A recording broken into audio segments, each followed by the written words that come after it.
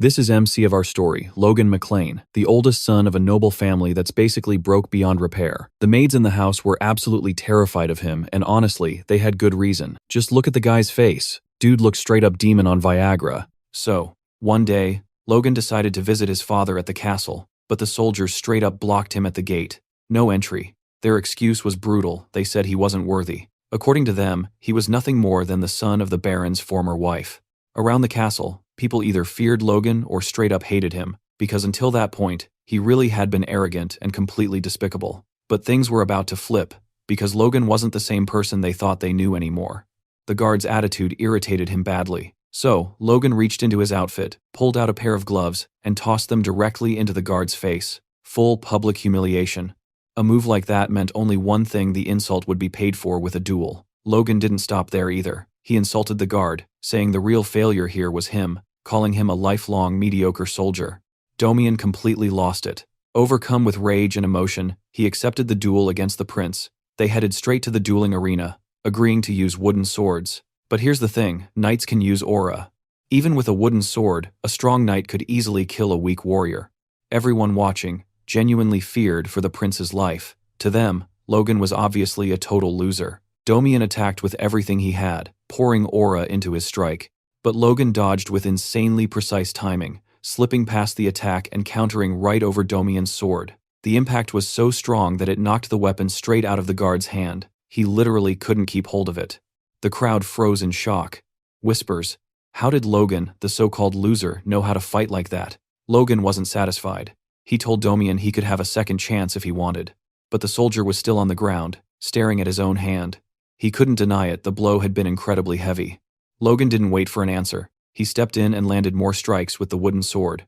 Pure payback for what happened earlier. By the end of it, the entire fight left the castle soldiers shaken to their core. Prince Logan wasn't the weakling he used to be. And the reason behind that changed something none of them could possibly know. The truth is, in the future, when Logan was 40 years old, he was nothing more than a common soldier. His noble family had already been completely destroyed by then. The other soldiers constantly mocked him, especially because, back when Logan was younger, he had lost a duel to his own younger brother. They never understood how someone like him even ended up as a soldier after his entire family was wiped out. Back then, the kingdom had been betrayed, and enemy forces invaded. Every soldier fought bravely, and Logan fought too, but none of it mattered. The kingdom still lost, and in the end, they were all eliminated. That day, Logan died on the battlefield. As his life faded, regret crushed him. He regretted countless things, especially how horrible of a person he had been. More than anything, he wanted to ask his father for forgiveness. Then, suddenly, Logan woke up in his room, completely shaken. He had been injured after taking a blow to the head during the duel against his younger brother. The realization hit him hard. The protagonist couldn't believe it. Was everything he experienced just a nightmare? No, definitely not. He remembered everything too clearly. Logan looked out the window and saw his family's castle, the same place he lived in when he was young. Soon after, his younger brother came to visit him in his room, clearly terrified of how Logan might treat him. The boy was trembling with fear, and it made sense. Logan had always been awful to everyone, especially to him. Logan remembered the last time he treated his brother like absolute garbage, and that moment was exactly why Ronanan never tried to get close to him again. Logan's head throbbed as memories flooded in. Ronanan genuinely cared about his brother, but the servants knew Logan's reputation all too well. Rick, the butler, told the young Master Ronanan to leave the room, but for the first time ever, Logan didn't scream. Instead, he spoke gently and told Ronanan to come closer. The boy froze in shock. So did the butler, Rick, thinking young Master Logan was acting strangely today. Logan wanted to praise Ronanan's strength, but the words wouldn't come out. He knew words alone weren't enough after treating him like trash for so long. Then Logan hugged his brother for the very first time. He asked for forgiveness for everything he had done. He admitted that he had been a terrible brother, and that Rome was truly amazing. No one in the room could hold back their tears at that moment. After talking for a while, Ronanan finally left Logan alone. The protagonist looked out the window again, and knew for sure this wasn't a dream. He had gone back in time, and this time, he was going to do things differently. This time, he would save his family. A maid accidentally walked into the room and immediately apologized. Rick rushed in after her and apologized too on her behalf, explaining that Mary hadn't done it on purpose. The whole situation was irritating. Logan suddenly realized how ridiculous it was that everyone acted this terrified of him, thinking, just how miserable had he been back then? Logan told them it was nothing, and asked them to bring him some paper and pens. Rick and Mary instantly panicked, wondering if the young master was actually going to work now. When they brought what he asked for, Logan thanked them. Rick was stunned to hear that his master really just said, "Thank you."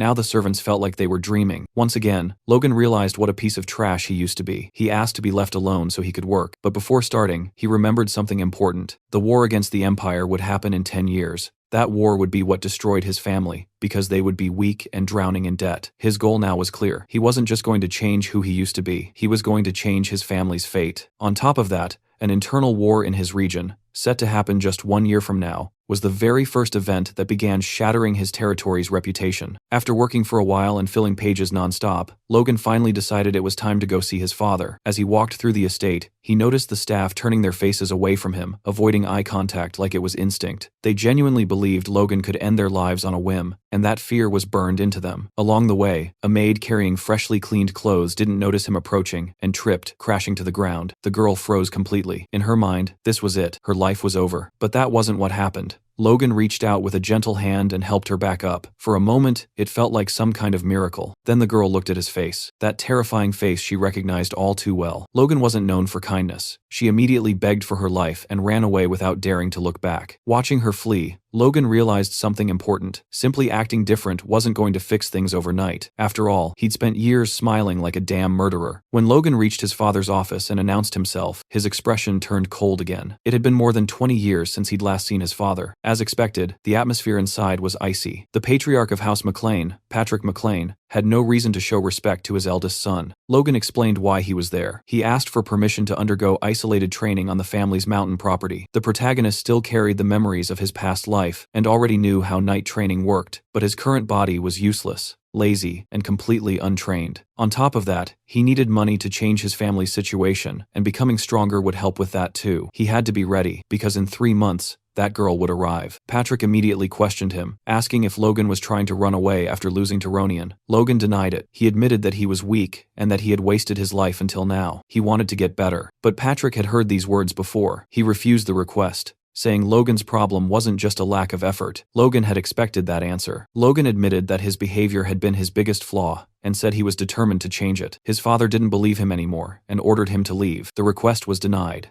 This was the consequence of everything Logan had done. Still, Logan didn't back down. He told his father that he had been foolish and immature until now, and that this training would be his first step toward real change. Even the most bitter father couldn't completely abandon his child. Patrick finally relented and said this would be Logan's last chance. Before letting him go, he asked if Logan really thought 3 months was enough to catch up to Ronian. Logan answered firmly that the training wasn't about defeating Ronian. It was about defeating himself. When Logan left the room, Patrick felt something he hadn't felt toward his son in a very long time. It's respect. And Logan noticed it. Even though his father said nothing out loud, Logan knew that changing himself was worth it. Logan went to the mountains and stayed there for 3 full months. His goal wasn't just to train his body, but to reach something greater. True warriors could defeat even dragons by using the life force stored within their cores. Day after day, Logan trained himself to absolute exhaustion. By the end of those 3 months, he managed to form his core, something he had only accomplished at 40 years old in his previous life. With it, he could push his body beyond its breaking point. On the final day of training, Logan stood before a massive tree and prepared his strongest move. He focused all his aura, channeling it into his sword and muscles. The strike was powerful enough to slice through space itself before cutting the target clean in half. This was the power he had gained at the end of his previous life, and now he could use it at this young age. Even so, the strain on his weak body was enormous. This was a technique meant only as a last resort. Now it was time to go home and start making real changes. The first change was obvious: his clothes. He smelled like a sewer. When Logan returned home and went to show his progress to his father, the guard Domian stopped him at the entrance, saying, only those with direct McLean blood were allowed to pass without authorization. That was the moment Logan realized his authority within the family was slipping away. Right then and there, Logan challenged Domian to a duel. He shocked every guard in the castle by effortlessly defeating a trained soldier. This was the result of his training and combat experience, and it ensured no other guards would try the same stunt. Later, inside his father's office, Logan and Patrick spoke again. Patrick admitted that what he had seen was impressive, acknowledged Logan's awakening, and asked what had happened during his training. Logan realized his father had been watching, something he never expected. He explained that he had simply abandoned his greed and let everything go. As he trained with that mindset, he eventually felt a force filling him from within. Logan reflected that even if it sounded unbelievable, this insight came from his past life. Only after giving up on avenging his family had he become a force user back then, awakening only after 40. Patrick was impressed that such a simple realization had led to such change, and said Logan had truly transformed.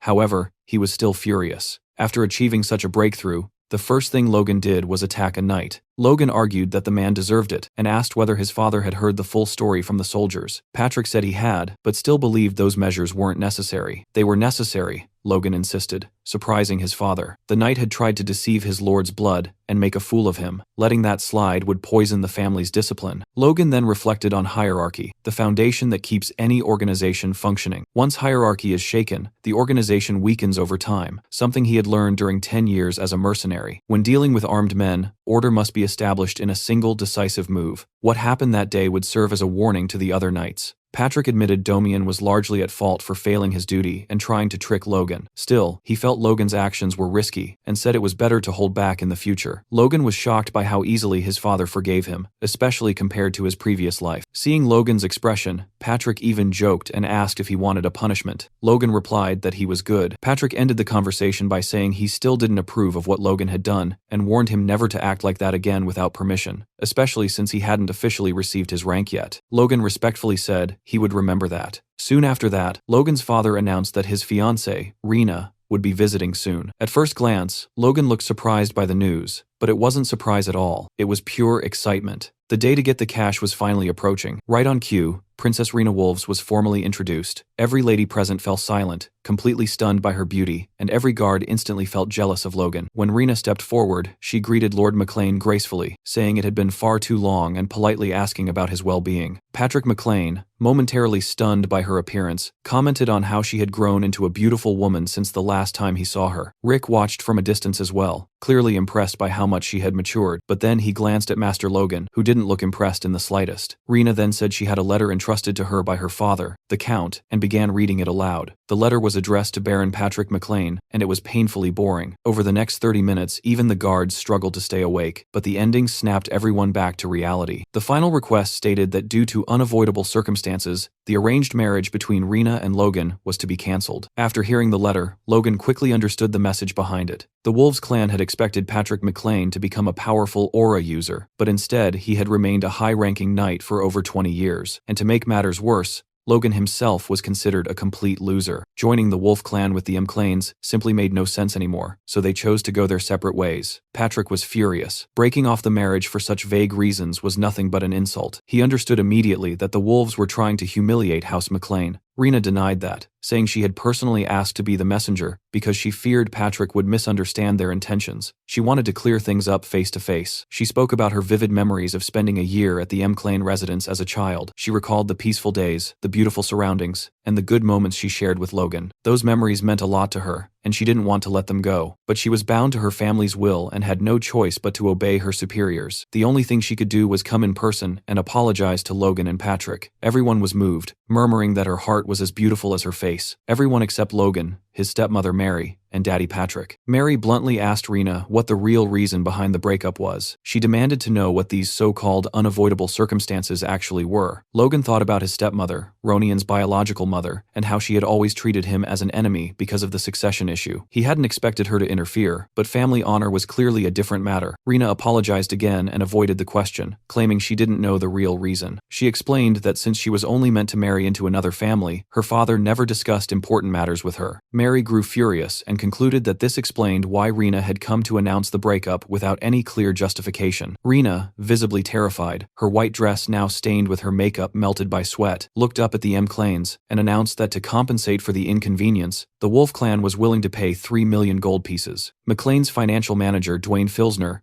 nearly had a heart attack on the spot. Logan, on the other hand, was thrilled. He thought the money was finally his, but no chance. Patrick nearly exploded with rage, demanding to know how she dared to propose something like that. A knight from the Wolf House immediately stepped in front of Rena, protecting her, and begged Patrick to calm down. Patrick asked whether he was a high-ranking knight like himself, admitting that it was impressive for someone so young to reach that level. He continued, saying that perhaps injuring the rising star of the Wolves family would be fair compensation for the dishonor inflicted on the McLeans. The knight replied that his master, Kyron Wolves, regarded Lord McLean as an honorable man and would never target the young princess or anyone younger. Rena then spoke up, saying she also did not wish to buy honor with money. She asked them to accept the gold as a sincere gesture to preserve the friendship between the two families. Patrick clenched his teeth. If he pushed further, he would lose his own honor. He realized this was exactly why Karen had sent these young people. Patrick stated that a visitor was still a visitor, even if they brought bad luck, and that House McLean would never harm its guests. However, he firmly refused the Wolves clan's one-sided offer. House McLean asked for only one thing. Princess Rena Wolf was to personally and sincerely apologize to Logan. Patrick made it clear that he would accept no other compensation. At that moment, Logan stepped in. As the person directly involved, he said he had a request. Internally, Logan knew they needed to accept the money. Letting them off with words alone was insane. 3 million gold was the entire annual budget of House McLean. Half of their current funds came from his stepmother's family, and if that support vanished, they would go bankrupt instantly. And for what? Honor. To Logan, it felt like everyone had lost their minds. Logan told his father he wanted to accept the Wolves' terms. Patrick became furious again, asking if Logan intended to make him go back on his word. Logan thought about the pressure his father carried. Even without aura, Patrick was still a high-ranking knight, but that meant nothing compared to others in the kingdom. If he couldn't handle this, he would never move forward. Patrick insisted House McLean wasn't poor enough to sell its honor for money. Logan sighed deeply and replied that they were exactly that poor. He explained that House McLean already owed the bank 3 million gold pieces. The annual interest alone was 150,000 gold. Without Kiros's money, they would have gone bankrupt long ago. They were the kingdom's biggest family of beggars. On top of that, they owed over 2 million gold to the kingdom they served. Settling this matter with just an apology would only spread rumors that they had bowed to the Wolves. Rena tried to intervene, claiming the Wolves clan wasn't irrational and respected House McLean's honor. Logan immediately asked whether she truly found it rational to unilaterally break off the engagement. A memory from Logan's past life surfaced. Back then, he had believed Rena was genuinely saddened by their separation, but that belief shattered after one incident. He remembered being alone with her in a bedroom. Rena thanked him for coming and said that even if things ended that day, she wanted to create one last memory together. Logan, believing his life as a noble was over, asked her to run away with him that night. That was when she threw a knife at his face, forcing him to draw his sword to defend himself. Rena tore her own clothes and accused him of thinking someone like him deserved her. She mocked him, told him to learn his place, and asked why he even carried a sword after losing to a child.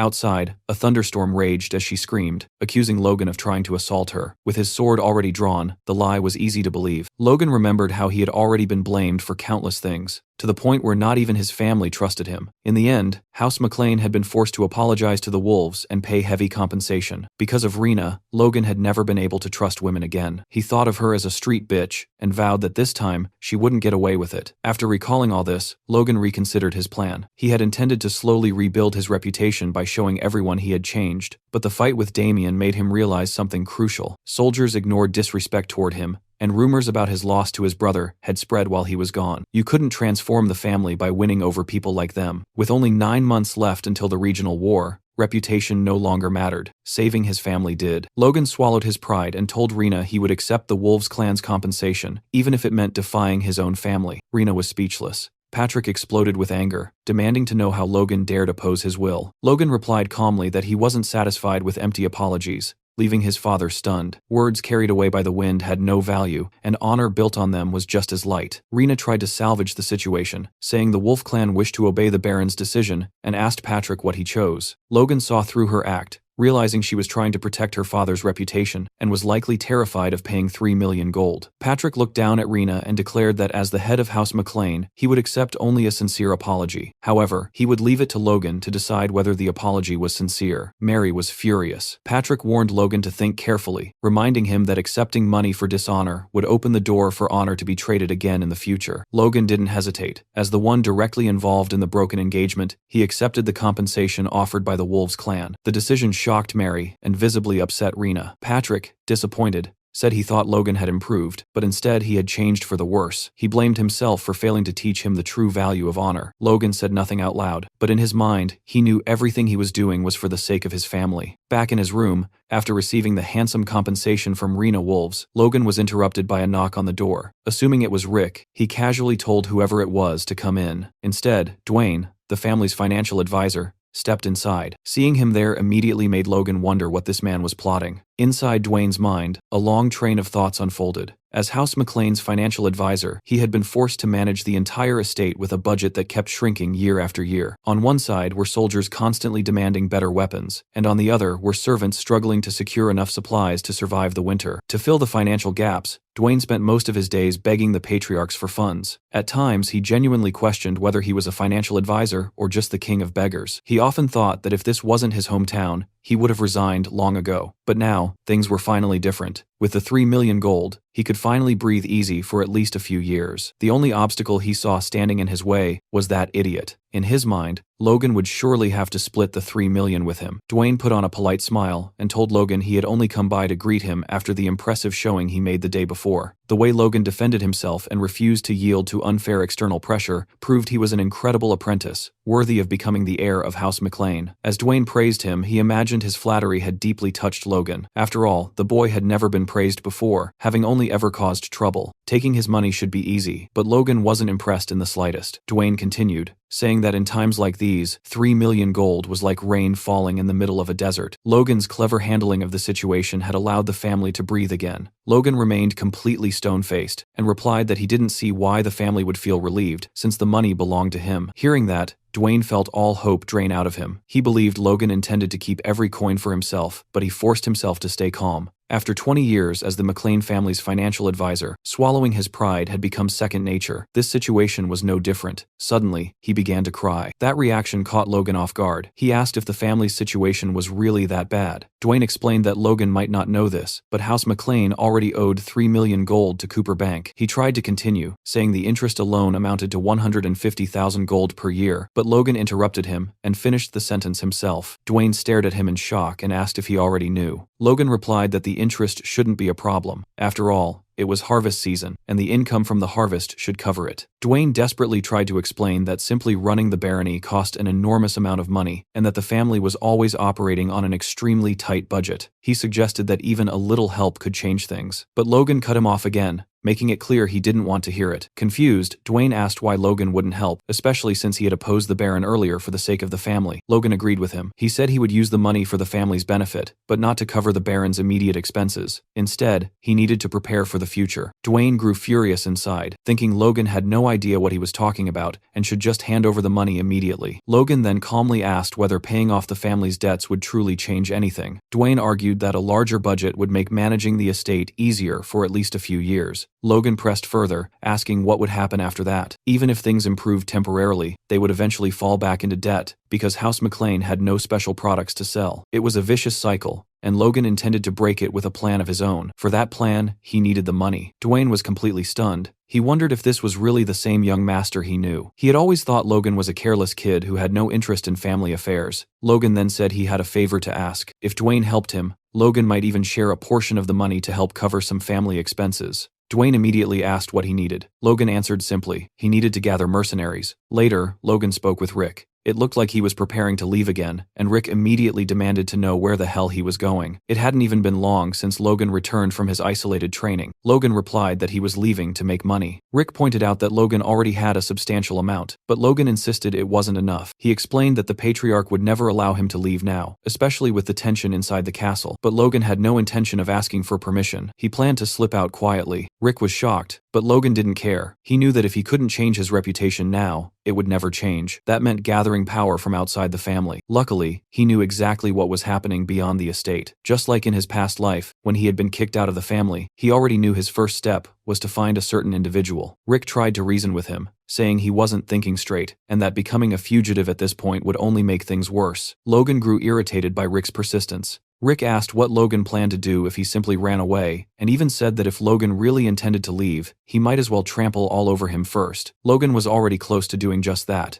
given how little Rick seemed to care. Logan reassured him, saying everything would be fine. He would leave a letter for his father, so that no one would blame Rick. Rick asked what he planned to write, but Logan only smiled in response. Rick finally let out a sigh of relief. After Logan disappeared, Rick delivered the letter to the patriarch, who looked like he was ready to turn D-Day into a child's game. The letter began with a long, formal greeting, and explained that, heartbroken over the broken engagement, I had decided to leave for some fresh air but would return soon. Signed by Logan McLean. After that, Rick could only cry, praying for the young master's safe return. A history of the McLean family is then laid out, revealing that just 200 years ago, the family didn't hold the position it does today. Back then, their territory stretched into neighboring counties, and they were respected as the rulers of the southwest region of the Kingdom of Grandia. However, by the time of the current lord, Patrick McLean, the incompetence of the last 3 generations had dragged the family down. Their title was downgraded, and their territory shrank dramatically. The massive grain depot, once known as the McLean Plains, was handed over to a powerful vassal, and the fertile lands were split apart and distributed elsewhere. The place the McLeans were left with felt like exile, dry, barren land near the southern mountains, as if they had been kicked out entirely. From that moment on, financial hardship became inevitable. There were no notable regional products, and unlike other mountainous territories, there were no copper mines either. Logan reflected that even if they somehow won the upcoming regional war, they would still have to keep begging Kiros for support. To break this endless cycle, he needed a massive amount of money, far more than the 3 million gold he currently had. He knew there was someone who could help him do that. As Logan entered Cairo, the largest commercial city in the Kingdom of Grandia, voices filled the air from every direction. Merchants shouted out offers for rings, shields, fresh fruits, and vegetables. Walking through the city made Logan realize just how remote and miserable the McLean barony truly was. According to his memories, the man he was looking for had spent his youth in Cairo, and rumor said he still lived nearby. That man was known as the Golden Beetle, Philip Claude. He was a key figure in the Ares Empire, the strongest nation on the continent. The empire was a centralized power built on merit, meaning talent alone could elevate someone, regardless of age or gender. Even foreigners could rise to power and wealth there. Philip Claude was the perfect example. Born in Grandia, he became one of the richest merchants in the empire and the largest arms dealer on the continent. To many, he was branded a traitor to the Kingdom of Grandia. In reality, however, despite being called the Golden Beetle, Philip had quietly supported people from his homeland and used his wealth to help create the miracle of Grandia's sovereignty. As Logan walked through the streets, he noticed a young man standing in the middle of the road and wondered if that could be him. The boy had just been scammed and was staring blankly ahead, clearly wondering how he would survive without a single coin to his name. Logan had heard rumors that Philip's business collapsed due to a scam, but witnessing it firsthand was far worse than he imagined. As the boy seemed to spiral into despair, even contemplating ending it all, Logan approached and tried to start a conversation, asking if he was Philip Claude. Philip confirmed it, though suspiciously, and asked who Logan was. From Logan's red eyes, steady gaze, and worn armor, Philip assumed the young man was dangerous. Logan said he wanted to talk for a moment, but Philip remained wary, questioning how Logan even knew who he was. At that moment, Philip noticed something in Logan's eyes he had seen countless times before: greed. He quickly theorized that this young man, dressed in old armor and appearing at such timing, must be some mercenary thug. Logan tried to explain himself, but Philip panicked and started yelling that the payment deadline hadn't arrived yet. He shouted that the sale of his commercial property would be finalized in 3 days and told Logan to come back then. Logan assured him he wasn't there to collect any debt. Philip, barking like a rabid dog, kept yelling that none of his sales had gone through yet and ordered Logan to leave. Logan tried again to calm him, saying he wasn't there to collect money, but to invest. That stopped Philip cold. When he asked if Logan was serious, Logan confirmed it. Philip started thinking that if this man wasn't here to collect debts, then he had to be insane for wanting to invest in someone who had completely failed. Still, part of him wondered if Logan might be telling the truth. He asked how much Logan wanted to invest. Logan flipped the question back, asking how much Philip needed and saying he would help him clear his debts and get back on his feet. Philip remained suspicious and carefully studied Logan's expression and the dirt-stained armor. He concluded the young man must have traveled a long distance. When Logan pressed again for an amount, Philip snapped, calling him a disgusting scoundrel. He accused Logan of trying to trick him like everyone else had. He went on to say that he wasn't an investor and that the crest on Logan's armor marked him as a member of the McLean barony in the southwest. To Philip, the McLeans were nothing but beggars, living off their rich relatives. How could a family that couldn't even pay its debts afford to invest? He warned Logan that impersonating a noble could get him executed, and complained that Logan had chosen the wrong target, since he was completely broke. Logan analyzed the situation calmly. Even at rock bottom, Philip still showed sharp judgment, exactly what you'd expect from a future tycoon. Logan wondered how to calm him down as Philip ranted in the street about not having money to eat, let alone to die. Then Logan had an idea. He asked Philip to pay attention and released his aura. Philip was left stunned. Someone who awakened force so early wouldn't throw it away on a petty scam. He apologized, admitting that too much had happened recently, and that he was overly sensitive. He asked what Logan really wanted from him. Logan replied that he wanted to hire him permanently and, as a bonus, pay off all his debts. Philip grew suspicious again and asked whether the McLean family even had that kind of money. Logan asked how much the debt was, estimating around 250,000 gold, and said he would cover it and provide another 300,000 on top of that. He then revealed the cash he'd been carrying. Philip stared at Logan as if he were an angel. He signed the contract immediately. The terms were simple and terrifying. If Philip ever tried to harm his boss intentionally, he would suffer unbearable pain, as if his soul were being ripped apart. The witch who sealed the contract explained that if Philip didn't like the terms, he could awaken his force and become at least a high-ranking knight, hire a four-circle mage, or pay several hundred times the contract's value to break the curse. Philip was left speechless yet again. She dismissed them casually, telling them to come back sometime. Philip wondered if he had just been completely screwed. He realized that a single page of the magic contract was worth 30 slaves,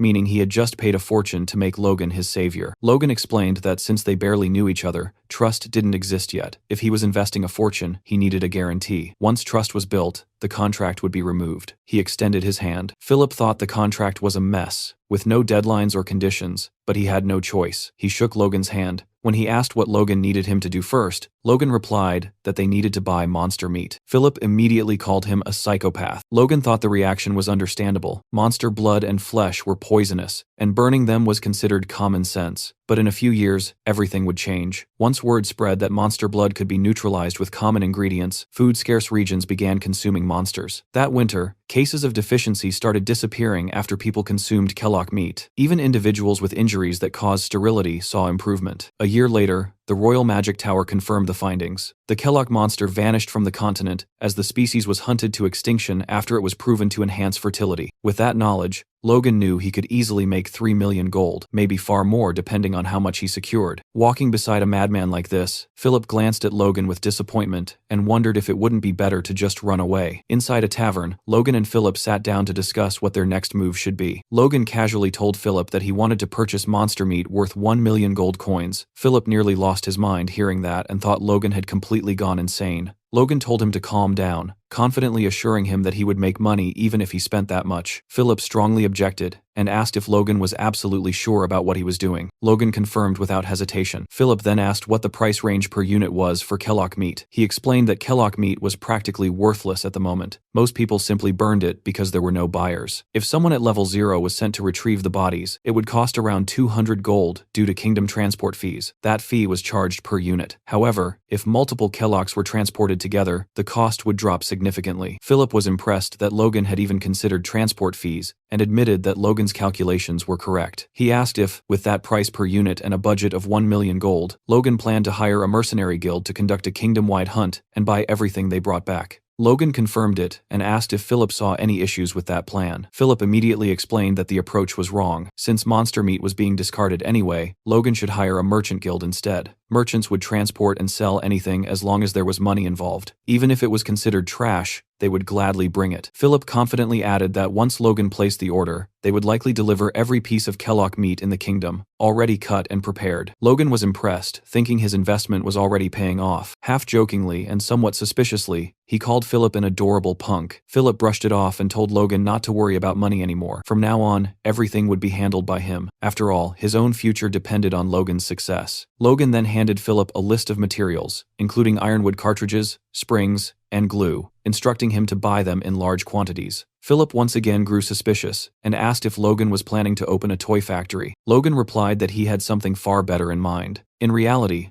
Logan was having Philip acquire raw materials for weapons of war. He remembered how weapons made from these exact materials had been used during the invasion of the Kingdom of Grandia in his past life. Depending on the situation, even a single soldier equipped with them could hold back a knight. He also recalled that he had already tasked Dwayne with hiring mercenaries. Simply putting these weapons in their hands would be enough to gain a major advantage in the regional war. However, before that could happen, Logan needed two things: a craftsman capable of producing these weapons, and an instructor skilled enough to train the mercenaries. 2 days later, in Harun, the city of mercenaries, Logan was speaking with Kaisalon, a rank A mercenary, attempting to hire him as an instructor. Kaisalon explained that he had never trained anyone productively before. Logan insisted the job wouldn't be difficult, since he only needed Kaisalon to train rank C mercenaries. Still hesitant, Kaisalon said he didn't know what Logan had heard, but all he had ever done was guide a few young people. He suggested Logan leave the task to professional instructors. Logan internally dismissed the excuse. He knew Kaisalon well from his past life. Kaisalon could wield every existing weapon, had exceptional horsemanship, and more importantly,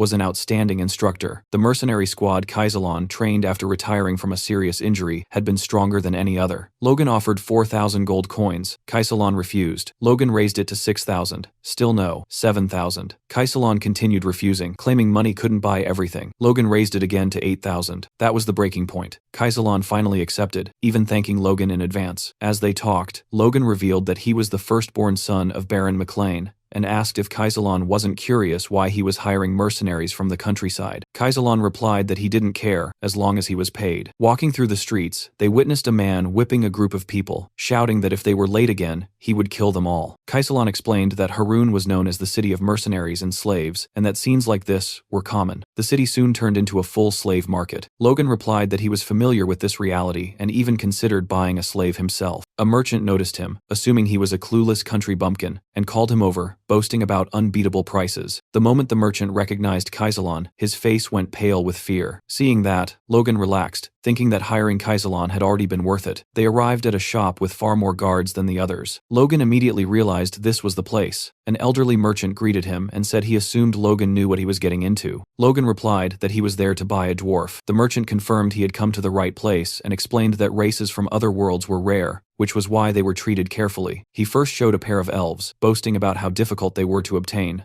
Logan showed no interest and told him to bring out the chained dwarf in the back. The merchant pointed out that it was clearly a dwarf and added that even among dwarves, famous for craftsmanship, this one had reached an expert level. That surprised Logan. He had always believed dwarves were naturally skilled craftsmen, but an expert was beyond what he expected. Logan asked for the price. The merchant said it would start at 200,000 gold. Logan looked him up and down and asked if he looked like a fool. The merchant nearly wet himself and immediately lowered the price by 50,000. Kaisalon was shocked by how easily Logan forced the price down. The dwarf commented that Logan was ruthless. Logan thought it was just common sense. Logan told the dwarf he was taking him to the Mechlin estate in the southwest and that he would do the work assigned to him. The dwarf agreed without resistance. Logan reflected that while dwarves were renowned craftsmen, slave dwarves were different. Without passion, they couldn't create true works. Logan promised that if the dwarf worked sincerely for the next 20 years, he would be sent back to the mountains. 20 years meant nothing to a dwarf. The promise made him happy, and he attempted to thank Logan. At that moment, another slave broke free and tried to escape. He didn't get far before a soldier caught him. Logan immediately recognized the slave. Blue hair, blue eyes, a familiar presence. Logan muttered aloud, catching Kaisalon's attention. He couldn't believe he had found the noble slayer here. Logan remembered his past life. Once a slave, this man escaped after killing his masters and began slaughtering nobles and knights. After disappearing for 10 years, he reappeared as an aura user and devoted his life to killing nobles, earning the title of Noble Slayer. Logan realized the timeline matched. This escape attempt should happen a year after Logan became a mercenary, meaning this man was still a slave. If Logan saved him now, he would gain a future aura user. The problem was that the man was a violent psychopath. Logan decided that if he ever became uncontrollable, he would simply imprison him. As the master raised his whip again, Logan drew his sword and blocked the strike to the man's leg. The slave trader noticed the family crest and immediately grew arrogant, assuming Logan was a customer. He apologized, claiming the slave was misbehaving and needed discipline. Logan said he wanted to buy slaves, pointing to the two children. The merchant warned him that both were rare and expensive, one red-haired, the other blue-eyed. The merchant quoted 10,000 gold each. Logan calculated that a strong slave cost about 300 gold, and scoffed at the absurd markup. He countered with 500 gold per child. The merchant protested, but Logan snapped, asking if he thought Logan didn't know slave prices. The merchant panicked and accepted, blaming Victor for always causing trouble. Kaisalon carried the injured boy on his back, surprised by his fast recovery. Logan casually said it was nothing, though in truth he had been slowly releasing force to heal him. Victor suddenly tried to attack Logan. He didn't even get close. Logan grabbed him by the neck and asked if he was brave or just stupid. He warned Victor to choose his enemies better. Logan promised safety for him and his sister if he obeyed, but threatened to kill them both if it happened again. He released him and said he planned to raise Victor as a knight. Victor asked if he was serious. Logan confirmed it and explained that knights were honorary nobles and could escape slavery. Not just Victor, but his sister as well. Victor swore loyalty instantly. Watching them, Logan realized his assumption was correct. The sister was the key to controlling the Noble Slayer's violence. Logan stated that their training would begin as soon as they returned home. Logan then asked Hamar the dwarf to step closer for a moment. He told him he would begin drafting a contract, a magical one, and clearly explained its terms. If Hamar worked for him for the next 20 years, Logan would personally send him back to the mountains afterward. Hamar was stunned. He couldn't believe Logan was serious about returning him to his own people. Logan continued calmly, saying that it was hard to trust promises made of nothing but words carried away by the wind. He asked if there was any issue with the contract, or if Hamar didn't want to go through with it. Hamar responded immediately and gratefully. He said he wanted it with all his heart, and would do anything Logan asked of him. He kept thanking him, unable to believe that someone would truly do this for him. Watching his reaction, Logan thought to himself that if all it took to motivate Hamar was a contract, then he was the one gaining the most here. He reflected that this entire venture had already given him everything he wanted and more. Not only had he secured proper preparations for the upcoming clan war, but he had also managed to get his hands on the Noble Slayer. Everything was progressing smoothly. What he didn't know at that moment was that rumors about his strange behavior had already spread throughout the McLean estate while he was away. His reputation had completely tanked. Rick, meanwhile, was drowning in confusion, trying desperately to contain the situation, while wondering what the hell the young master was even doing anymore. Soon after, Logan returned home, and no one in the world was happier to see him than Rick. Logan greeted him casually and asked how he had been. Rick nearly lost it, asking whether Logan was serious for even saying that. Barely holding himself together, he demanded to know what Logan had been doing, and whether he had heard the rumors flying around. According to those rumors, Logan had become a perverted monster who spent 150,000 gold on monster meat.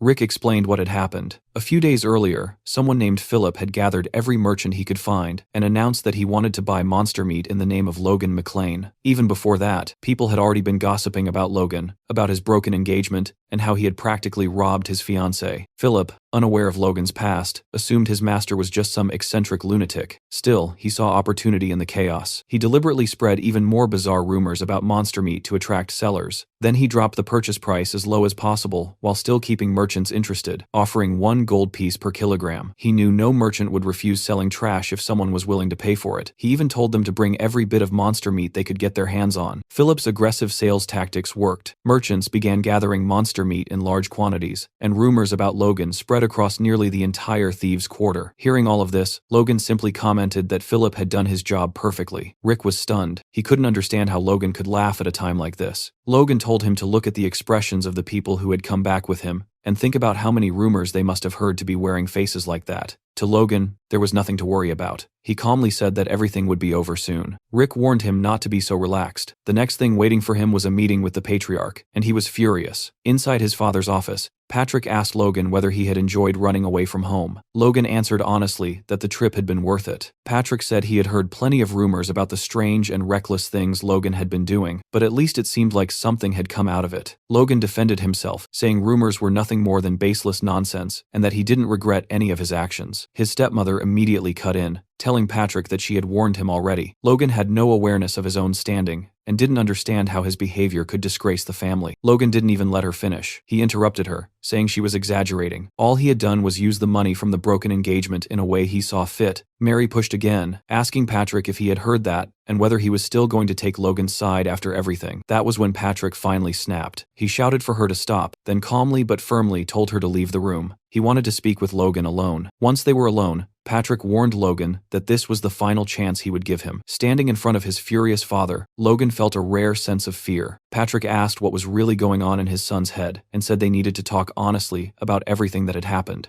Logan knew his father wouldn't overlook things this time. He replied that even if he explained, Patrick wouldn't understand. Patrick shot back, asking whether Logan was the one who didn't want to be understood. He asked if Logan realized what people were saying about him, that he was violent, cruel, obsessed with money, and even unstable. Patrick asked how much longer he was supposed to keep covering for him, and if the time ever came when he couldn't anymore, he begged Logan to at least warn him. That way, Patrick could tell himself he had done everything possible for the sake of Logan's deceased mother. Logan was stunned. Patrick had never mentioned his mother in his previous life, not even when Logan was cast out. That alone made him think his father hadn't fully given up on him yet. So Logan asked for one more thing. He asked Patrick to give him 1 year. He promised that within that year, he would prove the reasons behind everything he was doing. Once again, he pleaded for one final chance. Later, Patrick was shown alone in his room. replaying the conversation in his mind. He admitted to himself how strange it felt for a father and son to be negotiating favors like strangers. He thought that if Logan failed to prove himself after 1 year, he would have to make a decision, because before being a father, he was the patriarch of House McLean. Patrick looked at a portrait of Logan's mother and apologized to her, saying he didn't understand what was happening to their son. He continued speaking to her image, admitting that he had promised to protect Logan and raise him properly, but in the end, everything had fallen apart because of his own neglect. Walking through the castle corridors, Logan suddenly ran into his younger brother. What he saw made him freeze. Ronian had awakened his force. Ronian commented that Logan guessed it quickly, and added that he had caught up faster than expected. Logan felt genuine happiness, seeing Ronian awaken so early, at only 14 years old. In his past life, Ronian's force had only manifested during the clan war, but this time it had happened far sooner. Ronian told Logan that it was thanks to him. Seeing Logan's confusion, he explained that when Logan returned, the knights tried to stop him from reaching him. In that moment of desperation, his force awakened, and he ended up defeating the knights just to meet Logan. Logan burst out laughing and praised him, telling him he had done well. He thought that once Ronian's force stabilized, teaching him the secrets of the divine sword would make him far stronger than he ever was in the past. Later, in a cabin south of the McLean estate, Logan met with Dwayne. Dwayne informed him that all 35 rank C mercenaries he requested had arrived. The mercenaries were furious. It had been 10 days since they were summoned, and none of them had seen Logan even once. Some muttered that a petty baron's family wouldn't dare provoke a mercenary guild unless they were insane. Others said they might never find out, since the rumors surrounding Logan had already reached them and weren't light at all. They mocked his appearance, saying he wore armor and carried a sword like he was pretending to be a soldier. Hearing all this, Logan realized that if he didn't put these professional scoundrels in their place, he'd never be able to control them. He addressed one of the mercenaries directly and asked if he thought it was funny to wear armor and carry a sword. The man replied that he didn't understand, and asked how Logan had even heard his comment from that distance. Logan mocked him openly, saying that way of thinking only worked if you had the talent to back it up. He called him nothing more than an insignificant C-rank mercenary, and asked what imaginary skills gave him the confidence to look down on others. He sarcastically asked if he had offended him, acknowledging that even low-level men had pride, and told him to step forward if he wanted to settle it. Logan then made a clear offer. If the mercenary could land even a single hit on him, he would be allowed to leave immediately, and would be paid a full year's salary. Logan swore it on his noble honor, and made sure everyone present served as witnesses. The mercenary stepped forward, pleased, saying Logan couldn't take his words back now. He tried to intimidate Logan by sizing him up, but his massive build only drew comments from the crowd. Some wondered if he was already rank B. Others said he might reach it after this job. Logan scoffed, realizing that was exactly where the man's confidence came from. The mercenary told Logan to attack first. Logan replied that he would regret that choice. The mercenary ignored the warning, claiming he had used a sword far longer and didn't need to worry. He even asked if Logan needed any advantages. Logan focused his force and punched him square in the face. The impact stunned everyone. The duel ended instantly, with the mercenary sprawled on the ground and teeth flying through the air. The remaining mercenaries stared in disbelief. Logan simply stretched his shoulder, scoffed, and asked if anyone else felt like running their mouth. They couldn't believe someone his age had already mastered force. It felt absurd. Kaisalon watched quietly, thinking he had always known Logan was different, but never imagined he was this capable. Logan declared that no one would be making comments anymore. He then formally introduced himself as Logan McLean, the one who had summoned them. He explained that many of them were probably wondering why he was spending so much money to hire mercenaries. He told them his plan was to train them into crossbow knights. Dwayne and Kaisalon were both surprised, and the mercenaries didn't know what to make of it. One of them muttered that they would spend most of their time reloading. Kaisalon quietly told Logan that crossbows were inefficient weapons for knights. Logan replied that he already knew that. Confused, Kaisalon asked why he would insist on them anyway. Logan explained that crossbows were far more destructive than bows, but inexperienced users needed over a minute to reload on horseback. Even carrying several loaded crossbows, they would run out of firepower quickly. It was no surprise they were confused. Logan told Kaisalon to train them properly first, even if he thought Logan was just wasting money playing soldier. He assured him the reason would become clear later. As a final statement, Logan said that crossbow cavalry would become a powerful force for House McLean, not just for the upcoming war, but even beyond the conflict with the thieves. Kaisalon still didn't fully understand, but he accepted his master's orders. A few days later, Logan sat alone in his room, staring at a sheet of paper in his hands. Out of the 350 mercenaries they had recruited, only 312 had passed the basic qualification test. After reviewing the numbers, Logan decided it was more than sufficient. Before he could think further, someone interrupted him. It was Hamar, who asked what kind of document Logan had received. Logan explained that it was a schematic for a crossbow he wanted Hamar to build. He added that the design might look crude to a professional craftsman. In his mind, Logan knew this weapon well. He had used it for decades in his previous life, so he drew every structure he could remember. Since Hamar was a master craftsman, Logan believed he could bring it to life. Hamar studied the design and pointed out that the crossbow would need a cartridge mounted at the back to store bolts, reload automatically, and fire 3 shots in succession. He demanded to know who came up with such a ridiculous idea. Logan admitted it was his own, which immediately irritated the dwarf. Still, Hamar admitted the concept itself was brilliant. However, he warned that twisting the string in that structure would cause it to snap, and attaching a wooden box to the back would make it uncomfortable for the shooter. He asked Logan what he planned to do about those issues. Logan casually replied that it wasn't his problem and that Hamar should figure it out himself. That response made the dwarf visibly furious. Logan quickly clarified that he was joking. He agreed that the bolt size needed to be reduced to shrink the cartridge and accepted that it would be a single-shot weapon. Instead, he suggested producing preloaded cartridges that could be swapped after each shot, calling them magazines for simplicity. Hamar was left speechless. He pointed out that even a skilled shooter couldn't fire 2 bolts from a crossbow in under a minute, and that this design felt like a weapon from another era entirely.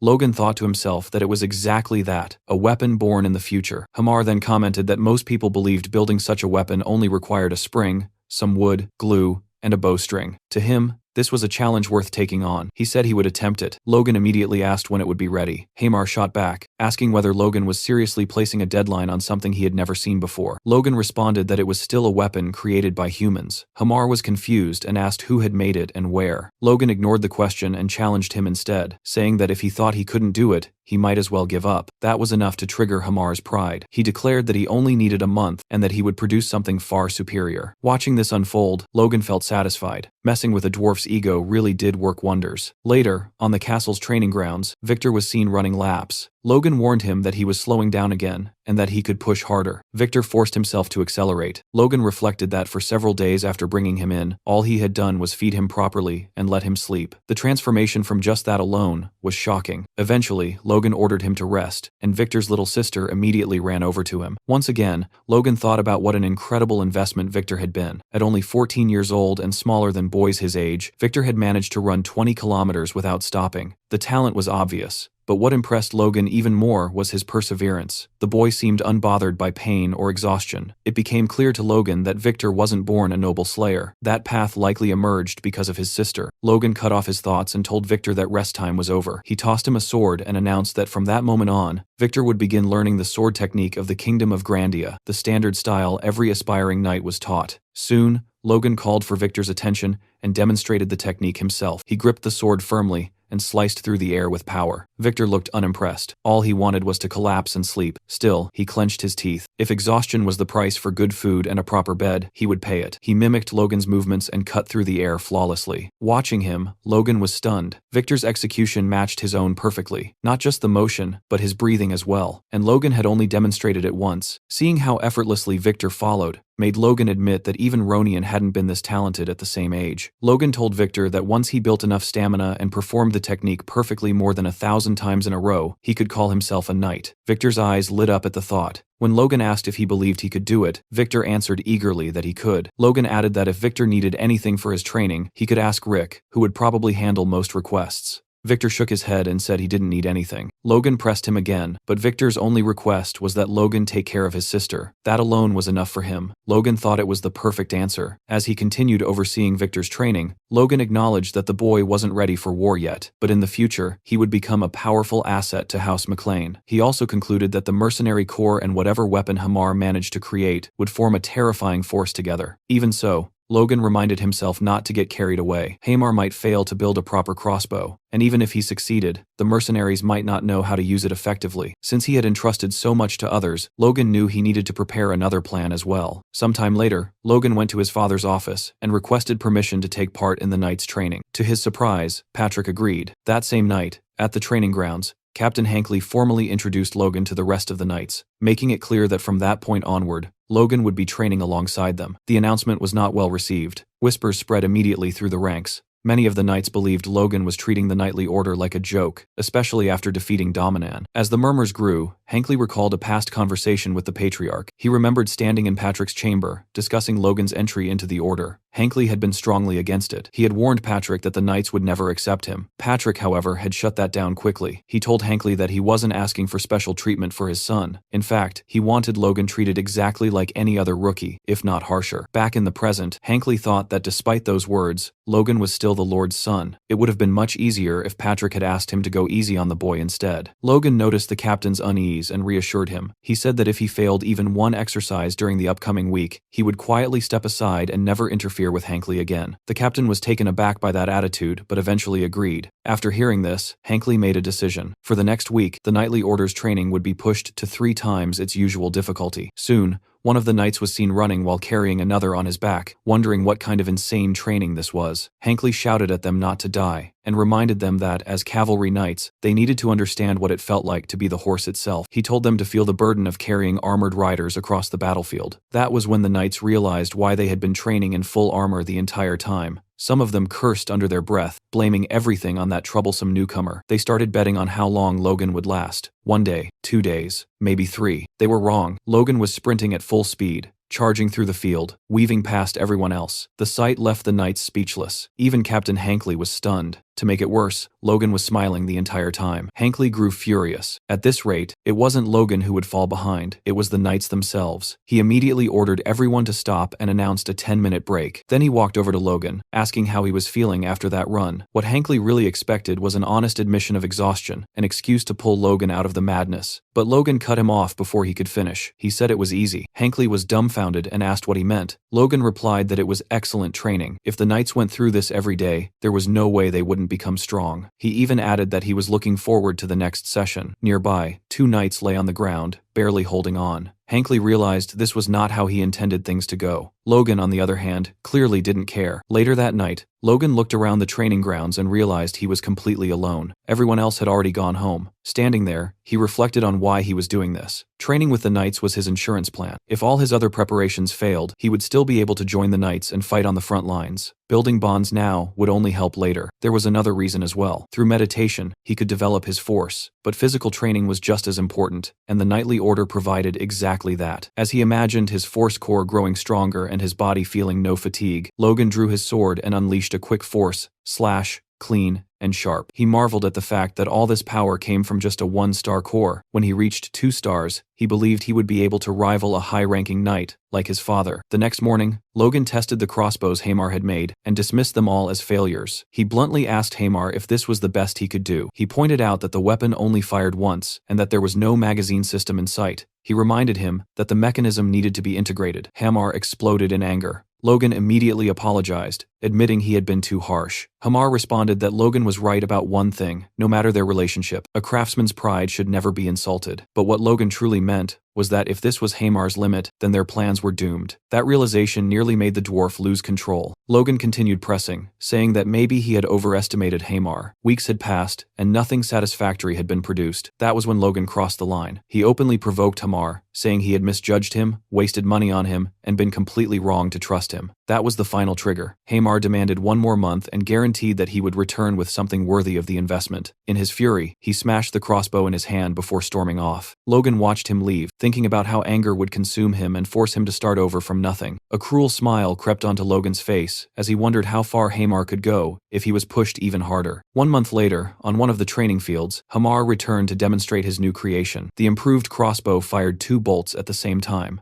Logan was left speechless. Hamar explained that although it had 1 fewer shot than originally requested, it was easier to wield with 1 hand and allowed magazines to be swapped quickly. What impressed Logan most was the reload speed: 2 seconds. That alone exceeded his expectations. While the weapon had a shorter range and smaller size than the one from Logan's past life, it was far better suited for mounted combat. For cavalry, it was perfect. Logan couldn't believe how far they had come when there were still months left before the war. When Hamar asked if Logan was even paying attention, Logan suddenly lifted him up like a child, praising him loudly, boasting about dwarves, and wishing long life upon Hamar and his people. Hamar panicked, telling him to put him down before someone saw. He reminded Logan that he wasn't a child. Logan set him down and calmly met his eyes, clearly about to ask something. When Hamar asked what it was, Logan's expression shifted back to something unsettling. He said he needed 400 of these crossbows, and he needed them within 2 months. Logan handed the completed crossbows to Kaisalon and the mercenaries for testing. The moment they fired, everyone was stunned. The bolts traveled an incredible distance, and the weapons could fire consecutive shots without delay. Kaisalan examined one closely, completely baffled. A front-loading crossbow with this kind of range, power, and firing speed made no sense. As the realization sank in, Kaisalan imagined what 300 or more mounted soldiers equipped with these weapons could do. Just thinking about it sent a chill down his spine. He told Logan that what he had created was terrifyingly impressive, and finally understood that this had been Logan's intention from the very beginning. Logan confirmed it. He reflected that Hamar had gone through hell to achieve this.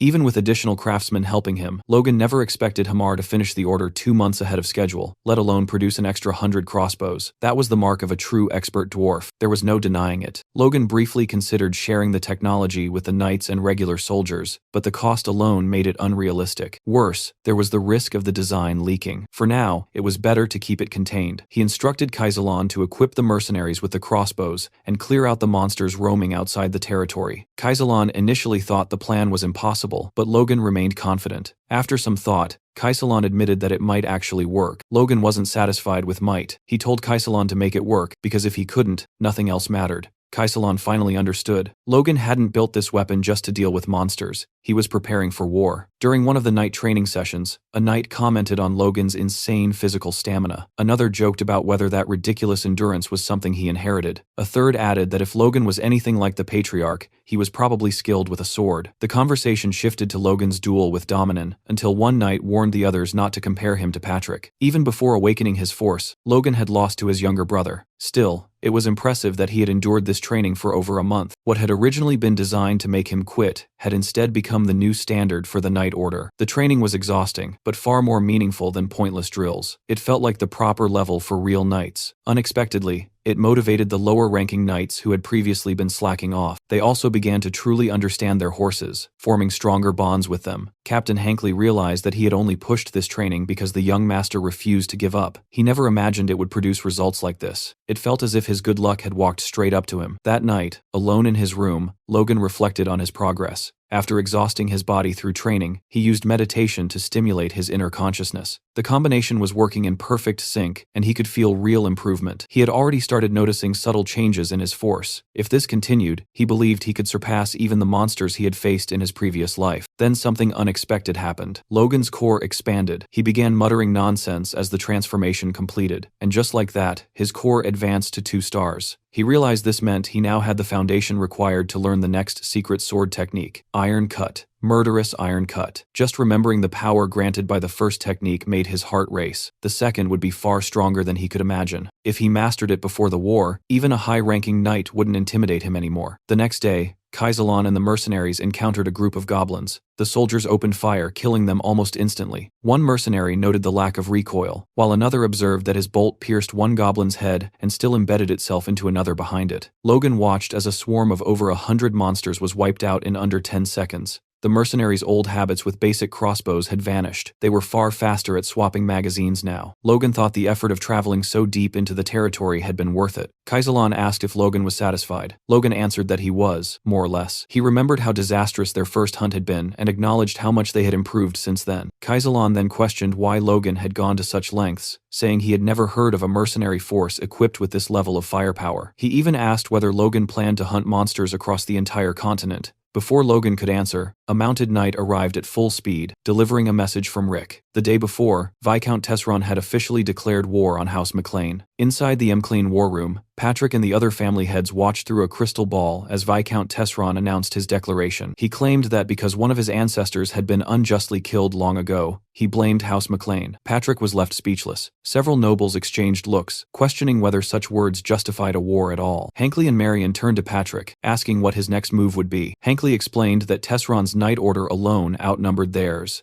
Even with Patrick on the battlefield, their odds were grim. One noble suggested fortifying the city and waiting for reinforcements. Another proposed sending an emissary to negotiate peace. Patrick exploded. He ordered everyone to shut up. He reminded them that even though the royal family's authority had weakened, declaring war without permission made one thing clear. Tesron had planned this from the start. Peace was impossible. Patrick ordered immediate war preparations and demanded a winning strategy, refusing to tolerate dissent. In the heavy silence that followed, a noble asked whether young Master Logan would also fight. Patrick confirmed it. Marion added that Ronian's force had awakened and that he was old enough to take part as well. Realizing Logan wasn't in the castle, Rick hurried to send a messenger to him. When Logan received the news, he was confused. According to his memories from his past life, the war shouldn't have started for another 2 months. Something had accelerated the timeline. The messenger urged him to hurry, explaining that Viscount Tesseron had already launched an attack immediately after declaring war, breaking all customs. Logan needed to reach the battlefield as soon as possible. Kaisalon and the mercenaries declared they were ready to move at a moment's notice. Logan remarked that Kaisalon didn't seem surprised at all. Kaisalon replied that mercenaries welcomed war. If none existed, they would create one, and now that they had such powerful weapons, it was only natural they wanted to use them. Logan looked at his troops and thought they were dangerously confident. Still, he didn't stop them. Their confidence wasn't unfounded. They had trained relentlessly for months and slaughtered monster hordes with overwhelming force. Logan stated that it didn't matter when the war began. All that mattered was winning. Believing they now had sufficient combat strength, Logan ordered his forces to march toward the McLean Plains, convinced that this war would end in victory. Back in the barony, the war erupted earlier than anyone expected. Just 1 day after the declaration, Tesseron and his army appeared at the McLean estate. Their numbers exceeded even the vassals' worst expectations. Captain Hankley reported that Tesseron's army consisted of 100 knights, over 1,000 regular soldiers, and nearly 10,000 conscripts. It was a full-scale war. Patrick thought Tesseron had lost his mind. Not only was he fielding superhuman knights, but he was also throwing conscripts into what should have been a limited domestic feud. Patrick questioned what could drive Viscount Tesseron to such extremes. Then things worsened. Hankley reported that House Kairos had issued a warning stating they would not send reinforcements. Patrick and Mary were left speechless. Mary argued it had to be a mistake, insisting that she and Dwayne had checked everything to prevent this exact outcome. With no other choice, Patrick ordered Hankley to gather every man capable of wielding a weapon. They would respond with full force. Patrick reflected bitterly on how Kairos,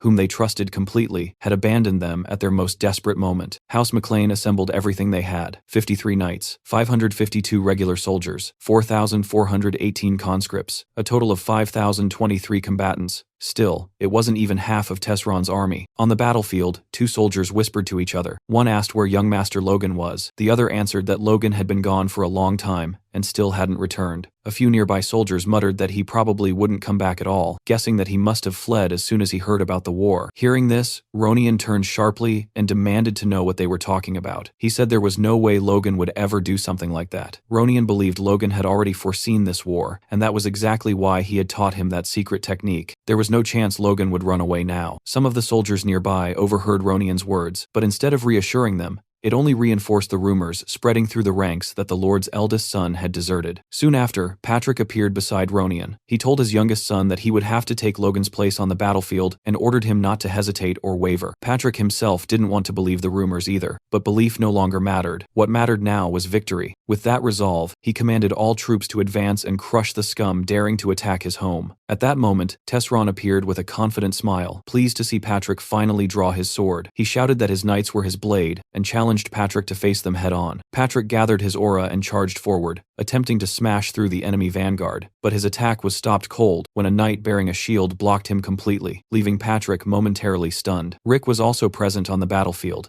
and his expression was grim. He watched soldiers being slaughtered and torn apart right in front of him. He realized how badly they were losing. They had been forced to send even non-combatants like him into battle because of the overwhelming numerical disadvantage. If they were fully surrounded, they were finished. In the middle of his thoughts, Rick was suddenly struck on the head by a Tesseron soldier who was about to kill him. He barely managed to dodge as an ally intervened, killing the attacker and shouting at Rick to get up and ready his spear. Rick reached out to thank him, but before he could say a word, an enemy knight cut his savior down, spraying blood across Rick's face. At that moment, Rick understood something clearly. His only chance to survive was to escape as far away from the enemy lines as possible. Mounted soldiers soon charged forward, and Rick stumbled through piles of corpses, both allies and enemies. He realized with horror that they were surrounded from behind as well. This might be where all of them would die. Meanwhile, Patrick continued fighting his opponents. After repelling one attack, the knight he was facing acknowledged Patrick's strength, saying he truly lived up to his reputation. Patrick, however, was uneasy. They had clearly prepared for him, and even so, he wasn't confident in his current condition. He noticed that this knight had endured blows infused with explosive force and was still standing. What shocked Patrick further was realizing that Tesseron possessed a high-ranking knight. Judging by their coordination, the other knights surrounding him were likely at least intermediate level as well. Was that why they showed no fear? Patrick demanded to know if they were the ones assigned to deal with him. The knight answered with a question of his own, asking Patrick what he thought of their preparations. Surrounded by 4 knights, Patrick realized that if he remained trapped there, the situation would spiral out of control as more knights joined in. He raised his sword and charged again, swearing that this would never happen. He clashed blades with the high-ranking knight, only to be attacked from behind by another enemy wielding a spear. He narrowly avoided the fatal strike. Seeing that they were attacking from all sides, Patrick shouted in fury, asking whether they had any honor as knights, and cursing them for fighting like cowards. The enemies clearly didn't care. One of them even remarked that this would be his last battle before death, so Patrick should stop complaining. Patrick attacked again with everything he had,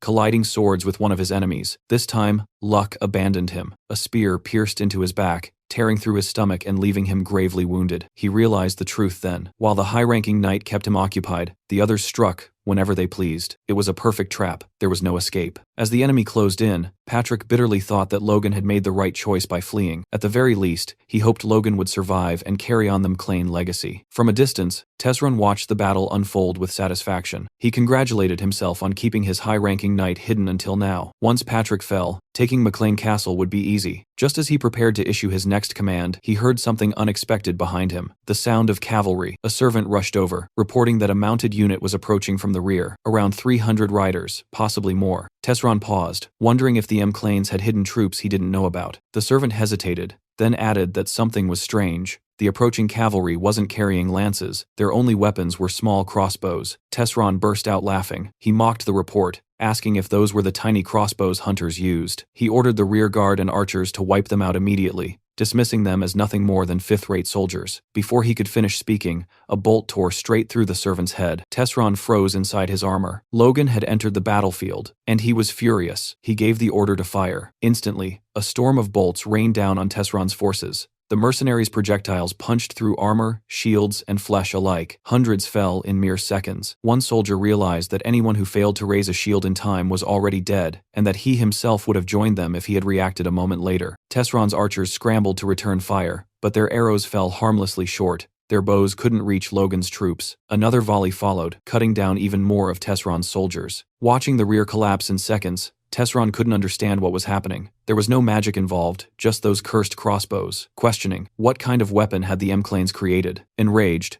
Tesron screamed at his knights to turn back and destroy those bastards. The cavalry charged at full speed toward Logan's forces. Logan watched them coming with a smile. At the same time, another fight was unfolding nearby. Ronian was locked in combat with an enemy knight. He narrowly dodged an incoming strike, and his opponent mockingly praised him for reacting well. As weapons clashed around them, one soldier shouted to his comrade to stop playing around with the kid, reminding him that the battle had already turned deadly. The other replied that he wasn't holding back at all, adding that even though Ronian was young, he couldn't be underestimated. Hearing their exchange, something finally clicked for Ronian. This wasn't training anymore. This was real war. Compared to this chaos, he realized he wasn't some prodigy, just a boy who had awakened his force early. Even so, losing wasn't an option. Too much depended on him. He thought of his father, who had entrusted him with doing Logan's part in this war as well. He couldn't afford to hesitate here. As his thoughts raced, an opening suddenly appeared. Ronian noticed one of the enemy soldiers had turned his back, completely exposed. He had no idea why the man was doing something so careless, but Ronian knew this chance wouldn't come twice. Without hesitation, he swung his sword in a decisive arc, slicing straight through the soldier's body. It was over so easily that even Ronian was shocked. Then he noticed something embedded in the fallen enemy's chest, a bolt. Looking up, his face lit up with joy as he saw Logan in the distance, shouting his name at the top of his lungs.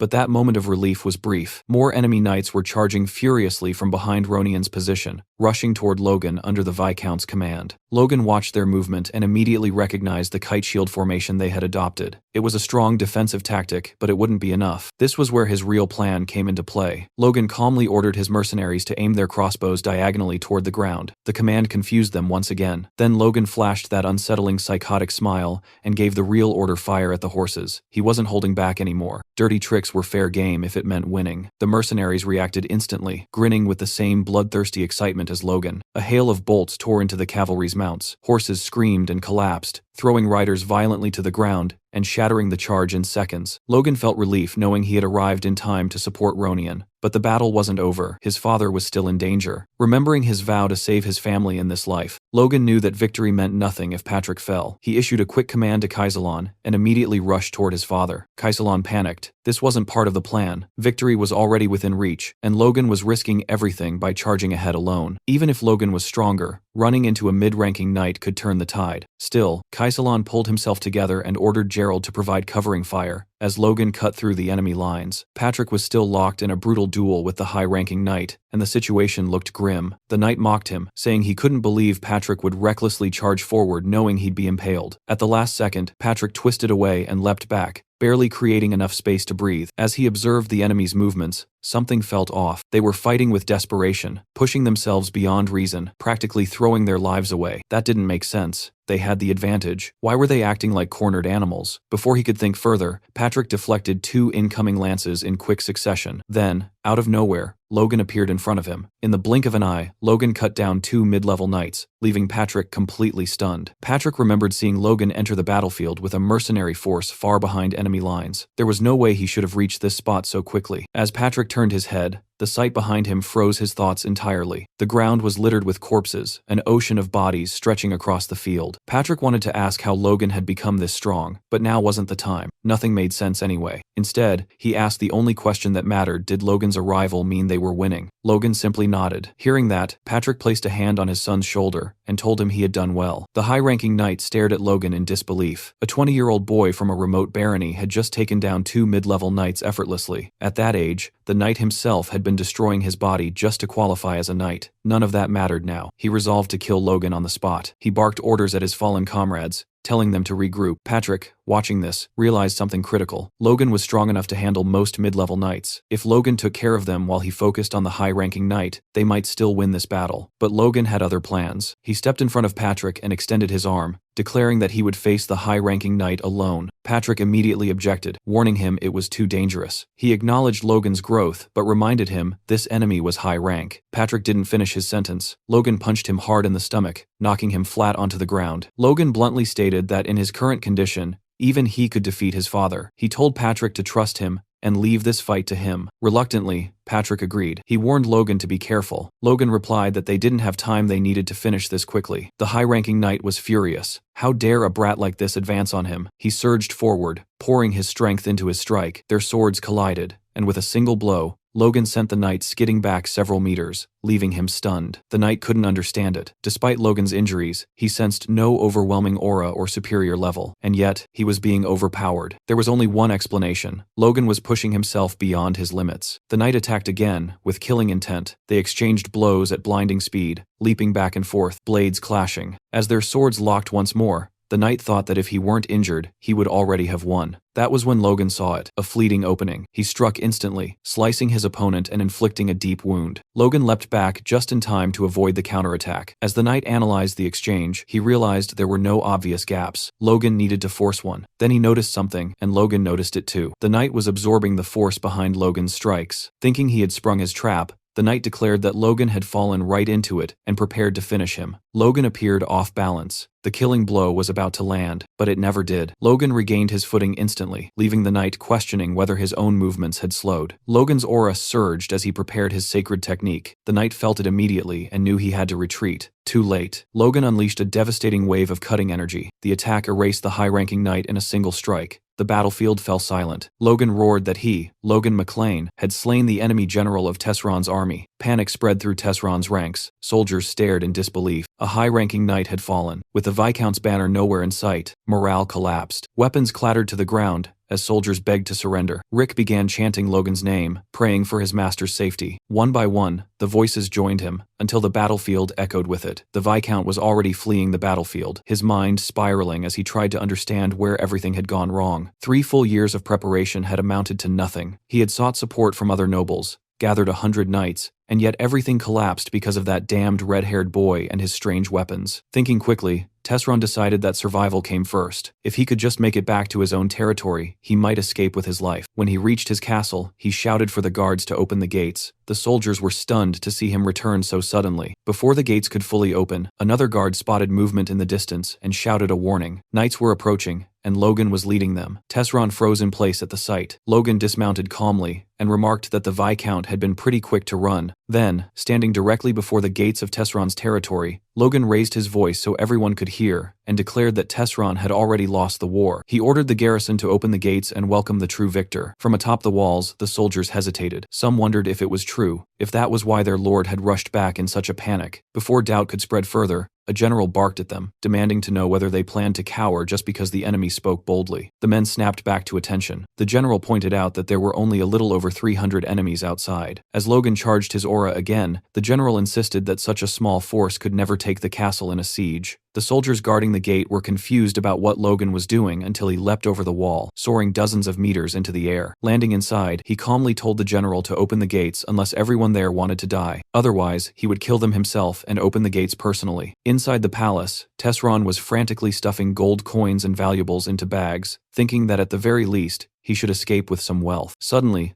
Logan's voice rang out behind him, announcing that he had finally caught up. Tesseron stumbled backward in terror and demanded to know how Logan had gotten inside. Logan replied coldly that Tesseron's own servants had betrayed him before he even needed to draw his sword, which spoke volumes about the Viscount's reputation as a ruler. Furious, Tesseron cursed his servants for their betrayal. Then fear overtook him again. He dropped to a pleading tone, declaring his surrender and promising reparations according to feudal conventions. He begged Logan to spare his life and the lives of his family. Logan scoffed and asked him what right he had to speak of conventions. He looked down at Tesseron and reminded him that he had declared war without warning and invaded everything in a single day. Logan's fury was unmistakable, a vein bulging on his forehead as he questioned whether Tesseron had any conscience at all. Tesseron tried one last appeal, arguing that noble honor and feudal law guaranteed the safety of prisoners. Logan agreed on one condition. He said he would uphold the honor and customs of his own house, House McLean. Therefore, Tesseron's life would be spared, and he would be allowed to take a limited amount of wealth and leave. Tesseron was about to thank him when Logan interrupted. He said that if Patrick had been standing there, he truly would have done all of that. Patrick was an honorable man, one who might even accept unconditional surrender. As Logan spoke, he noticed a diamond-studded dagger resting inside a chest. He picked it up, admiring its craftsmanship. Tesseron quickly insisted Logan keep it, saying it was made by the finest craftsman in the kingdom. Logan refused, and told Tesseron to take it with him. Then, without warning, Logan drove the dagger straight into Tesseron's chest. As Tesseron collapsed, he accused Logan of lying, shouting that he had promised to spare his life. Logan replied calmly that he never made such a promise, he had only described what his father would have done. Unfortunately for Tesseron, Logan was nothing like him. Tesseron tried to mutter something about noble honor, but Logan cut him off, asking if he had any idea how many people had died because of his greed. He ordered him to end his filthy life right there. Tesseron fell dead to the floor. Looking down at the corpse, Logan thought that Tesseron should be grateful for such a quick death. He clenched his fist, still stained with blood, and exhaled slowly. The crisis was finally over. All that remained were the finishing touches. He loudly announced that Viscount Raymond Tesseron had taken his own life. That would be enough. Moments later, Kaisalon entered and informed Logan that he should inspect the castle's underground prison. A few days later, outside the walls of Tesseron's castle, Logan stood with his father. Patrick explained that he had come as soon as he recovered from his injuries. He asked about Tesseron's suicide. Logan confirmed it, remarking that Tesseron must have been driven to despair. Patrick wasn't convinced. He stepped closer and bluntly asked whether Logan had killed Tesseron himself. The two locked eyes in a tense stare, as if a fight might break out. Logan finally admitted the truth. Yes, he had eliminated Tesseron deliberately. He explained that sometimes they needed to take matters into their own hands, and that leaving Tesseron's bloodline alive would only invite future disasters. Patrick studied his son for a long moment. Then he praised him, saying Logan was a grown man now and must have had his reasons. He added that no matter what anyone said, Logan was the key figure in this war, and thanked him sincerely. Hearing this filled Logan with happiness. He looked at his father and smiled wide and genuine. Patrick, blushing and fumbling his words, told him he had done a good job. Then he shared even more news. Logan would be officially named the heir of House McLean. Logan smiled again, then shook his head and refused.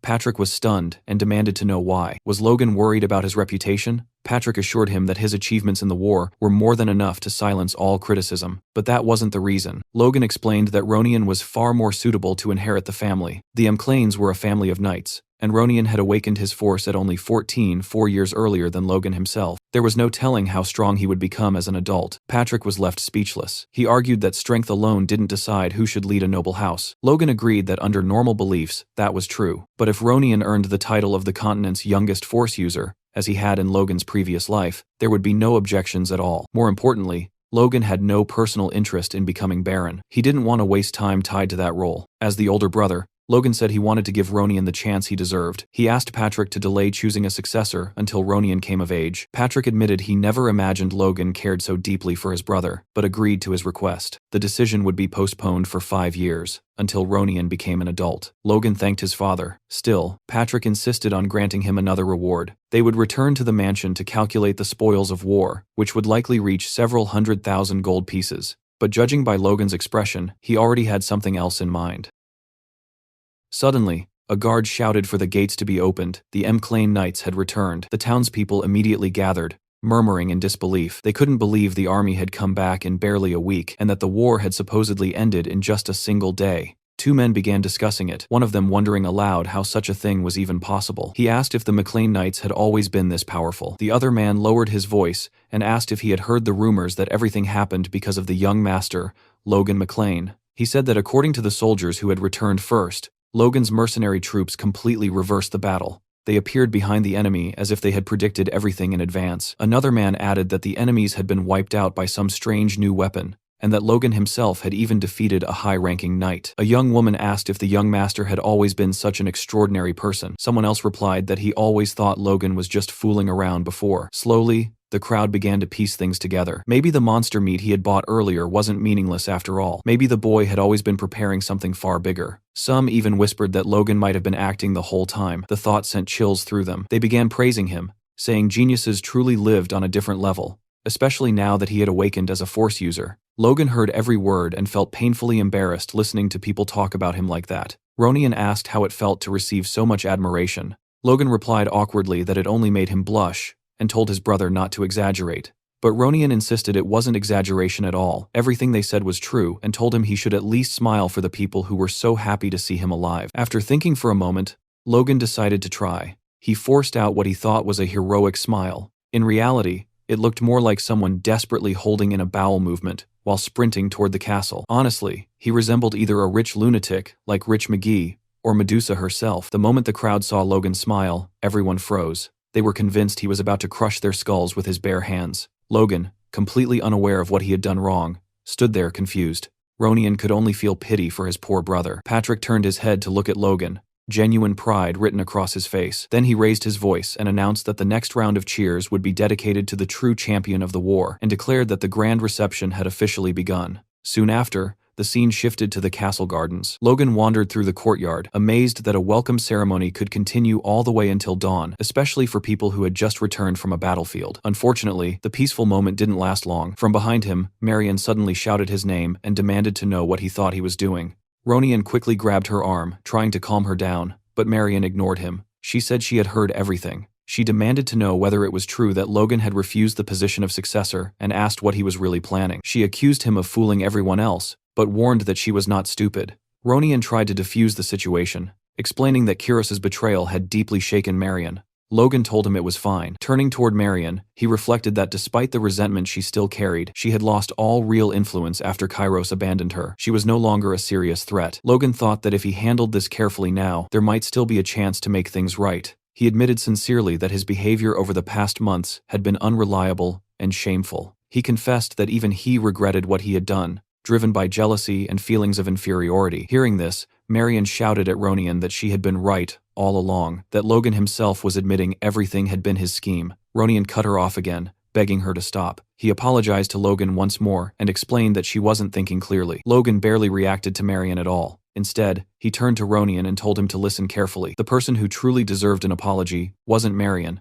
it was Ronian. Ronian was startled and asked what he meant. Logan explained that ever since returning, he had been apologizing without really saying what for. The regrets and cowardice he had carried for years weren't easy to face. Ronian demanded to know what exactly he was talking about. Logan finally confessed the truth. He said that for years, he had secretly despised Ronian. He admitted that he had tried to hide his own weakness by resenting his younger brother. Those pitiful years filled him with shame. Now, he truly regretted them. He bowed deeply and asked Ronian to forgive him sincerely. Ronian stared at him in silence. Logan, still bowing, thought bitterly that good deeds never erased past sins and that he had been foolish to hope otherwise. Then Ronian finally spoke. He said it was okay. Logan froze in shock. Ronian continued, explaining that he believed if he treated Logan kindly, even when Logan was cold one day, the brother he remembered would come back. Then he smiled at him. It was the kind of smile that could make even a grown man cry. Logan felt warmth flood his chest. He wondered why he had hesitated for so many years to do something so simple. Turning to Marion again, Logan told her sincerely that he truly cared about Ronian and genuinely hoped his brother would become the successor. He admitted that asking for her trust right away was unreasonable, so instead he asked her to watch him closely. From now on, everything he did would be for the sake of the family. As Marion walked away,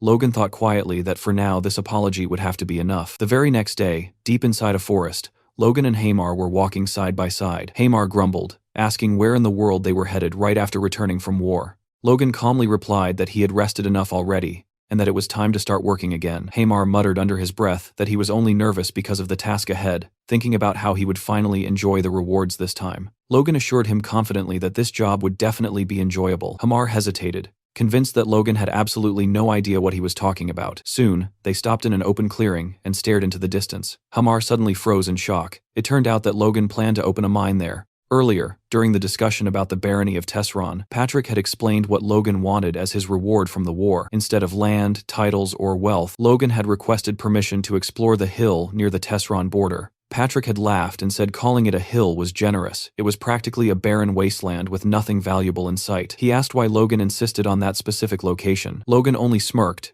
and replied that there might be gold hidden beneath the ground.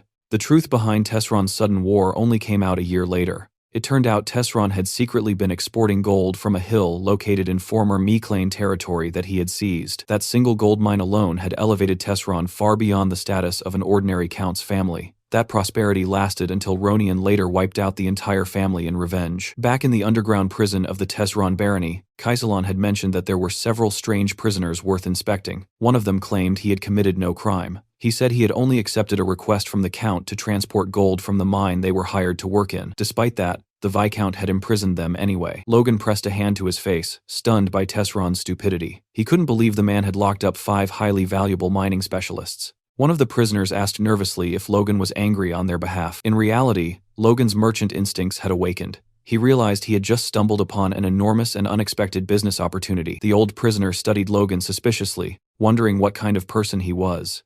In Logan's thoughts, however, the recent war with Tesron felt like nothing more than surviving a small wave. The true disaster was still ahead. In 1 year, King Samuel Grandia would suddenly die. That single event would spark a brutal struggle between the 3 princes, plunging the kingdom into a 3-year civil war. During that time, the kingdom's military strength would be severely weakened, and before it could recover, the Empire's invasion would begin in full force. That chain of events would ultimately destroy the kingdom. Since the Mclean family belonged to no political faction, remaining neutral would only turn them into powerless bystanders. But Logan saw a chance hidden in that chaos, and he refused to let it slip away. He planned to use the instability to reclaim the kingdom's old territories and restore his family as rulers of the Southwest. And if possible, he even intended to end the Civil War itself, and something even greater. Just as he was about to continue that thought, Hamar interrupted him, asking what he was spacing out about after calling him over. Logan snapped back to reality, realizing he had drifted too far into the future. They had only just survived one crisis.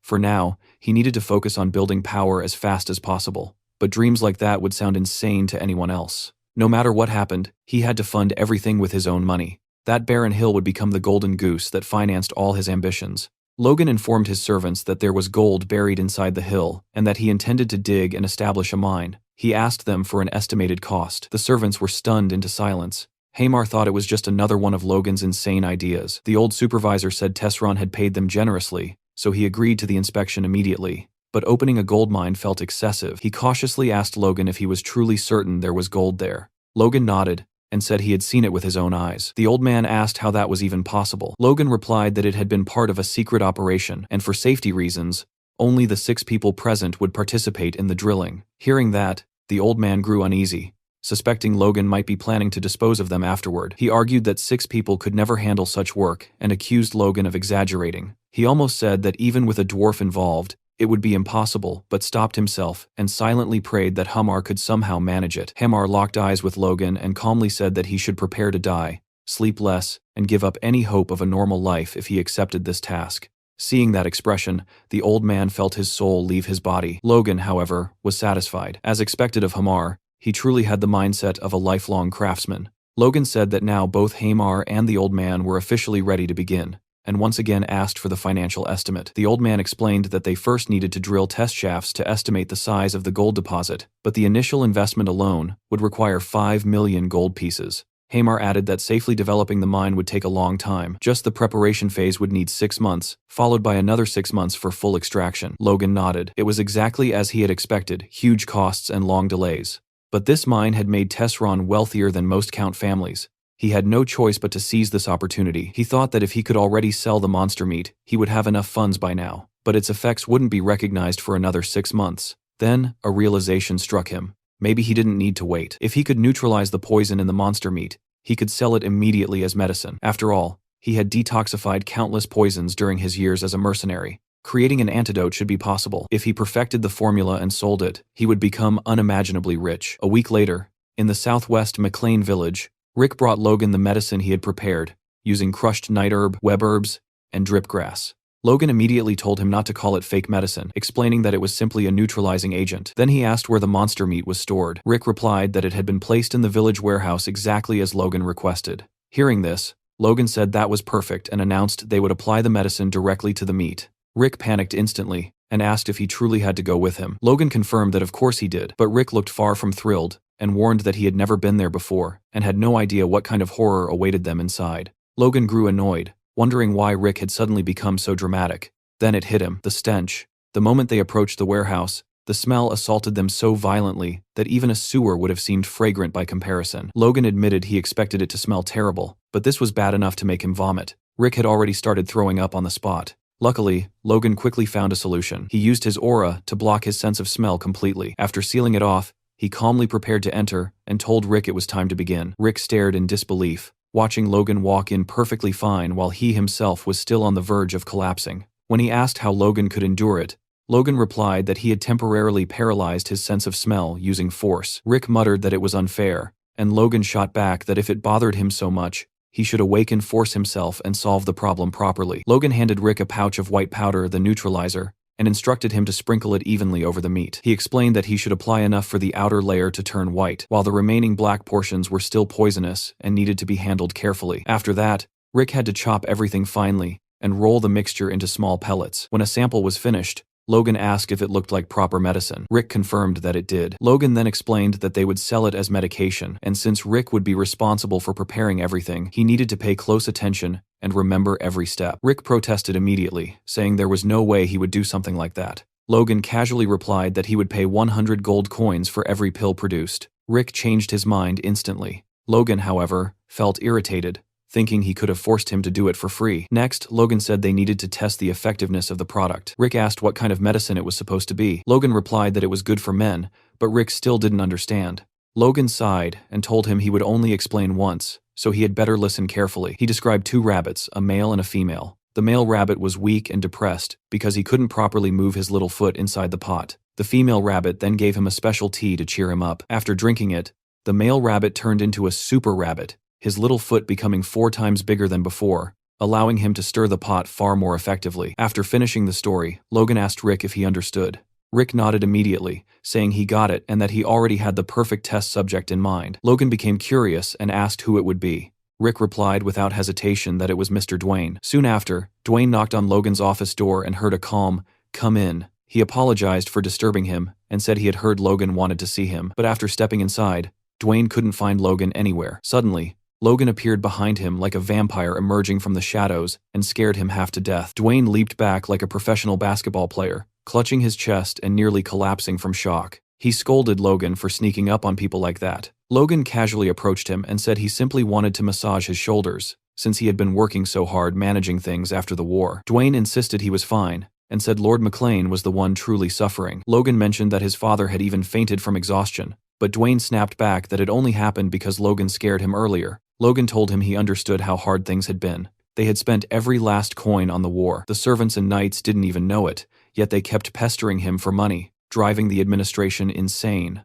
He said he must have misunderstood Logan all this time, and never expected him to care so much about the administrators, but he didn't finish the sentence. Logan cut him off abruptly, and asked if that stress was the reason for his problems in bed. Dwayne froze. He turned pale as stone and lunged toward the door, trying to escape. Logan calmly told him to at least hear him out, and placed the medicine in his hand. He explained that it was a patented product from Philip Cale's merchantry, with guaranteed results after just one pill, silently admitting to himself that he had never actually tested it personally. Dwayne hesitated, stared at the pill, then reluctantly swallowed it. Sometime later, Dwayne was seen sprinting through the castle corridors at full speed, shouting Logan and Rick's names. The two turned around as Rick heard the frantic voice, while Logan already knew exactly what was happening. Dwayne had come back for more. Rick tried to scold him for running in the halls, but Dwayne ignored everything and immediately asked Logan how much he wanted for the pills. The poor man looked ready to kill for them. Seeing this, Logan flashed a predatory smile and declared the medicine a complete success. Rick grumbled angrily about being ignored again, while Logan told Dwayne to hold out his hand. Panting heavily, sweating, and barely able to stand,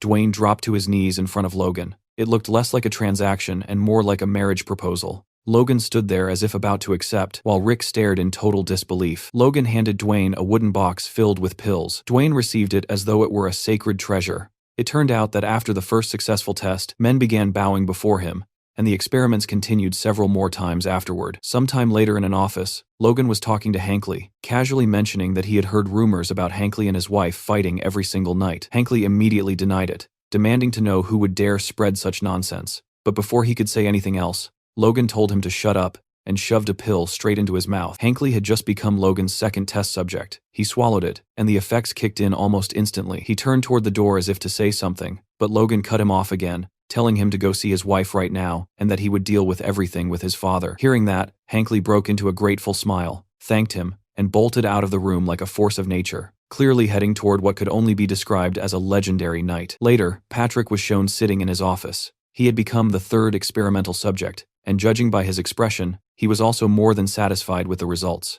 Looking in the direction of his father's room, Logan thought to himself that he almost felt bad for Ronian. At this rate, his brother might be getting another little sibling soon, meaning he wouldn't be the youngest anymore. Watching all this chaos unfold, Rick finally snapped and angrily asked Logan why he never let him test the pill too. After all, he was the one who had worked the hardest on everything. Logan stared at him blankly, glanced down at Rick's lower half, turned his back, and started walking away. Rick shouted after him, asking what the hell that weird look was supposed to mean. Logan stopped without turning around, and replied that Rick wouldn't even get the chance to use the pill anyway, so giving it to him would just be a waste. He even told him not to follow because he stank. At this point, it was painfully obvious Logan was enjoying torturing the poor guy. Later on, Logan was seen speaking with Philip through a magic orb. Philip admitted that if the medicine really worked as well as Logan claimed, the demand would be massive. He asked how much Logan planned to charge for it. Logan replied that it would be 100 gold per pill and 10,000 gold for a box of 10. Philip hesitated at the price and asked if Logan seriously thought the nobles in the capital were idiots, warning that he could get into serious trouble charging that much.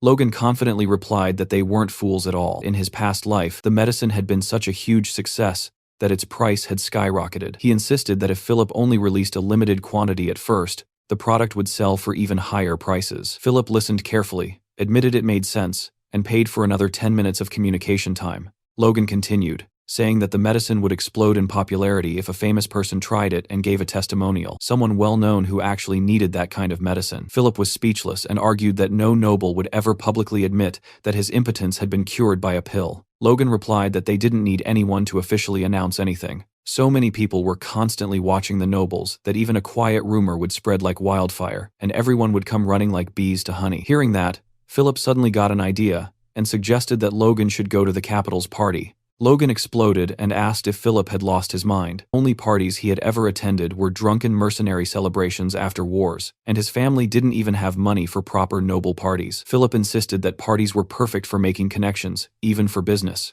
He admitted it would take time and that Logan obviously couldn't sell the medicine directly at the party, but the idea sparked something in Logan's mind. Philip quickly asked if Logan was really thinking of doing something that reckless, warning that his family would be shunned by high society. Logan replied that nothing like that would happen if he didn't actually sell anything there. He then told Philip about a great informant in the capital and asked him to find the guy and gather all the information he would need. Philip hesitated, asking what informant he was talking about and what crazy plan he was cooking up this time. Logan simply said that he would be heading to Gran soon and would explain everything once he arrived. Hearing that gave Philip a very bad feeling. A week later, Logan arrived in Gran, the capital city of the Kingdom of Grandia. Philip stared at him in disbelief that he had actually come and asked how he managed to get his family's permission. A noble's son traveling to the capital to sell aphrodisiacs was not something you saw every day. Logan assured him that he hadn't told his family the truth, although bringing 3,000 boxes without a single servant was proving to be a real problem. He thought to himself that his father had let him go much more easily than expected,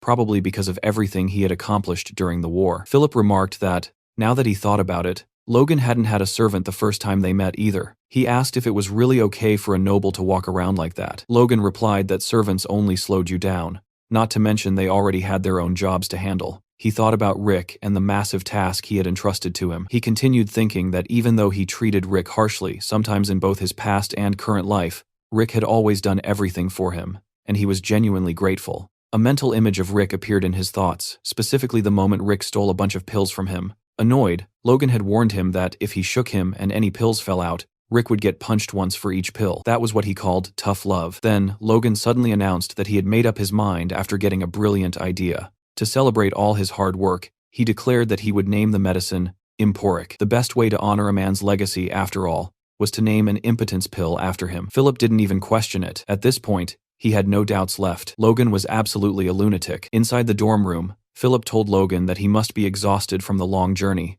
and suggested that it would be great if he could recover at a bar. Logan immediately replied that Philip should watch his mouth when talking about someone who couldn't get it up in a place with so many people listening. Philip agreed, saying the environment here was much better for discussing sensitive matters like that. He then mentioned that he had already met with the informant and asked if Logan was really sure about paying 900 gold per document. Logan admitted the guy was ridiculously expensive, but also extremely competent. He explained that as long as the request was precise, they would get flawless information. Philip reassured him that he had followed the instructions exactly. The first document listed nobles who had been married in the last 10 years, but still had no children. The second contained names of nobles with no lovers or secondary wives. And the third listed nobles who frequently sought out food, meant to boost energy. Hearing this, Logan said everything Philip mentioned was perfect, and that they were good to go. He praised him for doing an excellent job, not only on this task, but on everything he had asked Philip to handle in the capital. Philip replied that it wasn't that hard, and added that the real crisis had been the day he heard about the war. He told Logan he couldn't even imagine how worried he had been. When he heard that the war had ended that same night, Logan, who had been staring at a piece of paper, felt glad knowing Philip actually cared about his clients. That feeling didn't last long though, because Philip soon complained that just thinking about the mountain of monster meat he would have to deal with made him lose his appetite. After all, who in their right mind would buy that garbage? Logan immediately threw a piece of paper straight at Philip's face, telling him to shut up and read it. As the paper smacked into him, Philip wondered why it hurt so much. He started reading, while Logan asked him which name on the list he thought would make a good first client. A tear rolled down Philip's right eye as he suddenly noticed something. Seeing that reaction, Logan watched him closely, waiting for him to speak. Philip pointed at a name on the sheet and asked Logan what he thought about that particular person. Logan glanced at the name, and his expression instantly changed to pure shock. He recognized it. Later on, inside a grand ballroom lit by a massive chandelier, people were sipping champagne. A very large man stood out among the crowd, wearing a red jacket and black dress pants, while chatting with a group of beautiful women. That man was Count Davis, and his name was suddenly shouted by Logan to get his attention. The Count turned around in disbelief, his face twisting into an expression of disgust mixed with fear. Logan walked up and introduced himself, stating his name, Logan McLean, and his title as the eldest son of House McLean. Count Davis forced himself to stay composed and barely held back a laugh as he greeted his new guest and welcomed him to the party. He looked Logan up and down, found his clothes tacky, and wondered what kind of farm he had crawled out of, assuming that must be the fashion in the Southwest. Logan thought about how he was wearing the clothes Philip had recommended and, just as expected, nobody liked them. He concluded that meant they were actually a perfect choice. He wasn't here to make useless friends at a meaningless party. His only target was Count Davis, the fallen one. Despite being an important figure in the Grandia Kingdom's treasury, and having married at 20, he still had no children to this day. Logan had been shocked when Philip pointed him out on the list, because in his past life, Davis had become quite famous, not for a good reason, but for being the Count who killed himself because of his wife. A memory flashed of an old argument where Count Davis's wife screamed at him during a party, calling him an impotent bastard in front of everyone. That single humiliation had driven him to take his own life. Logan thought about how reputation and public perception were everything, and that Davis fit all three conditions he had given the informant. He was the perfect first client for Emporic. Logan addressed the Count, saying he had come to the capital on a business trip and had heard about his prestige, so he wanted to greet him personally. The Count asked what kind of business Logan could possibly be running in a city that already had everything. He added that since Logan was from the outskirts, he must be carrying some fascinating rural product that didn't exist in the capital. Logan replied that he was certain the product he was selling wasn't available there, which was exactly why he had come. He said it was a specialized medicine for men. Leaning close to Davis's ear, he quietly revealed the word stimulant. Hearing that, the Count froze, bit his lip for a moment, and then suddenly shouted for everyone to hear how a nobleman's son could dare to sell stimulants. Two nearby girls watched the scene, cringing from embarrassment. The Count thought that some country bumpkin like Logan had a lot of nerve acting important in the capital, and he assumed he had put him in his place based on the look on his face. Logan let out a deep sigh and prepared to say something else. He told Davis that, as a sign of courtesy, he had brought a gift for the influential people of the capital and kindly asked him to accept it. He handed a small box to the man and said it was emporic, explaining that each pill would normally sell for 100 gold coins. He added that he had brought these 3, especially for the Count as a gift, and guaranteed it was a great medicine with no side effects, putting his honor as a noble on the line. Davis listened to everything and started sweating. A few days later, Logan's doorbell rang. It was a servant of Count Davis, sent to buy more emporic. The servant greeted him, confirmed he was indeed the Count's attendant, and later left with a leather briefcase, with Philip right behind him, thanking him for the purchase and inviting him to come again. Philip returned to the room and counted the money for Logan. They had made 10,000 gold from 10 boxes, and Philip commented that it wasn't bad for their first sale. Logan, however, didn't look pleased at all. He said they needed to do much more than that, because the rent for that tiny shop alone cost 10,000 gold. Philip replied that this was to be expected since they were in the center of the capital, and Logan had no idea how much trouble he went through just to rent the place. He added that strategically, having a store was necessary because seeing people gather with their own eyes had a much greater psychological impact. Logan agreed and announced that he was heading out to another party. Philip groaned, complaining that he had been dragged to parties almost every single day since arriving in Gran, and sometimes he even had to attend 2 in one day.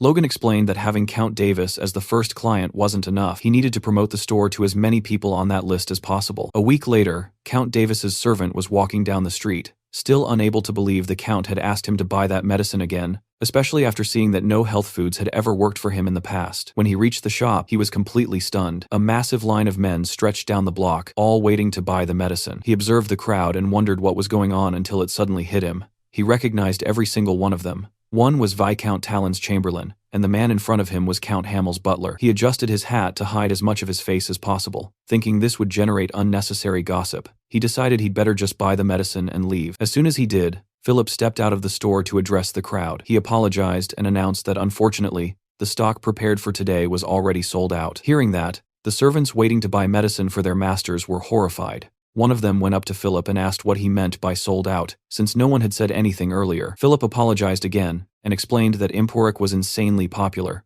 but production couldn't keep up, so sales were limited to 50 boxes per day. Two guys grew tense immediately and started begging Philip to sell them some, saying their masters wouldn't be forgiving if they returned empty-handed. While all this was happening, another noble passed by with his servant and noticed the commotion. He sent his servant to check what was going on. From behind a corner of a nearby building, Logan watched everything with satisfaction. He thought that by limiting the supply, customers would feel even more desperate to buy, and seeing the crowd would spark the curiosity of other nobles. Everything was unfolding exactly as he had planned. Philip shouted for everyone to hear that the day's stock was gone and told them to come back tomorrow. The next day, he sold out again. The same thing happened on the third day, leaving the nobles wondering how many days in a row this madness would continue. Logan commented that it was incredible, saying daily sales had been booming for over a month now, and today they had sold out the moment they opened. He added that, at this rate, making 4.5 million gold in a single month might not be so impossible after all. Hearing this, Logan sarcastically asked who would have guessed the capital had so many impotent nobles. He said they had tripled the price since mid-year, yet people were still willing to pay even more, which made him worry about the kingdom's future. After saying that, he stared at Philip with a serious look. Then, all of a sudden, he broke into a maniacal grin like someone who had just found his next victim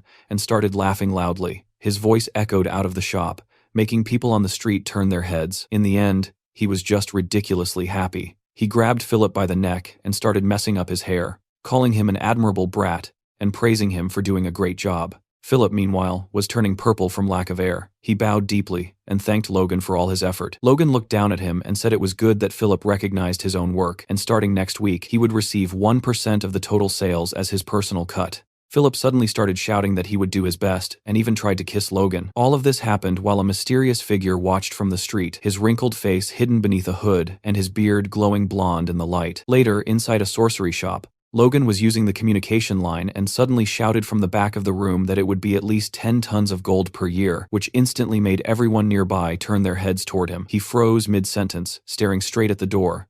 then asked the person on the other end if they were serious. That person was Hamar, who calmly confirmed the information. Hamar explained that according to the miners, there was a very high chance the gold nuggets were located in a deeper layer of the hill. Logan stared at the communication orb like a complete madman, clenching his teeth and fists so hard they trembled. Even with a rough estimate, 10 tons of gold translated into around 100 million gold coins. To him, this was the ultimate jackpot, the biggest lottery win he could ever imagine. Hamar added that the mining costs were no joke, and asked Logan if he could actually afford it, since just starting the operation would cost about 5 million gold. Logan assured Hamar that he already had everything he needed. He told him to wait and said he would gather all the money and workers as fast as possible. Hamar didn't look too worried and simply asked Logan to go easy on the workers.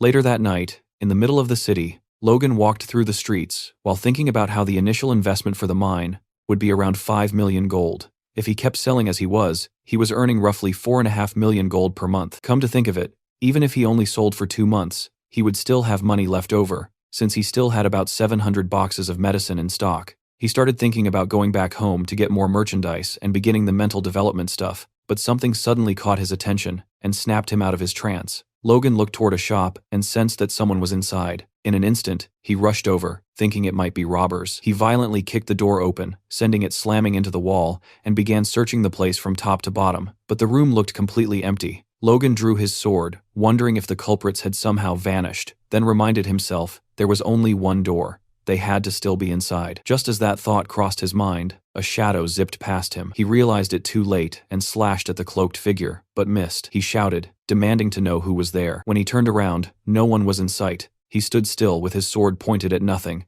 his heart pounding. Impossible, he thought. He was absolutely sure he had felt someone there. Then that feeling came again. He looked up, guessing the thief might be on the roof. Without hesitating, he leaped upward. Aiming at the cloaked figure, he raised his sword, ready to stab. But the culprit moved at the last second. Logan faced the figure on the rooftop, sword in hand. He demanded to know the man's identity, but got no answer. Instead, the figure simply vanished without leaving a trace. Logan was completely stunned by what had just happened. He kept thinking about how there was no sign of any presence, even though the guy had been right in front of him moments ago. He looked down at his own hand and realized he was holding a piece of the man's cloak. He stared at it, wondering what the hell had just happened. The next morning, Logan told Philip about the incident, and together they concluded that an aura-using thief had infiltrated their shop. Logan said he was only speculating, but that the intruder was at least an advanced force user. That was a term used for people even more powerful than high-rank knights. He added that it wasn't just a feeling. That guy wasn't merely high rank, he was on a whole different level. Philip was shocked that someone who could use aura was committing petty theft. Aura was enough to turn even a slave into a noble, so he couldn't understand why someone like that would be running around stealing. He asked what the man had taken. Logan replied that it was exactly what Philip was thinking. He had stolen only 2 pills of the medicine, Emporic, just that. Hearing this, Logan concluded that if he only stole 2 pills, it wasn't for money. He had taken them to use himself. Philip then asked if there were also impotent people among aura users. That's when it clicked for Logan, and he agreed. Logan asked if there were any names of aura users on the informant's list, but Philip said there weren't. The informant had asked for an extra fee for that information since it was top secret, and Philip had refused. But after thinking about it again, Philip said maybe there was one person who came to mind. An aura user in the capital who had no descendants. A muscular, well-dressed, noble with blonde hair and a beard, was walking down the street with his wife, watching some children play. His face looked gentle, and his light blue eyes were filled with longing as he stared at them. He was startled when his wife asked what he was looking at. He turned and told her he was just admiring the scenery outside, sweating nervously. She clearly didn't buy that lame excuse, and asked if he was staring at the children again. He tried to convince her he was only enjoying the view and wasn't thinking about anything silly. Then he hugged his wife and said they should go home. She kind of ignored that and instead told him she was very happy to have met him, asking if he knew that. The man looked at her with happiness in his eyes and a small smile tugging at his mustache. He hugged her even tighter and said he felt the same. This man was Felix Esperanza, the kingdom's greatest swordsman. It turned out that the deep sadness and regret in his heart started with an injustice he suffered when he was young. While fighting for the country, he had been wounded right between the legs. At the time, it was just considered a wound of honor for a knight who fell in battle, and since he was young, he didn't think much of it. But later in life, Felix kept wondering what the point was of holding the title of duke and being known as the strongest in the nation if he had no son to succeed him. To him, it all felt meaningless. A memory from the past appeared, showing Felix explaining his situation to his wife. She was far more understanding than he expected, so much so that he was shocked. She acknowledged that he must have suffered a lot and asked with tears in her eyes if he was okay with it. saying she wanted to stay by his side and serve him. Seeing that, Felix wondered if there was any way he could ever repay the immense love he had received. Later, Felix was seen strolling through a path in the castle gardens with one of his servants. The servant warned him that the family meeting was about to begin and asked if he was sure he didn't need to hurry. Felix replied that arriving early was pointless anyway, since the only thing that would happen was everyone pressuring him to produce an heir. The servant hesitated, then carefully mentioned that a very effective medicine had recently started circulating in the capital. Hearing that, Felix asked sarcastically if that was really true. The servant went on, saying that apparently the medicine even cured physical injuries, but Felix still didn't seem interested. The servant insisted, explaining that he knew Felix didn't believe in these things, but there were many reports of people who had amazing results. Hearing this, Felix lowered his head, ashamed to admit to himself that he had already tried the medicine, and on top of that, he had stolen it. Even though his wife's tears still weighed on him, he couldn't believe he had stooped so low as theft, a disgrace to the discipline he had always upheld. Worse, after taking the medicine, absolutely nothing had happened. So he told Louise, his servant, not to believe everything he heard. He began convincing himself that he was right, that the story about the medicine working was just a fake rumor, and that there was no way it could fix something, even Aura couldn't. He thought he should have given up already. At the gates of the estate, Logan was talking to a guard who told him he couldn't let him meet Felix without an appointment. Logan calmly asked the guard to simply tell Felix his name, saying he was sure Felix would want to meet him as soon as he knew who was asking. Earlier, Logan and Philip had talked about this, and Philip had been shocked, asking if Logan was really planning to visit the Duke in person. Logan had nodded, and Philip started teasing him, asking if he was going to chase down the strongest man in the kingdom, just to ask whether he stole something, or if he was impotent. Philip freaked out and asked if that was seriously Logan's plan, but Logan calmly asked if Philip was imitating him. Philip told him he should act like nothing had happened, otherwise he'd get into trouble for no reason, warning that if things went south, they were screwed. Sitting in a chair in a hallway, Logan thought Philip wasn't wrong, but if the guy from yesterday really was the Sword Duke, he couldn't let this opportunity slip away. A butler came out of a room, opened a beautifully carved wooden door, and told Logan to enter. Inside, Felix was waiting by the window. As Logan approached the Sword Duke, he thought this was his chance to build a positive connection with one of the strongest people in the kingdom. He greeted Felix politely, stating his name and that he was the eldest son of House McLean. Looking closely at Felix, Logan noticed something strange. Even though the man was around 70 years old, he looked much younger. Logan figured he must be suppressing his aging, using his powerful aura. Felix confirmed that House McLean was in the southwest, and asked why Logan had come all that way. Logan thought he didn't need to reveal the real reason immediately, and said he had recently opened a business in the capital, so he brought some products as a gift. He slid a small box across the table toward Felix, and explained that it was an excellent medicine for men, with proven effectiveness among countless nobles. Felix studied the box and asked if that was really true, without giving any hint that he already knew something. Logan kept his head slightly bowed, feeling confused and unsure whether Felix was actually the thief from yesterday. He decided to push things further. He said that someone superhuman like Felix wouldn't need something so ordinary, so he had brought something more special instead. That finally made Felix show a small reaction. Logan was secretly happy, realizing that Felix's initial disinterest came from the fact that he hadn't felt any effect after using Emporic. It turned out that in the current version of Emporic, the poison in the monster meat was neutralized just enough for use as an aphrodisiac. But that mild poison had no effect on the body of a superhuman like Felix, so Logan had concentrated that poison again and again, creating a far more potent concentrate. He told Felix it was a limited edition version of Emporic, and that finally sparked the man's interest. In reality, it was simply 50 Emporic pills compressed into one. Logan guaranteed the effect, explaining that the excruciating pain alone could kill a normal human, but for an aura user, it was a completely different story. Logan told Felix that if the pill satisfied him, he would be glad to hear from him and would prepare another batch in whatever quantity Felix wanted, ensuring complete discretion. The next day, Felix looked radiant, clear proof that the pill had worked. He then told Logan he would grant him any favor within his power. Logan nearly exploded with happiness inside, but forced himself to stay calm, and said he didn't understand what Felix meant. Felix explained that an aura user is a master who controls both body and life energy, so he could be sure of the treatment's effectiveness. The medicine worked perfectly not just the first time, but over about 30 uses. The effect accumulated until he fully recovered. That heavy longing and pain in his chest were finally fading away. Felix looked at Logan and said he couldn't believe Logan had been so considerate as to bring him a gift without even mentioning his earlier blunder. He also commented that Logan's sword skills that day had been unbelievable for someone his age. Because of that, he was certain Logan was exactly the kind of person you'd expect to have such a miraculous medicine. Poor Felix. He'd been stuck in a dry spell for so long that he'd basically gone insane. He admitted he might have spoken too soon, and revealed that he now saw the possibility of being cured of a chronic illness, thanks to Logan's gift.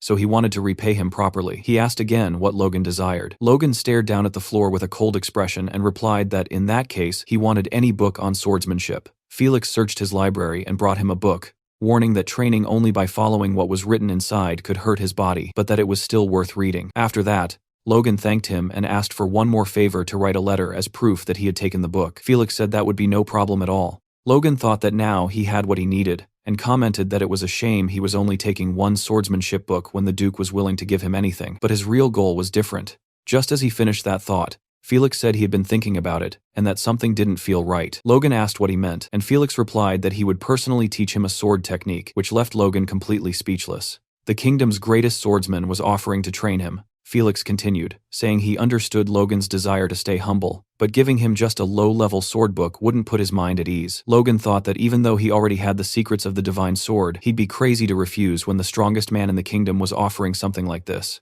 Ecstatic, he thanked Felix for the opportunity, thinking he had just hit the jackpot once again. In the training grounds, Felix and the young man stood facing each other. Felix remarked that judging the talent of outstanding youths was one of an old man's simple pleasures, so he told Logan to focus, because he wouldn't be holding back at all. Logan steadied his stance and prepared himself. Felix told him to draw his sword, but Logan found himself frozen in place, overwhelmed by the master's aura. A massive pressure crashed down on him, making it impossible for him to even touch his weapon. This was the terrifying power of a high-level aura user. Logan wondered if all of them could do this, imagining how terrifying it would be if paralyzing the body was common among such people. If that were the case, every fight would turn into nothing more than a contest of whose aura was stronger. He quickly realized this wasn't just brute force, but some kind of refined technique. Finally, he managed to draw his sword just a little. He thought he needed to use his force to sharpen his senses, instead of reinforcing his body, and then analyze that strange energy pressing down on him. Every time he tried to move, Felix's force spread outward from its original point. Logan couldn't understand how something like that was even possible, but he knew he had to deal with it somehow. He figured that the moment Felix was about to disperse his force,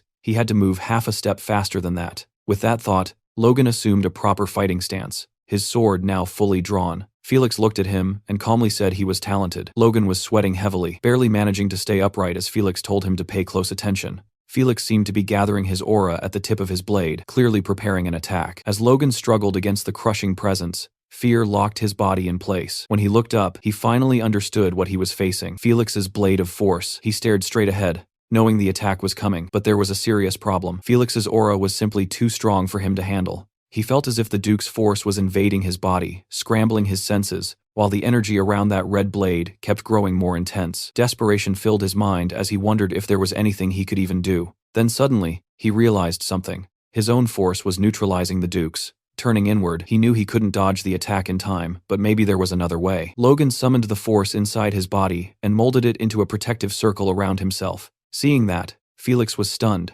wondering if Logan was really planning to block his attack using force. Immediately after, the master swordsman shifted into an aggressive stance, his blade pulled behind his back and charged with energy, ready to strike Logan down. He stepped forward and leaped at the young man, with a murderous glare. Logan braced himself in a defensive posture, his sword held in front of him and wrapped in his protective aura, while a shiver of fear ran down his spine. As expected, Felix's blow slammed into him head-on and sent him flying backward. Logan crashed into the wall, and even his sword seemed to suffer damage. Felix, meanwhile, didn't even look winded. He stood there calmly, staring at Logan with a cold, unreadable gaze. Using his shattered sword as support, Logan tried to stand up, but his body was trembling. His blade was broken into pieces, and all he could think about was what had just happened. Felix turned toward him and asked if he really thought he would teach him something Logan couldn't eventually figure out on his own. He then revealed that he had seen everything, and pointed out that without even realizing it, Logan had gone completely serious at the end.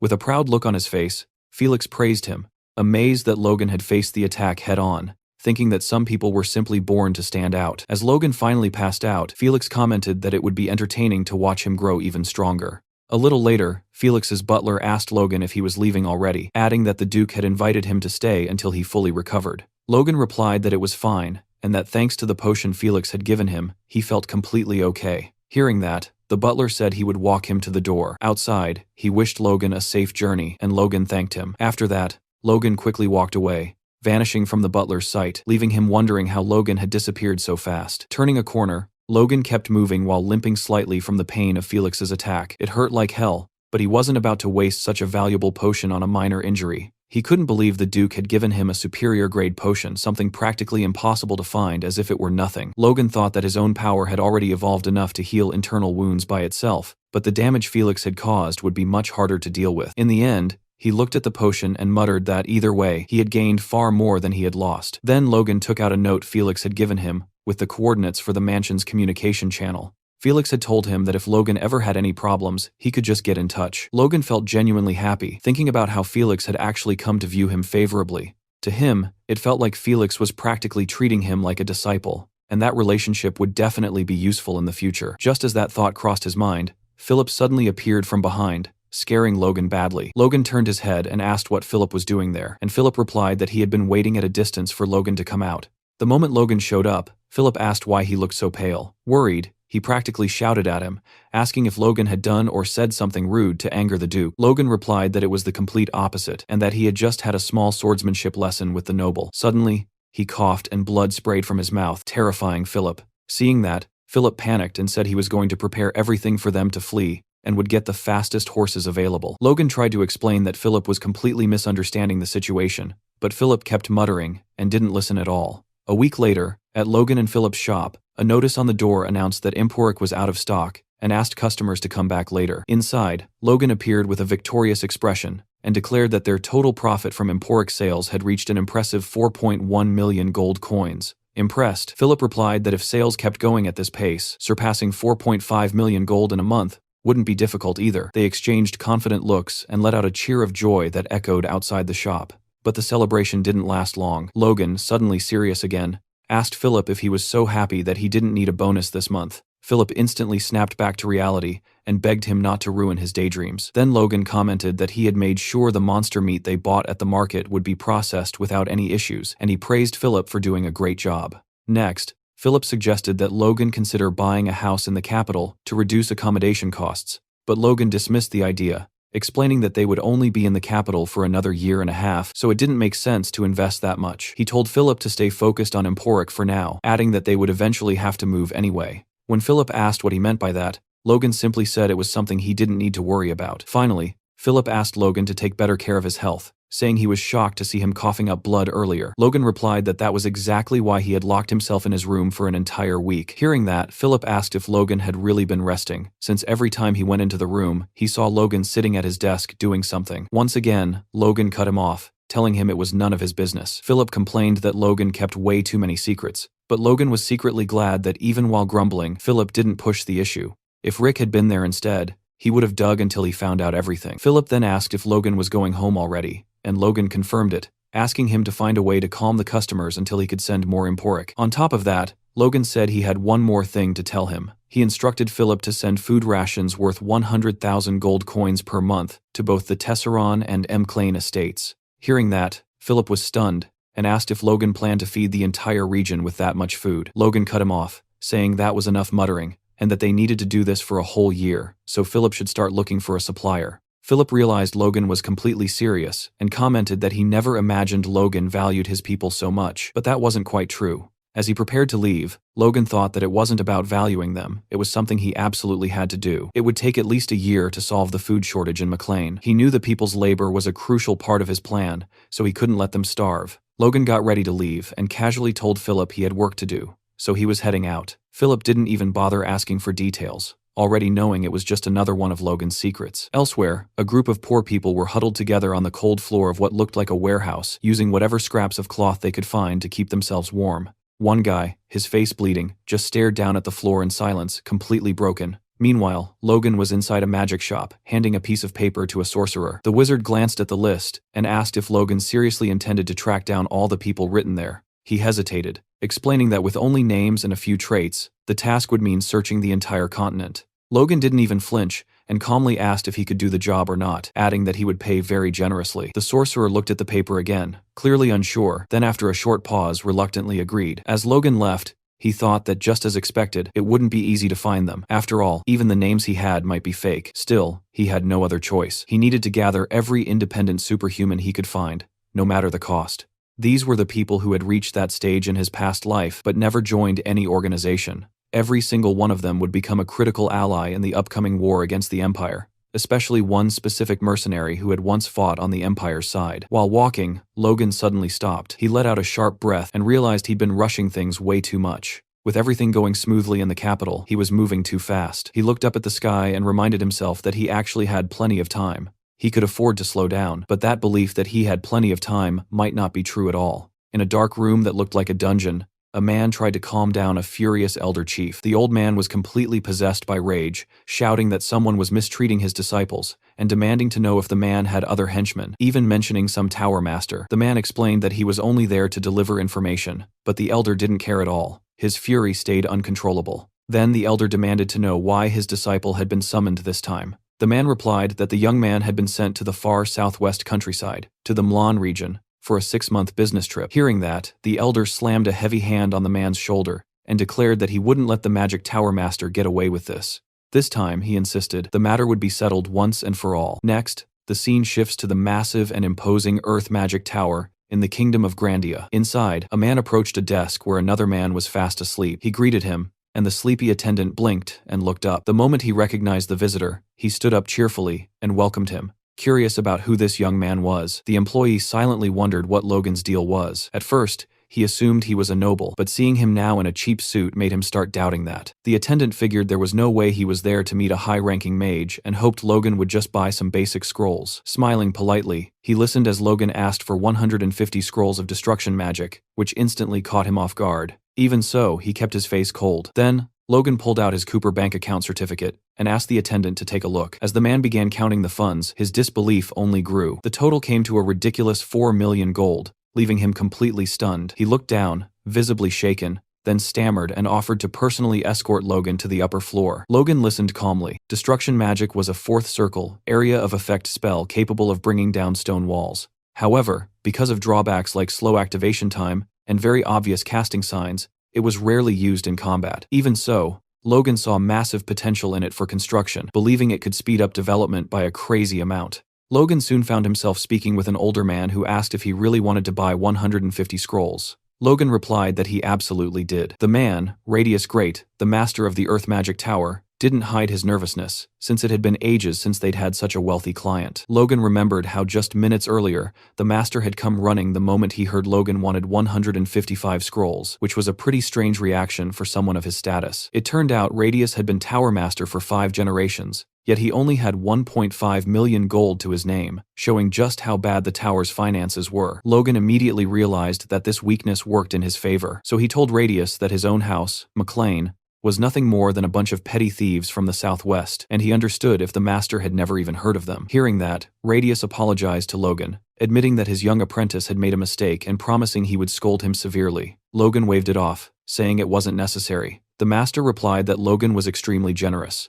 All the while, the guy at the counter was internally freaking out. The master, however, looked irritated, thinking he had almost lost such an easy catch like Logan. Even with Logan insisting, Radius fell into silent thought. In these peaceful times, earth magic was more useful for farming and construction. He couldn't understand which noble would spend so much money on expensive scrolls for something so trivial. Frustrated, he thought about the fools gossiping that the magic tower had weakened since he became master. On top of that, it seemed he had burned through the tower's budget way too fast. After sizing things up, he decided it was lucky Logan looked like an easy target. He resolved to handle the young man carefully and squeeze as much money out of him as possible. With that in mind, Radius told Logan that, to be honest, there might be a problem fulfilling his request. Curious, Logan asked what the issue was. The master explained that making a 4th circle scroll required supervision by at least a 5th circle mage, and unfortunately, the tower was short on experienced staff. Logan didn't even look bothered. He just stared at Radius and bluntly asked what he planned to do about it. Radius was caught off guard. That wasn't the reaction he expected.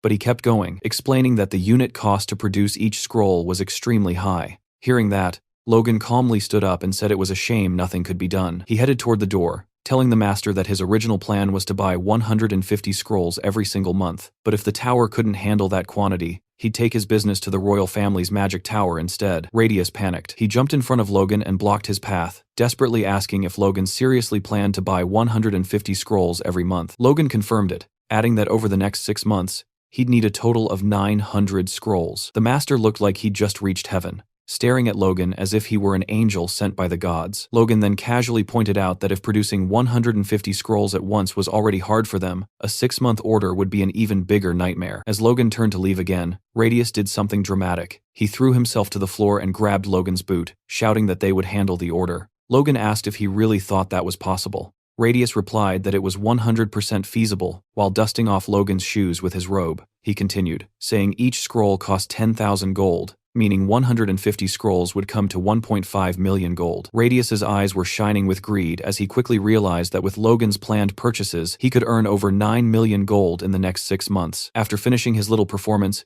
he stood up and proposed an alternative. He suggested that hiring mages might be a better option. Confused, Logan asked which mages he was talking about. Normally, mediocre mages were preferred for dirty work, so he couldn't understand why the master would offer to lend him mages, which would be even more expensive. Logan thought that with a 4th circle mage, he could match the output of 300 scrolls per month and asked if they had any 4th circle mages willing to work on a construction site. Radius clarified that there had been a misunderstanding. Not even he had the authority to casually command a 4th circle mage. Instead, he offered to send 2 to 9 N circle mages and 1 to 3 RD circle mages. He explained that these mages were disciples with a lot of teamwork experience. In exchange, he asked Logan to reduce the number of scrolls. Logan considered the offer carefully, thinking it might actually be a good deal. Sending a team of mages could be more efficient. Still, he hesitated, wondering what kind of people these construction-specialized mages would really be. Sometime later, a group of exhausted, ragged young men appeared in front of Logan. They looked like they had just crawled back from a war zone, and he was genuinely shocked by how bad their condition was. The warrior struggled to find the right words to say. Right at that moment, the Tower Master cut in and told the group they could return to their quarters. The men ran off immediately, visibly scared, leaving Logan standing there a bit lost. Annoyed, he turned to the master and commented that those guys looked like they were about to collapse. The master agreed, but assured him they were the youngest people with the most construction experience in the entire Magic Tower, real experts in the field. Logan reflected on that and thought that despite their rough appearance, the mages did seem pretty capable. With one master at the 3rd circle and several experts among them, all in their 20s, they were clearly promising talents. Even with all that, Logan stayed suspicious. He didn't trust that the Tower Master would actually send his disciples out to the countryside, so he confronted him, saying that exchanging 2nd circle mages for the scrolls didn't sound like a fair deal at all. The master replied, calmly assuring him that a team of 10 mages would be more than sufficient. Hearing that, Logan once again flashed that familiar murderous smile. Still smiling, he started negotiating with the master. He proposed that 120 magic scrolls, plus the dispatch of 10 mages, would be done for a price of 1.2 million gold per month. The master tried to keep his composure, but he was visibly shaken by what he'd just heard. Logan thought it was almost a steal, considering how talented those mages were, and that even he wouldn't send ordinary mages out for that price. He was still amazed when he saw the master actually agreeing to the deal. The master then pulled out a contract and insisted that Logan sign it immediately. Logan looked down at the paper, wondering how anyone in their right mind could agree to those terms, and in the rush, the ink hadn't even dried properly yet. Logan felt like something was off. Suddenly, the big elder chief Clayton burst through the door behind him, with 2 disciples desperately trying to hold him back. The elder chief shouted at the master, saying he'd heard everything he was doing with the disciples and that they were going to have a little chat right there and then. Clayton, a 5th circle mage, was absolutely furious and confronted the master, demanding to know if he was planning to send his disciple on yet another mission. The master replied that everything he did was for the good of the tower. Clayton shot back, asking why only his disciples were always assigned to the most difficult tasks, pointing out that the master wasn't sending just anyone, but the young people who had literally just returned from other missions. The master retorted that the young were capable of enduring hardship. Clayton accused him of mistreating the disciples ever since he himself had become an elder last year. The master dismissed the complaint, saying Clayton had lost his mind. As Logan watched the whole scene play out, he started to understand the power dynamics. Clayton reaching the 5th circle at such a young age clearly made him a threat to the Tower Master, who was taking out his frustrations on the younger disciples. Despite all the tension, Logan stayed calm, quietly satisfied that this internal conflict was playing straight into his hands. The Tower Master then turned to Clayton and coldly declared that if he wasn't willing to follow orders, he didn't care about their fate at all. He told Clayton and his disciples to leave right now if they wanted, and the elder asked if he was serious. Hearing that ultimatum, Clayton began to channel his magic, clearly preparing for a fight. Even with a clash about to explode, the master stayed impassive and asked Clayton if he really wanted to go through with it. While Clayton was charging his magic, the ground around the two of them started shaking. One of the disciples realized how dangerous this was and shouted that they needed to stop those two. Clayton then yelled at the Tower Master to get ready. The master just stood there, watching Clayton take a fighting stance. And then, out of nowhere, Logan slammed his hand down on the table with force. Everyone's attention snapped to him. He looked completely unfazed by the chaos around him. Both of them were speechless at what Logan had just done, and the young disciples were also in disbelief. Logan calmly showed them the piece of paper he had just stamped. It was the contract he was supposed to sign with the Tower Master, now fully finalized. He then simply told the 10 people waiting in the room to follow him. After that, he addressed both Clayton and the Tower Master. He told them to sort their mess out themselves and warned that the contract would still be valid even if the Tower Master got replaced, so there would be no problem with the business either way. The Tower Master admitted how pathetic they both must have looked in front of a guest and told Logan he would send the scrolls as soon as they were ready. But Clayton cut him off, saying he wasn't finished talking to him yet. The Master snapped back, asking if he was trying to force the official contract of the Earth Magic Tower right there, and scolded him, telling him to know his place. Clayton then shot back that if that was the case, then his decision was final. He would follow his disciples too. Both Logan and the Tower Master were completely dumbfounded by Clayton's attitude. The Master exclaimed that Clayton had to be insane. An elder following his disciples to a construction site was unheard of. Logan immediately shouted that he never hired a Fifth Circle mage. Clayton replied that he didn't want to be paid separately, and that he just planned to cooperate to help his disciples and finish the job faster. Hearing that, Logan bowed respectfully before the elder and promised to serve him with full devotion. Clayton then simply asked Logan to delay his disciples' departure by 1 day so they could recover before heading out again. Logan agreed to the request and told the Tower Master to meet him tomorrow at noon at the West Gate. The next day, a carriage rolled out through the Magic Tower's gate. Logan was already outside, leaning casually against the wall with a backpack slung over his shoulder, waiting for Clayton and the others. While standing there, he reflected on how yesterday's contract had turned into an absolute jackpot. Hiring a Fifth Circle mage through a normal contract would have cost at least 1,000,000 gold pieces, and yet he had gotten way more than that, for far less.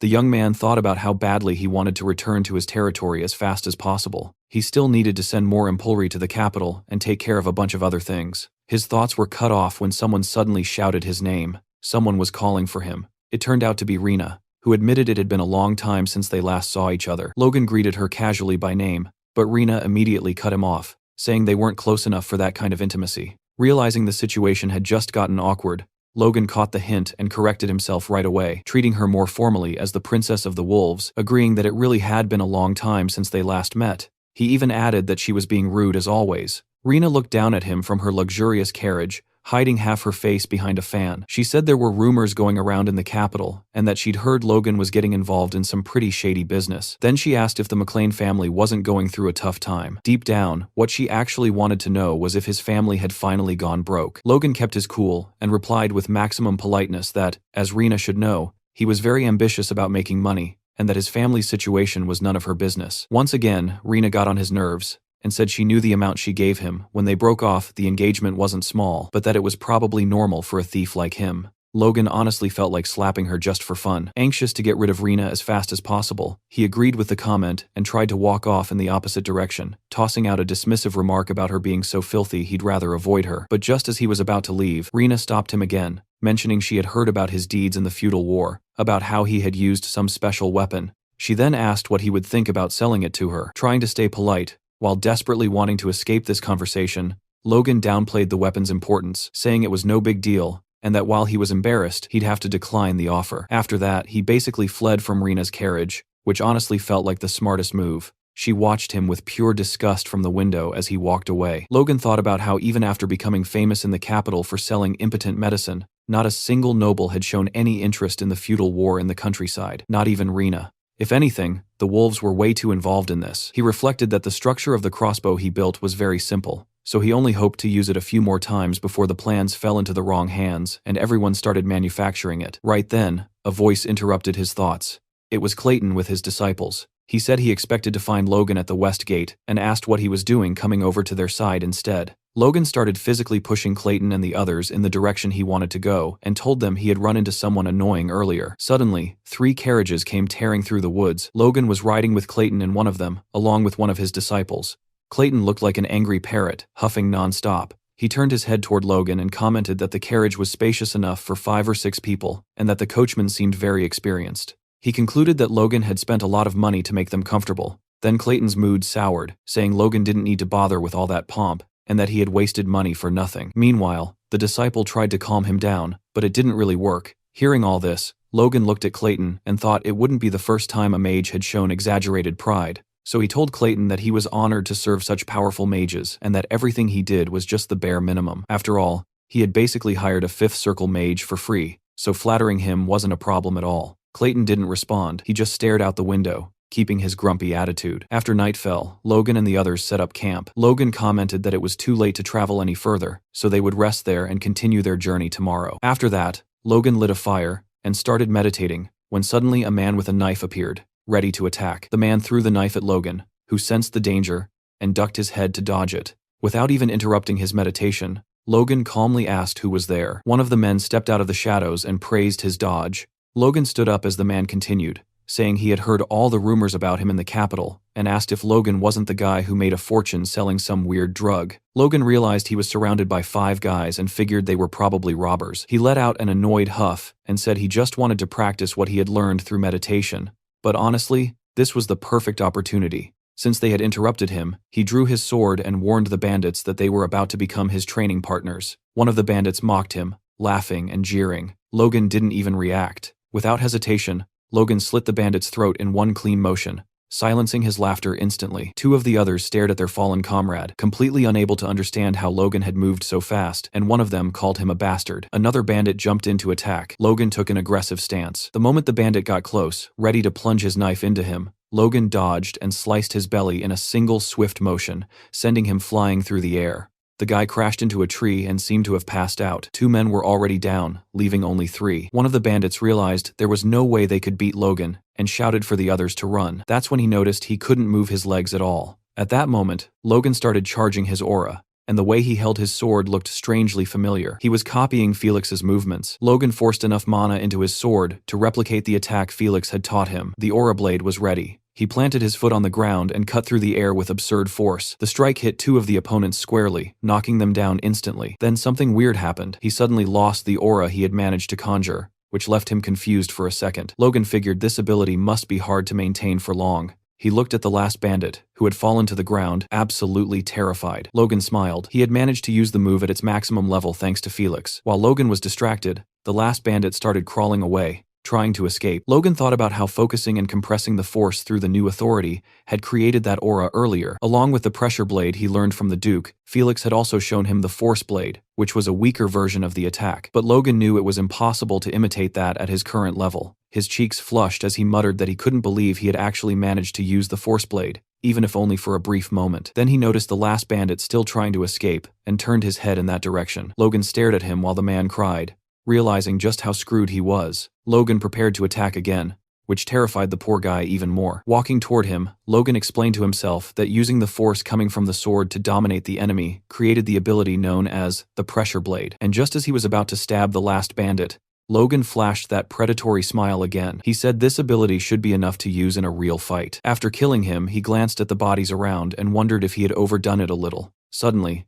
a voice came from behind him, taking Logan completely by surprise, saying he had witnessed everything. The speaker was Clayton, and he looked furious. Logan turned toward him, confused about why he was angry, wondering if Clayton thought he had gone too far even though those guys were robbers. If Clayton decided not to work with him anymore, Logan would be in serious trouble. But that wasn't what happened. Clayton stared at the young man, and, to Logan's shock, praised his skills, saying he was incredible. Logan stood there, stunned and speechless for a moment. Still grumpy as ever, Clayton added that even though he didn't understand much about force users, what he had just seen wasn't normal for someone Logan's age. Logan thanked him for the compliment, saying he was being too generous, and realized Clayton wasn't actually angry, it was just his face. Clayton and Logan walked together through the forest, and an awkward silence hung between them. Logan glanced sideways, thinking about how he had purposely moved away from the camp to avoid exposing his powers. He wondered if Clayton had followed him all this way just to find him. Breaking the silence, Clayton commented that his disciples were struggling because they didn't have the best teacher,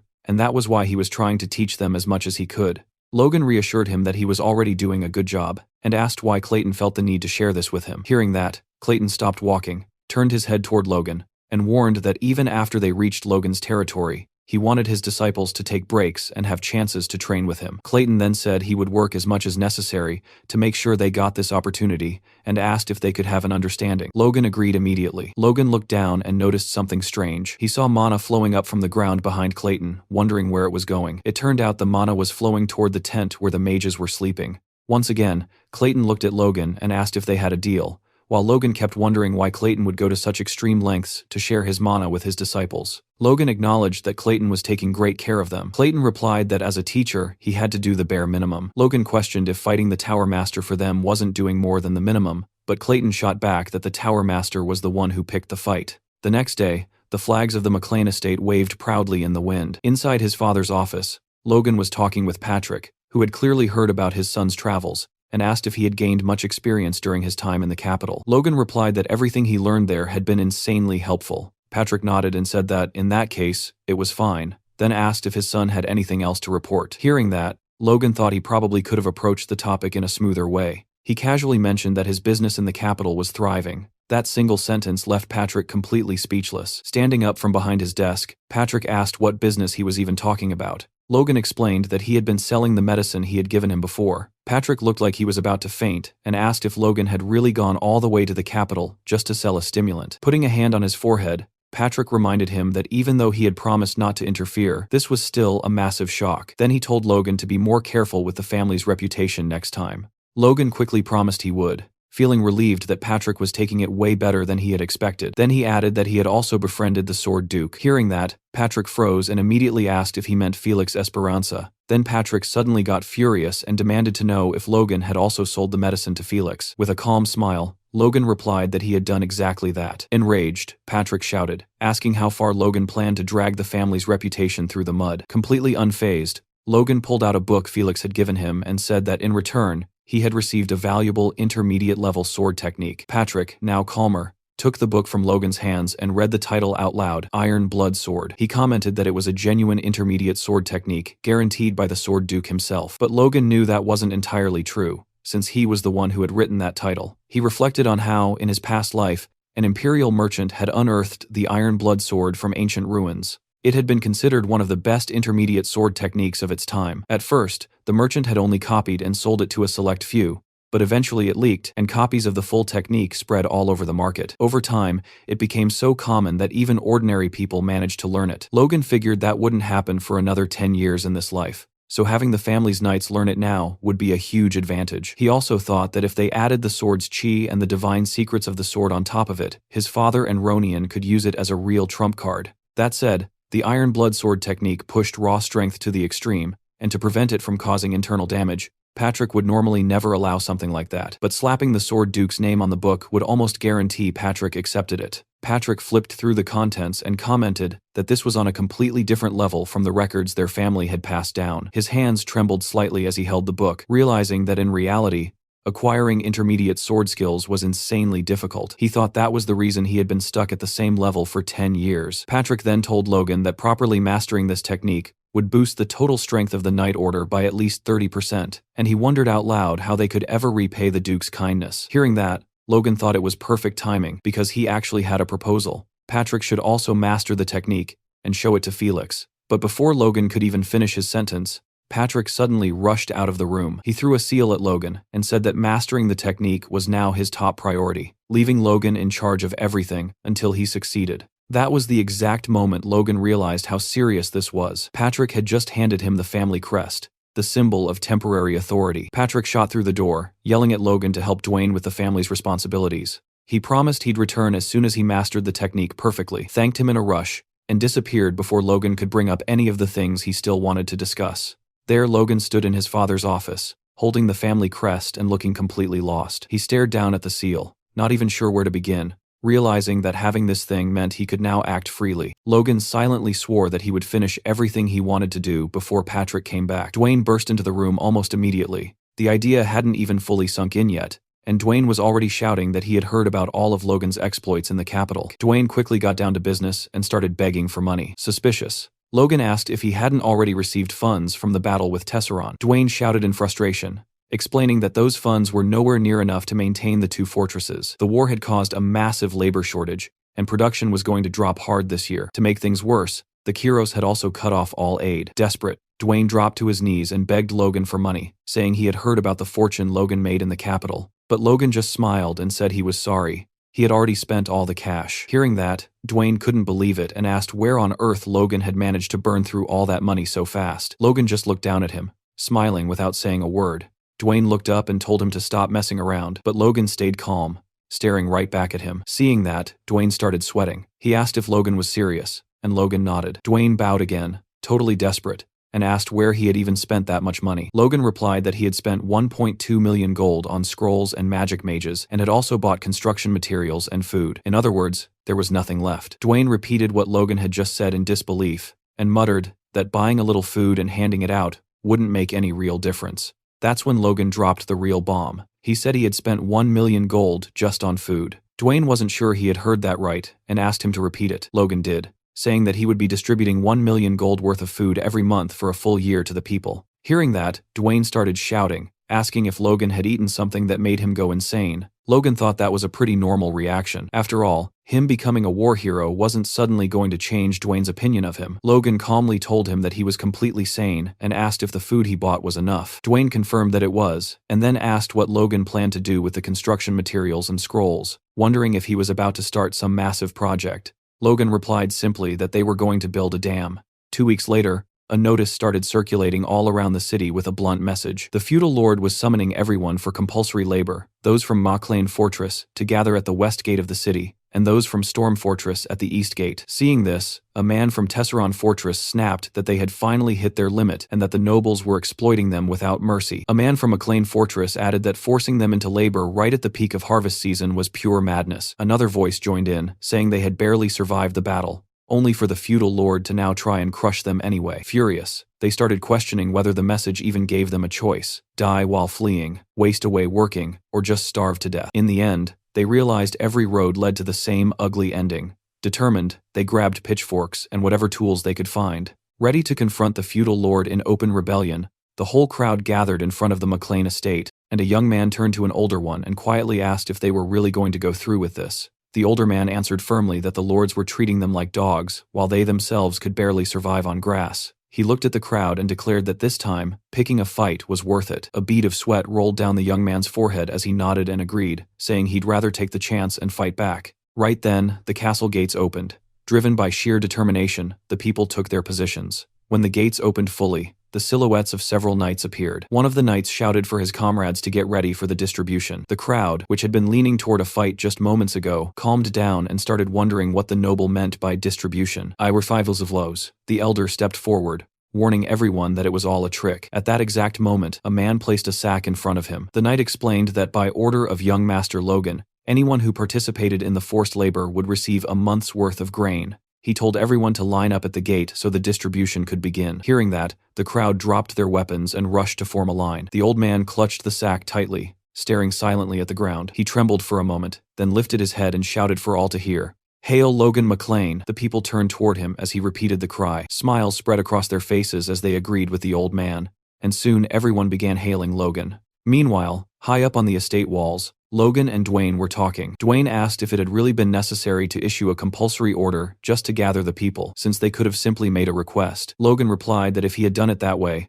not even a quarter of them would have shown up. After all, no one there trusted the nobles. He explained that nobles saw their people as property, but life as a mercenary had taught him that for common folk, between good nobles and bad nobles, there's really only one difference: which one takes more. Logan told Dwayne that even his own father thought more of the knights than the people, believing knights were the true strength of a nation. That was why, even without money, Patrick still maintained an order of 50 knights. That was exactly why Logan had forced them to gather like this, so they would truly believe. Logan then turned to Dwayne and asked why he was staring at him. Dwayne replied that he was just surprised, saying the young master had been surprising him a lot lately. Logan told Dwayne he was being silly, and that since Dwayne listened to him and trusted him so much, he could go ahead and start the construction. Dwayne got annoyed hearing that again and asked Logan to think it over one more time, saying it made no sense to spend 2 million gold on that construction. He then asked if it was even possible to build it in the first place. Logan replied that Dwayne was starting to sound just like Hamar and Clayton. He said he had already revealed his plan to the two of them, and both had been left speechless at the idea of building a dam.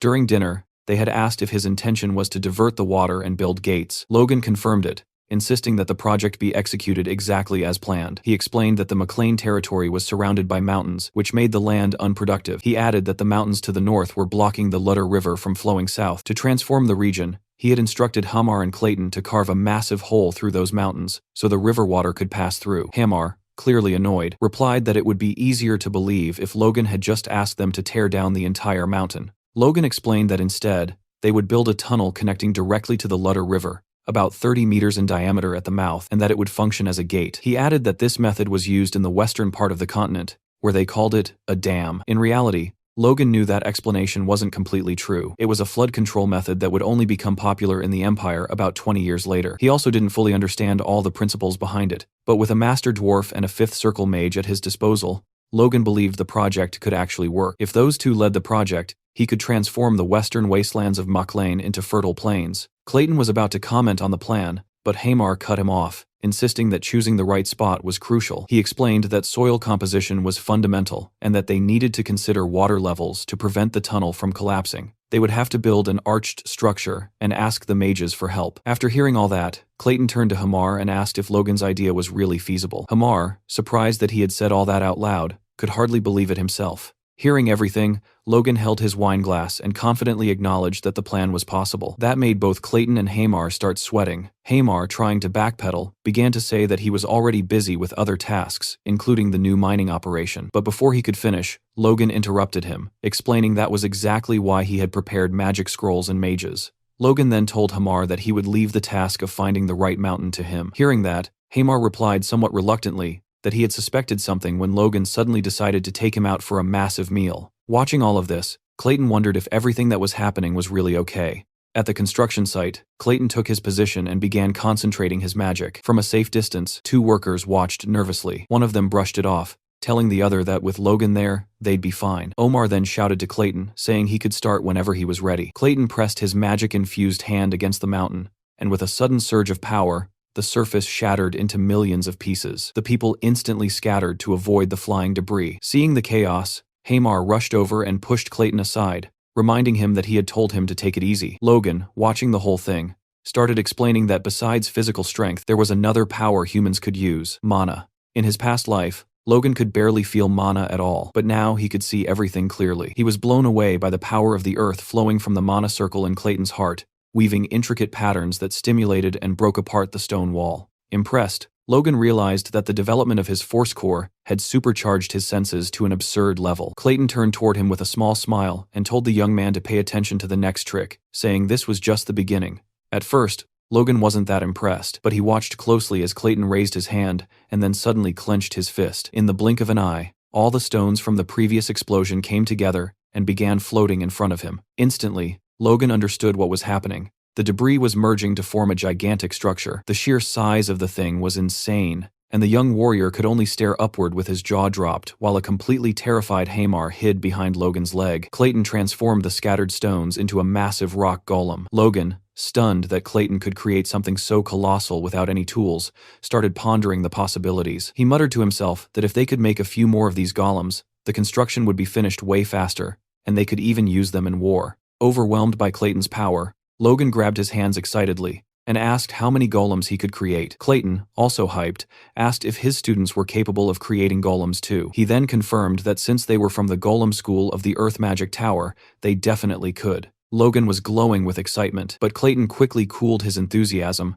by pointing out a major limitation. He explained that the magic formula needed to create a golem's core could only be executed by Fifth Circle mages. His students, even though they were skilled, weren't strong enough and would need mana stones. Even then, the golems his students created would be much smaller and weaker than the one Clayton had just summoned. Hearing that, Logan's expression shifted hard. He explained that mana stones were a mineral as rare as calcium or mithril, making them a rare ore that couldn't be produced artificially, and since they were used for magical assistance, they were insanely expensive. That made Logan think mana stones really weren't worth it for this job. But then another thought hit him. Was he really thinking about cost-effectiveness when it came to war? After all, what if he could win by investing just a little money? He asked Clayton if his golem would also get stronger with mana stones. Clayton confirmed, explaining that its strength and speed would increase, and it would last much longer. However, since he was a Fifth Circle mage, he would need the highest quality mana stone. Even so, for a Second Circle mage, a low-quality mana stone would be enough, would last about 24 hours, and would still be much stronger than an adult man. Hearing this, Logan thought a low-quality mana stone must cost about the same as a gold piece. Their cost-effectiveness didn't justify the expense for this project, but for a short war like the last one, they could produce way bigger results. Dwayne arrived at the construction site, and the moment he saw the giant golem punching into the mountain, he completely freaked out. Logan tried to calm him down, explaining that the golem was digging a tunnel as part of the plan, but fear took over, and he couldn't even hear him. Without listening to Logan, he panicked and ran off, shouting that he needed to warn the patriarch. Logan turned to Hamar, telling him to take the workers and start building the water channel. He said there was no need to leave anyone to work on the tunnel, since the golem could handle it alone. Hamar nodded and started giving orders to the workers. Meanwhile, Logan reflected on how he now had 3 construction projects running at the same time, feeling both excited and locked in. First, the tunnel for the dam. Second, the water channel. And third, the mine, for which he already had the drilling results. Because of that, he had sent workers there before anywhere else. The young man thought that ever since returning from the capital, he'd been so busy with the dam that he hadn't been able to keep an eye on the mine. For that reason, he decided he was going to visit it tomorrow. The next day, Logan saw people constantly going in and out of the mine, with Hamar stuck in the middle of everything, looking especially irritated. Logan walked up to him and casually commented that they hadn't seen each other in a while. Hamar snapped back, asking what the hell he was talking about, accusing him of making him run from one end to the other non-stop. In a burst of rage, he yelled that he couldn't keep up this pace anymore, and said it would be better if Logan just killed him already. He complained that he couldn't even take a proper break, and demanded to know why he had to shoulder all this burden alone. Throughout the entire outburst, Logan stayed completely silent. Meanwhile, one of the other workers noticed how frustrated Hamar was, and told the others they needed to step in. Logan gently put a hand on his shoulder, trying to comfort him. He acknowledged how hard Hamar had been working, and told him that from now on, he would let him manage and administer everything by himself. Hamar's expression shifted to pure disbelief, as he asked if Logan was serious, wondering if he really planned to dump all the tasks on him. Logan felt a small sting of sadness when he realized Hamar had seen right through his intention. With a half-playful gesture, Logan stuck out his pinky finger, and promised that, as soon as all the construction was finished, Hamar could rest as much as he wanted. Overwhelmed, Hamar tried to push the young man's hand away, but Logan held onto his finger firmly, almost making the poor dwarf cry out in pain as he threatened to break it. Hamar, still sitting on the ground and annoyed, watched Logan turn his back and casually comb his hair, saying he was just trying to be funny. Then Logan looked toward the mine, thinking it would be exploited much faster than last time. Even though he wasn't completely sure about the dam yet, he hoped it would work out. It was the only way his plans could succeed. Logan then activated a communication channel to speak with Philip. His buddy told him that the construction materials would be delivered without any issues, and also mentioned that he had closed a deal for the wood, which would bring in an extra 100,000 gold per month. That news instantly lit up Logan's face. Philip didn't hide his excitement either, and told Logan that once they finished building the mine and clearing the land, the territory would be totally transformed, and that he'd love to see it in person one day. Logan stared at the orb for a moment, thoughtful, before replying that Philip should visit next year. Curious, Philip asked why, then quickly added that he probably wouldn't get an answer anyway. So he switched topics and revealed that rumors were spreading in the capital about a problem with the royal family. Philip asked what that problem could be, and Logan replied that he had heard about it at the Sword Duke's house, but didn't know the details, only that it seemed serious. He advised Philip to try to dig up more information. Inside his head, Logan drifted into memories from his past life, remembering that the following winter, the king would suddenly die, which would trigger a civil war. Still, he knew the information he had might not be perfectly accurate. If the king's death really was sudden, things would follow the same pattern as before. Otherwise, the timing could shift. Logan understood he couldn't start preparing seriously until he confirmed what was really happening. His main priority was getting the McLean family ready. So Logan instructed Philip to allocate the remaining budget into an emergency fund, and to buy as many weapons and armor as possible, specifically enough to equip 500 men. Hearing that, Philip started sweating, saying this wasn't going to be easy at all. He questioned why Logan needed so much equipment when the McLeans only had around 100 knights. Logan explained that the gear wasn't for the knights, but for the soldiers. That answer made Philip furious. He asked if Logan had completely lost his mind, arguing that no one fully armed their soldiers, because it was a total waste of money. But Logan refused to listen to the complaints. In his thoughts, he reasoned that even if his actions looked strange, they were driven by necessity. The last war had caused a lot of deaths, which hurt production badly. To avoid that happening again, he needed to minimize enlistment as much as possible, while at the same time boosting the strength of both his knights and his soldiers. Arming the soldiers was a key part of that strategy. Logan then asked Philip if his judgment had ever failed before. Reluctantly, Philip admitted that it hadn't. Logan smirked, and told him that in that case, they should move forward exactly as planned. Philip said he understood, and that he'd discreetly try to find out more about the rumors. With that, Logan said the next step was securing funds through the mine, stabilizing the food supply with the dam, and upgrading the soldiers' weaponry. The basic preparations for a massive leap forward were coming together smoothly. Sometime later, a massive pile of papers sat on Logan's desk, completely overwhelming him. Dwayne stood beside him, pointing at specific documents and directing his attention, telling him to read this one, sign the other, and keep going like that, before adding that he'd bring the next batch soon. While Logan was reading one of the papers, Dwayne pointed out that he had once again signed a document without properly checking it, questioning whether he planned to keep being this careless. It was clear that Logan really needed to get a grip on handling the territory's affairs. Right then, the door burst open. Kaisalan rushed in, looking sick with worry, and said that Hamar was trapped in a mine that had just collapsed. The news sent a chill straight down Logan's spine. He jumped out of his chair and demanded to know what had happened. Kaisalan explained that one of the tunnels had given way, and that more than 50 meters of it had caved in. There was no way to tell where Hamar was. Worried, Logan immediately asked if they had found Hamar yet. Dwayne cut in, asking since when their territory even had a mine. But Logan completely ignored him. Hearing that the collapse spanned over 50 meters, the young man bolted out of the room, shouting that they couldn't waste any time and had to head straight to the mine. Dwayne was left behind, totally clueless, yelling about where this whole mine story even came from. Logan arrived at the mine on horseback and immediately asked the workers which tunnel had collapsed. One of them pointed to the middle tunnel, explaining it was the deepest and darkest one. But Logan didn't listen for a second and rushed straight in. Inside, he used his aura to see in the darkness, and what he saw seriously disturbed him. Huge boulders were blocking the passage, and a few people were desperately trying to move them. The ancient form that oversaw the mine noticed Logan's presence. Logan ordered the workers to step back. He touched one of the stones and filled it with mana. He could feel the presence of 10 trapped people, one of them carrying the same energy as Hamar. He told the foreman that they had escaped the worst of it, but there were still many victims. The foreman, completely confused, asked how he could possibly know that.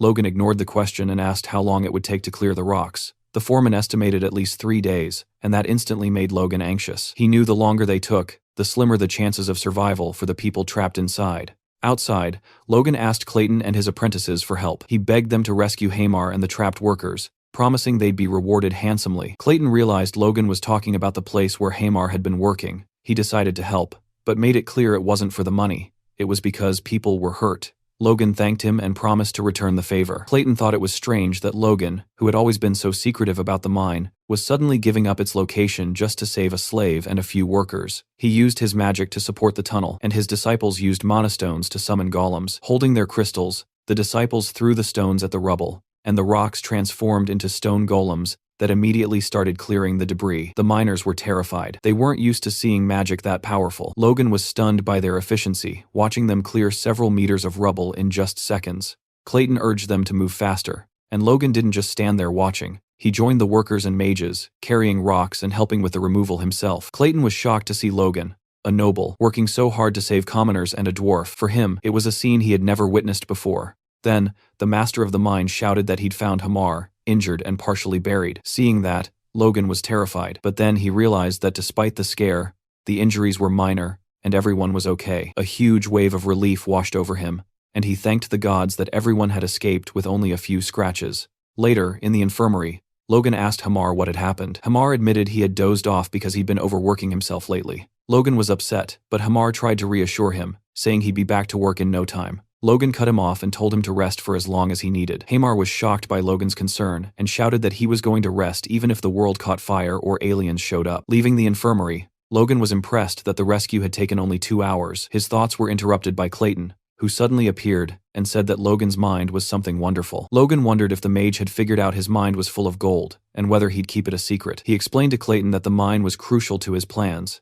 and that he had no one else to replace Hamar. Besides, if he couldn't protect his people, he'd have no one left. Clayton was intrigued by his answer and asked if Logan wanted a magic tower in his territory. The young man was stunned. Clayton explained that it was time to get rid of the old tower master, and Logan's lands were perfect for a small magic tower. Logan was ecstatic and said it would be an honor. He asked if Clayton's apprentices would come and what the cost would be. Clayton replied that his disciples would definitely come and that he didn't need much money. He trusted Logan's character and abilities. Logan was completely amazed. Hamar, who had overheard the conversation, asked Clayton if he'd hit his head, but Logan just told his friend to get back to bed. A week later, Hamar reported to Logan, saying he was fully recovered and heading back to the mine to make up for lost time. Logan wished him good luck. As soon as Hamar left, Dwayne showed up looking absolutely terrifying. He demanded to know why Logan had kept the mine a secret and for how long he'd been developing it. Logan simply apologized and said he had forgotten. Frustrated, Dwayne asked how he could possibly forget something so important. Instead of answering properly, Logan broke into a huge grin and revealed the truth. It was a gold mine. Dwayne refused to believe it and told his young master to stop being a wise guy. There was no way people like them could have a gold mine, and he asked what Logan was even talking about.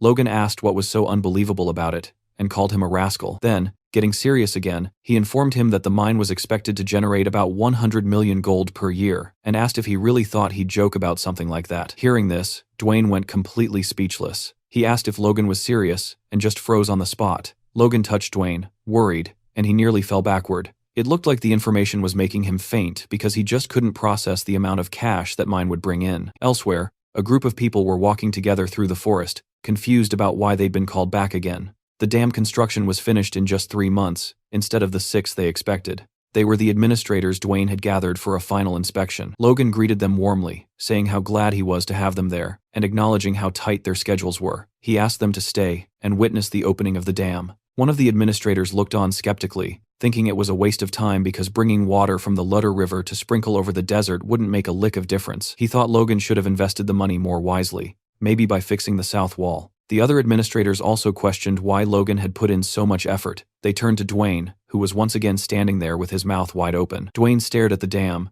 realizing it wasn't built just to water some wasteland. It was actually connected directly to the underground channels of the Ludder River. If they could supply water continuously through those channels, the vast wasteland could truly become fertile land. Logan looked around and saw that everyone was gathered, the workers, the mages, and the administrators. He turned to Clayton and gave the signal. Clayton, without a second's hesitation, got ready to start the process. Hamar grumbled, complaining that they had worked their butts off so the workers themselves could open and close the floodgates. But Logan explained that the first time had to be something huge. He wanted to show everyone on the Maclane property what they had built with their own hands. An image of the dam appeared, showing some golems positioned in front of the floodgates, ready to lift them. The administrators were speechless at first, but they got used to it pretty quickly. Then Clayton shouted loud enough for everyone to hear, giving the order for the golems to open the gates. They stretched their hands toward the gates and began to lift. Logan smiled, satisfied. But something weird happened. The golems were struggling to lift the gates. With a killer smile, Clayton looked at Hamar, muttering and asking what the hell he was doing. But Hamar looked just as confused since he had already given orders for the workers to open the gates. Seeing the situation, Logan started to sweat and had a flashback of a conversation with Clayton where he'd warned him that lifting the gates would be too much for the golems. Apparently, the golem's strength was mostly for show, and it would take about 100 workers turning the pulleys to open the gates. Thinking fast, Logan told Clayton to order the golems to knock down the gates. Hamar and Clayton were flabbergasted, and Clayton asked if he was serious. Logan just told him to do as he said since they could rebuild the gates later. After hesitating for a few seconds, Clayton did what Logan asked, and the golems started punching the gates. The construction crew couldn't believe what they were seeing since their hard work had just been finished. Suddenly, the gate gave way, and the water came rushing down with insane force, dragging the golems with it. Everyone was confused, but Logan just grinned from ear to ear, totally thrilled. The townspeople, who had worked so hard on the construction, couldn't hold back their tears at the sight of the water, finally understanding what it truly meant. In that moment, Logan thought this would solve their food problem during the Civil War. They could start planting next spring. Even Dwayne was happy and jumped on Logan's back, scaring the daylights out of him, saying how wrong he was about the dam and begging for forgiveness. Logan told him it was all good and started teasing him, asking why a big guy like him was crying so much. But not everyone was happy. Hamar was over in the corner crying and asking how long it would take to rebuild the gates. Clayton came over and said he'd help rebuild them one more time. Logan then said they didn't need the gate urgently, and that they could take a week off and finish the mine construction first. After that, he told Hamar that once this project was done too, they'd have a long vacation again. That lit up Hamar's eyes, and he asked if Logan was serious. Logan reassured him, but what Hamar didn't know was that they'd be busy again soon. Lots of farmers would want the fertile land, and they'd need to build a new village for people to live in. Logan turned to Hamar, about to praise him, but realized that wasn't the right way to do things. He called him over. Hamar turned, curious. Logan commented that construction must be tough, even for someone like him, since he'd never heard of dwarves being good at building. That drove Hamar crazy. He asked what Logan was trying to say, and explained that after making weapons, construction was the dwarves' specialty. Logan realized Hamar was right where he wanted him, and commented that it was great to hear that. Hamar replied that it sounded suspicious, that Logan could praise him all he wanted, but it wouldn't get him anything, and asked why he was suddenly so interested in construction. Logan played it off, saying it was just curiosity. But as soon as Hamar turned his back, Logan thought to himself that after his week of rest,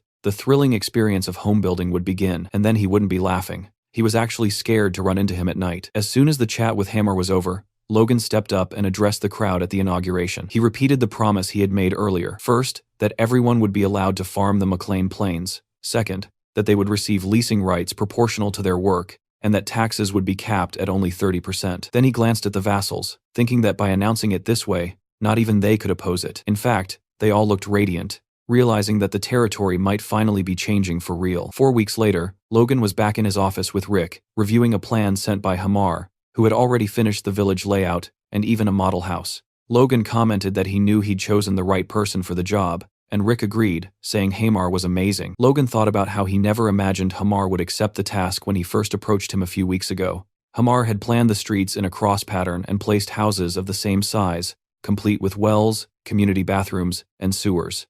Logan thought he had basically tried to replicate the city plan he'd seen in his past life. Suddenly, a strong smell hit Logan in the face. He turned to Rick and asked why he stank so bad. Rick said it was all Logan's fault, and asked why that drug was selling so insanely well, saying that if it weren't for that, he wouldn't be suffering like this. Just then, Dwayne burst into the room screaming Logan's name.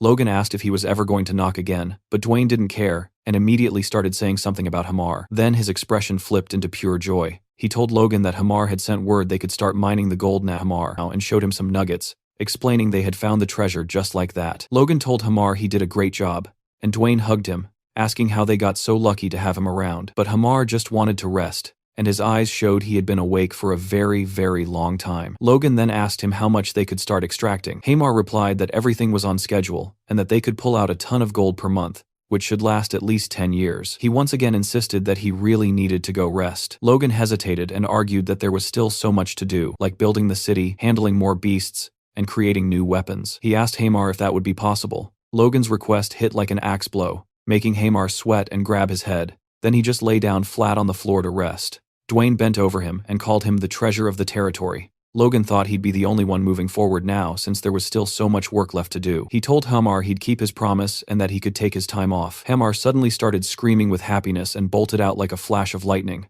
Logan wondered if he'd awakened some kind of power because the dwarf was way too fast. Behind him, Dwayne started crying with joy. Logan asked what happened, and Dwayne explained that the mine would bring in about 100 million gold a year. Dwayne told Logan to hell with the Kairos, and that their territory was saved because they wouldn't have to worry about anything anymore. Logan teased him, saying he was crying more than when the dam was finished. Then the young man looked calmly at Dwayne and dropped a crucial fact. He told him that the only one he should fear was him, and warned him to stay sharp because that mine was also his. Dwayne was instantly terrified. Logan explained that of course he'd pay 30% in taxes to the family, but that was it. Dwayne got up, completely bewildered, and knelt before Logan, saying he trusted his judgment. Logan then warned Dwayne that they had to keep the mine a secret, because if word got out, the Bifrost, Kalia, and the Margrave would cause trouble. Dwayne said he'd take care of it, which made Logan feel a bit uneasy. He thought his father was going to be a real handful since he had made a lot of changes before Patrick's return. A week later, Logan and his father were walking by the river, admiring how beautiful the place had become.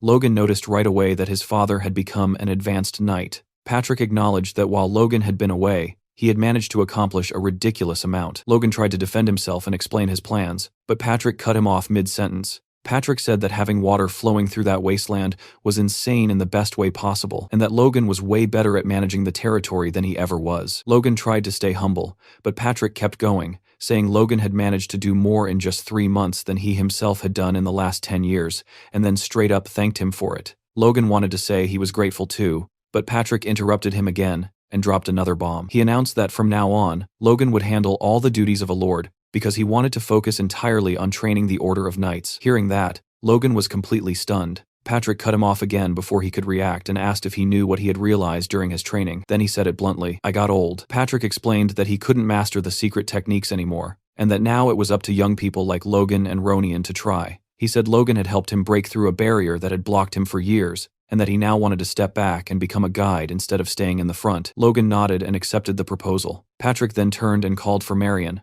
asking her to help Logan fulfill his role. Marion agreed without hesitation. Patrick gave Logan a small nudge, clearly encouraging him to talk to his mother. The young man walked up to Marion, who was standing there in a beautiful dress, holding a parasol. She started by saying that Logan's achievements were more than enough to prove his ability to be the successor. She called him young master, and said that now she only wished for Ronian's success. Logan tried to apologize, but she interrupted him, saying she was the one who should be sorry. She admitted her vision had been limited and said she hoped Logan would be generous. Marion continued, saying that Logan had been teaching Ronian how to fight and that he had never been happier. She asked him to continue looking after his brother. Logan didn't like where this conversation was heading at all, and suddenly shouted that parents shouldn't use respectful titles with their children. He told her to call him Mom instead. That made her stop, completely emotional. She turned and said goodbye, then walked toward Patrick. Patrick signaled to Logan, clearly approving of what his son had just done. Logan stood there and watched his parents walk away. Later on, Logan and Patrick were talking again. Logan explained that as soon as the city was fully ready, they would start clearing the brush to prepare the land for farming. Patrick looked a little concerned and asked whether the residents would really move that easily. Logan replied confidently that they would, because anyone who moved to the new city would get priority rights, and the new houses would be much better than what they currently had. He also informed Patrick that he had already asked Dwayne to start recruiting soldiers, and Patrick agreed, saying he would personally train those who showed potential to become knights. Patrick praised Logan's work, but then said there was still one problem. He turned around and stopped in front of the Knights of the Order, calling them lost causes. He asked since when they had two separate knight orders. Logan immediately recognized them as the knights who had deserted from Tesseron. They were acting like they were on opposing sides. Patrick commented that while he and Logan had been killing themselves training, the knights were busy fighting like children, and he admitted that it was his fault for being negligent. The knights shouted back, saying that wasn't true, and demanded that Captain Hinckley take them away. Hinckley turned his head toward Patrick and asked cheerfully whether he had become an advanced level knight. Patrick answered that he was going to straighten them out. Then, releasing an overwhelming amount of aura, he shattered a wooden sword and shouted for them to feel it and learn the art of the sword firsthand. Meanwhile, in the office, Dwayne was signing documents, happier than he had been in a long time now that he didn't have to constantly worry about the budget. Two vassals were talking about how Logan was monopolizing the funds, but Dwayne cut them off, asking if the extra money had blinded them and where they thought it even came from, telling them to just obey orders. As he read another document, he suddenly started sweating. A few minutes later, he rushed into Logan's office and asked what he planned to do with 10 million gold. Logan calmly replied that he was going to buy 100 kilograms of mithril. Dwayne's jaw dropped, and Logan shoved him against the wall and told him to sign the papers. Dwayne protested, saying he couldn't, because mithril was 1,000 times more expensive than gold. The scene shifts to a conversation between Logan and Philip. Logan explained that he wanted to buy mithril for the knight's war gear, but Philip immediately said it was impossible. Logan was stunned. Philip explained that mithril wasn't something you could buy just because you had money, but something you needed power and influence to obtain. That explanation gave Logan an idea. Inside a castle, a messenger was disturbed by a message coming from McLean. Duke Felix, who was busy, arrived 30 minutes later to check it. Felix greeted Logan warmly and said he had missed hearing from him. Logan replied that he would never dare to send a personal message. Felix smiled and revealed that his wife was pregnant, and that it was all thanks to Logan. Logan congratulated him, and Felix thanked him in return. Felix added that when the baby was born, he wanted Logan to come back to the capital because his wife wanted to thank him personally, and he also promised to teach Logan his next technique. Logan thanked him sincerely. Felix then asked for the real reason behind the contact. Logan didn't beat around the bush and asked whether he could obtain the 100 kilograms of mithril he needed.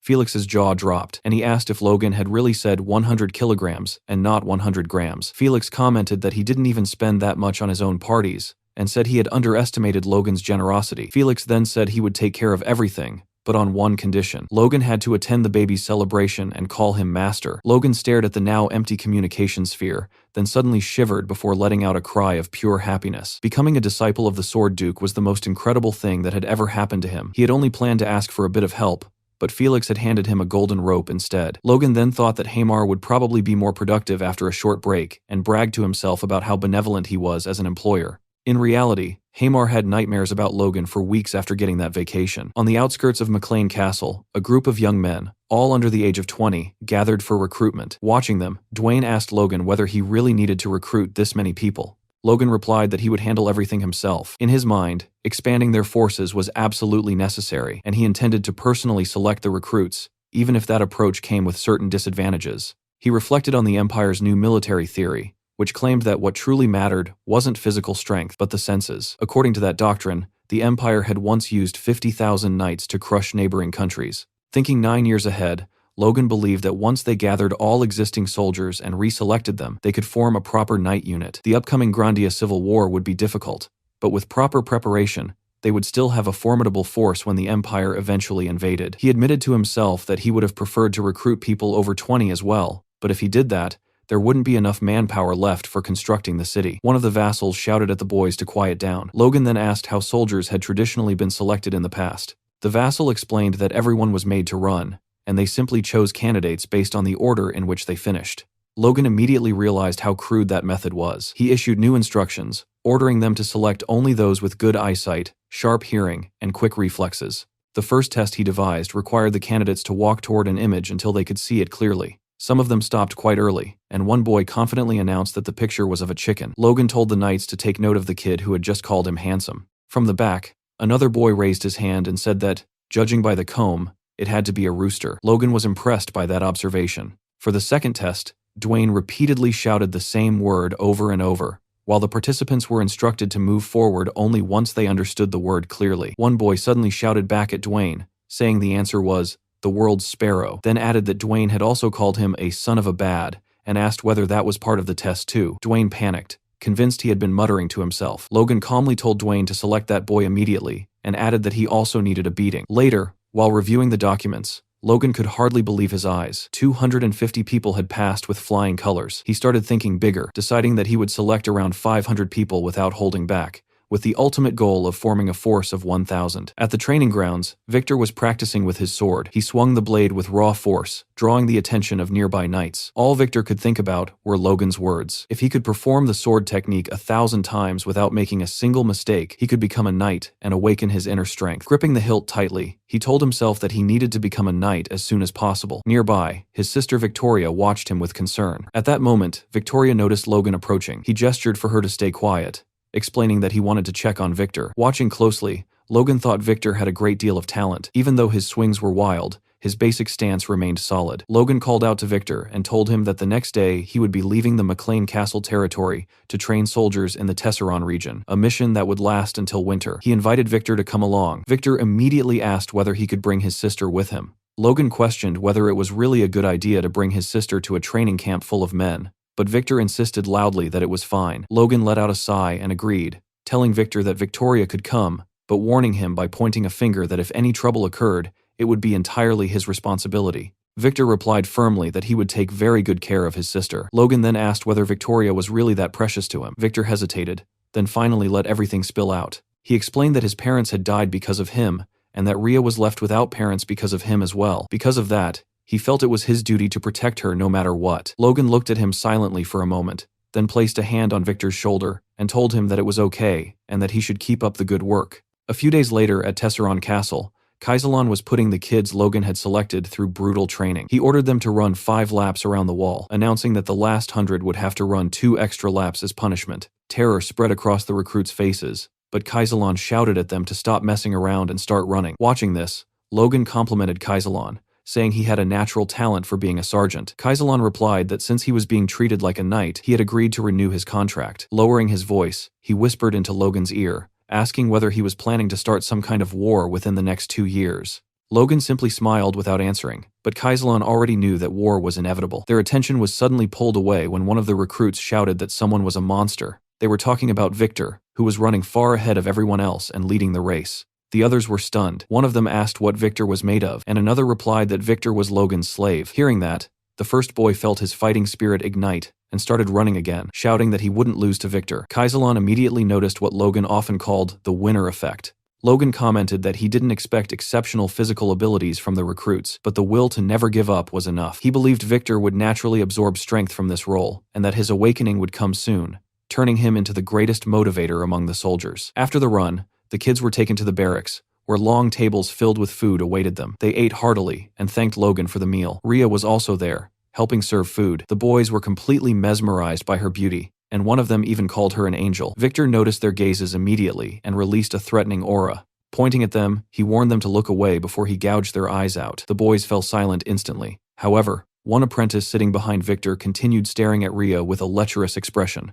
Later that night, Victor burst out of the barracks with a piece of bread still in his hand. He had asked an older woman where Rhea had gone, and she told him that Rhea had taken the back door to throw out the trash. Anxiety flooded Victor's mind. Rhea shouldn't have been alone at night. Hearing strange noises from a nearby alley, he rushed toward the sound. What he saw froze him in place. The apprentice with the lecherous stare was trying to take advantage of Rhea. Tears streamed down her face. The rookie tried to stammer an excuse, but Victor was already moving. He drove a powerful knee into the man's face, shattering his nose and slamming him to the ground. Standing protectively in front of Rhea, Victor prepared to strike again. The apprentice spat blood and called Victor a bastard, demanding to know how a mere slave dared to touch him. Victor answered with another brutal blow, nearly knocking him unconscious. Rhea frozen in place, as Victor grabbed the man by the hair and began beating him relentlessly, snarling for him to die. Around the corner, another apprentice witnessed the scene and ran to get help. Victor saw nothing but red. Each punch brought back memories of the night he and Rhea lost their parents. Suddenly, a voice shouted from behind, snapping him out of his rage. Victor turned and saw Logan standing there. Logan ordered him to get a grip and look around. A maid quickly arrived and gently led Rhea away. Kaisalon struggled to process the chaos unfolding before him. Logan calmly pointed at the lifeless body on the ground and told Kaisalon to handle it. Victor lowered his head, waiting for punishment, and apologized. Logan asked whether he regretted his actions. Victor answered that he didn't, but he apologized for killing one of Logan's soldiers without permission. Logan acknowledged that Victor wasn't entirely wrong, but pointed out that what he truly should regret was bringing his sister to the camp. He explained that Victor's stubbornness had nearly gotten Rhea hurt. Logan told him that it was better to leave loved ones in safe places rather than dragging them into danger. He admitted that he had allowed Victor to bring Rhea so that Victor could learn the consequences of his choices. Logan asked whether he understood the lesson, and Victor nodded silently. Logan then told Victor that while killing was a crime, Rhea had been a victim, and Victor had done well to protect her. However, he warned him that next time he must ask for permission before taking such drastic action. Logan didn't want future nights delayed because of some filthy pervert. Inside the castle, Logan and Kaisalon spoke at length. Kaisalon questioned whether Logan should really be deciding such matters on his own. Logan replied that Victor was his property, and that he had simply used him to rid the world of a disgusting criminal. He rephrased it by saying he had used his property to eliminate a criminal, and asked Kaisalon what he thought of that version of the story. Kaisalon asked whether Victor had killed the recruit under Logan's orders. Logan nodded and laid out his plan. The apprentice's crimes would be exposed, and his corpse would be hung from the castle gates as a warning. Logan instructed Kaisalon to inform the soldiers. Changing the subject, Kaisalon noticed Logan marking something on a map and asked what he was doing. Logan replied that it was a surprise. The markings highlighted areas where monsters had recently been spotted. News of Victor's actions spread quickly. When people learned what the dead recruit had intended to do to Rhea, shock turned into rage. Many wanted to dig up the body and kill him again. Logan listened to the conversations and thought that the situation had resolved itself quite nicely. 3 months later, snow covered the trees, signaling the arrival of winter. Logan and Kaisalon stood together, observing the frozen landscape. Logan remarked that the new year was approaching, and Kaisalon reflected on how quickly time had passed. Out of the original 1,000 apprentices, only 987 remained after 90 days of training, with 1 death and 12 dropouts. Kaisalon was satisfied, noting that no one else had quit. Logan concluded that basic training was finally complete. He mentioned that he had already ordered Hamar to produce 400 more crossbows. Logan then asked whether the apprentices were ready for combat training. Patrick confirmed they were and suggested the forest at the base of the mountain range as the perfect location. He said it was time to advance their training, as the knights needed real combat experience. Logan asked whether they had mastered the iron bloodsword technique. Patrick replied that true mastery could only be achieved through battle. Logan's smile widened, carrying a distinctly psychotic edge, and he agreed. Seeing the terrifying expressions shared by father and son, Kaisalon turned pale as a bead of sweat slid down his face. In that moment, he finally understood where Logan had inherited his intense, slightly unhinged nature from. A few days later, deep within the Southern Man mountain range, Patrick stood fully armored, his presence commanding absolute focus. He ordered the knights to draw their swords and regulate their breathing. As they steadied themselves, they focused their aura, and at Patrick's signal, they struck the massive trees before them. The impact was overwhelming. Even the knights themselves were stunned by the sheer power they had unleashed. Standing beside his father, Logan watched with quiet satisfaction, while Patrick remained calm and composed, as if this result was expected. The apprentices, however, were completely fired up. They whispered excitedly among themselves, wondering if they would ever reach such a level. Logan quickly shouted at them to stay alert, reminding everyone that this wasn't an ordinary forest, but a monster-infested one. Almost on cue, goblins began crawling out from the shadows. The knights didn't hesitate for even a second. They charged forward, cutting through the goblins with ruthless precision, striking like a raging storm. Completely overwhelmed, the goblins panicked and tried to flee. Logan had already anticipated that. He immediately ordered the troops to prepare their crossbows. At his command, a rain of bolts fell across the battlefield, wiping out any goblin that attempted to escape. The cavalry laughed loudly, mocking the fear they once had of such creatures. That confidence didn't last long. A massive, terrifying paw slammed into view, instantly killing the laughter. The knights tensed as a pack of wolves charged forward, but these weren't ordinary beasts. They were horned wolves. The knights quickly formed a defensive line. In the blink of an eye, one of the wolves clamped its jaws around a knight's sword, shocking everyone. The situation became tense immediately. Kaisalon reacted fast, ordering the cavalry to fire their crossbows again. Arrows tore through the air and struck the wolves, drawing out agonizing screams. But the bolts shattered on impact, completely ineffective. One soldier trembled as he shouted that the arrows weren't working. Logan yelled for everyone to hold formation. The order was clear.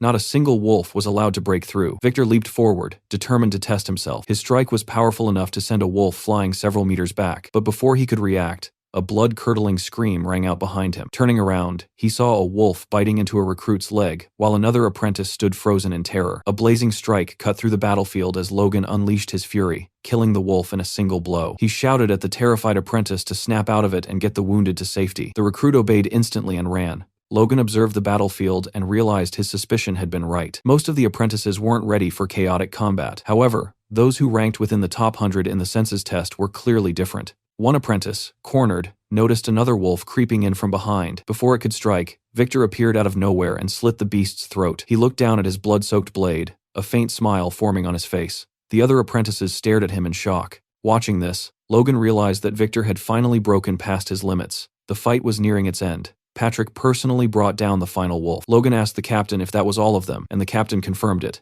Patrick remarked that it had already been a month and a half since combat training began, yet clearing all these locations had taken far longer than expected. The captain agreed, explaining that discovering 3 cities infested with thousands of monsters was no small matter. If those monsters had invaded the castle all at once, the damage would have been catastrophic. He silently thanked fate that they had discovered the threats in time. Logan continued coordinating the knights and soldiers, urging them to endure just a little longer. He ordered them to finish cutting down a massive tree trunk and transport it to the construction site. The knights complained, grumbling about fighting monsters and chopping trees non-stop without a single break. Logan ignored them completely and commented on how ridiculous it was that such valuable trees had been left untouched just because monsters lived nearby. With his usual killer smile, he thought the situation was perfect. He was training soldiers and gathering construction materials at the same time. Patrick observed everything quietly and thought that Logan seemed more interested in harvesting wood than in the training itself. Logan, meanwhile, wondered if awakening true strength required something beyond technique, perhaps a sixth sense or a raw survival instinct. If everything went according to plan during the Grandia Civil War, they could rapidly reinforce their forces before the inevitable conflict with the Empire. Hamar noticed the strange smile on Logan's face and asked what was so amusing. Logan ignored the question and shifted the topic, saying that once they gathered enough wood, construction of McLean Town could finally move forward. He asked Hamar if he could complete the project on time. Hamar nodded confidently, explaining that with the mage's support and the workers' motivation, it was entirely doable. Logan wondered if Hamar had always been this dependable, and quietly credited it to the vacation he had forced on him. Just as Hamar's confidence peaked, Logan casually reminded him of another task, the magic tower. At that moment, Clayton cast a spell, raising a massive wall of earth from the ground. The workers stared in stunned silence. Logan snapped them out of it, telling them to stop gawking and start collecting the soil as planned. He then approached Clayton and thanked him for honoring his requests. Clayton waved it off, saying that with an annual support fund of 10 million gold, it hardly mattered whether the place was just a small town. If things went smoothly, the city would eventually become the center of the entire region. Logan cut him off, stating that his only goal was to create a peaceful place where people could live comfortably. Clayton was taken aback and loudly declared that McLean was truly a territory for the people, dramatically announcing that Logan had his vote. Later, in the silence of the forest night, Logan stood alone, holding his sword in an unfamiliar stance. Suddenly, energy exploded outward as he lunged forward. A radiant beam of light burst from the blade, slicing through the darkness. The beam detonated violently, and when the light faded, it was clear that the massive rock ahead had been shattered completely. Logan examined the result and noticed the beam had pierced the rock and continued through the trees behind it. He realized that what he had just used was the second form of the divine sword secrets, and it wasn't enough. He needed to grow stronger. 2 months later, the construction of the village was finally complete. Families began moving in, and with the arrival of early summer, the new settlement felt alive and vibrant. Inside the office, Logan and Dwayne discussed the city's progress. Dwayne reported that the recovery of the area was going well, though there was still a noticeable labor shortage. Logan reassured him calmly, explaining that refugees were arriving constantly and instructing Dwayne to accept every newcomer without exception. Dwayne then asked about Hamar and was told that he was still on vacation. Logan briefly wondered if he might have given him too much time off. Dwayne then brought up a rumor that Hamar had received a large quantity of mithril before leaving. Logan confirmed it and explained that he had given the mithril to Hamar so he could forge new weapons for the knights. Dwayne raised an eyebrow, commenting that it didn't sound much like a vacation. Logan replied that working with rare metals was a dwarf's dream, and that Hamar was probably enjoying himself more than ever. Far away, Viscount Max Pareda was seething with rage, slamming his fist against a table. The McLeans had reclaimed the wasteland, and he scoffed, declaring that such land could never be cultivated. One of his vassals explained that rumors were spreading about the source of McLean's wealth. Some claimed Logan had made a fortune through business, while others insisted he had discovered a gold mine. The Viscount ignored the gossip and asked about the harvest from the reclaimed land. The vassal estimated that production would be at least double their own. Hearing this only fueled the Viscount's fury. He realized they couldn't afford to stand by and asked if there was any excuse they could use to invade. The vassal suggested exploiting the people who had fled to McLean, using them as a pretext to infiltrate the territory and claim the reclaimed land as compensation. The Viscount immediately identified the flaw in the plan. Acting alone would be too risky. He devised a solution. He would contact the Viscounty of Sylvan, reasoning that their people must have fled as well. Together, they would be strong enough to overpower the McLeans. Back in Logan's office, the atmosphere was heavy. Patrick, Logan, Dwayne, and Hinckley were discussing training and military expansion. Logan informed them that he had selected around 300 talented recruits. Patrick questioned whether Logan truly believed they were worthy of becoming knights. Logan nodded. Dwayne commented that the number seemed excessive. Captain Hinckley called it absurd, arguing that even with 10 years of intense training, only 1 in 100 people awakened their strength. Logan remained unfazed and stated that the training system would remain unchanged. Dwayne shouted that Logan was throwing money away, but Logan replied that neighboring territories would provoke them sooner or later anyway. Patrick asked him to explain. Logan clarified that with McLean City flourishing and fertile land reclaimed, there was no way the vice counties of Sylvan and Peretta would remain quiet. Hinckley interrupted, insisting they had no legitimate excuse to attack. Dwayne shouted over him, cutting him off, and argued that the real issue was the influx of refugees. Logan asked his father to consider how many refugees had arrived,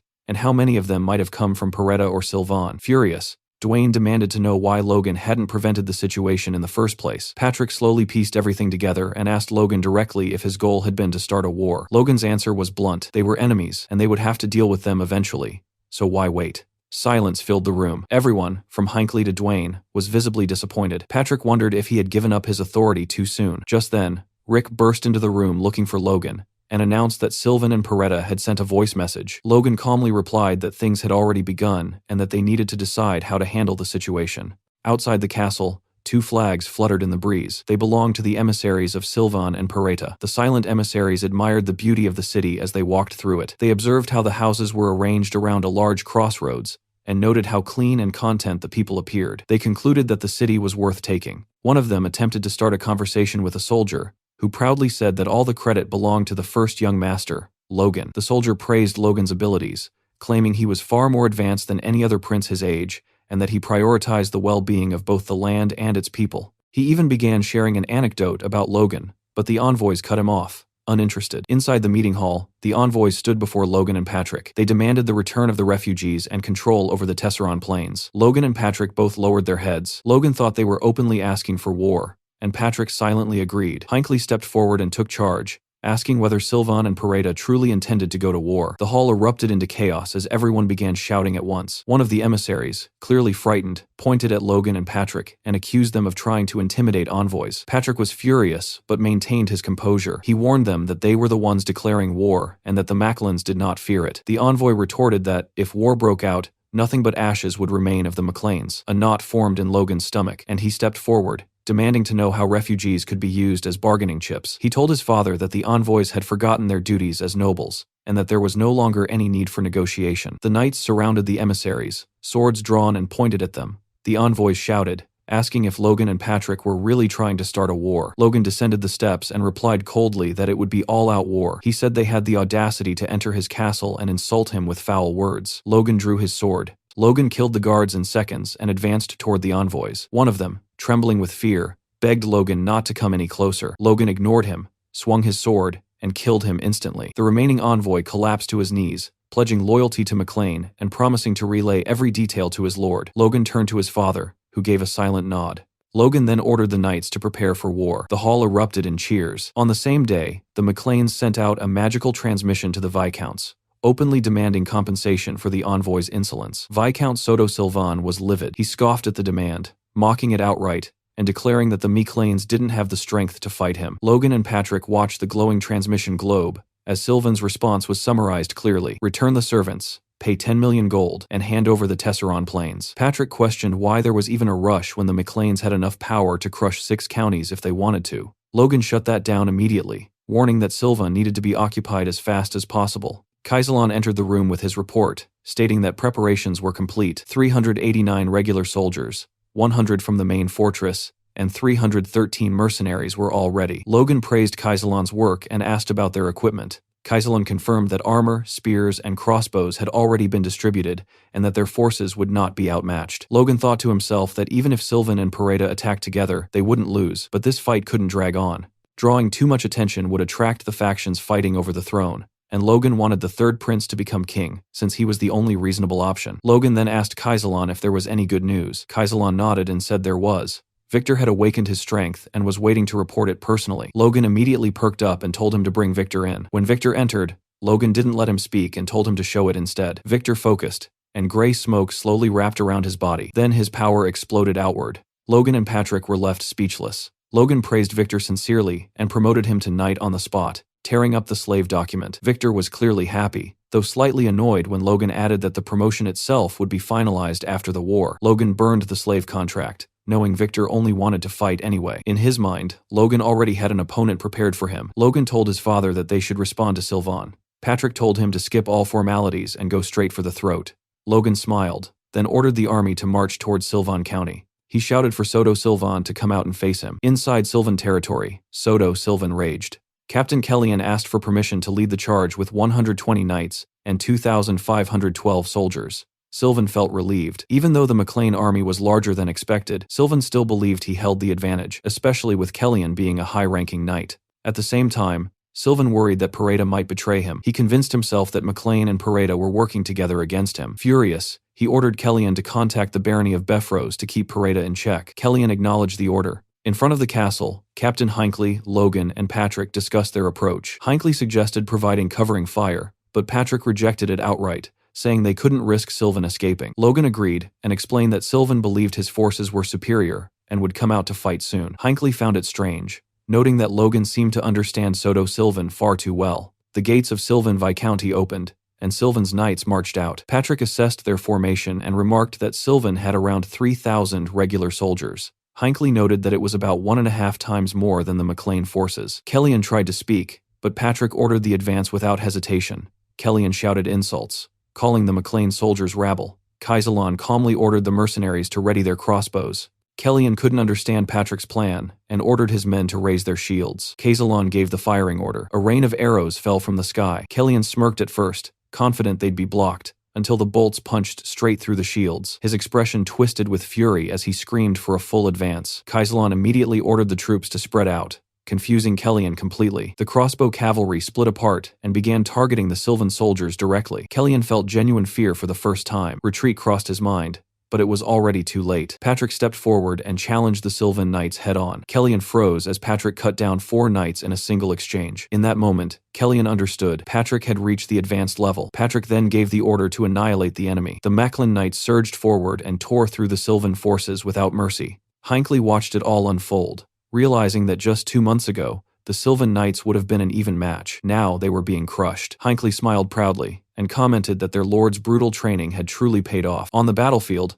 Hinckley was locked in a brutal duel against 2 knights at the same time. They clearly hadn't expected his strength, and within moments, both of them were disarmed. The knights finally understood what they were dealing with. Hinckley was a high-ranking knight, someone who had mastered the iron blood sword. Nearby, Logan charged straight toward Kellyan, who instantly realized he was in serious trouble. Their swords clashed. Kellyan retreated with every exchange, irritation building as he called Logan a blockhead. When Kellyan suddenly attacked with full force, Logan dodged at the last moment, the blade slicing only his ear. Logan actually applauded the move, admitting he hadn't expected all of Kellyan's swords to be real. Kellyan summoned another blade, but Logan didn't even flinch. Kellyan began to notice something terrifying. The closer he got, the more his swords failed him. Logan pushed him further, mocking him, calling him weak. The insult worked. Kellyan snapped and prepared to strike again. Logan closed his eyes, and something inside him shifted. His core evolved, becoming a 2-star core. He avoided Kellyan's attack effortlessly and reappeared behind him. From that moment, the fight completely tilted in Logan's favor. He landed a devastating blow, badly wounding Kellyan. The realization hit hard. Logan had become a high-ranking knight. Logan raised his sword and gathered his aura, preparing to end it. He bent his knees, poured raw power into his body, and leaped high into the air, choosing to finish the battle in the most overwhelming way possible. His aura surged as he unleashed his secret technique, the the divine ripple. A massive wave of aura crashed forward. Kallian tried to block, but it was pointless. The attack crushed him. The Sylvan troops immediately understood. The battle was over. Logan landed, standing tall, and shouted that the enemy leader had fallen. Moments later, Patrick announced the capture of Soto Sylvan and ordered all remaining forces to surrender. Logan smiled to himself as the outcome settled. After the war, Sylvan County had lost 42 knights and 1,223 soldiers. The McLeans, in contrast, had lost only 5 knights and not a single soldier. Elsewhere, a man was informed by his vassal that Sylvan had fallen to the MacLanes, and he concluded that it was finally time to act. Back in Sylvan County, Soto Sylvan knelt before Patrick, who gave him one final chance. He could apologize, take only the bare minimum of his belongings, and leave the land with his family. Soto Sylvan looked up and declared that the takeover would never be tolerated by the royal family. From behind him, Logan immediately knew that was the worst thing he could have said. The fall of the McLeans in the past had been blamed on poor management, but the one who had truly caused rebellion to profit from the chaos was Befros. Logan remembered that royal intervention had once prevented Befros from forcing them into servitude, but even hearing that name darkened Patrick's expression. Patrick asked Sylvan calmly if he wanted to die. Soto tried to speak, but Logan stepped forward and cut his throat without hesitation, leaving him to bleed out. Logan told Patrick that this was respect, an honorable death instead of humiliation. Patrick nodded and said Logan had done well. Logan, however, knew the truth. He could only hope that other nobles wouldn't use this incident as a reason to strike, especially Befros, an enemy they still couldn't afford to face. A few weeks passed, and inside Sylvan Castle, Logan and his father Patrick were talking quietly. Logan mentioned that even though they had stayed on high alert, Peretta still hadn't shown any signs of attacking. Patrick asked calmly if there was any real reason for her to make a move. Instead of answering directly, Logan raised another possibility. What if Peretta attacked Tesseron Castle instead? Patrick brushed it off, telling him to relax since Clayton was stationed there. Logan agreed that brute force alone wasn't what had allowed them to defeat Viscount Sylvan. The truth was that Sylvan had underestimated them, while the Macklins had gone all in, using every resource they had. On top of that, they had their hidden trump card, Clayton himself, along with his stone golems stationed inside Tesseron Castle. Even with all of that, Logan knew the current situation wasn't sustainable. Managing 3 castles simultaneously like this would eventually break them. They needed a better system. Logan proposed moving the administrative center of their territory to the cities instead of the castles, which would make managing all 3 locations far more efficient. 2 nearby vassals supported the idea, pointing out that the monster-infested forests had already been cleared, and leaving minimal forces behind in the mountains wouldn't be an issue. The knights could remain stationed in the cities, ready to march toward either Tesseron or Sylvan at a moment's notice. Patrick considered it carefully and agreed that it was a solid plan. Logan felt relieved, joking that now he wouldn't have to carry everything alone anymore. Patrick congratulated him and asked how many knights they had captured after the war. Logan replied that there were 75 prisoners, all held in cells, with 8 of them being intermediate knights. He then asked if Patrick would allow him to try persuading them to serve the McLeans. Logan reflected that a single battle had yielded more knights than years of carefully selecting young talents, but he also knew this success came from Sylvan's arrogance. If Sylvan had been more cautious, they would have suffered heavier losses and captured only a fraction of those knights. It wasn't something they could rely on happening again, and he reminded himself not to grow attached to this victory. Patrick, however, was visibly pleased. He said that with forces like these, even Peretta no longer seemed threatening. He praised Logan openly, saying that everything they had achieved was thanks to his son, his face glowing with pride. Logan felt his face heat up and fell silent, embarrassed by the praise. Patrick chuckled and told him to enjoy the moment, at least for that day. Their brief happiness didn't last. A vassal suddenly arrived with urgent news from Befros, leaving both Logan and Patrick stunned. The vassal began reading the letter aloud. Befros referred to himself as the Lord of the Southwest and expressed his dissatisfaction with the McLean family's constant annual wars. Patrick nearly exploded just hearing Befros claim such a title. The vassal continued. According to the letter, at Viscount Sylvan's request, both Peretta and the McLeans were to immediately cease hostilities. With every word, Patrick grew angrier, shouting that they were the ones who had been attacked, and now they were asking for intervention. Logan restrained himself and insisted they hear the letter to the end. Befros went on to admit that conflict in the region had persisted because he himself had failed in his duties as a lord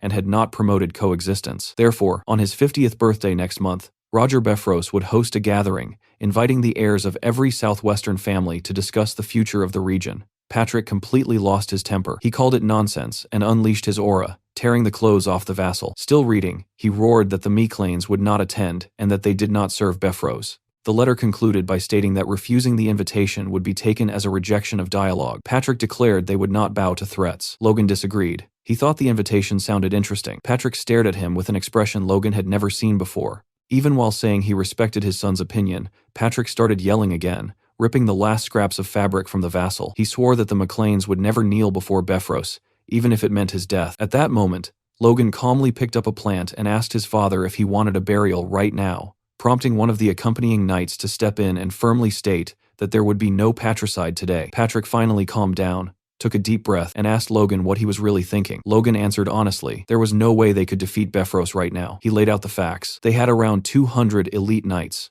over 500 high-ranking ones, and just over 300 standard knights. That force was only a fraction of Beffros's military power. While things looked good on the surface, the McLeans were walking on eggshells. They needed time. Time to integrate the Sylvan Knights. Time to force Pareda into submission. Time for Logan to master the third style of the Divine Sword secrets. And time for their forces to continue training. Patrick understood his reasoning, but warned that the Southwest was different. Unlike other regions, Beffros couldn't openly demand loyalty from neighboring lords. Logan corrected him, revealing that during his time in the capital, he had learned that Purslin and Rothman had already sworn loyalty to Beffros long ago. Patrick was left stunned by the revelation. Logan smiled quietly, satisfied that he had secured permission to attend. He reassured his father not to worry, saying he understood his own limits and that the trip would simply be a chance to see how their ancestral lands had changed. The next morning, back in McLean City, Logan was suddenly confronted by Hamar. Without any warning, Hamar asked if the rumor was true, if Logan was really being sold off to their enemies. Logan stared at him blankly, having no idea what nonsense he was talking about. The moment he understood what was going on, irritation flared hard. Logan didn't even argue. He punched Hamar straight in the face and told him to stop believing stupid rumors. Hamar shot back that most rumors about Logan usually turned out to be true, so it wasn't exactly his fault. Without another word, Hamar pulled something from behind his back, unwrapped it, and shoved it toward Logan, telling him to take it. Logan froze. In his hands was a sword forged entirely from pure mithril. For once, Logan had absolutely nothing to say. Later, on the Beffros estate, Plone Pareda, the heir of the Pareda family, arrived by carriage and immediately noticed something strange. A lone man in a cloak was walking calmly through the estate grounds. When Plone realized it was Logan McLean, shock hit him hard. Logan had occupied the Sylvan barony, and yet here he was, traveling alone. Plone assumed the McLeans must have suffered massive losses if Logan didn't even have guards with him. Annoyed, Plone stepped out of the carriage and demanded to know why he was being treated the same as some nobody. A guard tried to intervene, but Plone ignored him, introducing himself to Logan instead. He casually mentioned that he had heard stories about Logan, especially the part where he killed 6 knights in the blink of an eye. Plone noticed that Logan's sword was spotless. When they shook hands, Plone commented that Logan looked far younger than expected, and that the rumors must be exaggerated. Logan smirked and tightened his grip. He squeezed Plone's hand so hard it nearly shattered. In that instant, Plone understood just how wrong he had been. His hand trembled when they finally let go. Logan apologized calmly, saying he had misunderstood and thought it was some kind of strength contest. Holding back tears, Plone snapped, called him an idiot, and drew his sword, ready to teach Logan a lesson. A guard tried to warn him that personal duels were forbidden, but Logan tossed his cloak aside and told Plone he talked too much. Furious, Plone ordered his knights to attack. Logan centered himself, aura surging, and in the blink of an eye passed straight through the guards. When they realized what happened, Logan was already behind them, his sword resting lightly against Plone's neck. Plone felt no aura pressure at all, and realized the attack had come purely from the sword's raw power. One of the guards nervously asked where Logan had bought such a weapon. Logan replied curtly that it was rude to ask. Plone convinced himself that Logan was just lucky, someone who stumbled upon a good sword by chance. That illusion shattered when a man in full armor stepped through the gate. It was Sir Franz, the Moonlight Knight, a knight so powerful that Beffros would only send him for a serious reason. Sir Franz studied Logan carefully, asked if he was Logan MacLean, and openly expressed his surprise at seeing such a young intermediate knight. Plone and his knights were left speechless. Plone finally understood that Logan's strength wasn't just skill or luck. From the high-ranking level onward, power carried a unique presence that couldn't be hidden. Logan deliberately restrained himself, revealing only what was necessary to avoid drawing more attention. He placed a hand over his chest respectfully, and said he hoped to one day reach Sir Franz's level. Sir Franz advised him not to settle and to aim beyond that, to become a true superhuman. Sir Franz then escorted them inside, explaining that the heirs of Pursalon and Ruffman had already arrived, and that everyone would wait until the banquet the following night. Plone tried mocking Logan again, pointing out that he had no party clothes and offering to lend him pajamas. Logan ignored him completely and asked a servant for his room. Internally, Logan thought Plone had no idea what position he was really in. Occupying the Pareda estate wouldn't be difficult at all. Looking up at the building, Logan remembered Plone's words. He decided he wouldn't remove his armor anyway. This was land his ancestors had lost, and letting his guard down wasn't an option. Later, Logan stood before Lord Beffros. Logan bowed respectfully, greeted him, and wished him a happy birthday. Many around them sneered, whispering that Logan was a country bumpkin with no manners. Befros welcomed Logan openly and said that since he had traveled so far, he assumed the McLeans would comply with his wishes. Logan replied calmly that if Befros desired peace, the McLeans would always be ready to march beside him. Befros praised his answer, calling him enlightened, and invited him to enjoy the celebration. Logan admitted inwardly that Befros was impressive. A fifth circle mage like him was as dangerous as an advanced knight on the battlefield. An announcement interrupted his thoughts. Befros was about to give a speech. He thanked everyone for attending his birthday and also expressed gratitude to the second prince for granting him the sun's tear. The room buzzed with shock at how close Befros was to the prince. Befros declared it was time for the Southwest to abandon outdated traditions and unite under the second prince's will. Logan recognized it immediately. This was a polished demand for submission. Befros ended by praising Logan as a brilliant young man, the hero who led the McLeans through 2 wars and became an intermediate knight at just 21. He extended his hand and said he didn't wish to force Logan, only to make an offer. Count Valterman, the second prince's grandfather, was searching for talented youths like Logan to take as disciples. Logan was stunned, but replied honestly that he already had a master. Befros asked if it was his father. Logan said no, explaining he had been trained by a great man and regretted having to refuse. Befros laughed lightly, remarking that youth moves quickly, and said that the Flaming Heart Sword himself would soon arrive to offer guidance. He would extend the same offer to every heir present, and Logan could even invite his own teacher. At that point, Logan stopped caring about the lesson itself and focused on the real issue. Befros was trying everything to bind the McLeans. Refusing again would be difficult, but Logan had already prepared for this. He thanked Befros and said he couldn't refuse such insistence. Befros smiled, saying this would be the first step toward uniting the Southwest. He revealed that Persilon and Ruffman had already agreed, and that he would personally gift them. Servants brought in a table holding 2 artifacts, a sword and a hammer. Logan immediately recognized their value, at least 12 million gold. Befros called Ramon Persilon and Eric Ruffman forward. When asked to swear loyalty, both knelt. Befros bestowed the sword of Lambton to Ramon and the hammer of Jackson to Eric, promising rich rewards to those who served him. Drunk, Plone Peretta staggered forward and loudly commented that Logan's sword looked better. He repeated it, openly insulting Befros. Logan realized Plone had just dug his own grave. Lux, Logan's sword, rivaled most artifacts in power. Logan had planned to use it as leverage if things went badly, but Plone had destroyed that option. Befros asked if Logan's sword was truly that special. Logan replied calmly that he was fortunate enough to receive a weapon forged by dwarves. Befros asked to inspect it, but Logan knew that once handed over, he would never get it back. He said that even if he was young, it was hard to part with his partner. Befros smiled and suggested an alternative. Instead of handing over the sword, Logan could demonstrate its worth in an exhibition match against Ramon. Logan smiled, acknowledging how unexpected things had become, but saw no reason to refuse. He drew Lux and calmly stated that he would comply. Inside the training room, Logan stood facing Ramon. Ramon insisted on attacking first, but Logan calmly refused, making it clear he didn't want anyone later claiming he had won with an unfair advantage. Ramon took that as arrogance and began circulating his aura. Around them, the women whispered in admiration, commenting on the elegance and beauty of Ramon's sword. Compared to Ramon's flashy weapon, Logan's sword crafted by Hamar looked almost plain, but its balance, sharpness, and durability were flawless. Ramon mocked him, questioning whether such a delicate-looking blade could survive against an artifact. Logan inwardly judged Ramon as even more foolish than Peretta. When Ramon finally lunged forward, Logan briefly scanned the audience and spotted Sir Fram. That was when he decided his approach. He couldn't show his real strength. He needed to make it messy. A stumble here, a shallow scratch there, a few exchanges that looked close, followed by a solid counter. Enough effort to look impressive, but not threatening. Then end it cleanly with confidence. Before anyone could react, Logan had already pinned the blade to Ramon's neck. Ramon panicked, shouting excuses, claiming he wasn't accustomed to the sword. Befros openly expressed his disappointment in Ramon's performance. Logan felt disappointed as well. Befros then apologized to Logan and offered compensation, promising to open his treasury and allow him to choose any artifact he wished. Logan immediately understood the motive. Befros was trying to bind him, confident that whatever Logan selected could later be reclaimed. Before the situation could settle, a servant rushed in with urgent news. The Sword Duke had made contact to deliver birthday wishes. Befros froze. Felix Esperanza praised Befros as one of the kingdom's pillars and apologized for not attending in person. Befros responded politely, but then Felix noticed Logan standing among the crowd and asked if it was really him. The room fell silent. Befros began to sweat. Logan stepped forward, realizing his gamble had paid off, and respectfully addressed Felix as his master. Shock rippled through the hall. Logan knew then that asking for Felix's backing had been the correct move. As a neutral superhuman, Felix's wishes couldn't be rejected. Felix gave Logan a knowing wink and mentioned he expected to see him again in the capital. Logan bowed in gratitude.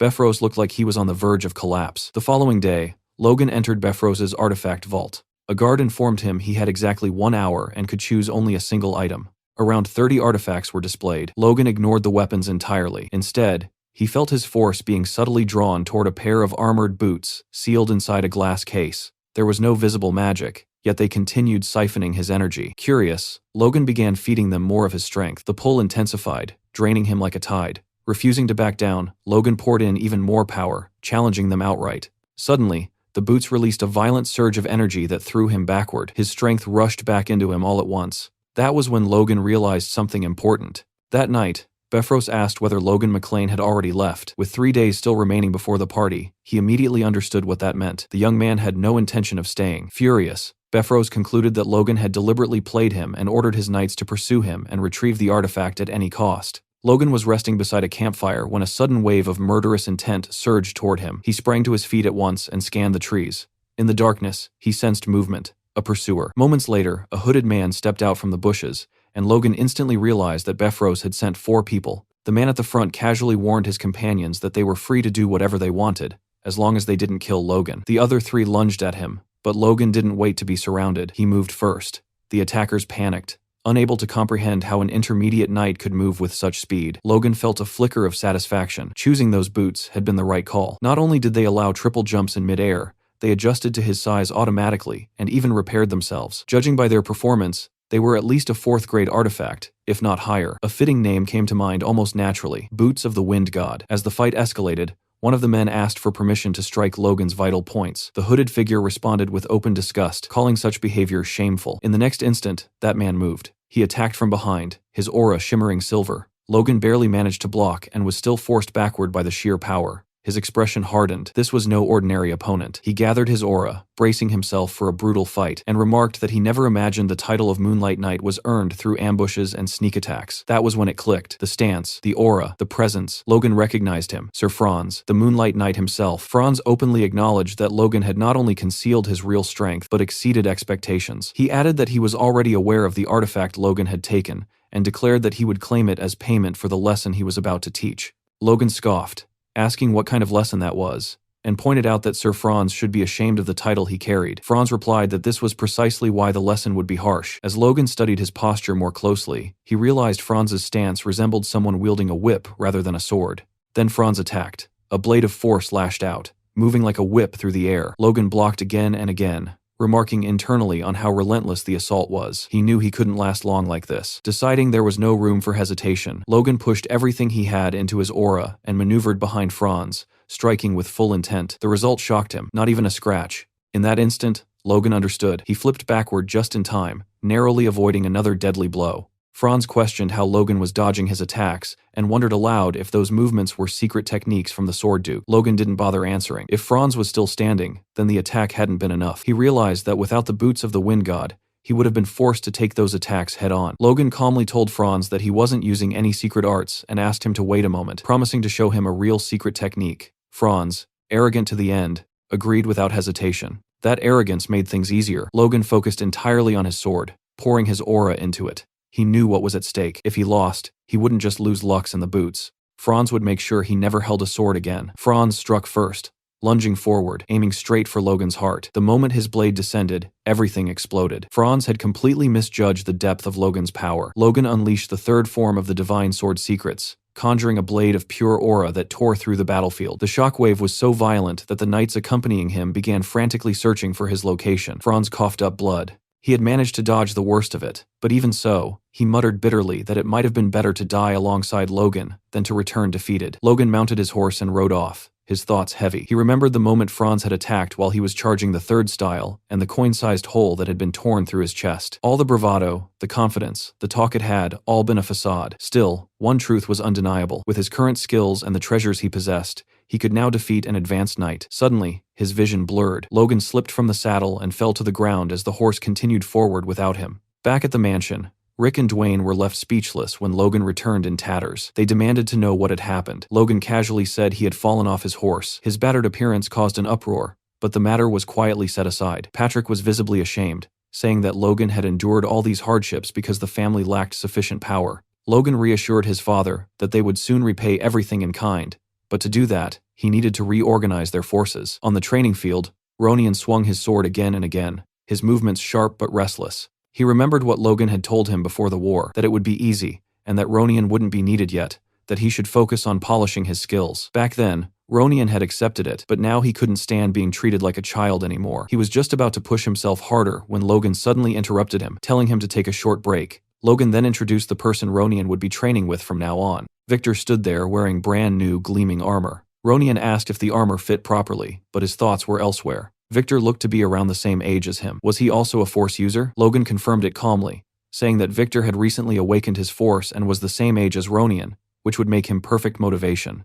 Ronian then asked what Logan meant by training together, and Logan answered without hesitation, fighting. The two stared at each other, tension rising instantly. Logan gave the signal, and Victor moved first, aiming straight for Ronian's neck. Ronian barely dodged and immediately realized what was happening. Victor was using the Iron Blood Sword. That was enough. Ronian charged forward, determined to take him down. Victor sensed the danger just in time. Ronian unleashed a powerful wave of energy, but Victor leaped high into the air and avoided it, preparing a counterattack. He slammed his sword into the ground, creating a crater, but Ronian slipped away at the last moment and called him a monster. Victor didn't even flinch. Logan burst out laughing, asking Ronian who exactly he was calling a monster. Ronian reset his stance, deciding he would go all out. Victor smiled, completely relaxed. Watching from a distance, Logan felt satisfied. His judgment had been correct. The two had natural synergy. Victor had fully absorbed the Iron Blood Sword and was adapting it to his own style, while Ronian, already experienced, fought freely without being chained to rigid forms. Ronian shouted that Victor wasn't allowed to use punches. Victor replied that anything was allowed in a real fight,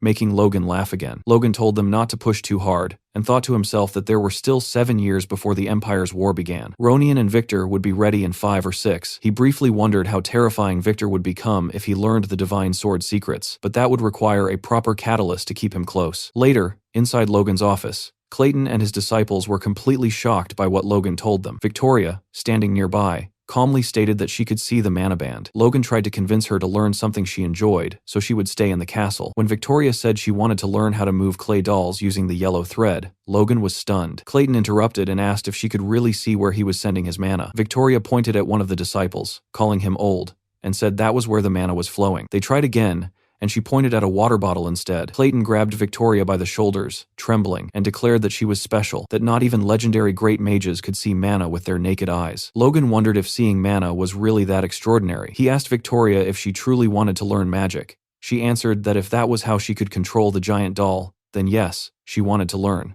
Logan insisted again, and Victoria explained that if she could control it, she could do much more. Logan decided then and there to entrust Victoria to Clayton, but before anyone could respond, the girl had already vanished. Clayton shouted for someone to bring a measuring tape while he personally began taking Victoria's measurements. Logan watched in silence, thinking that both siblings were geniuses. Their forces were steadily growing stronger. Maybe it was time to go to Gran, especially since he had made a promise to his master. He planned to go alone, but things didn't go as planned. 7 knights surrounded him, clearly assigned as guards. Captain Henderson of the 18th Squadron introduced himself, but Logan was visibly irritated and told them to leave. Patrick had warned him that it would be rude to the Sword Duke to arrive without at least a minimal escort. Logan then noticed Rick and asked what he was doing there. Rick replied that it wouldn't be appropriate for the heir of a noble house to walk around without a personal servant. Logan didn't buy it, and asked if Rick simply wanted to visit the capital. Rick broke into a cold sweat and admitted it. No one talked to him anymore, and he needed to get married. Logan covered his ears and complained that they would only slow him down. As they departed,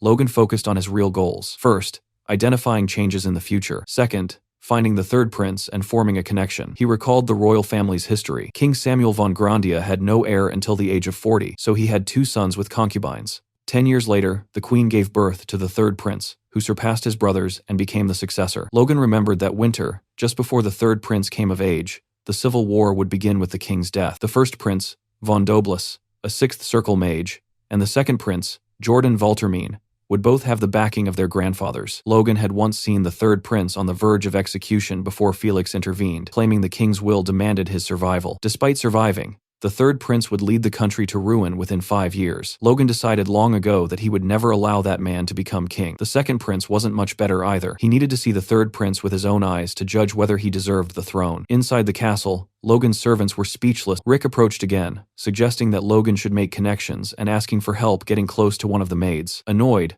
Logan smacked Rick on the head, knocking him to the ground. A man then arrived to escort Logan and introduced himself as Lewis Ryan, the Duke's supervisor. Logan recognized him instantly. In his past life, Lewis had given him the Divine Sword secrets, and told him to memorize them and pass them on to someone worthy. Logan couldn't remember anything else Lewis had given him. Lewis led him to the office and said the Duke was waiting. As Lewis turned away, a voice called out. Logan smirked faintly and turned around, planting his feet in the opposite direction. He commented casually that it felt very nice to see him again, and that he was genuinely glad to see he looked as good as ever. It quickly became clear that Logan was addressing the Sword Duke and his wife. The Duchess acknowledged Logan's presence, saying she had heard quite a lot about him from Felix. She told Logan that they owed him immensely. Logan replied politely, saying it was nice to finally meet her and congratulated her on the birth of her child. The Duchess smiled and said that, since they were already talking about that, there was something she wanted to ask him. Logan answered calmly that he was open to anything she wished to ask. She gently placed her hands over her stomach and asked Logan if he would choose their baby's name.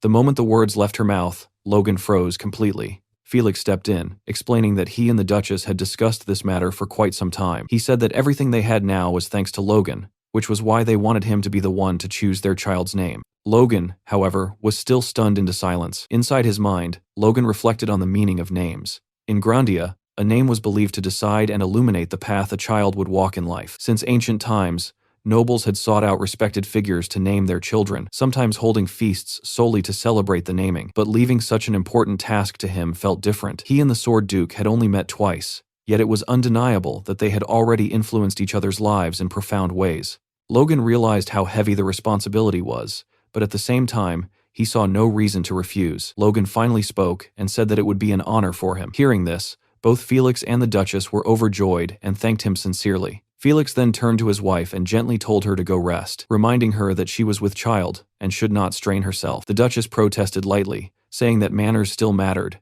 and that this was an important request. Felix glanced back, thinking to himself that this arrangement was beneficial for Logan as well. After all, being known as the one who named the Sword Duke's child was no small distinction. With some effort, Felix managed to escort his wife out of the room. Once the wooden door closed behind her, he leaned against it and sighed, admitting that he was never very good with words. He then turned his attention back to Logan and said that they should talk about their bodies. Logan looked confused, not understanding what Felix meant by that. Felix studied him closely and said that he was surprised by how quickly Logan's force had grown. In such a short span of time, his progress was abnormal. Felix concluded by saying that he wanted to see just how strong Logan had become now. Inside the training grounds, Felix and Logan stood facing each other once again, both fully prepared to fight. Logan moved first, leaping forward and attacking with everything he had. But in the blink of an eye, Felix dodged cleanly and appeared right behind him, already set to counter. Logan redirected his attack, but Felix blocked it effortlessly. Watching this, Logan realized just how easily Felix was stopping him. If he was going to fight his master, then this was the perfect chance to truly test his limits. But before he could continue, Felix suddenly told him to stop. He demanded to know what Logan thought he was doing, leaving Logan momentarily speechless. Felix then asked, almost mockingly, if that was really Logan's full strength. Logan admitted that he had been holding back. Felix ordered him to stop restraining himself and give it everything he had. Logan began charging his aura, staring straight at Felix while taking his stance. This was the first real training session since they had officially become master and disciple, and Logan knew he could not afford to disappoint him. He unleashed a powerful attack that even shook the Sword Duke, yet Felix still blocked it with ease. The resulting explosion was so intense that the two of them vanished behind the blinding light. Logan thought quickly. After using the rippling divide, there was only one move left. He gathered his strength and launched the killer iron slash straight at Felix. Felix scoffed, calling it nonsense, which shocked Logan. In the next instant, Felix had already dodged the attack, moved behind him, and placed his sword against Logan's neck. He remarked that with strength this weak, Logan would probably collapse after just 2 moves. Felix then kicked Logan's knee, sending him crashing to the ground. Standing over him, he asked whether wasting his force like an idiot was all Logan knew how to do. Logan clenched his sword tightly, anger flaring. Being told that his Divine Sword Secrets combination was idiotic enraged him, especially since he had used that very combo to wound the Moonlight Knight. Felix stared him down and demanded that Logan show him everything he had, his real swordsmanship, warning him not to disappoint him again. Gritting his teeth, Logan promised he would demonstrate properly this time. He leaped backward and prepared another attack, once again charging the killer iron slash. But Felix looked completely unimpressed and told Logan he had misunderstood him. Felix moved so fast that even Logan couldn't track him. One moment he was there, and the next he was gone. Logan didn't even hear footsteps. He panicked, wondering where Felix had disappeared to. In the next instant, Felix appeared behind him, and Logan felt fear crawl up his spine. He turned too late. Felix slammed the handle of his sword into Logan's face, knocking him down instantly. The sparring continued, with Logan desperately trying to attack again. It was useless. Felix disarmed him with ease, leaving Logan holding nothing but pain and what felt like a sprained wrist. Felix questioned whether Logan truly called that swordsmanship, and whether he was even trying at all. Logan couldn't understand what Felix wanted, as he kept criticizing his swordsmanship over and over. Felix finally explained. Logan might have grown stronger in raw power since they last met, but his swordsmanship hadn't improved. In fact, it had deteriorated. Turning his back, Felix told him that his fundamentals were broken. Instead of dumping all his force into flashy techniques, Logan should rebuild his basics and make them the foundation of his strength. Even if Logan reached the next level through luck or talent, it would only raise the height of the next wall blocking him. Hearing this, Logan realized Felix was right. He had regained power too easily after regressing, relying on memories and the divine sword secrets while growing arrogant. Since returning from the past, everything had gone smoothly, and he had misjudged himself. Swallowing his pride, Logan asked Felix to give him one more chance. Felix seemed intrigued. As he turned around, Logan had already taken his stance again. He begged for one more opportunity, saying he would rebuild his fundamentals from scratch. But it was pointless. Moments later, Logan lay unconscious on the ground. Two knights rushed in, declaring Logan an emergency patient who needed to be taken to the medical ward immediately. Louise and Felix watched silently from the training grounds. Felix told Louise that swordsmanship is learned through the body, and the more it hurts, the better the lesson sticks. Louise commented that Felix seemed to have taken a liking to Logan. Felix replied that Logan was wasting his talent, but he respected his determination nonetheless. Just then, someone interrupted them, apologizing for intruding. Rick stepped forward, introduced himself as Logan's servant, and handed Felix a letter. Felix noted that the sender was Baron Meeklane, Logan's father, and remarked that the message could have been sent magically. Rick explained that it wouldn't have been appropriate for Logan to know about it. Felix opened the letter and began reading. Patrick formally addressed Felix as Count Esperanza, expressing deep respect and stating that he was making a request. He acknowledged that the McLeans were already indebted to Felix for a favor they could never repay. Thanks to the secret Felix had given them, their knights had grown stronger and survived many hardships. Patrick admitted that it might be shameless to ask for more, but knowing how generously Felix had guided Logan with the secrets of the sword, he felt compelled to make this request. Reading this, Felix was confused. He recalled only giving them a low-rank manual and wondered what great secrets Patrick was referring to. The letter continued, stating that Logan had suffered a small pain last year, and if Felix accepted this request, the McLeans would be eternally grateful. Felix found the request interesting, but kept his thoughts to himself. He turned to Rick and asked if Logan knew about this letter. Rick replied that Logan had no idea, believing it wasn't the time to worry about such matters. Felix reread the letter and suddenly grew furious, muttering to himself how a 20-year-old could possibly not be interested in women. He then told Rick that he would do his best. 1 week later, after another intense round of training, Felix brought up something Logan absolutely did not expect. He casually proposed that Logan should go on a date. Logan froze, unsure how he was even supposed to respond. Felix, completely serious, explained that as an heir with no fiancé at the age of 21, Logan's situation was frankly shameful. Because of that, Felix said he intended to find him a suitable match. Logan immediately questioned this, asking whether Felix hadn't wanted him to focus entirely on training while he was here, and why this topic had suddenly come up out of nowhere. Felix replied calmly that a peaceful heart was essential for proper training. He said this was something he himself had only truly understood after meeting his wife. Logan, however, was busy thinking about everything he wished he could say in response. A war was going to break out in just a few months, and he simply didn't have the time or mental space for engagements or romance. Still, he asked Felix again why he had decided to bring this matter up now. Felix admitted that he had received a request, and more importantly, that he was worried about the future of his beloved pupil. That answer only made Logan more uneasy. He asked directly whether the request had come from his own family. Felix confirmed it had, explaining that his family was naturally worried, since a grown heir should already be engaged by now. Logan thought the whole thing was pointless, but he also knew he couldn't outright ignore his teacher's words. In the end, he lowered his head and prepared himself to agree. He decided that meeting the girls wouldn't hurt, and wasting one day would be acceptable. The next day, on the manor grounds, a beautiful young woman stood waiting in front of Logan and greeted him politely, saying it was nice to meet him. She then introduced herself fully as Eileen Floyd. Behind Logan, Rick nearly lost his mind the moment he saw her. Her beauty shocked him, and even Logan was visibly taken aback. Rick leaned closer and whispered that Eileen was almost too good for Logan, adding that even he, someone who usually showed no interest in women, was stunned. Logan looked at Eileen again, wondering how this was even possible. His potential fiancée was not only beautiful, but also a force user, and a strong one at that. He could tell she stood at the pinnacle of low rank, bordering on intermediate, at only 18 years old, which was absurd. Then her name hit him, Floyd. In his past life, the Floyd family's talents had died tragically during the 3 years of war. But one person stood above the rest, the warrior who guarded the inner castle gates, cut down 100 knights, and earned the title Rose of Steel, blooming from a fallen family. That person was Eileen Floyd. Realizing this, Logan thought the meeting was far more significant than he had expected. If he could bring her into the McLean family before the war broke out, it would change everything. He even considered that if this became a proper marriage instead of a simple engagement, he could use that to bring her to McLean immediately. But he had never heard of nobles marrying their fiancée just months after meeting, and he wasn't sure what to do. Eileen looked at Logan, a bead of sweat forming on her cheek as she prepared to speak. Eileen asked Logan whether he had also been forced to come here. It seemed like a fair question, but Logan wasn't really listening. She continued, saying she understood the embarrassment of the situation and that she didn't want to waste any time. She stepped closer and told him directly that they should go and spend some meaningful time together. A memory surfaced. Shifting to what looked like the Floyd family's training grounds, Eileen was speaking with her father, asking whether he still hadn't given up on finding her a fiancé while she was taking a break from sword training. Count Robert Floyd replied that her beauty alone still made her desirable, and that this time the recommendation had come from Felix Esperanza himself. Hearing that name, Eileen immediately realized he meant the Sword Duke and found the situation interesting. Robert explained that the potential match was Felix's own pupil. Not many people knew that yet, but word was spreading that he would soon become famous. Still, Robert added that Logan probably wouldn't surpass Eileen, who had awakened her force at just 12 years old. Eileen's past engagements came to mind. Her first engagement had ended after she beat up her fiancé. After that incident, she had been banned from training, though only for 2 years. Later, she beat up her second fiancé as well, someone already qualified to become a knight, proving her superiority over most of them. That reputation earned her the infamous title of the Maiden Who Beats Up Knights.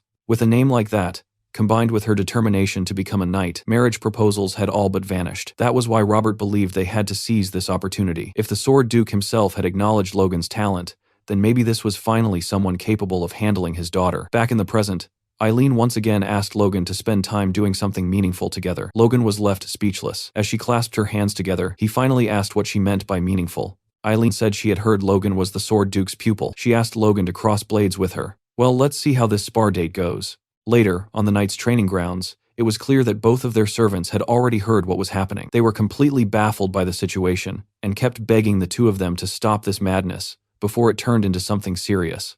Eileen's servant nervously asked whether she was really planning to beat up her potential fiancé again, especially since the Count had practically begged her not to repeat that incident. Eileen replied calmly that this time was different. She explained that the previous two had looked down on her and behaved rudely, making comments about how having force would make her good only for giving birth to strong children, or boasting that they could take her down barehanded. Back then, she had decided to teach them a lesson and honestly felt she should have beaten them even harder. But then she turned her head toward Logan once more, and repeated that this time, it was different. Across the training grounds, Rick was desperately pleading with Logan, asking why he was warming up so seriously. He warned him that if word spread that he had hit a woman, the Lord would have a heart attack. Logan told Rick not to worry, explaining that he had already requested the entire training area be sealed off, so nothing would leak out. At the same time, Logan found himself thinking about Eileen's strength. Ever since he had heard her name, he had wondered whether it was truly possible that she had once slain 100 knights by herself. He decided that he would find out for himself. Eileen's servant,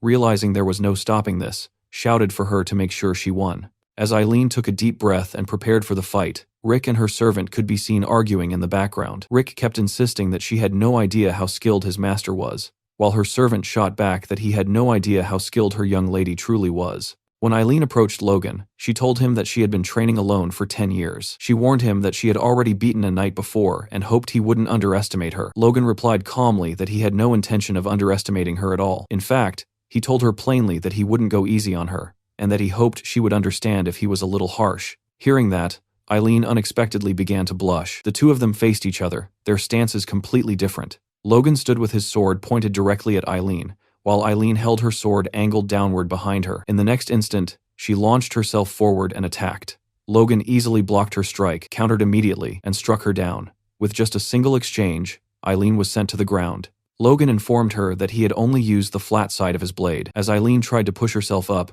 her servant shouted that her sides were wide open and she needed to be careful. Gritting her teeth, Eileen told herself that no matter what, she would land at least one hit on Logan. What followed was pure carnage. Logan knocked Eileen down again and again, but each time he did, he corrected her. He told her that her grip was too loose, that she needed to move faster, and that her sides were exposed again. Eventually, Eileen stood there completely defeated while Logan looked down at her. Rick was utterly stunned, while Eileen's servant broke down crying for her young lady. Logan commented that she looked exhausted and suggested they take a break. Eileen refused outright and attacked him again, this time coming dangerously close to landing a hit. Logan calmly told her to wipe the sweat from her face.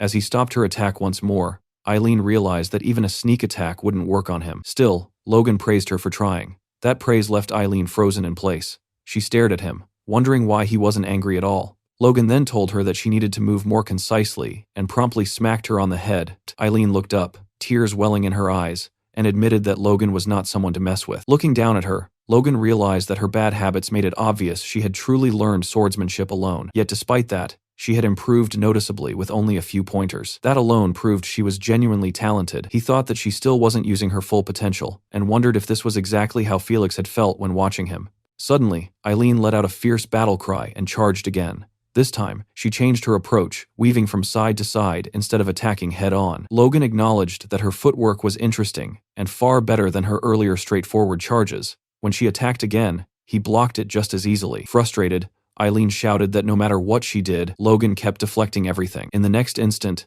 Logan appeared behind her and struck her back down. Still, he told her that her talent was more than sufficient. As she struggled to get up again, Logan added that she had great potential. Eileen insisted on trying one more time, and Logan thought that her grit alone was already a pass. Seeing that she was injured, he extended his hand, offering to help her up. She hesitated, clearly wanting to continue fighting, but eventually accepted his hand. Logan told her that he would give her another chance next time they met. Then he suddenly pulled her closer to him. "I honestly love this." Logan then leaned in near her ear and told her that he genuinely loved this. He whispered that she had incredible talent and invited her to come with him to McLean Estate. Later, inside Felix's room, a discussion was taking place. Logan asked Felix why he had chosen Eileen out of all possible people. Felix explained that there were two reasons behind his decision. First, he said that although the Floyd family was not involved with either of the princes, they still held considerable influence in the capital. They were a family capable of representing the McLeans there. Hearing this, Logan thought that this was yet another reason Befros needed to wait. He reflected that he hadn't been overly worried since the Civil War would break out soon anyway. But from Felix's perspective,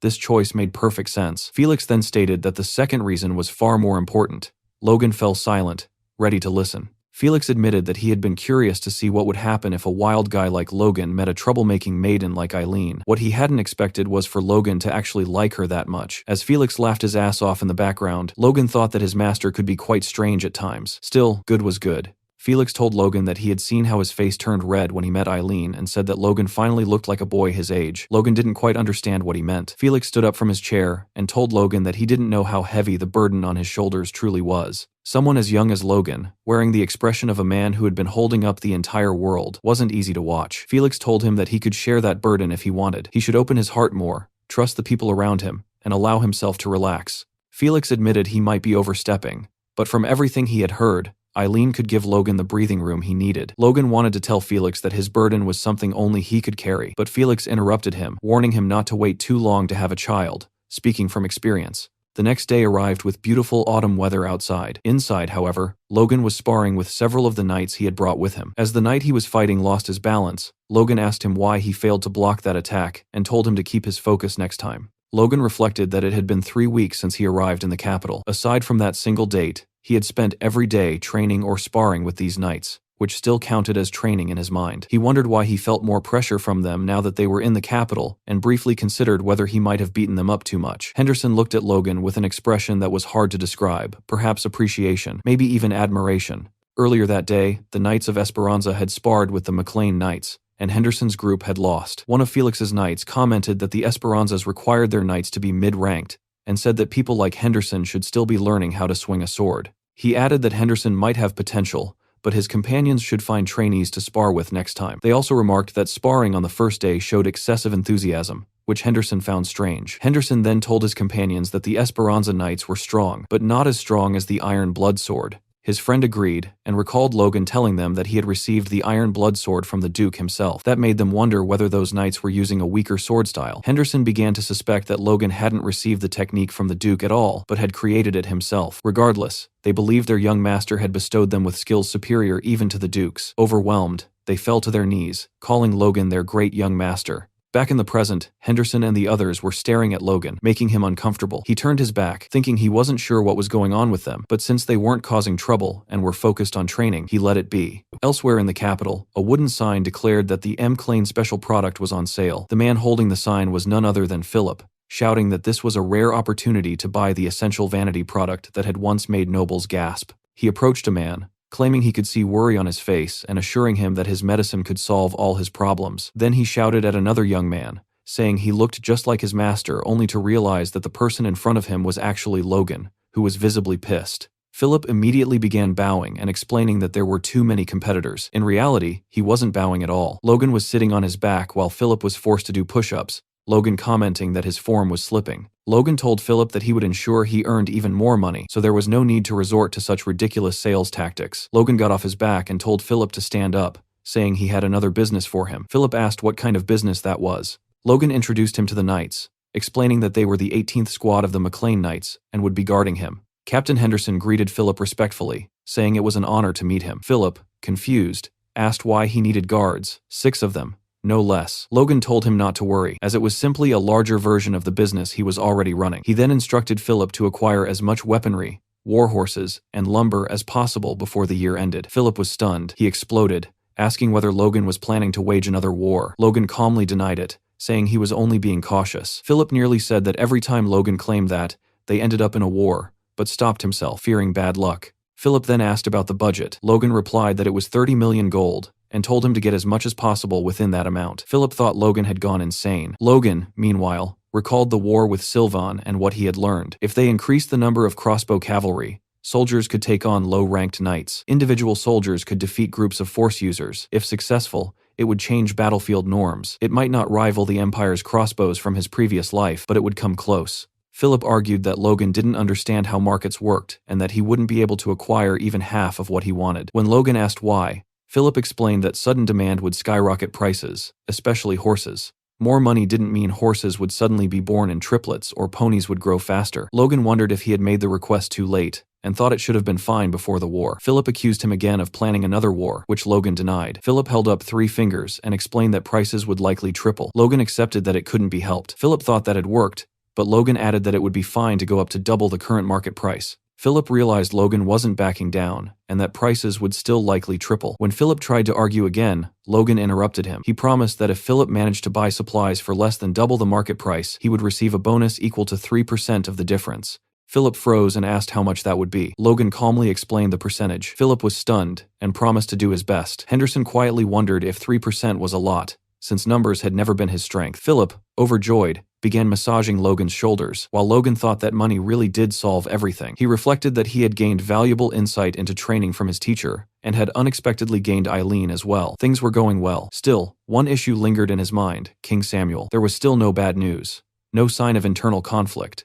Logan could only wonder whether the king's death had truly been sudden. His next step was to earn his teacher's full trust. He thought it would have been better to meet the third prince, but forcing that encounter would look suspicious. Felix's child would be born soon, and after naming him, Logan planned to return to the McLean estate with Eileen. Later, Felix informed Logan that His Majesty had summoned him and that Logan would need to accompany him. Hearing this, Logan was left momentarily speechless, unsure of what awaited him. At the gates of the royal palace, a guard verified Duke Esperanza's identity and allowed Felix and Logan to proceed toward the throne room. As they moved forward, Logan wondered why the king would want to see someone like him. After all, he was merely the son of a countryside baron, a nobody in the eyes of the royal court, and ordinarily someone who would never be granted an audience with the king. Noticing the unease on Logan's face, Felix asked if he was worried. Logan snapped back to attention. Felix reassured him that there was nothing to fear, explaining that His Majesty simply wished to see Felix's pupil. He added that the king valued talent above all else, and that this meeting would only benefit Logan, not harm him. Logan nodded, saying he understood, but his thoughts drifted elsewhere. He looked up at the palace towering above them and remarked that even the Empire had hesitated to destroy it, ordering instead that it be preserved. That was the beauty of Grandia. After the war with the Empire, the palace had been designated as the kingdom's headquarters, a symbol of both pride and defiance, its beauty matched only by the trouble it had caused. Logan thought quietly that such a future should never be allowed to repeat itself. The massive doors of the castle opened, revealing walls draped in countless banners. Felix and Logan passed through an ornate hallway, richly decorated, until they arrived before another tall wooden door. Entering the throne room, both men knelt. Felix saluted respectfully, greeting the master of the nation. The elderly, bearded king addressed Felix as an old friend, and remarked that he had told him many times there was no need for such formality. Felix replied that if those in high positions abandoned responsibility and courtesy, then who would uphold them? The king laughed softly, saying Felix was as unwavering as ever, and that such consistency reassured him. The king gestured for Felix to raise his head, then said he wished to see the face of Felix's pupil as well. At that moment, Logan fully realized who stood before him, the King of Grandia, Samuel von Grandia. In later years, history would come to know him as the worthless king. Observing him closely, Logan thought the king looked healthy and strong, which explained why no one had expected his death. Had the king shown even the slightest weakness, the power struggle would have been resolved early, and the civil war might never have occurred. To Logan, things were still unfolding exactly as he remembered. The king studied Logan and commented that he seemed to possess the grit necessary to be taught by Felix. He added that Logan was the first young man who had ever stared at him so intently. Startled, Logan immediately lowered his head and apologized. The king waved it off, telling Logan there was no need to adopt Felix's excessive manners, and that he quite liked energetic youth. Felix stepped in, stating that Logan's strength matched his will, and that his courage and wisdom, proven by leading his territory to victory despite overwhelming odds, made him a solid foundation for the kingdom's future. The king agreed, saying Logan was indeed worthy of being Felix's pupil. Curious, he asked how the two had first met. Felix brought up an old wound from his past, one dating back to his days as a knight. After hearing the full story, the king burst into laughter, calling it a most curious twist of fate, one he never would have imagined. Turning back to Logan and addressing him by name, the king left Logan at a loss for words. The king then said something that stunned him even more. He expressed his deep gratitude to Logan. Samuel explained that he had long felt indebted to Felix because of that wound,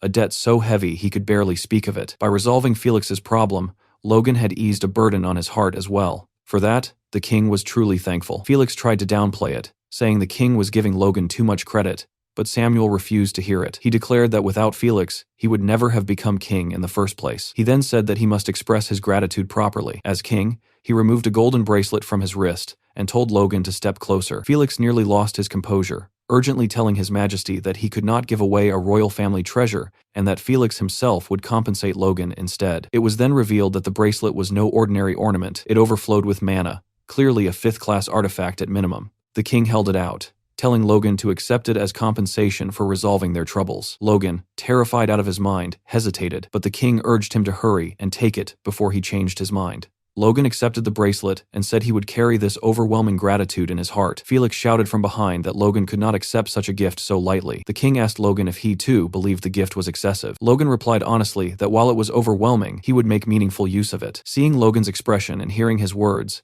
the king concluded that Logan's ambitions might surpass even his teachers. Felix looked like he was on the verge of collapse. Finally, the king extended his hand and said that this meeting was the result of a good connection, and that he hoped the gift would deepen that bond in the future. Logan lowered his head as Samuel instructed him to serve his teacher as faithfully as the sky itself and to work for the nation just as Felix had. Logan thought quietly that he wasn't sure whether what he was about to do was for the nation or for himself, but one thing was certain: he would stop the empire at all costs. Logan knelt once more before the king and declared that he would gladly carry out his duty. After their meeting with the king, Felix and Logan strolled through the palace gardens together. Felix remarked that His Majesty must have grown quite soft. He said that the king was never the type to speak so much, nor was he someone who would normally request a personal meeting with Logan. These unusual behaviors worried Felix, making him suspect that the king might be hiding concerns deep in his heart. Hearing this, Logan told Felix not to worry. He explained that although the meeting had been short, he could tell that if the king truly had a problem, he would have told Felix immediately. Since he hadn't said anything, it was likely an issue Felix didn't need to concern himself with. After hearing this, Felix looked visibly calmer and smiled. He admitted that Logan was right and said that he must have become more prone to worry with age. He added that his heart had wavered, simply because his pupil had accepted a royal treasure so casually. Hearing this, Logan began sweating, unsure how to respond. Felix then told Logan that the bracelet he had received was called the Bracelet of Regeneration. It was an artifact imbued with fifth-class magic specializing in rapid healing. Because it contained only a single enchantment,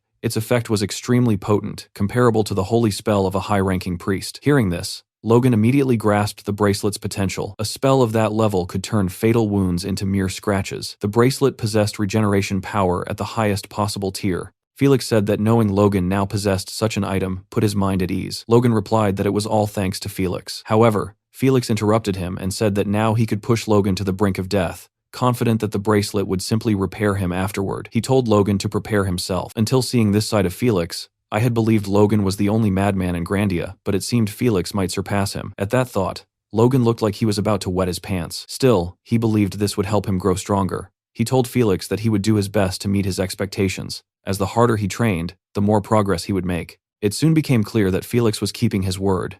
Lying on the ground, barely conscious, Logan thought that he remembered this scene from somewhere before. Felix stood over him and asked how long he planned to lie there, ordering him to get back up. Suddenly, one of Felix's servants came running and shouted for him. The news the servant brought was something everyone had been waiting for. The Sword Duke had finally had his child. Felix threw a grand celebration so extravagant that some nobles even thought it excessive for the birth of a daughter. At the party, people whispered among themselves, saying they had heard that the Sword Duke's pupil would also be attending. When they spotted Logan, they approached him and asked if he was the one, commenting that he was much younger than they had expected. Seeing this, Logan could only think about how much attention the title of Sword Duke's pupil attracted and how the days when he sold Imperic at parties felt like a lifetime ago. Logan then turned around and saw Felix. He was holding his baby in his arms, standing beside the Duchess, and he looked like the happiest man in the entire world. Soon, a servant announced the arrival of an important guest, the Bishop of Grandia's United Holy Order. The man introduced was Crimson Matthew. The bishop stepped forward to congratulate Felix on the birth of his descendant, and Felix thanked him, saying he was honored that the bishop had come personally. The bishop replied that there was no way he would send a servant when the very foundation of the country, the Sword Duke, had welcomed his first child. His presence alone left everyone around utterly astounded. Logan thought to himself that most nobles received a holy blessing at birth. Among those blessings was one granted in the name of the fifth of the 9 gods, Agna, the goddess of trees and life, a blessing every parent wished for to ensure their child's health. On top of that, receiving a blessing directly from the bishop himself made it no surprise that Felix was so happy at this moment. Everyone gathered around the steps where the bishop, Felix, the Duchess, and the baby stood. The bishop took the baby into his hands, raised the child high above his head, and declared that this humble servant requested the great 9 gods who watched over this world to bless the child. Watching this scene, Logan finally understood the difference between holy power and mana. Holy power was closer to the root than force, and far less visible than mana. That was why ordinary people couldn't feel it at all, and could only see it manifest as bright light. The bishop continued, declaring that in the name of Agna, the goddess of life, he blessed this newly born Esperanza. At that moment, tens of thousands of powerful streams of blue light surged toward the bishop and the child. Those who witnessed it were left in awe. Everyone immediately began congratulating the Duke, saying that with such a powerful light, the child was surely destined to grow up healthy and strong. But that was not what actually happened. The only ones who seemed to realize this were Logan and the bishop. The holy power had been deflected from the baby's body. Seeing the bishop's expression, Felix grew anxious and asked what was wrong. The bishop replied that nothing was wrong at all, explaining that he was simply tired after performing a blessing for the first time in so long. He apologized and said he would now take his leave. As the bishop descended the stairs, the Duke and his Duchess watched him, their expressions revealing that they too sensed something unusual about the event. Observing this, Logan thought that since holy power was only one of many forms of power, it was possible the baby possessed a peculiar constitution that resisted it. Even so, Logan felt deeply uncomfortable. That discomfort seemed to originate from Count Befros, who was standing in front of Logan and now saluted him. Befros remarked that it was a shame Logan appeared rather unwell. Logan returned the greeting and replied that he was quite well, thanking Befros for his concern. Befros said Logan was as cheeky as ever, to which Logan calmly replied that it was one of his many charms. In the next instant, Befros clenched his fist and shattered the glass in his hand. The sharp sound drew everyone's attention. Befros said it was the first time he had made such a mistake, but given his age, his hands slipped from time to time. A servant hurried over, offering a cloth to stop the bleeding and clean him up. Befros then told Logan that the only reason Logan was still alive was because, by sheer chance, he had become the Sword Duke's pupil. He stepped closer and said that thanks to this, Logan had managed to attract the attention of many high-ranking nobles, making him a very lucky man. As he spoke, he shoved the blood-stained cloth into Logan's hand. Logan accepted the cloth and thought that for a count, Befros was surprisingly immature. He replied that he was, of course, aware of how lucky he had been after all. He had even managed to regress. Befros said he hoped Logan would maintain that same attitude even after meeting higher nobles. Logan didn't understand what Befros meant, so Befros clarified. He told Logan that Romain von Grandia, His Highness, the second prince, wished to meet him. Befros added that he hoped Logan would refuse. Logan interpreted this clearly. If he didn't take the second prince's side, Befros would make him pay. Logan replied that it would be an honor to be introduced to His Highness, the second prince, by Befros, and that he would carefully deliberate on the suggestion. Hearing this, Befros scoffed, saying Logan's words were arrogant and that the prince's orders were not mere suggestions. Logan stepped closer to Befrose and calmly said that he believed it was a suggestion, and that Befrose surely wouldn't want him and his teacher to do something foolish like joining the other side. As he spoke, Logan neatly placed the bloodied cloth into Befrose's breast pocket. Befrose clenched his fist and told Logan that he would soon notify him of the date. He warned that if this was another one of Logan's deceptions, then Logan would be paying a debt far greater than he could imagine. Logan simply smiled from within the crowd and said he would be waiting for Befrose's message. As Befrose walked away, Logan thought that Befrose could run his mouth all he wanted for now. Once the Civil War began, Befrose wouldn't even have time to think about him. There were only a few months left, and all Logan had to do was delay meeting him until then. Logan also thought that despite having power comparable to a Margrave, Befrose was acting as nothing more than a messenger for the second prince. In that sense, Count Befrose had already become a laughingstock. It turns out that Befrose was in conversation with Jordan Valtermine, the Blazing Heat Sword, one of the kingdom's 5 dukes, a superhuman aura wielder, and also the maternal grandfather of the second prince. Jordan briefly noticed Logan, but only for a couple of seconds before turning his head away. Logan immediately understood that he was being openly ignored. To someone like Jordan, Logan simply wasn't worth acknowledging. After all, the real target here was never him, but Felix. While Logan was still thinking about this, a man approached him from behind and spoke softly, addressing him formally as young Master Logan. Logan turned and saw Lord Veron Kairos, his uncle. Veron laughed warmly, clearly pleased to see Logan, commenting on how long it had been since they last met and how proud he felt seeing Logan all grown up. Logan, however, asked him bluntly what nonsense he was spouting. Veron Kairos was his mother's elder brother and the successor of the Kairos family, a house tied to the Macklins through marriage. Yet Logan couldn't recall Veron ever truly acting like an uncle. A memory surfaced from Logan's childhood, where he had once called Veron uncle during a gathering, only to be mocked and warned not to overstep his place. Back then, Veron had looked down on him like he was nothing more than filth. Back in the present, Veron explained that even if they lacked direct blood ties, the world still recognized the Kairos and Emclane families as bound by marriage. Logan coldly asked whether those ties hadn't already been severed. Veron laughed, telling him not to use such harsh words, insisting that mistakes were made in the past, but kin was still kin. He reminded Logan of the support the Kairos family had supposedly given the Macklins over the last decade, and asked if Logan truly couldn't overlook a single mistake. Logan recalled his mother's face during the Tesseron attack, when the Kairos family had turned their backs and abandoned them. He replied that if that mistake hadn't involved closing their eyes while their own kin fell off a cliff, perhaps he could have forgiven it, but not now. Veron felt insulted, thinking Logan had grown far too bold after gaining a little fame. He judged Logan as reckless, still acting without thinking. To Veron, manipulating someone like him shouldn't be difficult. He then admitted that what his family had done was indeed unforgivable, and offered a formal apology on behalf of the Kairos family. Logan calmly told him that Veron seemed well aware it was far too late for apologies. Veron cursed him internally, but forced a smile. He said that if Logan wanted compensation, he would provide it, pulling out a blank check and handing it over. He added that reconciliation between kin was better than permanent separation. Logan accepted the check and asked if Veron planned to say nothing else after offering compensation, especially since he claimed to be apologizing. Veron clenched his teeth in humiliation. Then, shocking everyone nearby, he bowed deeply before Logan and begged for his help, promising to do whatever Logan asked and to focus on the future rather than the past. Logan found it absurd that the successor of the Kairos family,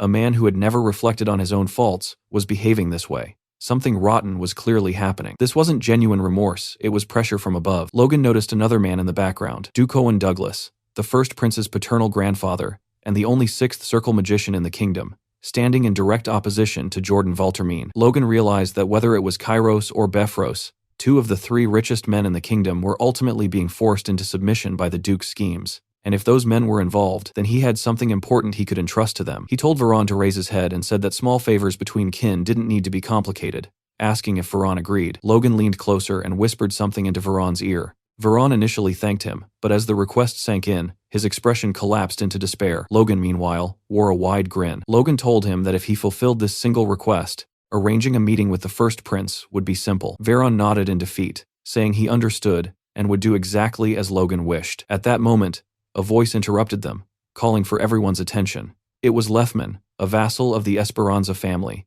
announcing that the most important ceremony of the celebration was about to begin. With the safe arrival of the young lady, it was time to welcome the person who would grant her a name. As Lefman prepared to announce it, he hesitated and turned to the Duke and Duchess for confirmation, still unable to believe it. They nodded. Lefman then declared that His Grace's pupil, young Master Logan, would be the one to name the child. As Logan passed Lefman and ascended the stairs toward Felix, the The crowd murmured in disbelief. Logan took the baby into his arms, immediately noticing how bright and precious her eyes were. He sensed that she had been bathed in Felix's aura from birth, her vitality overflowing. The baby seemed comfortable, even reaching out toward Logan's face, causing him to blush. Logan had thought of many names before, yet in this moment, they all vanished from his mind. Finally, he spoke, declaring that her name would be Stella, meaning star in the ancient tongue. He expressed his hope that she would become a radiant beacon, shining brightly even in the darkest night. Felix and the Duchess were visibly moved, joy clear on their faces. Felix lowered his head with pride and gratitude, accepting the name wholeheartedly. Standing beside them on the stairs, Logan still found it strange that holy power had been repelled from her earlier, but seeing their happiness, he pushed the thought aside, convincing himself that it was probably nothing serious.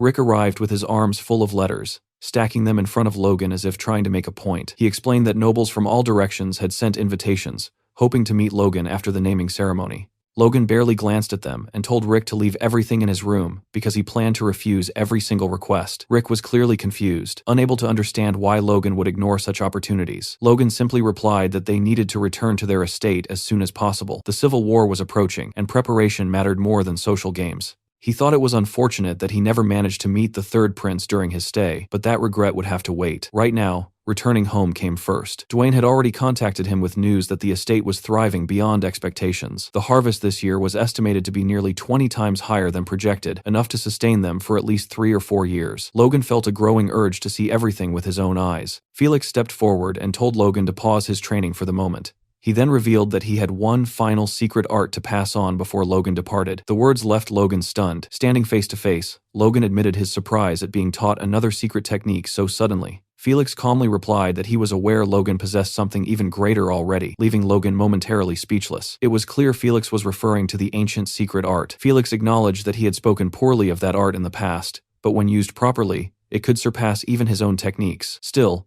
he reminded Logan that one thing mattered above all else. When asked what that was, Logan answered without hesitation that fundamentals came first. Felix nodded in approval and explained that the art he was about to teach would amplify those very fundamentals. He went on to explain that the martial path he built focused on restricting the enemy's movement while maximizing one's own, ultimately granting control over the battlefield itself. Clenching his fist, Felix said the heavy sword was the first true manifestation of that philosophy. What he would now teach Logan was the purified form of his martial arts, the very foundation that led him to awaken as an aura user. Felix told Logan to watch carefully, and in the next instant, his figure vanished like a shadow. Logan was left stunned. He hadn't even seen Felix move, and it didn't feel like he had approached from behind either. Before Logan could react, Felix had already seized him by the neck. Logan realized this strange movement was something he had encountered before during their sparring sessions, a technique he could never fully track with his eyes. Felix asked Logan what he thought of it, but Logan remained speechless. He admitted internally that it was impressive, yet wondered if such movement alone could truly elevate someone to becoming an aura user.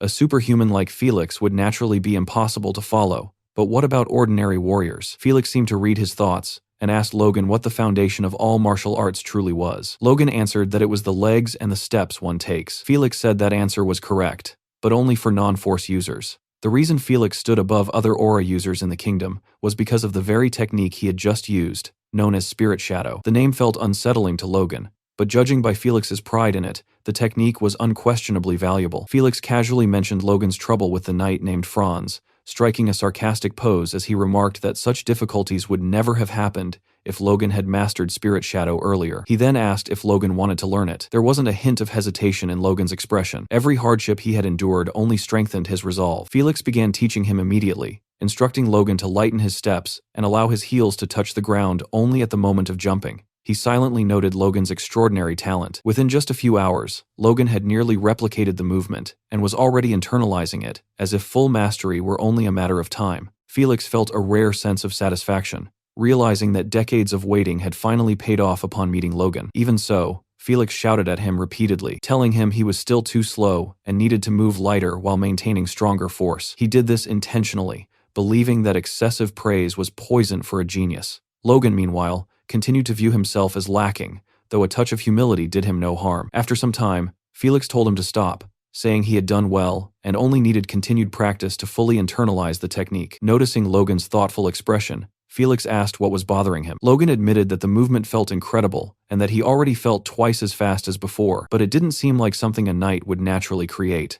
It felt closer to something else entirely. Felix completed his thought, suggesting it resembled an assassin's technique. Logan didn't respond, but his silence confirmed it. Felix explained that Logan wasn't entirely wrong. Back when the king was still a prince, Felix had been newly knighted and appointed as his personal guard. Even before ascending the throne, the future king had countless enemies. Protecting him meant facing horrors beyond conventional battlefields. As a young royal knight filled with excitement, Felix had encountered bloodshed greater than what frontline soldiers endured. He needed a way to move faster, more quietly, and dominate space with a single strike. That need gave birth to Spirit Shadow. When Felix finally mastered it, he awakened his aura soon after. Felix warned Logan not to become arrogant simply for understanding the theory, and reminded him that true mastery required a lifetime of dedication to the sword. Logan acknowledged this and bowed deeply before his master. He understood that this was the very path the greatest swordsman in the kingdom had walked to become a superhuman. Before Logan could leave, Felix added that there was one more reason he had called him back. He calmly revealed that the third prince wished to meet him. Under the cover of night, Felix and Logan moved swiftly through the town, their bodies gliding almost unnaturally,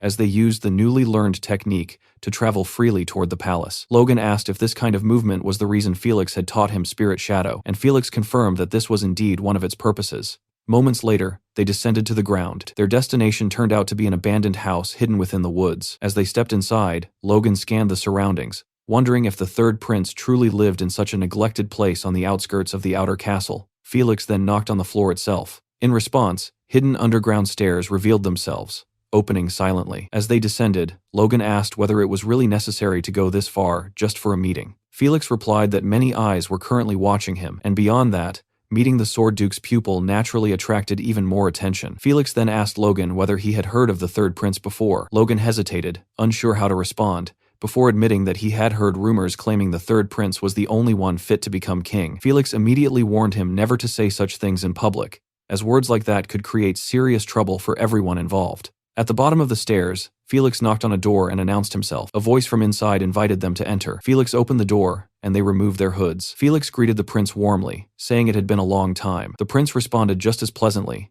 saying it was good to finally see him again, before turning his attention to Logan with a bright smile. He asked if Logan was the Duke's pupil. Logan stepped forward ahead of his teacher, while Felix's expression turned serious. Logan knelt respectfully and formally greeted the third prince, saying it was an honor to meet him. As he did so, Logan thought that this was finally his chance. He could now judge for himself whether the third prince was truly fit to rule. Soon after, the three of them sat together, sharing a cup of coffee. The prince asked Logan how he had managed to become a high-ranking knight at such a young age, remarking that it was an impressive accomplishment. Logan responded humbly, saying the prince was praising him too much and that any progress he had made came from gaining a small insight under a great teacher. The prince laughed and replied that if such a small insight had brought Logan this far, then he must be destined for far greater things than someone mediocre like himself. The comment made Logan spit out his coffee in shock, quickly apologizing and insisting he meant no disrespect. The prince laughed again and admitted he was only teasing him. He then explained that he had heard many stories about Logan, not just about his combat ability,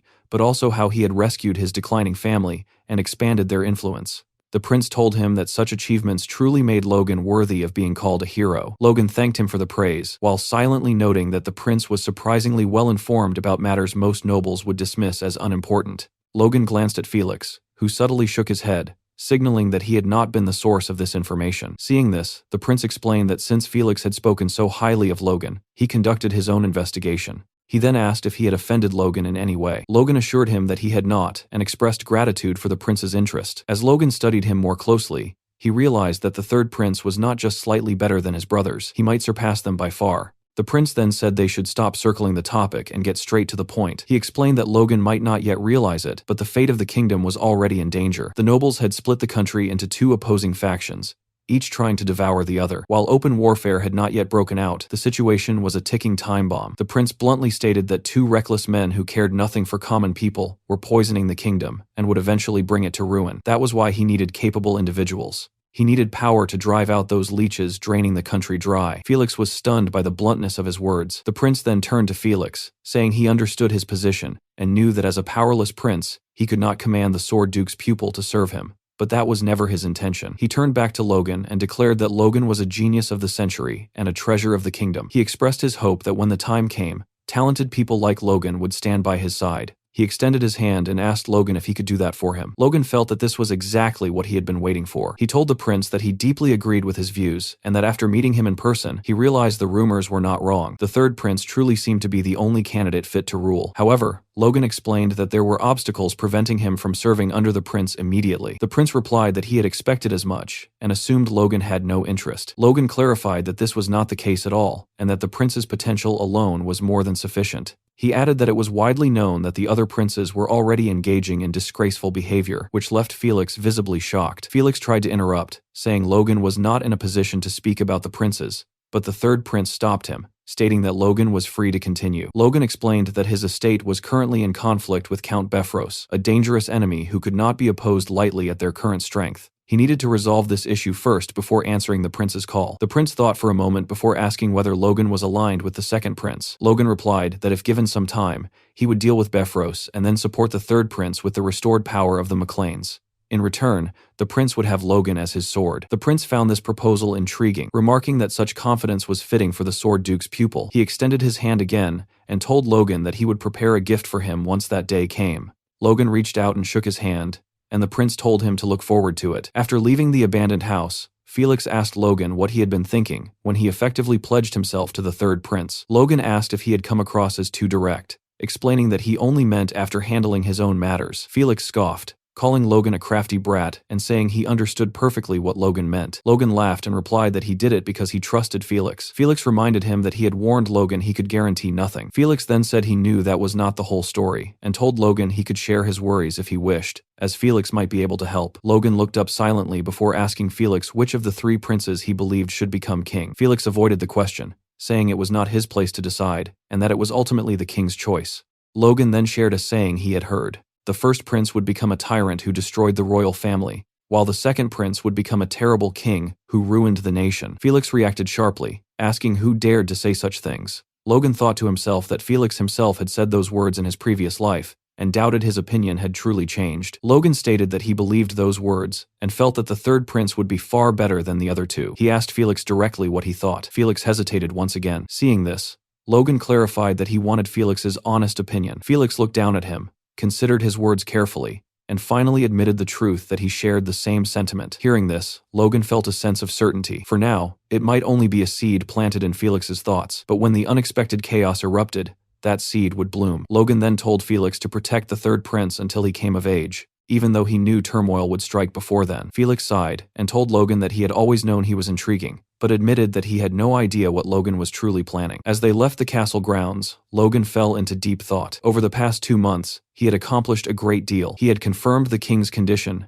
and personally met the third prince. He had secured trade routes and networks through Kairos and obtained a promise of cooperation, which would make acquiring supplies for the upcoming civil war far easier. With all of that settled, Logan felt it was finally time to return to the McLeans, and that was exactly what he did. As they passed through open fields, Henderson remarked that the journey had been worthwhile, as they had been able to dedicate their time in Grand to training. Another knight agreed, adding that they had even crossed swords with the Sword Duke's knights, which alone made the trip valuable. Still, he said that the greatest gain from this expedition was something else entirely. Henderson immediately agreed. It was obvious what they were talking about Logan's engagement.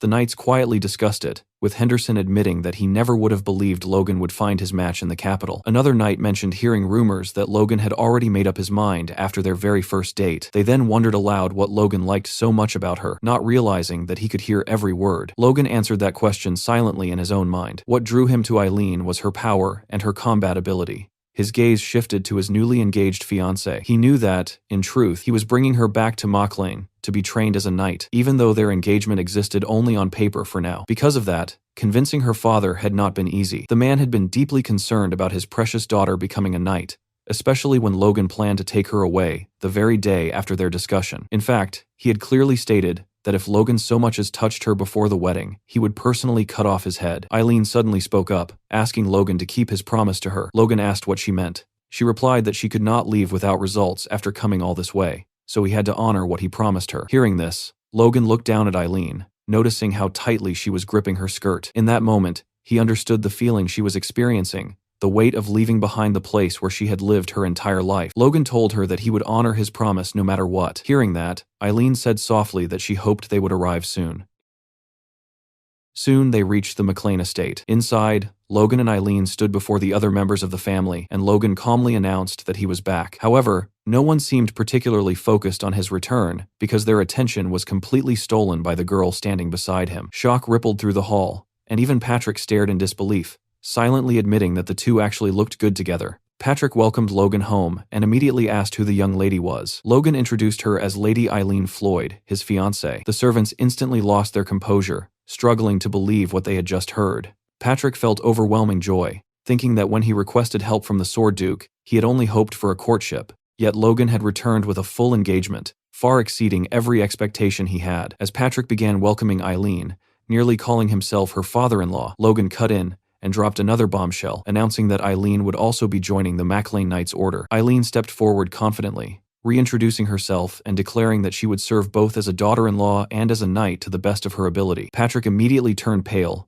looking moments away from collapse, while Ronian appeared oddly thrilled. Patrick would have strangled Logan on the spot if Dwayne had not restrained him, demanding to know why anyone would want their fiancé thrown into battlefield training. Hinckley stepped in, pointing out that nothing like this had ever happened before, but realistically, no one possessed the authority to stop Logan anyway. Ronian tried introducing himself properly to welcome Eileen into the family, but his mother rushed in and dragged him away before he could finish, leaving both Logan and Eileen stunned. Moments later, Hamar approached and bluntly told Eileen to run while she still could, insisting that Logan was definitely fooling her, and that ever since her arrival, the noble court had started acting like a circus. Not long after, Eileen appeared on the training grounds wearing McLean armor, standing shoulder to shoulder with the knights as if she had always belonged there. Patrick still could not believe Logan was serious, but Logan simply reminded him that he never joked about matters like this. Patrick tried reasoning once more, arguing that Eileen was a noblewoman and that the kingdom had never seen a female knight before. Logan countered without hesitation she was a force user, and in times like these, useful strength mattered more than outdated traditions. Patrick pushed back again, warning that the Maclean Knights' training was far harsher than any other order, and that noble ladies simply did not endure such brutality. From across the field, Eileen suddenly shouted that she could handle it, instantly silencing both father and son. She vowed to erase every doubt, promising she would force them to acknowledge her both as a knight and as a woman. A few hours later, that confidence met reality. Eileen lay unconscious on the ground, while Logan and a nearby knight questioned whether this was truly her will. After witnessing the insanity of the training regimen, she groaned that they were all crazy bastards, barely holding back tears as she realized knights with even weaker auras endured the same torment. Clenching the dirt beneath her fingers, she admitted she was still far too weak. Logan asked if she regretted her choice. Looking up at his calm, unreadable face, she answered honestly she did regret something, but not joining the order. What she regretted was her own lack of preparation. Logan fell silent. Eileen reminded him that he had promised her a battlefield of glory, yet she understood that such a promise meant nothing if she could not stand strong on her own. She needed to claim her honor as a knight through her own strength. Seeing that burning determination, Logan felt a flicker of approval. Maybe there was still hope. He struck a tree beside them with his fist, and an apple snapped loose from a branch, dropping cleanly into Eileen's hands. As she stared at it, Logan declared that just as he had promised, he would deliver a battlefield worthy of her resolve. The Rose of Steel would not stop at something as small as an apple. He told her to eat, recover, and march beside him until the very end. And without hesitation, Eileen agreed. 1 week later, the knights were thrown into another insane training drill. This time they had to scale a steep cliff and defeat the knight waiting at the top. As one knight nearly cleared the exercise, a wooden sword smashed into his head, sending him crashing down hard. Luckily, Patrick caught him mid-fall, saving him from what would have been a brutal landing. Patrick immediately declared that Karen, the fallen knight, was eliminated, and the poor guy looked more like a rescued princess than a warrior in Patrick's arms. Watching from below, some knights muttered that while their training was already known for being brutal, this crossed into madness. One asked who even came up with torture like this, and the other answered with a rhetorical shrug, obviously, Logan. Right on cue, Logan shouted for the next challenger to get ready. Patrick admitted the drill was excellent for siege offense and defensive response, though its only flaw was how dangerously close it danced with serious injury. The next name called was Eileen. Logan signaled her to begin, and she launched forward without hesitation. In just 2 explosive jumps, she nearly reached the top, making one knight comment on her ridiculous speed, while another warned that speed alone would not win the exercise heavily favored the defender. Just as the defending knight swung at her, Eileen spat straight into his eyes, blinding him for a split second. Using that opening, she landed cleanly on the cliff's edge, rushed forward, and in less than a heartbeat had her blade pressed against his neck. Logan immediately announced her success, and Patrick just stood there stunned. Meanwhile, Eileen openly celebrated the win. Patrick turned to Logan and asked if he had not said she was of noble birth. Logan casually replied that she probably was, but she was clearly something else too. Then Logan asked if Patrick acknowledged her now. Patrick admitted she had been working relentlessly to keep up with training, and that her swordsmanship was outstanding, so there was no way he could deny her ability. The other knights erupted in protest, shouting that if tactics like spitting were allowed, they would start fighting dirty too. Logan sighed and said they might need to have a talk with her since that was not exactly the example they wanted for the order. Patrick stayed silent. Logan then glanced at his father and pointed out that the knights were adapting well. Logistics were being handled smoothly by Philip, and only one major matter remained. His expression hardened as he told Patrick they needed a private conversation. Back at the MacLean estate, Philip was already tearing through responsibilities like a storm. He stopped Administrator Lugal first, explaining that the storage layout wasted space and could be reorganized to cut costs while extending product shelf life. Lugal thanked him immediately. Philip then turned to Dwayne about payroll errors and town upkeep discrepancies, prompting Dwayne to promise a review. Next, he informed Mr. Farron that while the armaments were well maintained, cleaning oil from Kalia cost half as much as the one from Kales, proof that a merchant always knew the market. Watching all this, Lugal asked if Philip had not arrived just yesterday. Dwayne replied that the young master had ordered Philip to assist with estate operations, but the man clearly operated on an entirely different level. He added that Philip was also the one responsible for procuring the massive shipments of weapons and lumber flooding into their territory. When Lugal wondered what Logan planned to do with all of it, Dwayne broke into a nervous sweat, because no matter how you looked at it, there was only one logical answer: war. Meanwhile, on the training grounds, Patrick exploded after hearing Logan's news. He could not believe that war was what Logan wanted to discuss privately. Logan stayed quiet at first, letting the weight settle. Patrick asked if Befros was about to invade, but Logan shook his head and calmly said they would be the ones starting it. That nearly set Patrick off again. Clenching his fist, he demanded Logan explain his reasoning. Logan began by reminding him that Befros had not attacked yet, only because of Logan's teacher, then asked how long that protection could realistically last. Patrick argued they should continue strengthening their forces since they still lagged far behind Befros, but Logan cut him off, saying that if he were Befros, he would never allow them time to grow. It had to happen now. Patrick pressed further, asking if Logan knew something he did not. After a pause, Logan asked a chilling question. Would Patrick believe him if he said he knew the king would die soon? Patrick nearly lost his mind, terrified his son was flirting with high treason. Logan reassured him immediately that treason was not the plan, and told him to simply assume the claim was true. Patrick reasoned that such a death would ignite a succession crisis. Logan confirmed it. The clash between the first and second princes would escalate, and Befros was a pillar of support for the second prince. Then Logan asked what would happen if they fought Befros after that conflict began. The realization hit Patrick hard. They would effectively be raising swords against the second prince himself. Logan nodded. If they wanted to defeat Befros without external interference, this was their only window before the king's death. Once Befros fell, the tides of war would begin shifting, and that would be the moment Logan intended to bring the third prince forward. Patrick wondered if they could simply wait until one prince secured the throne, buying themselves time. Logan, thinking about the Empire's eventual invasion, knew waiting meant doom, but he could not reveal that. Instead, he said it would already be too late by then. If the second prince won, Befros would rise as one of his strongest allies. If the first prince won, Befros's lands would fall beyond their reach anyway. Either outcome meant losing their rightful territory forever. Patrick admitted he understood, but still had countless questions, especially how Logan could possibly know the king would die soon. Logan opened his mouth to explain, but Patrick stopped him. Whatever the truth was, he said, he trusted his son. Many of Logan's past actions had been strange too, yet they always led them forward. Looking toward the castle, Patrick muttered that it almost felt as if Logan knew the future. He added that if Logan was carrying knowledge he could not share, then he would not pry further. He only had one final question with everything Logan had done and everything he still planned to do. What was it all for? Logan thought for a moment before answering plainly. Everything he had ever done was for the prosperity of their family, nothing more. Patrick lowered his gaze and stayed silent for a long while before finally saying he trusted him. Logan should go and convince the aides he would handle the rest himself. Logan hesitated, asking if his father was sure he could manage alone. Patrick shot back, asking if his son did not trust his old man. Logan replied that was not it. Patrick told him not to worry and to leave it to him. As a father, he could at least shoulder this much. A few days later, Patrick summoned the family members and announced that on the day of the new year, they would wage war. The declaration shocked everyone, making them jump as if struck by lightning, which was only natural, considering the estate had only recently become habitable again. Still, Patrick did not back down. He reminded them of everything they had suffered losing their land,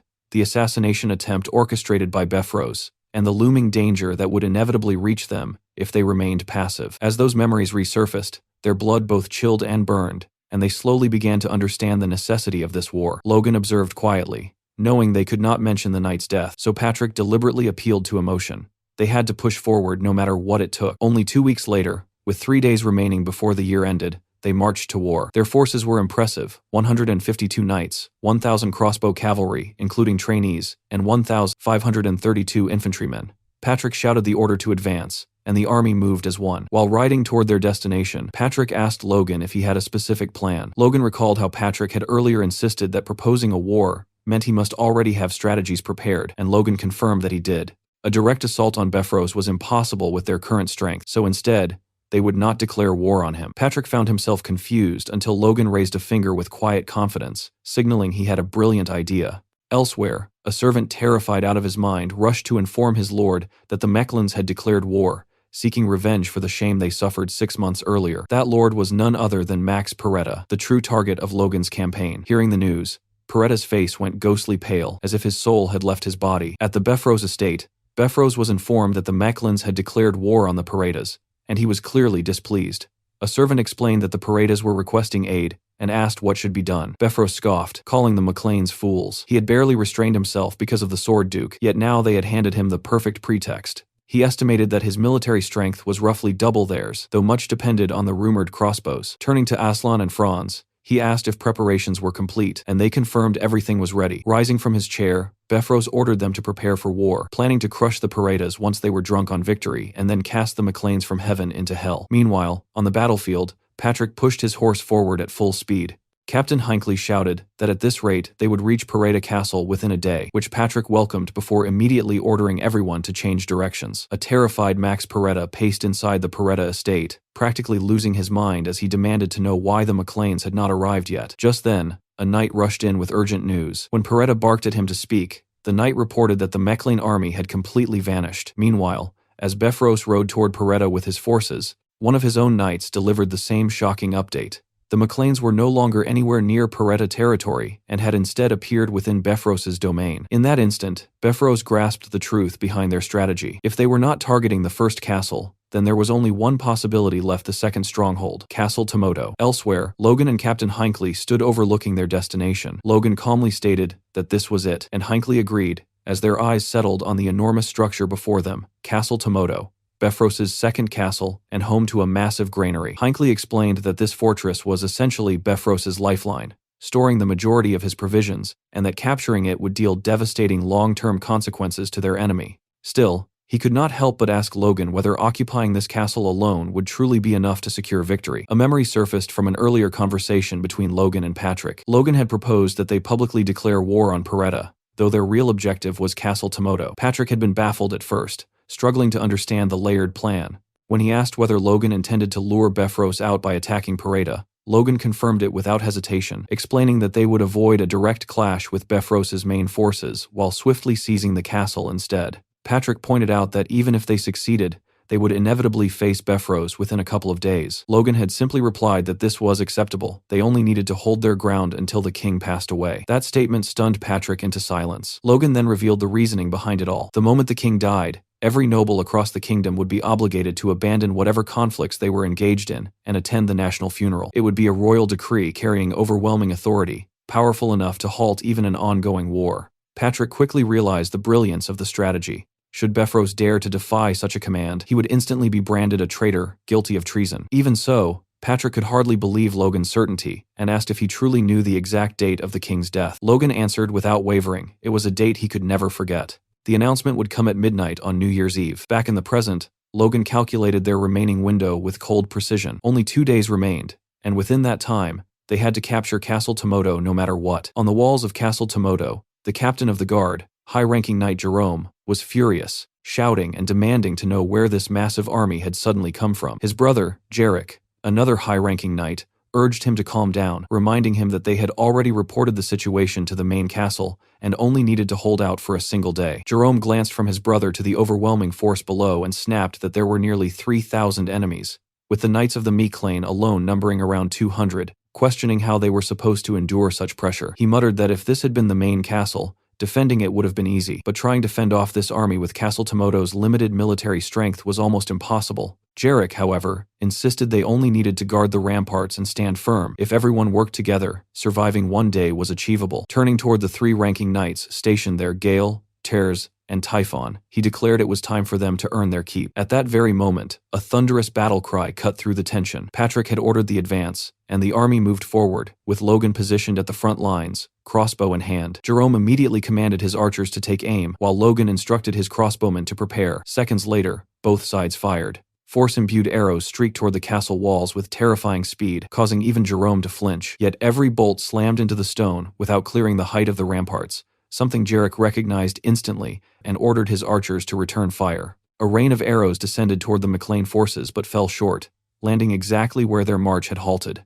Kaisalon, standing beside Logan, observed that this appeared to be the maximum range even for a longbow. Logan agreed, noting their crossbows faced the same limitation. No matter how much force they poured into the shots, they barely reached the walls. Kaisalon suggested ceasing fire to avoid wasting ammunition, but Logan refused, explaining that suppressing the enemy alone made the effort worthwhile. As for supplies, Hamar had produced more than enough arrows. Kaisalon muttered that Hamar truly deserved a proper vacation. Logan then turned toward Clayton, who had been brought to the battlefield, and told him he had a request. Clayton admitted he never expected to be dragged into a war, but he quickly ordered his pupils to begin their work. From the ramparts, the defending brothers watched in confusion. The attackers were not advancing, merely firing arrows that achieved nothing. Jarek was about to question their strategy when a faint tremor ran through the ground. Both brothers froze, asking what that sound was. Though subtle, the earth itself was shaking. Down at the base of the rampart, a massive golem was hammering its fists into the ground.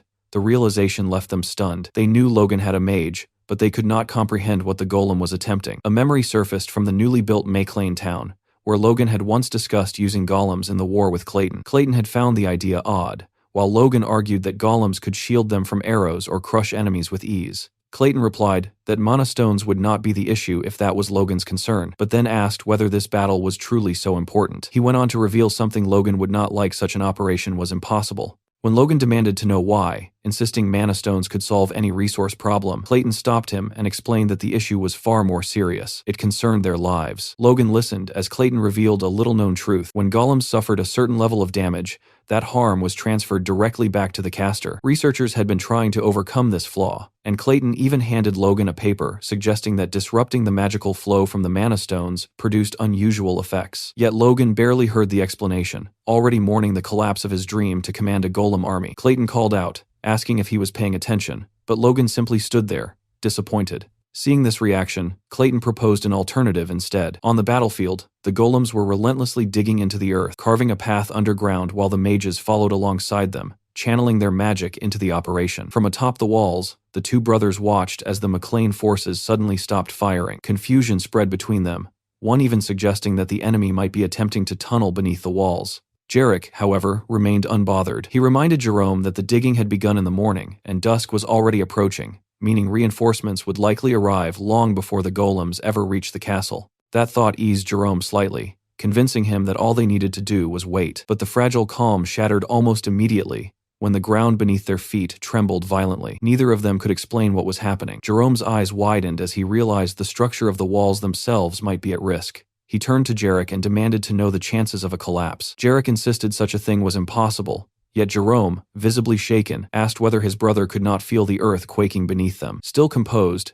Jarek advised against making any rash moves. That restraint only drove Jerome further into panic. He shouted that if the walls fell, everything would be lost, and questioned why the McLeans had not launched a direct assault yet. Clearly, they were plotting something. Jerome glanced downward, anxiety tightening his chest, and declared they had to act. The mages needed to be struck before whatever plan they were executing came to fruition. He announced that he would personally go down to handle it. Jarek immediately objected, reminding him that as captain, he could not simply abandon his post. Instead, Jarek would take a unit of knights and deal with the threat himself. Jerome studied his brother for a moment before agreeing. Outside the castle grounds, Jarek led his squad through the fading light. One knight observed that the sun was already setting, but Jarek replied it could not be helped. With forests surrounding the south and west, circling through the southern woods offered the safest route for their approach. Minutes later, Jarek halted the unit, announcing they had arrived. His sharp gaze swept across the McLean army as he evaluated their strength: 5 regular knights visible at a glance. Then his focus landed on someone who made his instincts scream in warning: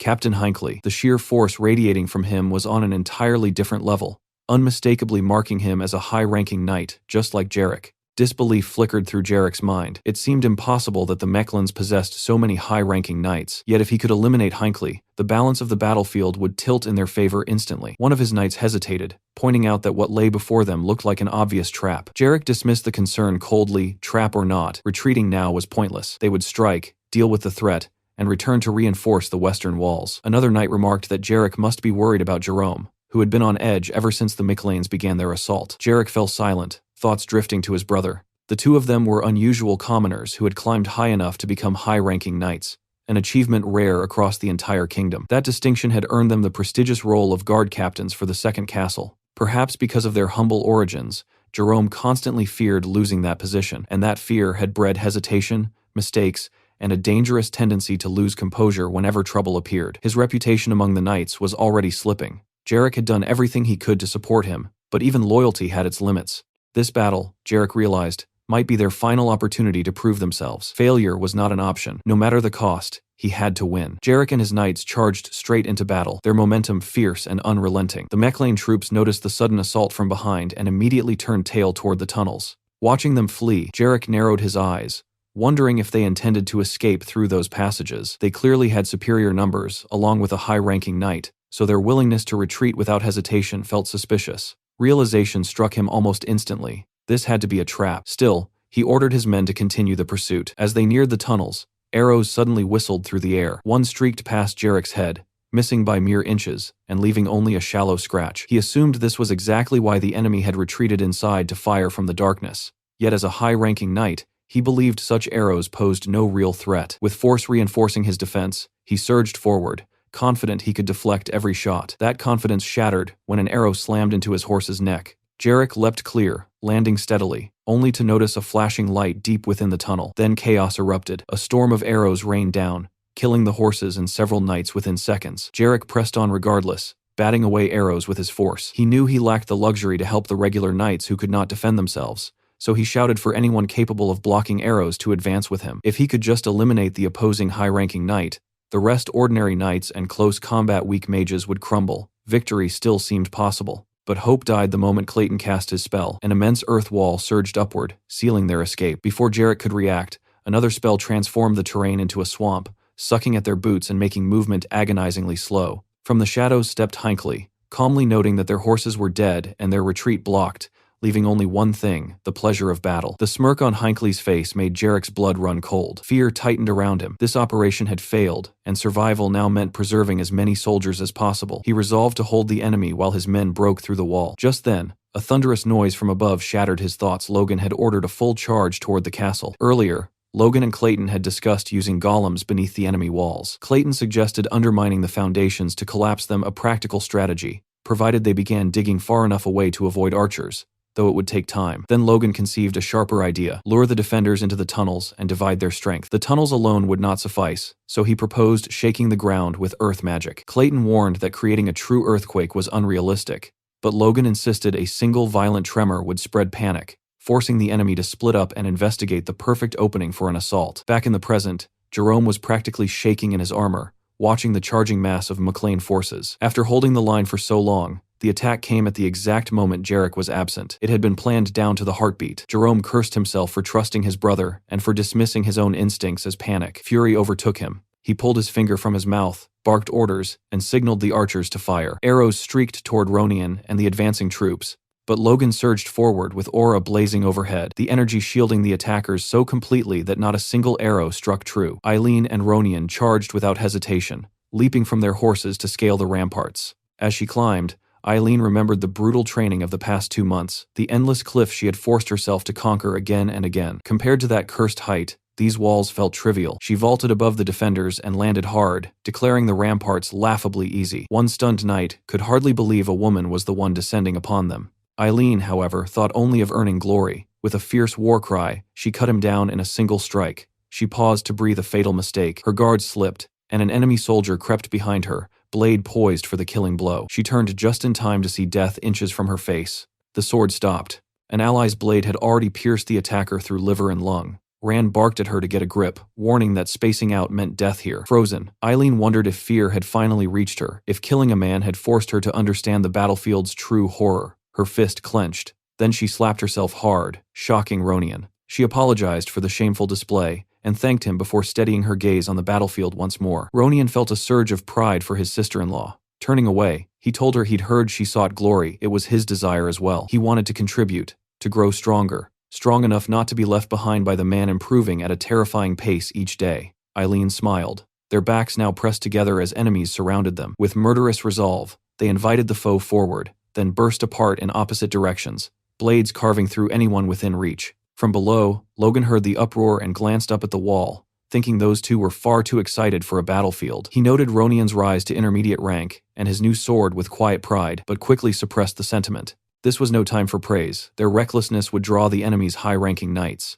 Acting instantly, Logan vaulted onto the rampart himself. The soldiers froze in terror as he landed like a falling comet, the impact alone staggering some. Aura flared outward, holding them at bay. None could hope to match him. Raising Lux, mana coursing through the blade, Logan struck in a blur, severing a soldier's neck. Good attention would shift to him. He needed the guard captain of Tomoto Castle. Patrick's roar soon followed, demanding the Befros knights face him. He shouted his name and unleashed a furious slash that forced enemies to scatter. Then a presence approached from behind Jerome, charging to stop him. Steel clashed. Jerome vowed to take Patrick's head, but Patrick mocked him for finally showing himself. Jerome measured the fight quickly. Patrick was an advanced knight now, yet not long ago they had stood on equal ground. Creating distance, Jerome convinced himself he could win. He was wrong. Patrick's next strike flashed gold too fast, too powerful. Jerome failed to block. A heartbeat later, his head tumbled to the earth. Jarek looked up just in time to see it land at his feet. A knight nearby asked about the golden flash, then fell silent as understanding dawned. Jarek stared down, unable to process the sight of his brother's severed head, while Patrick strode away like a man possessed, already seeking his next opponent. Rage consumed Jarek. He shouted that reinforcements were coming, ordered the soldiers not to surrender, and declared he would assume command. Though stunned to hear his voice, the knights rallied as he screamed for them to fight to their final breath. One tried to calm him, but grief had blinded him. Jerome's death would not be meaningless. Then Logan dropped from the rampart before him and stated coldly that no reinforcements were on the way. He asked if anger had stolen Jarek's sight as he prepared to strike. Jarek bellowed that he would kill them all, a vow that lasted barely 30 milliseconds before Logan's blade swept toward his neck. Jarek twisted at the last instant, barely avoiding the fatal edge. Logan looked back at him, utterly certain, and declared that Jarek would be the one to die. On the battlefield after their hard-fought victory, Captain Hinckley and Clayton stood beside Logan, laughing with clear relief as they admitted the win had come easier than expected, thanks to Logan and Patrick's leadership. Logan casually placed a hand on Clayton's shoulder, startling the mage, who immediately demanded to know what new madness Logan was about to request. Without hesitation, Logan asked him to create a massive pool of water around the castle before enemy reinforcements could arrive. A few hours later, the task was complete. Clayton and his disciples lay sprawled across the ground, completely drained of mana and energy, barely able to move. Logan praised their work, noting that they had not only constructed a deep moat, but had even repaired damaged castle walls in the process. He couldn't help admiring how unmatched earth magic was for large-scale construction. Clayton, however, nearly burst into tears, muttering that their magic was starting to feel less like battlefield sorcery and more like permanent construction labor, silently praying this wouldn't become their new specialty. From the ramparts, Logan examined the moat with satisfaction. 5 meters deep and equally wide, it was a death trap. Anyone falling in while wearing armor would struggle immensely to climb back out. He immediately ordered his soldiers to pour generous amounts of oil near the approach routes, so attackers would lose their footing the moment they stepped forward. Every detail of the defense had to be flawless. As Befros and his forces approached in the distance, Logan calmly concluded that their preparations were complete. Noon was nearing, right within the time frame he had predicted for the enemy's arrival, and the sight of their advancing army confirmed his calculations. He alerted his troops and prepared them for combat while he, Hinckley, and Patrick observed from the rampart, ready to confront the coming storm. Across the field, Befros and Sir Franz studied the occupied fortress, already preparing their assault. Logan reminded himself that the king would die at midnight. Their only objective was to endure until then. Befros, meanwhile, was enraged upon spotting the McLean banner planted atop his own castle. The insult alone made his blood boil, and learning that Jerome and Jarek had been slain only intensified his fury. Realizing their deaths had allowed the Meclanes enough time to dig the moat, he cursed their incompetence. He summoned Aslan, the so-called super-speed knight and grandmaster of the Befros Knights, demanding a report. Aslan confirmed that the enemy fielded fewer than 150 knights and under 2,500 soldiers, with Logan himself appearing to be an advanced knight supported by roughly 10 earth mages. Befros instantly suspected Logan had prepared some kind of sacred weapon. When asked about the likely outcome, Aslan paused briefly before breaking into a confident grin, declaring that nothing but overwhelming victory awaited them. From above, Patrick counted over 300 enemy knights and more than 5,000 soldiers, in addition to Wind Tower mages. Bifrost himself was publicly known as a 4th Circle mage, but secretly possessed 5th Circle power, making him far more dangerous than most realized. The presence of monsters like Aslan and Franz only deepened the tension. Logan noticed Patrick's unease, but remained composed. Suddenly, Bifrost amplified his voice with magic, announcing to the invaders that he would personally uproot the mech lanes from his territory. Logan immediately ordered his men to ready their weapons. At Bifrost's command, his army charged forward without even raising shields, a display of terrifying confidence that made Hinckley question what kind of defense they possessed. Logan simply replied that they were about to find out. Crossbow bolts rained toward the attackers only to halt mid-flight, stopped by a shimmering magical barrier conjured by the mages beside Bifrost. Logan and Hinckley were stunned. Bifrost smugly declared that no matter how peculiar their weapons were, they could never rival magic. Realizing the crossbows were being neutralized, Logan understood they would be useless against the knights under such protection. Patrick quickly adapted, ordering the cavalry to redirect their aim toward the enemy soldiers while positioning their knights for close combat. Logan roared for his troops to crush the attackers before they reached the walls, fully aware that wars were ultimately decided by force users. Watching Aslan and Franz advance, he resolved that if ranged weapons failed, he would personally confront them. Sword ready, he studied their movements, wondering how the 2 elite warriors would launch their assault. Aslan moved first, leaping from his horse and scaling the rampart with frightening agility. Memories flashed through his mind, years of mockery from nobles who ridiculed his short stature, long arms, and monkey-like appearance, questioning how someone like him could ever become a knight. Those insults had forged him into something relentless. Through bone-breaking effort, he had risen to the level of an advanced knight, and now he believed everyone else was prey. But as he climbed, he noticed the walls had been altered. The surface was treacherous. Still, he pushed forward, until a calm voice from above shattered his focus. Eileen stared down at him with a blank expression, wondering aloud if the creature climbing toward them was a monkey. The insult struck deeper than any blade. For a split second, Aslan lost composure and slipped. He crashed violently to the ground, while a nearby knight shouted about his fall. Eileen almost looked concerned for a heartbeat as he struggled back to his feet. Another defender warned everyone that even an advanced knight couldn't climb those walls safely, but Aslan silenced him with pure rage. Lifting his eyes toward the rampart, he locked onto Eileen, fury burning in his gaze as she readied her sword. With venom in his voice, Aslan swore he would savor breaking her. Meanwhile, Sir Franz stood atop the rampart, having successfully climbed the walls, now facing Patrick, who acknowledged the feat with a grim expression and admitted he had heard many tales about the infamous Moonlight Knight. Franz looked equally unhinged, clearly ready to throw himself into battle, but Patrick's fury burned deeper as he declared he was well aware that Logan carried a grudge against the man. All along the rampart, the Knights of Maclean clashed violently with the invading forces, steel ringing against steel while battle cries tore through the air. Nearby, Eileen struggled against a powerful opponent and wasn't faring well. As she forced herself back onto her feet, the man facing her calmly praised her skill, remarking she wasn't bad at all. It was Monkey Aslan. With mocking curiosity, he asked whether all the young women of the Maclean family were this bold. Eileen quickly realized something unsettling. Aslan wasn't paying attention to anyone else on the battlefield. He was focused entirely on her, treating the fight like a game. When he sneered and asked if she was angry about being toyed with by a monkey, she understood her suspicion had been correct. Strangely, that realization steadied her. Keeping an advanced knight occupied was already a meaningful contribution. Aslan only laughed harder, promising he would take his time playing with her. Elsewhere on the wall, Logan was locked in combat against 3 Bifrost knights. One tried to provoke him, taunting that the eldest son of Maclean was rumored to be a high-ranking knight, so this shouldn't trouble him at all. The insult was meant as a distraction, but none of them managed to push Logan back even an inch. Whispering among themselves, the silver-haired knight wondered if the rumors about Logan wounding Sir Franz were actually true. Logan cut him off mid-thought, mocking them for fighting more with their mouths than their blades. Infuriated, the silver-haired knight called him an arrogant bastard and vowed to see how long he could endure. The 3 charged together at full strength. Logan didn't even flinch. Planting his feet,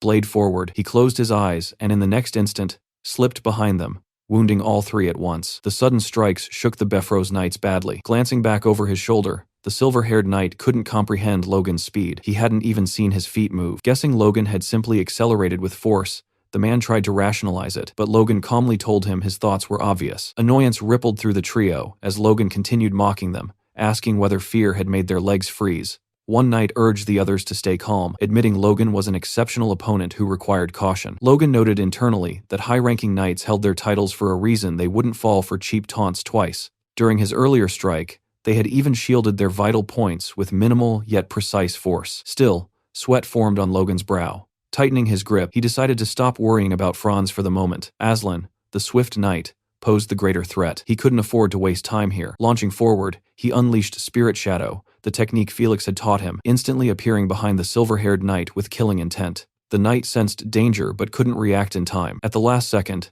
the green-haired knight intercepted Logan, striking to save his comrade. Logan casually planted his foot on the silver-haired knight's head and vaulted upward, redirecting himself toward the green-haired attacker. Steel collided, and for a heartbeat, the man seemed to vanish after blocking the blow, while the mustached knight cursed Logan aloud.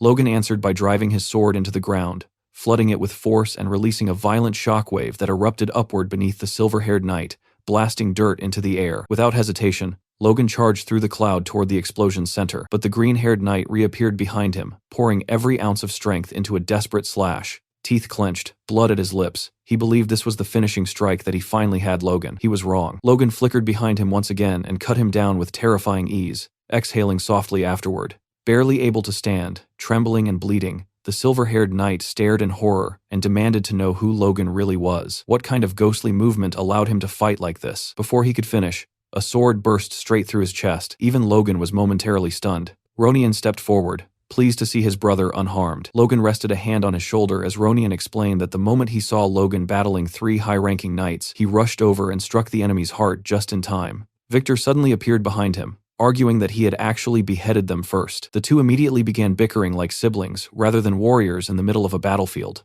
Ronian snapped at Victor for lying, calling such behavior unknightly, while Victor shot back that Ronian should take his own advice and that, at this rate, Rhea was twice the knight Ronian was. Both turned toward Logan, demanding a fair judgment. Logan smirked, then burst into laughter before knocking both of them on the head. He declared there was nothing to judge. He had seen them strike simultaneously. What mattered was maintaining focus. This was still a battlefield. Instantly subdued, the pair apologized. Turning away, Logan muttered that thanks to them he now had more freedom to move and that he needed to hurry. Eileen was still locked in battle with Aslan, her entire body trembling as the difference in their strength became painfully obvious. She was losing badly, yet she refused to fall. Instead, she drove her sword deep into the ground and used it to keep herself standing. Aslan watched her with interest and admitted that at least her spirit matched that of a proper warrior, since she hadn't even cried out in pain, which only made the fight more entertaining for him. Eileen, however, could feel the strength draining from her sword arm, and wondered if it had been arrogance to believe she could stand against an advanced knight.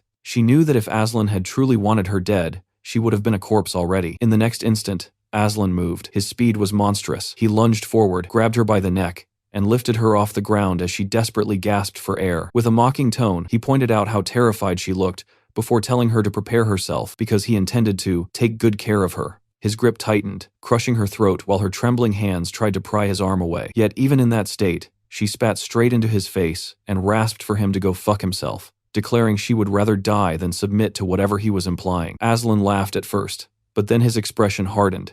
Asking whether she truly believed she had a choice, he squeezed harder and promised to show her hell slowly, savoring every moment while enjoying the sound of her fading breaths. That moment ended abruptly when he sensed something behind him. Turning his head, he saw Logan rushing in with a swift smile, blade already descending. Their swords collided, and the impact exploded outward, sending Aslan several meters back even though he had successfully parried. Intrigued, he steadied himself while Logan quickly helped Eileen back onto her feet and asked if she could stand. She insisted she was fine, but Logan still ordered her to head straight for the military doctor, and this time she obeyed. Watching her leave, Aslan rested his sword on his shoulder and sneered that Logan was ruining his fun, adding that if Logan was taking her away, then he must want to replace her. Sweat slid down Logan's temple as he glanced at his own hand, realizing that despite being the one who ambushed Aslan, his arm was the one throbbing. This fight would not resemble his earlier clashes with high-ranking knights. They attacked again, moving so fast the surrounding soldiers could barely track them. Everyone knew Aslan was swift, yet they couldn't understand how Logan was keeping pace. Aslan even praised Logan's speed and noted the quality of the artifact he carried, which Logan silently credited to his master. Their blades smashed together, releasing a violent spiral of wind that forced them apart before they rushed each other once more. Studying him closely, Logan realized Aslan must possess an artifact as well, since movements like that were impossible otherwise. Aslan smirked and claimed he could practically hear Logan's thoughts, saying noble young masters were all alike. They hesitated, overthought, and froze when faced with him, and the moment they failed to keep up with his speed was the moment they died. Logan would be no exception. Aslan lunged again with overwhelming force, but his expression twisted when Logan countered and cut into his right shoulder. Blood answered steel, Yet Logan paid a price too, coughing up blood from the strain. Grimacing, Aslan admitted Franz had been right. Logan truly wielded a strange secret technique. He attacked again, their waves of force colliding violently. But for the first time, fear crept into Aslan's eyes because he could no longer close the distance. Logan, meanwhile, smiled. He had expected Aslan to know about the technique, so surprise was no longer an option. That meant he needed to end this quickly. Aslan sensed the shift as well, and realized Logan was trying to corner him. Rage flared instantly because no one cornered the swift knight. Murder burned in Logan's gaze as he prepared to destroy anything in his path. Yet suddenly Aslan's sword flashed and stopped mere millimeters from Logan's eye. The strike missed by a breath. Looking behind him at the crater left in the ground, Logan wondered if luck had saved him, but he immediately understood the truth. Aslan was slipping. The ambush on Castle Tomoto, the injury from an opponent he had underestimated, and the relentless resistance of the McLean soldiers had all piled pressure onto him. Impatience had begun to fracture his precision. Logan calmed himself, realizing he could use that weakness. With explosive speed, Logan charged again. Aslan lifted his blade to counter and asked if Logan planned another trick, but something about Logan's stance unsettled him. Logan wasn't going to dodge. He drove straight toward the sword tip, prompting Aslan to call him a crazy bastard and ask if he intended for them to die together. Logan only mocked him in return, asking if he was scared. The taunt shattered whatever restraint Aslan had left. He thrust forward, and from a distance, it looked as if both men had impaled each other. When the dust settled, Logan collapsed while Aslan remained standing, wounded, but alive. Then Aslan burst into laughter, roaring that Logan had rushed in ready to die, yet had only managed to scratch his rib. Raising his voice across the battlefield, Aslan declared that this was his victory over McLean. Aslan suddenly froze when he heard movement behind him. Eileen had returned, rushing toward Logan's fallen body without hesitation. Aslan grinned at the timing, saying it worked perfectly since he could take care of her too. Seeing Logan lying there filled her with terror and disbelief, yet Aslan only twisted the knife further by declaring he would pull the sword out of Logan's stomach and use it on her next. But before he could act, a radiant light flared behind him. The glow came from the bracelet of regeneration, and the sight made Aslan's eyes widen. Only priests should emit light like that, he thought, yet the impossible was unfolding right in front of him. Realizing what it meant, he lunged again, shouting that he had to destroy the bracelet immediately. Eileen intercepted him just in time, her blade flashing toward his neck. Aslan parried with ease, but she yelled that she didn't care what was happening. There was no way she would let him near Logan again. Aslan brushed her aside with one arm,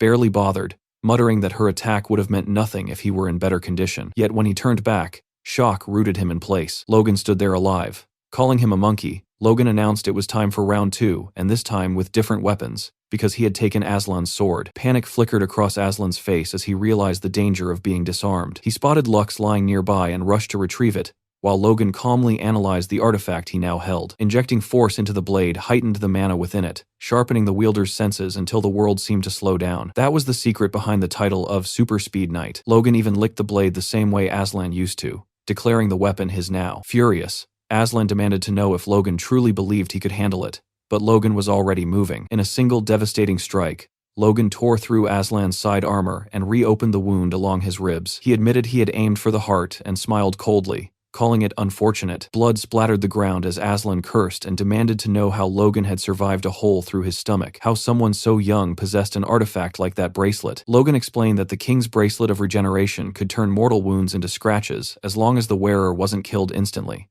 It had been a gamble. He had nearly died, but the result spoke for itself. Now, Logan declared, it was time to remove one of Befro's key men. Raising the sword, he prepared to take Aslan's head. Before the blow could fall, several Befro's knights rushed in from behind to save their commander. Logan spun and parried their attacks simultaneously, straining as he muttered that this was the worst possible moment for interference. Watching Logan's exposed back, Aslan understood what needed to happen. Logan had to die there, no matter the cost. Yet Eileen refused to allow it. She leapt at Aslan again, forcing him to block her strike. Unshaken, she warned him not to even think about attacking Logan from behind. At that instant, Aslan's earlier wound split open, blood spraying across the stones. Amid the chaos, Logan sensed something shift. A voice barked from behind, ordering someone not to move. Turning, Logan saw Aslan being dragged away by fellow knights. Moments later, the advanced knight broke free, leapt from the wall, and fled the battlefield. Eileen asked if they should pursue him, but Logan shook his head. Befro's and the Wind Tower mages were waiting below. Chasing him would cost more than it gained. Annoyance flashed across his face as he lifted Aslan's sword high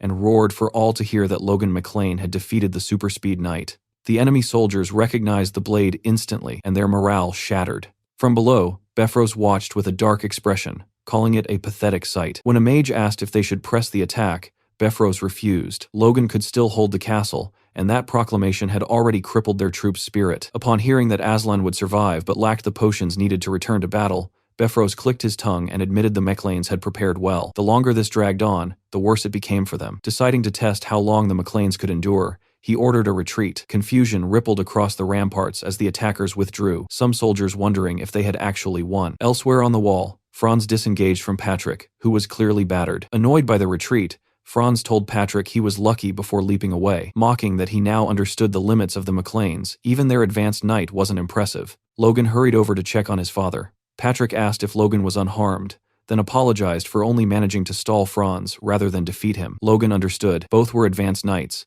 but Patrick had only recently reached that level. He rested a hand on his father's shoulder and urged him to recover while the enemy regrouped. Patrick agreed and told Logan to do the same, and the two slid down to sit against the wall, exhausted. Nearby, Eileen tended to Victor while Ronian spoke with Hinckley. They waited in tense silence, hoping the enemy would hold off until midnight.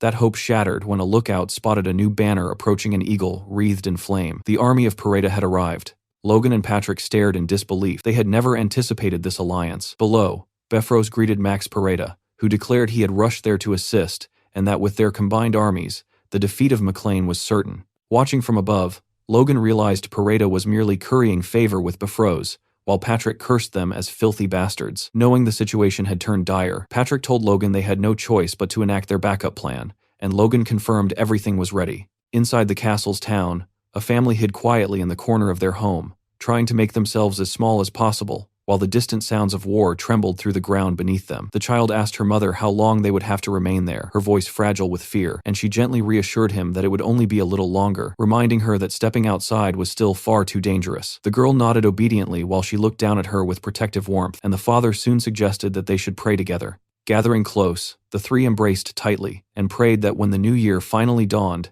this nightmare of war would come to an end. Outside the walls, Bifrost roared commands to his army, ordering them to attack and bring him the heads of the MacLanes. From atop the ramparts, the Mechlins responded with a relentless rain of arrows, yet only portions of the enemy forces seemed affected. Kaisalon quickly noticed this and reported to Logan that their attacks were mainly cutting down the Pareda soldiers, but Logan calmly replied that it did not matter and ordered everyone to keep firing regardless. Franz deflected incoming projectiles effortlessly with his whip sword, cursing the defenders as pesky fuckers before shouting to his men that the Macklins were clearly prepared for a siege and that no one should relax until their boots stood firmly on the walls. With that, Franz and his knights launched themselves upward to seize the ramparts. Logan immediately recognized the threat and commanded his soldiers to knock every climber into the moat. Franz, however, devised a clever approach. Swinging his whip sword against the wall, he latched onto the stone and used the blade like a rope, pulling himself high above the defenders. From that vantage, he spotted Logan and chose him as his primary target.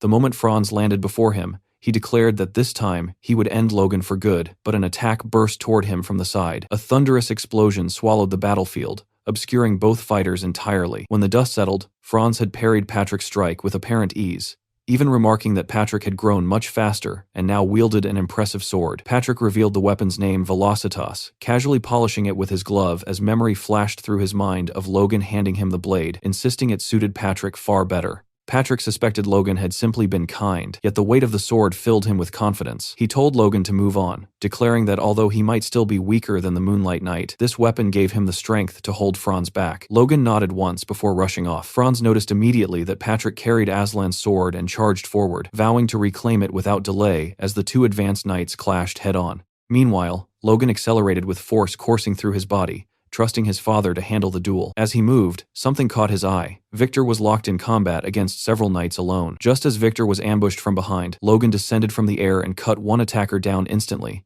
then dispatched another, without even turning his head. Victor stared in shock, but Logan simply asked if he could still fight. Victor insisted he was fine, and claimed he could have handled them himself, which pleased Logan. He ordered Victor to drop as many enemies climbing the walls as possible, then quietly added that if that failed, he had a plan B. Locking eyes with him, Logan explained that if even that did not work, Victor should allow the enemies to climb from a distance. Elsewhere, Pareda and Bifrost observed the battlefield alongside their mages. Bifrost sensed something strange. Enemy soldiers were scaling the walls far more easily than before, and the defenders no longer resisted with the same intensity. Pareda guessed fatigue might be the cause, but Bifrost remained unconvinced, certain that a trap was unfolding. Leaning over the edge, Logan noticed the ground below was nearly empty of enemies. Drawing mana into his voice, he shouted a command that stunned everyone from Ronian and Eileen to even Patrick. Retreat. Befros watched in confusion as the earth suddenly trembled beneath his feet. Realization struck him almost immediately. This had to be Logan's doing. Clayton and his disciples were forcing an earthquake into existence,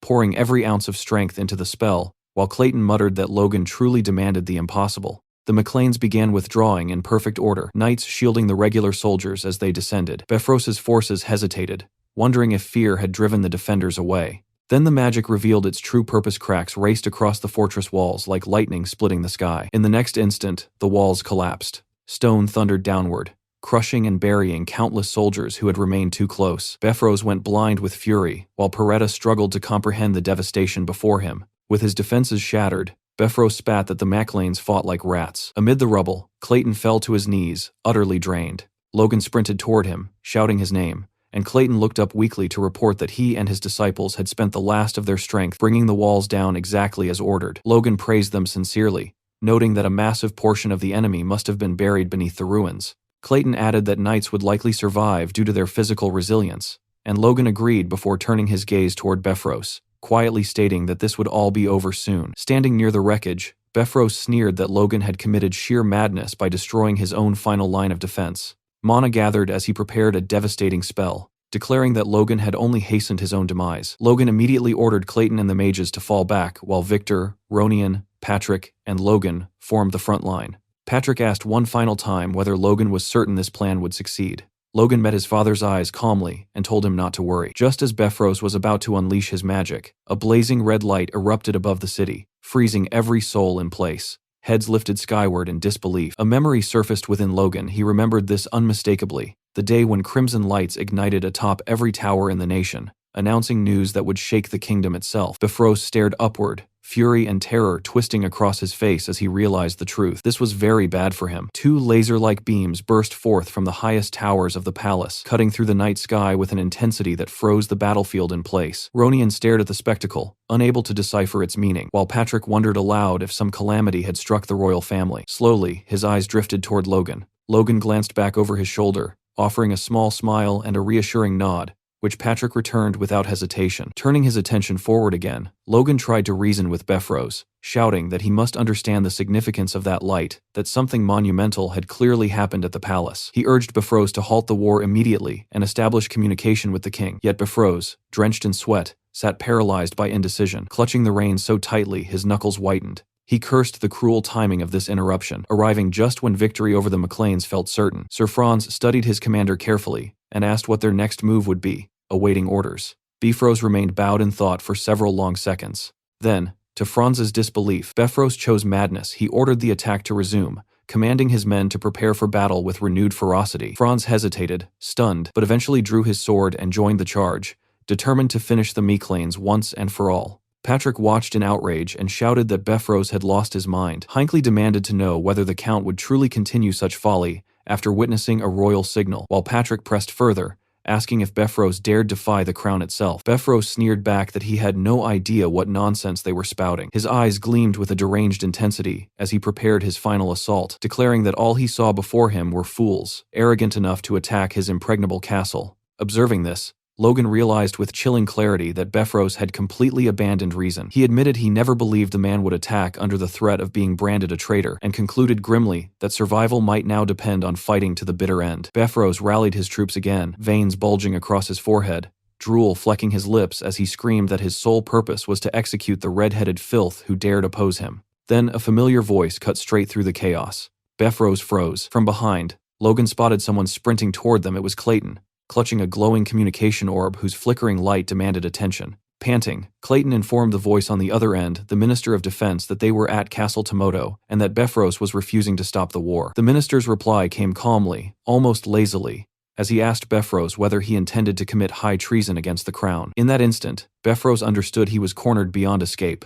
The minister's voice rang across the battlefield as he announced for all to hear that the king had passed away, and that every noble in the empire was required to attend the funeral. This solemn duty superseded all other matters, including war. His gaze fixed firmly on Befros as he made it unmistakably clear that the decree applied to him as well. Defeat washed over the Count. He lowered his eyes to the ground while Franz once again waited for orders. Logan and Patrick watched tensely, ready to strike if necessary, but the battle had already begun to die. At last, Befros bowed from atop his horse, and declared that his house would obey the royal will. The minister responded with a thin smile, remarking that Befrose had better comply, for he had no alternative. Even Clayton seemed startled by such abrupt surrender. As Befrose turned to leave, he spat one last insult at the McLeans, calling them rats, and warning them not to believe this was truly over. With that, he ordered a full retreat and rode away. Patrick stood speechless. Logan, however, remained uneasy, a quiet tension gripping his chest. Clayton and Hinckley watched the departing army in stunned silence, while Ronian and Victor allowed themselves small smiles of relief. Around them,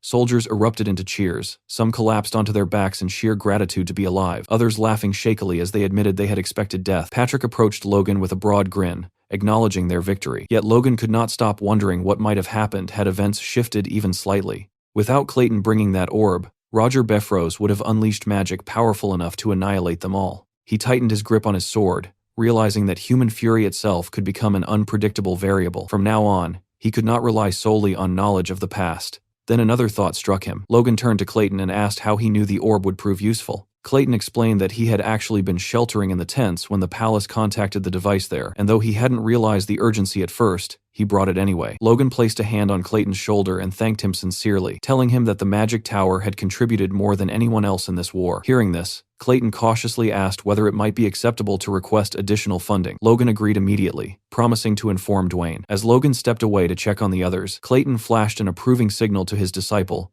who promptly declared him the best. Meanwhile, Eileen stood alone among the celebrating soldiers, her expression frozen in disbelief. A noticeable bruise, or perhaps just dirt from the battlefield, marked her cheek as she struggled to accept that the battle was truly over. The clash of steel had faded, the shouting had stopped, yet her mind still lingered in the chaos. Logan soon broke her daze, walking toward her while calling her name. The moment she saw him, her face brightened instantly. Her cheeks flushed deep crimson, and her striking blue eyes widened with unmistakable relief. Logan paused, slightly caught off guard by her reaction, admitting that he had expected anger rather than happiness. Confused, Eileen asked why she would possibly be angry. Logan reminded her of the fear she must have felt, pointing out that she had nearly died while facing an advanced knight in her very first real battle. At that, Eileen crossed her arms, shut her eyes, and looked away with forced composure, casually replying that such experiences were simply part of a knight's training. But the act didn't hold perfectly. Logan noticed the faint tremor running through her hands. Eileen quickly brushed off her shoulder as if nothing mattered, yet the trembling betrayed her.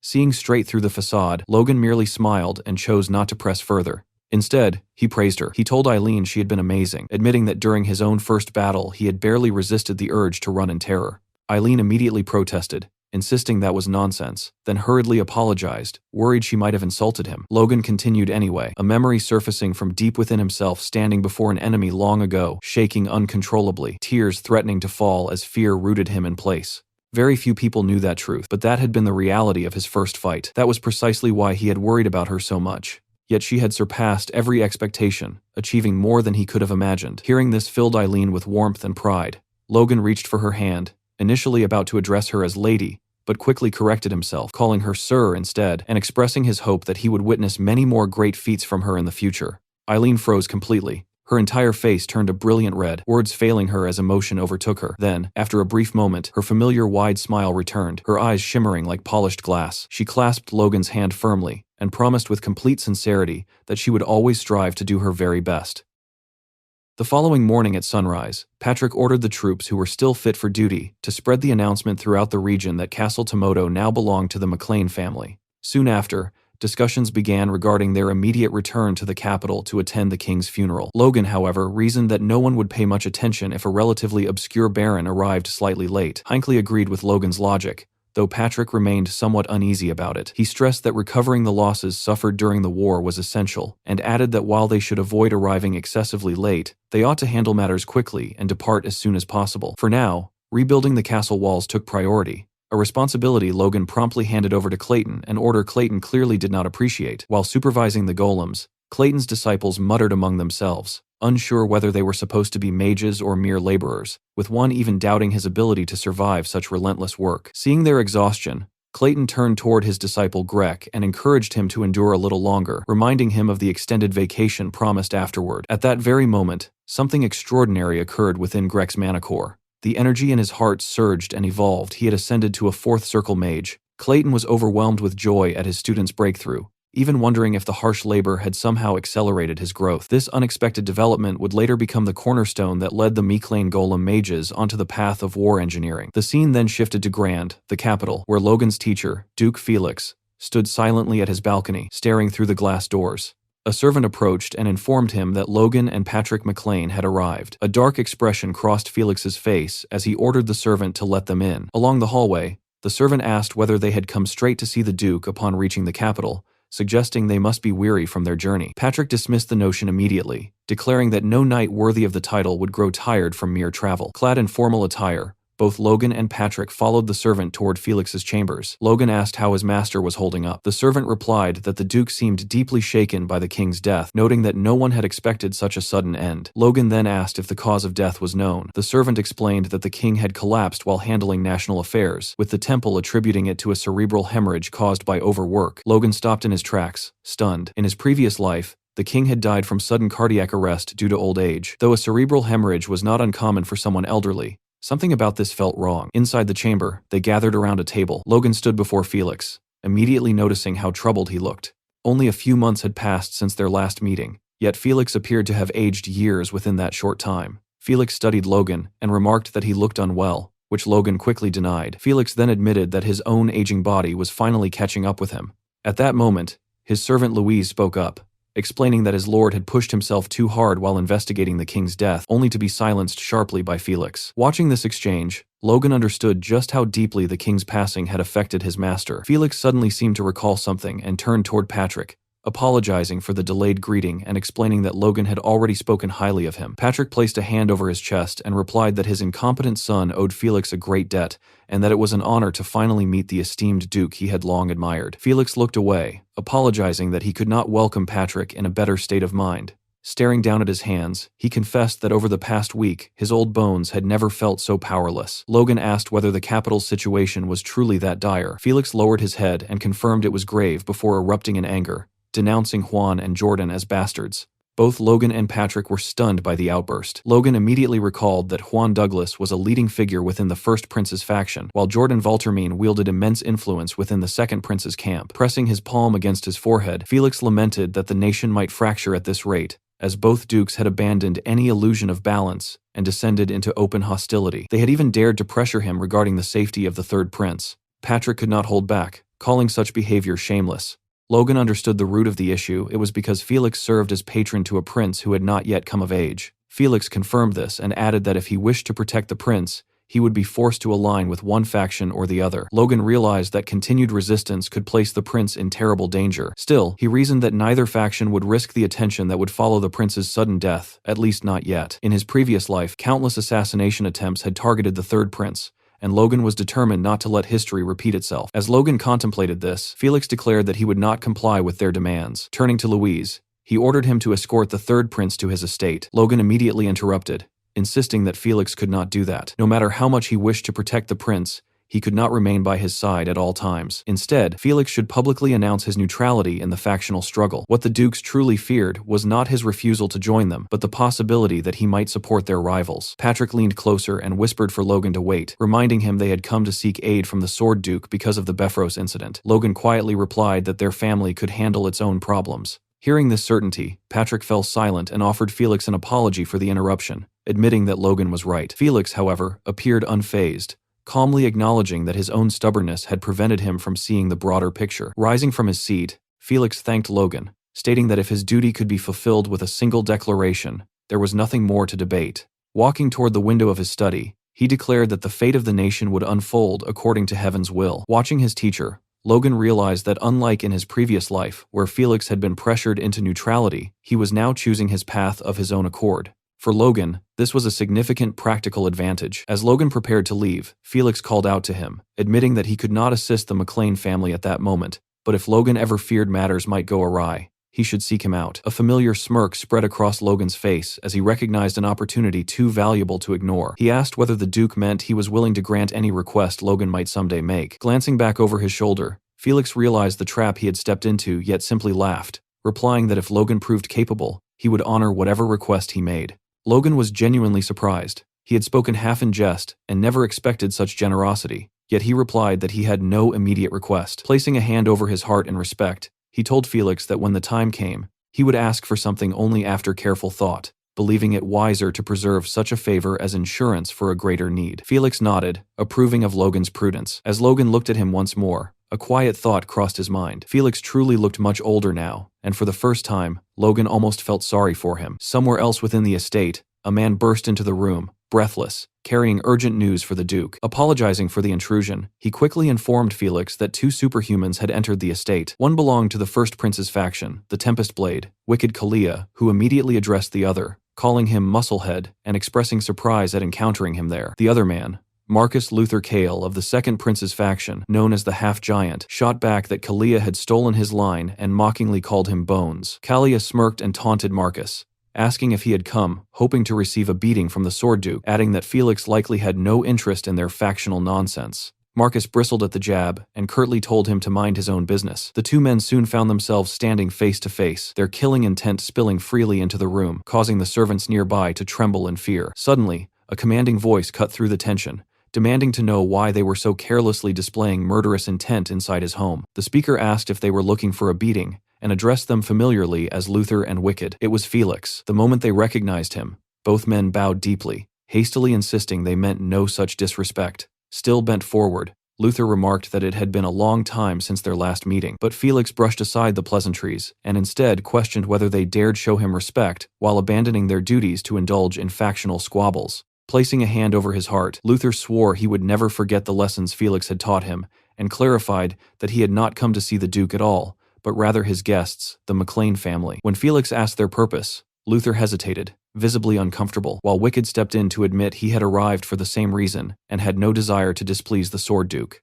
Turning his back to them, Felix relayed their request to Logan and asked whether he wished to meet them. Logan stepped forward without hesitation and replied that it would be an honor. With his hand over his heart, he greeted the 2 superhumans respectfully, stating it was a privilege to meet individuals he had long admired. Yet the reaction he received was strange. Both men looked at him with clear disinterest, appearing not to recognize him at all. They exchanged glances, silently sharing the same thought, before addressing him in a dismissive tone. They admitted they had heard about the Sword Duke's disciple, and that it was pleasant to meet such talent, but clarified that their visit had nothing to do with him. Instead, they had come to see his father, Patrick McLean, leaving both Logan and Patrick stunned. Patrick stepped forward, coughing lightly to announce himself, confusion flickering in his eyes. He greeted them respectfully as the kingdom's superhumans, and explained that Logan was currently managing the family's affairs, suggesting they continue the discussion with him. Hearing this, Luther and Wicked shifted their focus back to Logan, their earlier indifference replaced by a calculating gleam. Luther observed that for someone so young to manage an estate meant he was not only strong but intelligent, while Wicked added with thinly veiled insincerity that speaking with promising young talent was always enjoyable. Maintaining a polite facade, Logan thanked them for the compliments and asked what business they had with his family. The 2 men exchanged another look before proceeding. Luther praised Logan's directness, saying it suited his youth, while Wicked suggested they avoid wasting time. He then bluntly stated that since Logan had recently fought Befros of the Second Prince's faction, he should take this opportunity to pledge loyalty to Prince Reuter. Doing so would ensure the Second Prince's support for the McLeans, especially considering Logan's uncle-in-law, Kairos, already belonged to that faction. Logan's expression remained carefully neutral, revealing nothing. Luther then argued that hostility between neighboring territories served no purpose, and proposed that swearing loyalty to Prince Romain instead would secure favorable arbitration in the dispute with Befros. Resting a heavy hand on Logan's shoulder, a gesture that felt more possessive than friendly, he urged him to choose, suggesting that peaceful neighbors benefited everyone. Logan instantly recognized the statement as a veiled threat. There was truth behind it as well. Castle Tomoto bordered Luther Cale's trade city, meaning Luther could disrupt commerce, incite unrest, or fabricate justification for open conflict if he wished. Yet Logan had no intention of joining any faction, not yet. He understood that siding with the first prince might allow the second prince to conceal the war against Befros and ignite a larger civil conflict, while aligning with the second prince could provoke Marquis Kalia into launching an invasion under the pretext of insult. Either choice was a trap carefully designed to create justification for war. Refusing both offers was the only path forward, a delicate balance of diplomacy and patience. Lowering his head, Logan extended his hand respectfully and apologized, explaining that the complexities of the situation prevented him from making a hasty decision and that careful deliberation was necessary. At that moment, Felix intervened, his patience clearly exhausted. His voice rang with restrained fury as he demanded to know what they thought they were doing. The 2 superhumans visibly faltered, their arrogance dissolving into unease. Felix called their conduct pathetic, pointing out that they had abandoned subtlety entirely and resorted to issuing an ultimatum,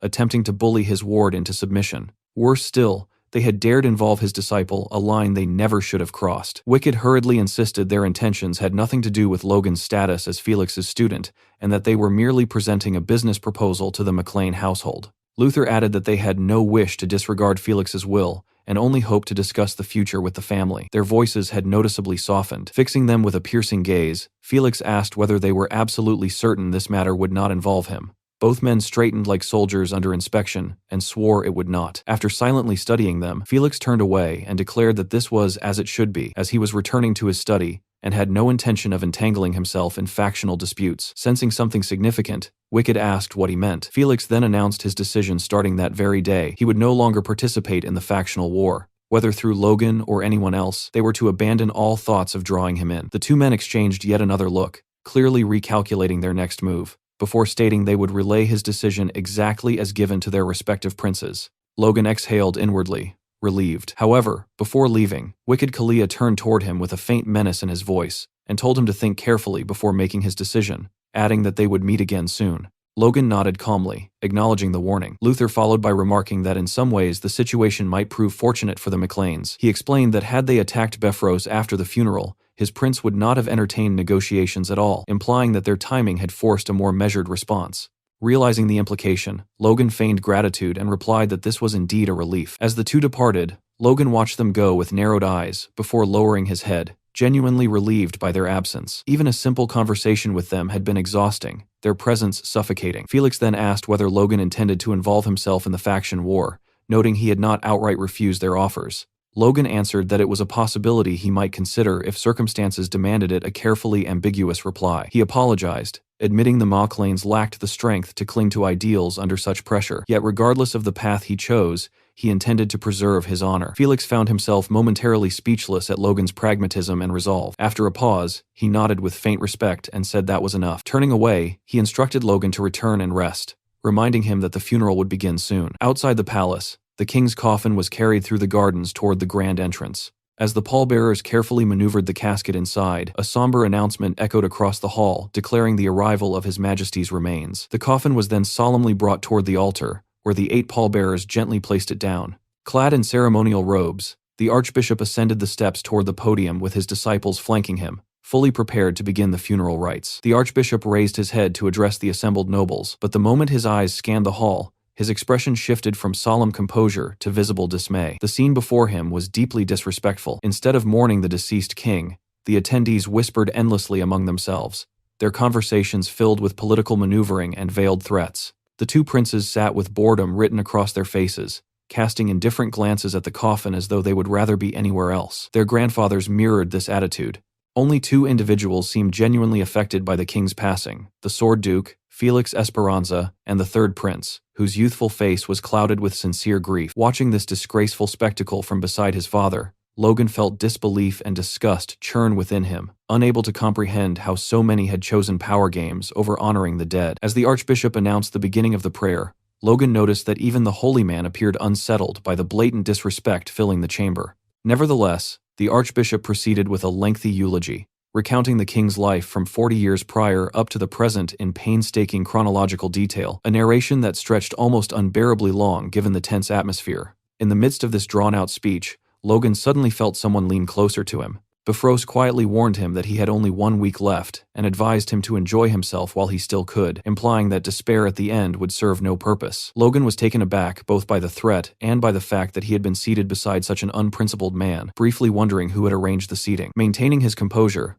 Logan leaned toward Befros and calmly informed him that he had recently been approached by the opposing faction, suggesting that they might eventually stand on the same side, and that Befros would be wise to watch his words. Befros reacted with immediate disbelief and indignation, struggling to process what he had just heard. Logan then added that if Befros doubted him, he could confirm it with Marcus Luther Cale himself. The mere mention of Cale intensified Befros's anger, only for Logan to reveal moments later that he had been joking. Befros's face twisted with rage, his body trembling as he barely restrained himself. Internally, he fumed at Logan's audacity, reminding himself that he needed to maintain composure until the funeral concluded. Once it was over, he intended to go directly to Duke Felix. Fixing Logan with a murderous glare, he branded him an arrogant boy in his thoughts and vowed that no one who touched what was his would escape unscathed. A silent promise of retaliation. Around the chamber, reactions remained sharply divided. The first and second princes, though outwardly composed, were unmistakably bored, their attention wandering, completely unconcerned with the proceedings. Only the third prince and Felix appeared sincerely distressed, refraining from tears yet radiating suppressed anger at the disrespectful behavior surrounding them. At long last, the archbishop concluded his extensive eulogy and formally announced that the first day of the national funeral rites had been completed. Inside Logan's lodging in the capital of the Grandia Kingdom, Logan reflected that the first day of the national funeral rites had finally concluded. Both he and Patrick appeared exhausted, wiping sweat from their faces after enduring the long ceremony. As Logan caught his breath, he found it hard to believe that the rites had stretched from morning until evening. Even worse, just as he had anticipated, the moment the proceedings ended, vassals from both factions swarmed around them, pestering them relentlessly until the very last moment. Turning them down repeatedly had begun to feel like a tiresome chore. Patrick, who had been quietly observing his son from behind, finally spoke and asked whether Logan intended to make use of either faction.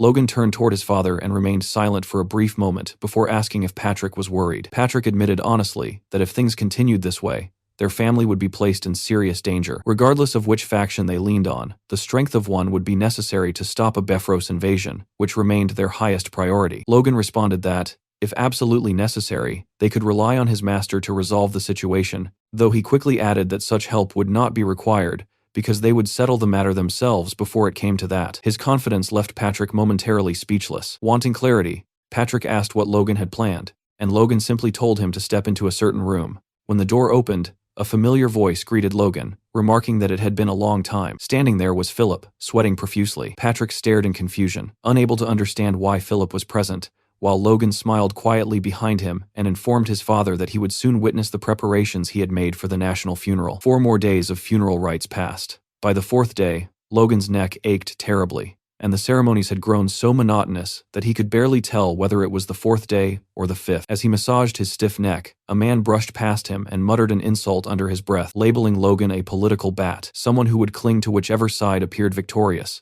The man then added that Count Bifrost had been right about him before walking away. Watching the man depart, Logan reflected on Bifrost and let out a quiet huff, realizing he had been wondering why envoys from the factions had suddenly stopped approaching him. It now seemed obvious that Bifrost had been spreading words about him everywhere. Even so, Logan had no intention of joining any faction. While he was lost in thought, someone approached him enthusiastically and addressed him as son-in-law. It was Eileen's father. Looking around, the man asked why Logan was alone and inquired about his relatives, wondering if they had not attended. Logan explained that his father had returned to their lodgings first, prompting Eileen's father to send Patrick his regards. Then came the question no man ever wished to hear from his future in-law. Eileen's father asked whether Logan had decided on a wedding date. Attempting to evade the topic, Logan reminded him that his territory was currently facing a crisis. However, Eileen's father countered by pointing out that publicly announcing the bond between their families could help keep Bifrost in check. Logan replied that he could not make such a decision right now, especially since Eileen would likely scold him again for acting on his own. Curious, Eileen's father asked if this was Logan's first time. Logan wondered if he meant his first wedding, but his father-in-law clarified with amusement that if it were not his first assembly of nobles, the Grand Nobles gathering, he would not be sitting so quietly. Nearby, several nobles were engaged in conversation. One asked how long it had been since the last assembly, and another replied that officials had allowed even those below the rank of Viscount to attend, adding that it had been quite some time since such access was granted.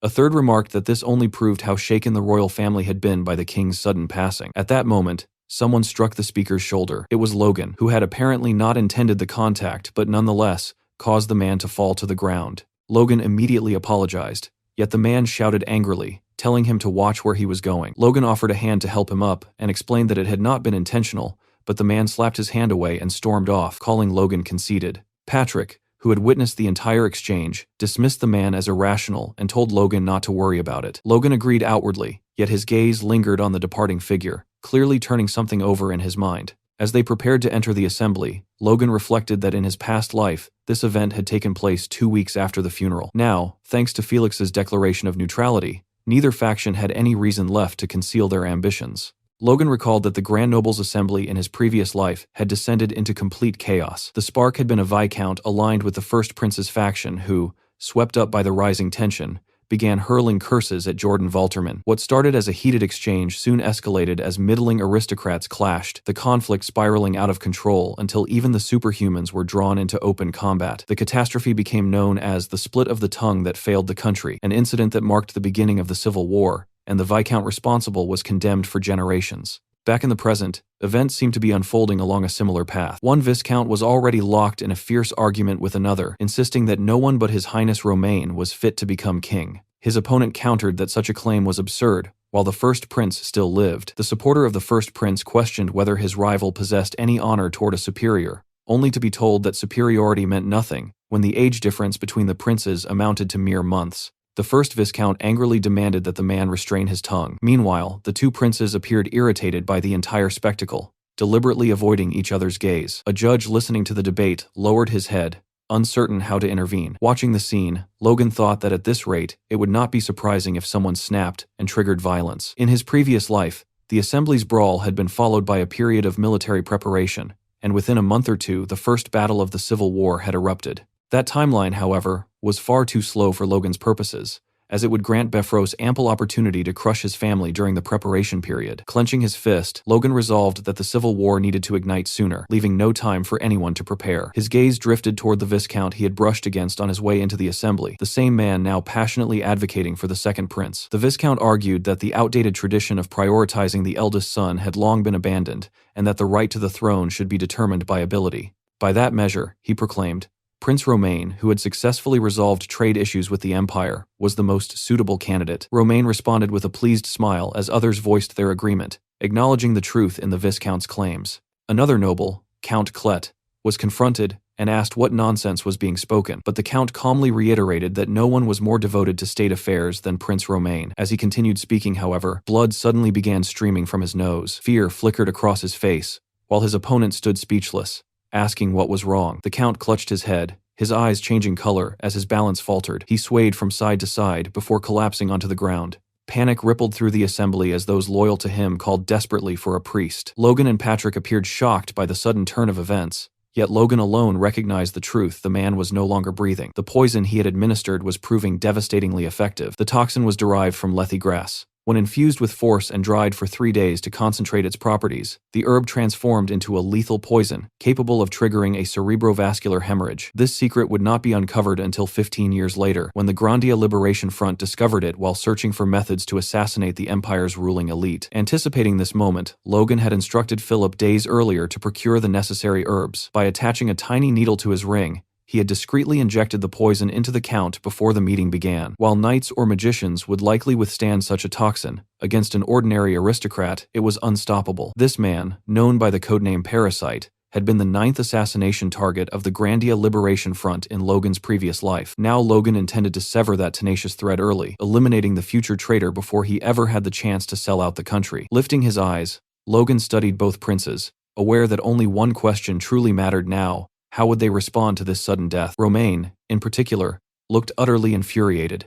Instantly, 2 men stepped forward to remove the lifeless body of the poisoned Viscount. Watching the scene unfold, the first prince appeared uncertain about what had just happened, while the second prince burned with fury. Once the body was carried away, Romain turned toward his brother and demanded to know whether he truly dared to poison one of his subordinates. Reuter dismissed the accusation at once, reasoning that he had nothing to gain from killing his own supposed traitor, and insisting that the act could not have been his doing. He then redirected the suspicion toward Romain, questioning who would be foolish enough to believe such a poorly staged farce. Romain stood stunned, unsure whether Reuter's response stemmed from calculated strategy or sheer audacity in calling the incident a fabrication. At that moment, another Viscount rose and argued that Romain's accusation was unreasonable, pointing out that they did not even know why Count Clet had collapsed in the first place. Yet another noble interrupted, questioning the source of Romain's anger, and noting that it had been Romain himself who first accused Reuter of poisoning the victim, perhaps provoked by the mention of the word traitor. The Viscount who had spoken earlier was left speechless before snapping back, demanding silence and asking if the man had forgotten where they were. Soon, chatter spread across the assembly hall as voices overlapped and tensions climbed. Observing the situation,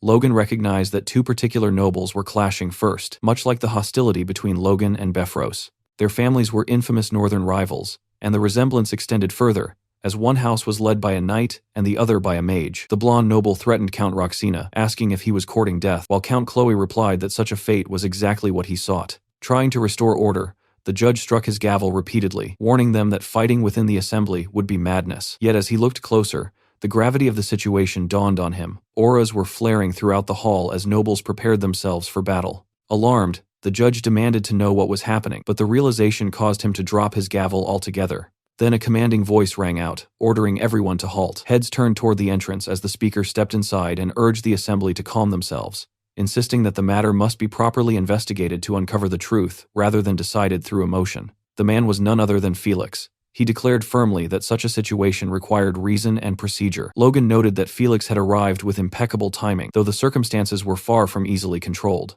The princes themselves began shouting again, with Romain arguing that the situation was obvious and demanding to know what further procedures Felix could possibly require. Reuter, however, expressed strong agreement with the Duke, claiming that Romain had lacked any real justification and had instead staged the incident to dispose of a useless pawn. Romain fired back, questioning how Reuter could speak so boldly after orchestrating such an underhanded assassination, while Reuter countered that if Romain were truly innocent, he should welcome an investigation. Felix stepped forward, urging both princes to calm down, but his path was suddenly blocked by two imposing figures, Jordan and Juan. Their presence clearly caught him off guard. Jordan warned Felix not to interfere, while Juan added that even he would struggle against the two of them together. Felix questioned whether they understood the chaos they were allowing to unfold, yet neither appeared moved by his words. Witnessing this confrontation, Patrick wondered how matters had deteriorated so badly, realizing that the kingdom's three sole dukes now stood in direct conflict. Juan remarked that Felix must know how pointless an assembly like this had become,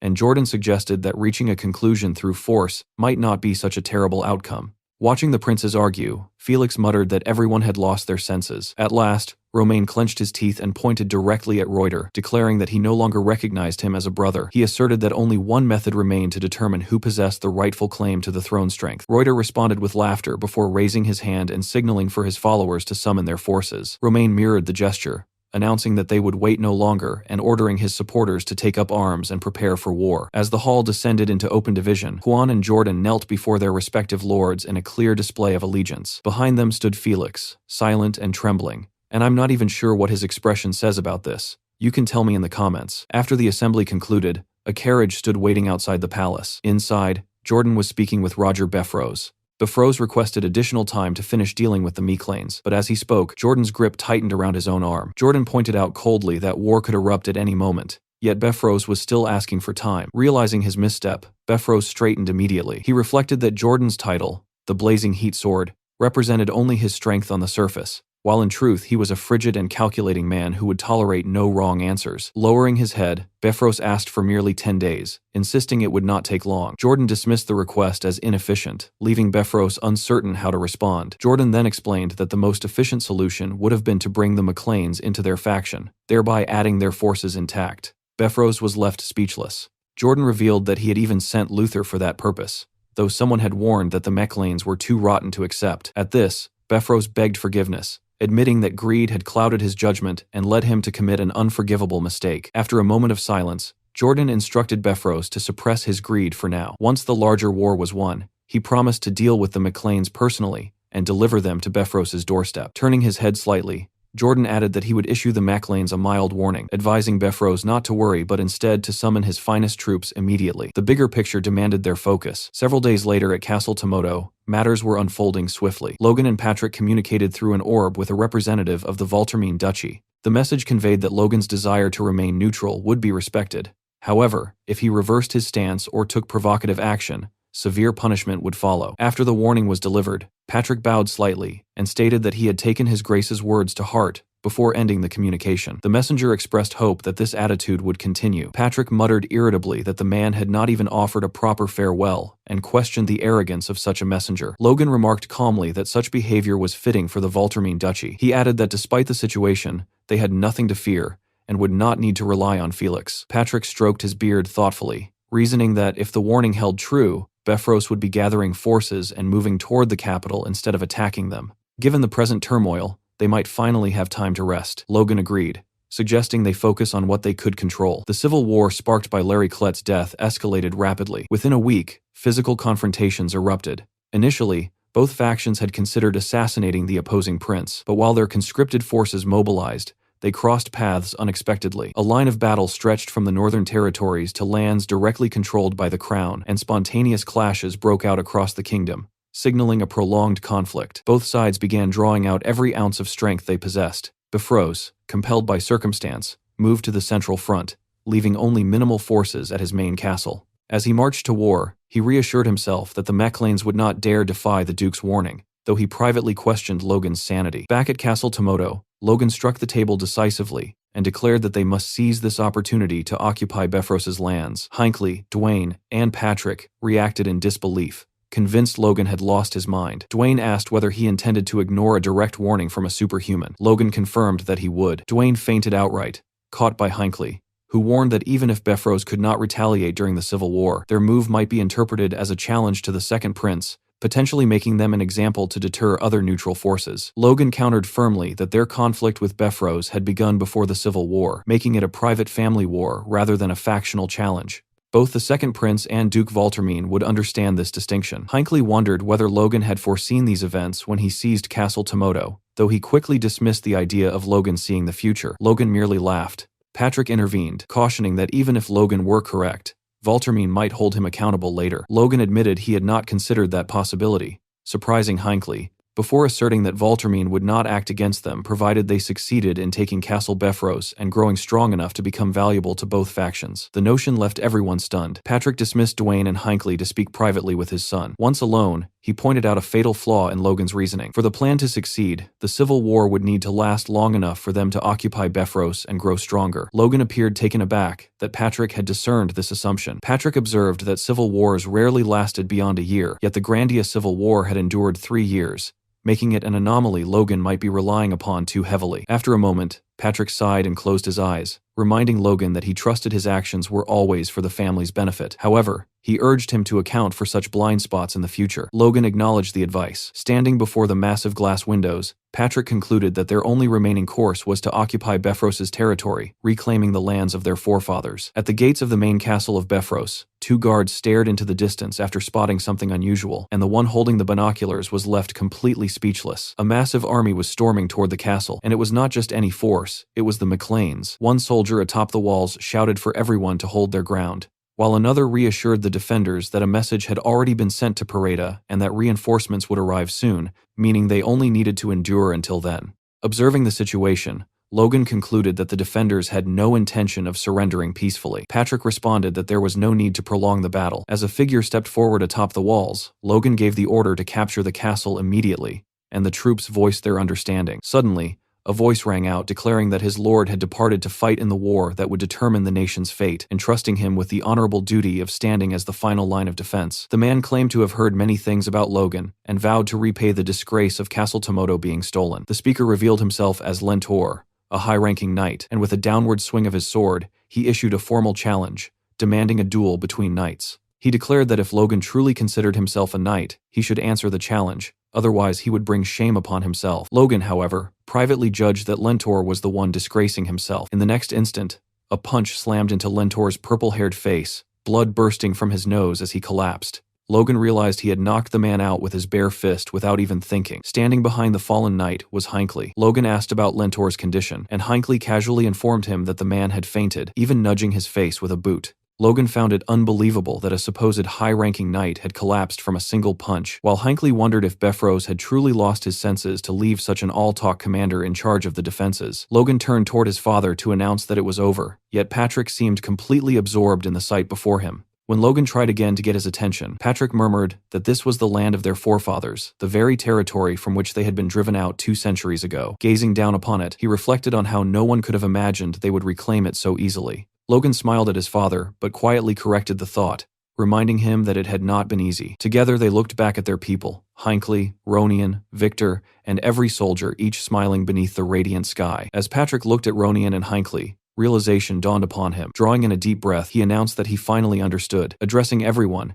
he praised their efforts, declaring that the Maclanes had reclaimed the land of their ancestors, thanks entirely to their hard work. He expressed how blessed he felt to have such vassals. Yet he reminded them that this place must serve not only as recognition of their victory, but also as sacred ground to honor the men who had fallen along the way. Patrick bowed his head and vowed never to forget the knights who had brought them there. He began reciting their names one by one: Caleb, Nil, Ethan, Curtis, Rariner, Andreas, Piero, and the list continued. Logan was stunned that his father remembered every single name. He noticed Patrick gripping his sword tighter with emotion as he spoke, and Logan smiled quietly. As the sun dipped toward the horizon, Patrick declared that those names would be engraved upon his heart forever. He then turned to Logan and stated that regarding the events yet to come, it would be best to hear from the future of the McLeans himself. Logan stepped forward beside his father, sweat forming as he gathered his thoughts. He addressed the soldiers, stating that they had likely already realized it, but the world had descended into an era of chaos. In response, the McLeans would ride those winds of chaos and soar higher than ever before. Raising Lux toward the sky,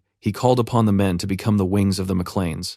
A knight immediately ordered a salute, and with hands placed over their hearts, the army hailed the glory of the McLeans. Meanwhile, in the war camp, Befros could scarcely believe that his castle had fallen. He demanded to know what Pareda and Lentor had been doing, only to be informed that the fortress had already been taken before Pareda's forces could even mobilize. Striking the air in fury, Befros cursed Lentor as a fool and swore they would return immediately to crush the McLeans limb by limb. At that moment, Jordan Valtermine arrived and bluntly informed Befros that he would do no such thing. Befros attempted to justify himself, arguing that his homeland had been attacked by savages, but Valtermine questioned what would happen if Befros withdrew his forces while both sides remained evenly matched at the central front. He demanded to know whether Befros considered his personal lands more important than their greater mission. Befros quickly denied such intentions, sweating with fear. Befros insisted that the McLeans had ignored a direct warning, yet Valtermine coldly declared that he would tear them apart himself after their mission concluded. Before that, however, he intended to send a notice demanding the McLeans join their faction. When Logan received this message through the communication channel, he laughed it off and warned that if the McLeans were threatened,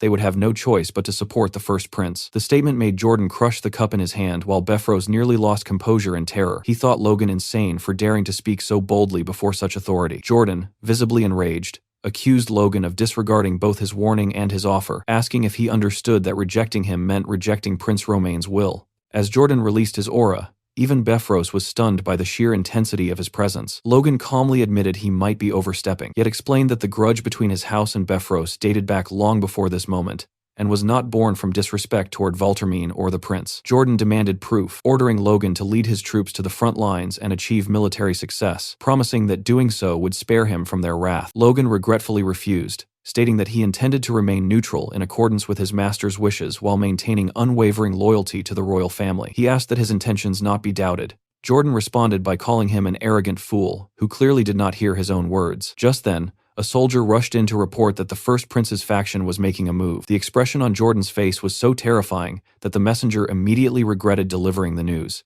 Logan overheard and coolly suggested that Jordan seemed busy and should attend to his affairs. Jordan picked up the communication globe and declared that even if it meant taking losses, he should end Logan's life there as a morale booster. Logan countered by questioning whether such losses were truly affordable, given how evenly matched the front lines reportedly were. Jordan branded him a thunderous fool and warned that he would soon understand the consequences of his actions. Tossing the communication globe to Befros, he summoned his lieutenant and ordered him to take several men to keep watch on Logan, referring to him as the arrogant brat from earlier. Watching this unfold, Befros thought the foolish McLeans were hastening their own destruction, and concluded that it would not be a bad outcome if they were ultimately crushed by Valtermine's own hands. Somewhere else, a blond man was laughing uncontrollably. It was Juan Douglas, who remarked that it had been a long time since he had heard such good news and expressed his appreciation to Logan for providing it. Logan noted that immediately after his communication with Jordan Valtermine had ended, Juan Douglas had contacted him personally, and he conveyed that it was an honor to be reached directly. Juan assumed that since Logan had attacked Befros, he must intend to join his faction. Logan, however, paused briefly and smiled before clarifying that the attack had merely been the settlement of an old family grudge. He apologized and explained that the McLeans were not yet prepared to pledge support to anyone, recognizing that such a decision would invite unnecessary complications. Juan warned that given Jordan's ruthless temperament,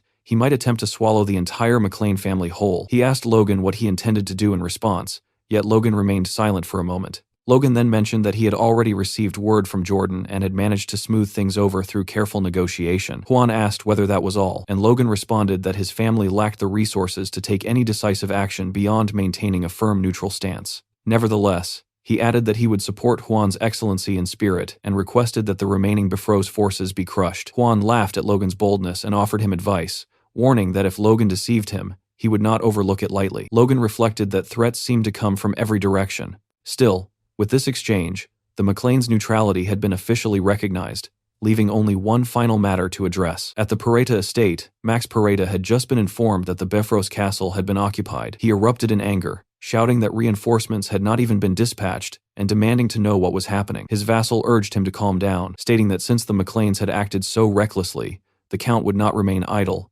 and would surely punish them severely. However, a soldier soon reported through the communication channel that there would be no retaliation and that the Macleans' neutrality had been approved. Both Pareta and his vassal were left speechless. The vassal attempted to reassure him, suggesting that if the Macleans remained neutral, they would at least refrain from attacking them. Pareta questioned whether that trust was justified. At that moment, a servant rushed in, announcing that a notice had arrived from the Macleans, causing the vassal to leap to his feet. As the vassal read the letter, Pareta anxiously demanded to know its contents. The message contained a list of demands that must be fulfilled to prevent an attack. These included a monthly tribute of food and supplies worth 100,000 gold, monthly internal inspections conducted by the Macleans, the right for the Macleans to conscript troops freely whenever necessary, and a tenant tax reduced to 30%. The letter further stated that given the current situation, the Macleans could attack directly and would remain lords of the land regardless of who ultimately became king. It concluded by declaring that if the Pareta family did not wish to die, they would kneel to the Macleans. Back at the Bifrost main castle,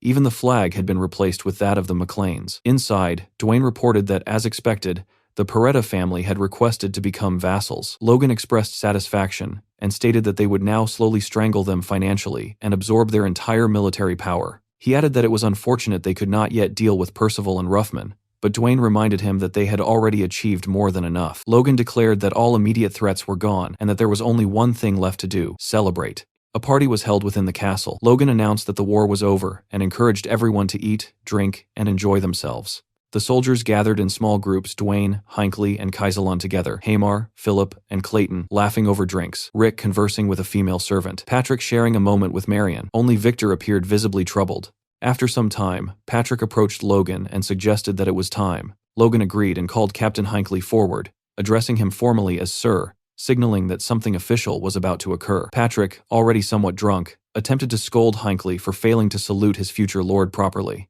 but Marion restrained him. Logan announced that for leading the Night Order and securing victory in the war, Hinckley deserved a reward. He declared that Sir Hinckley would receive 1 million gold and land of equal value. Hinckley stood stunned, and murmurs spread through the hall. Someone questioned whether the territory had not been nearly bankrupt not long ago, and others remarked that the young master had emptied the castle treasury entirely, which explained why wine was being poured so freely. Logan privately lamented that it would have been even better had the Bifrost forces not looted the artifact vault beforehand. He then turned to Clayton and addressed him respectfully as Lord. He stated that the greatest achievement in the defense of Tomoto Castle had been accomplished by the Magic Tower, and that Clayton deserved a fitting reward. The Magic Tower would be granted permanent ownership of its land within McLean Town, with no taxes imposed, along with a reward of 10 million gold. Upon hearing this, Clayton fell to his knees, bowing his head. Tears streamed down his face as he thanked Logan repeatedly, calling him his benefactor, his Logan, while Victor observed that Clayton was somehow smiling and crying at the same time. Watching the festivities unfold, Logan privately thought about how incredible it felt to play the role of a generous lord while spending someone else's money. His attention soon shifted to Eileen, who stood beside him wearing a beautiful cherry red dress. Logan asked whether she truly loved the rewards that much, remarking that the Floyd family was hardly poor. Eileen explained that it was not simply about the money, but the fact that it was the first wealth she had earned through her own efforts. She reflected on how rare it was for women in their country to have opportunities to earn such sums, and admitted that achieving even this much made her feel as though she had fulfilled part of her dream. Ronian approached to catch Logan's attention, and asked whether their blacksmith would also be rewarded, noting that Hamar appeared to be waiting expectantly. Logan laughed, recalling how ever since receiving a sword from Hamar, the blacksmith had been looking out for him. He confirmed that he had already prepared the perfect gift, leaving Hamar curious about what it could be. Outside the castle, a carriage came to a halt. A McLean soldier ordered a dwarf to step down, announcing that they had arrived. The dwarf, whose left hand had been replaced with a hook, grumbled that he could not believe humans were cramming slaves into carriages like cargo.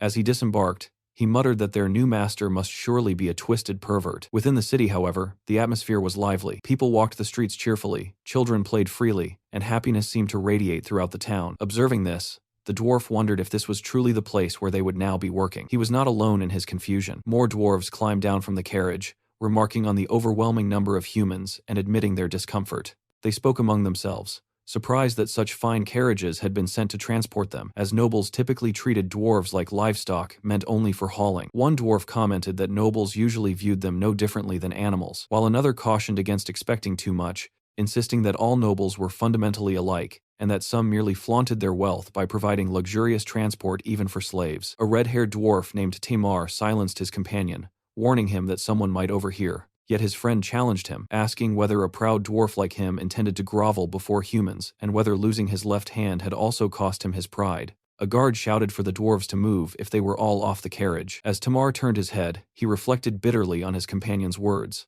calling him a fool in his thoughts, and recognizing that clinging to pride only worsened their suffering. Staring at the hook that had replaced his hand, he admitted to himself that he had indeed lost his pride the moment he lost that hand. For a dwarf who could no longer forge properly, abandoning pride had become the only way to survive. The dwarves followed the McLean guard through the city. Temur walked at the front with his head lowered, uncertain of what awaited them. Fixating on the ground, he questioned whether life was even worth living anymore, and wondered if death might be the only escape from his misery. They were greeted by a cheerful man with gray hair and a beard who expressed delight at their arrival. After counting them and confirming there were 10 an ideal number, he called for someone to inform Lord Hamar that the kin he had requested had arrived. The dwarves struggled to comprehend what they had heard, astonished by the idea of a dwarf being addressed as a lord. Temar stepped forward and asked whether the man had truly said Lord Hamar. When asked if he knew him, the man proudly spoke of Hamar as the greatest craftsman in their territory, crediting his creations with transforming the land. Because of this reputation, he added, high expectations were placed upon the newly arrived dwarves as well. Hearing a human speak with such respect about a dwarf caused Tamar's expression to brighten. He found himself wondering just how remarkable Hamar must be for a human territory to honor dwarves in this way. Before long, Hamar himself arrived, declaring that the long wait was finally over and that his kin had at last come. He expressed his satisfaction at seeing them in good health, a sight that filled Tamar with cautious optimism. However, Hamar immediately remarked that since they were all in such fine condition, they could begin working at once. He even observed that they could be worked like dogs right away, given their apparent stamina and readiness for labor. The hopeful expressions on Tamar and the other dwarves shattered instantly, as this was nothing like what they had imagined. Hamar briskly ordered them inside, reminding them that mountains of orders awaited fulfillment. In that moment, Tamar felt the mental image he had formed of his new master collapse completely before his eyes. A few days later, Logan appeared at the workshop without warning and asked Hamar whether he had received his gift. Hamar greeted him warmly and confirmed that he had indeed received it, adding that thanks to Logan, crossbow production had accelerated significantly. As Logan scanned the area, he asked where the dwarves were, prompting Hamar to point to the left and explain that they were all working diligently as the gears of the workshop. Looking inside at Tamar and the others, Logan noticed that they appeared exhausted and thoroughly unhappy. Observing the workflow, he remarked that Hamar's system was certainly efficient for mass production, with each worker responsible for a single component. However, he was certain that such a method would not sit well with dwarven pride. His assumption proved correct as Hamar recalled how the dwarves had protested loudly, complaining that being unable to craft an entire product diminished their pride as craftsmen. Yet once Hamar informed them of the volume they were required to deliver, their objections vanished. Hamar added that there had even been a troublemaker aspiring to a leadership role, referring to Tamar. He explained that he had dealt with the matter peacefully enough by forcing Tamar face down onto the ground until he acknowledged that he was merely a gear in the workshop and had no place attempting a mutiny. Hearing this, Logan laughed and remarked that this was exactly like Hamar, handling everything with ruthless efficiency. Hamar responded that he had learned everything from his master, while the dwarves watching the exchange silently branded both men as devils. Still, Tamar reflected on the situation and realized that Hamar had offered them the same deal Logan once offered him. If they worked their hardest for Logan for 20 years, they would be granted freedom. Staring at the part he was crafting, Tamar acknowledged that this agreement was a chance they would likely never receive again. As Hamar watched the dwarves labor, he turned to Logan and asked why they needed so many crossbows, noting that the requested amount would arm 10,000 people with plenty left over. Logan calmly replied that this was precisely because 10,000 people would be using them. Stunned, Hamar exclaimed that they were effectively producing a 10-year supply in advance and called it excessive preparation. Logan laughed and corrected him, revealing that he was creating a militia of roughly 10,000, recruitment for which was already underway. Upon hearing this, Hamar screamed so loudly that he could be heard outside the workshop, his body language radiating anxiety and shock as he realized Logan was preparing for yet another war. Logan observed that Hamar's thoughts were obvious. Privately, Logan reflected that the Civil War had only just begun, and that most people failed to realize it could last 3 years. Worse still, An imperial invasion awaited at its conclusion. What began as a conflict fought by elite soldiers would soon devolve into battles waged by mercenaries, funded with whatever wealth could be scraped together, and eventually into a desperate struggle where peasants were forced to take up arms. He envisioned it as nothing short of hell descending upon the world, which was precisely why they needed to prepare now. Hamar cautiously asked, despite knowing it might not be his place, whether it was truly acceptable to arm so many commoners. Logan replied that as long as the people lived well, even handing them bombs would not lead to rebellion. Mentioning bombs reminded Logan of something else he wanted Hamar and Clayton to develop in secret, a suggestion that immediately gave Hamar a terrible feeling. At the Magic Tower, Logan shared the same proposal with Clayton, requesting the creation of a bomb that detonated after a time delay. He clarified that it should also explode upon receiving a certain level of impact, with a firm grip being sufficient to trigger it. As Clayton diligently recorded every detail, Logan continued outlining the specifications. The device should emit a light vibration as a warning before detonation so no one forgot to throw it. It should change color as it activated, detonate roughly 5 seconds later, and produce an explosion equivalent to a second circle explosion spell, all while keeping production costs capped at 50 gold. Logan then asked whether such a device was feasible. Clayton questioned whether something like that even existed, but Logan insisted it did because he had used one before. Hearing this, Hamar demanded to know where Logan had encountered such a weapon, remarking that the situation felt strangely familiar. Logan explained that he had even provided a rough idea of the materials involved, yet Clayton remained skeptical, arguing that chemical compounds behaved unpredictably, depending on their ratios. Moreover, a weapon capable of producing a second circle effect, at 1/10 the cost of a first circle spell scroll, would have sent the entire industry into a frenzy if it truly existed. Clayton suggested that if Logan had actually used such a device, it would be faster to locate its creator, and he prepared to utilize the communication channel to investigate further, contacting Felix's advisor and a general from Logan's former life, to ask whether anyone nearby possessed the knowledge to craft such strange items. The response indicated no close ties with a mage capable of such work, leaving Logan stunned. What he was attempting to recreate was Liberatio, a bomb named after the ancient word for liberation. It had once dealt a devastating blow to the Empire during the era of the Grandia Liberation Front, yet only a handful of individuals had ever known how to produce it, and Logan had not been one of them. Even so, he believed that if anyone might hold a clue, it would have been Commander Louise of that time. The weapon's creator had supposedly been an earth mage inspired by ancient dwarven armaments, which convinced Logan that if anyone could rediscover the method, it would be Hamar and Clayton. Hamar admitted that he had initially assumed Logan was inventing the entire concept, yet the vividness of his description made him question that assumption.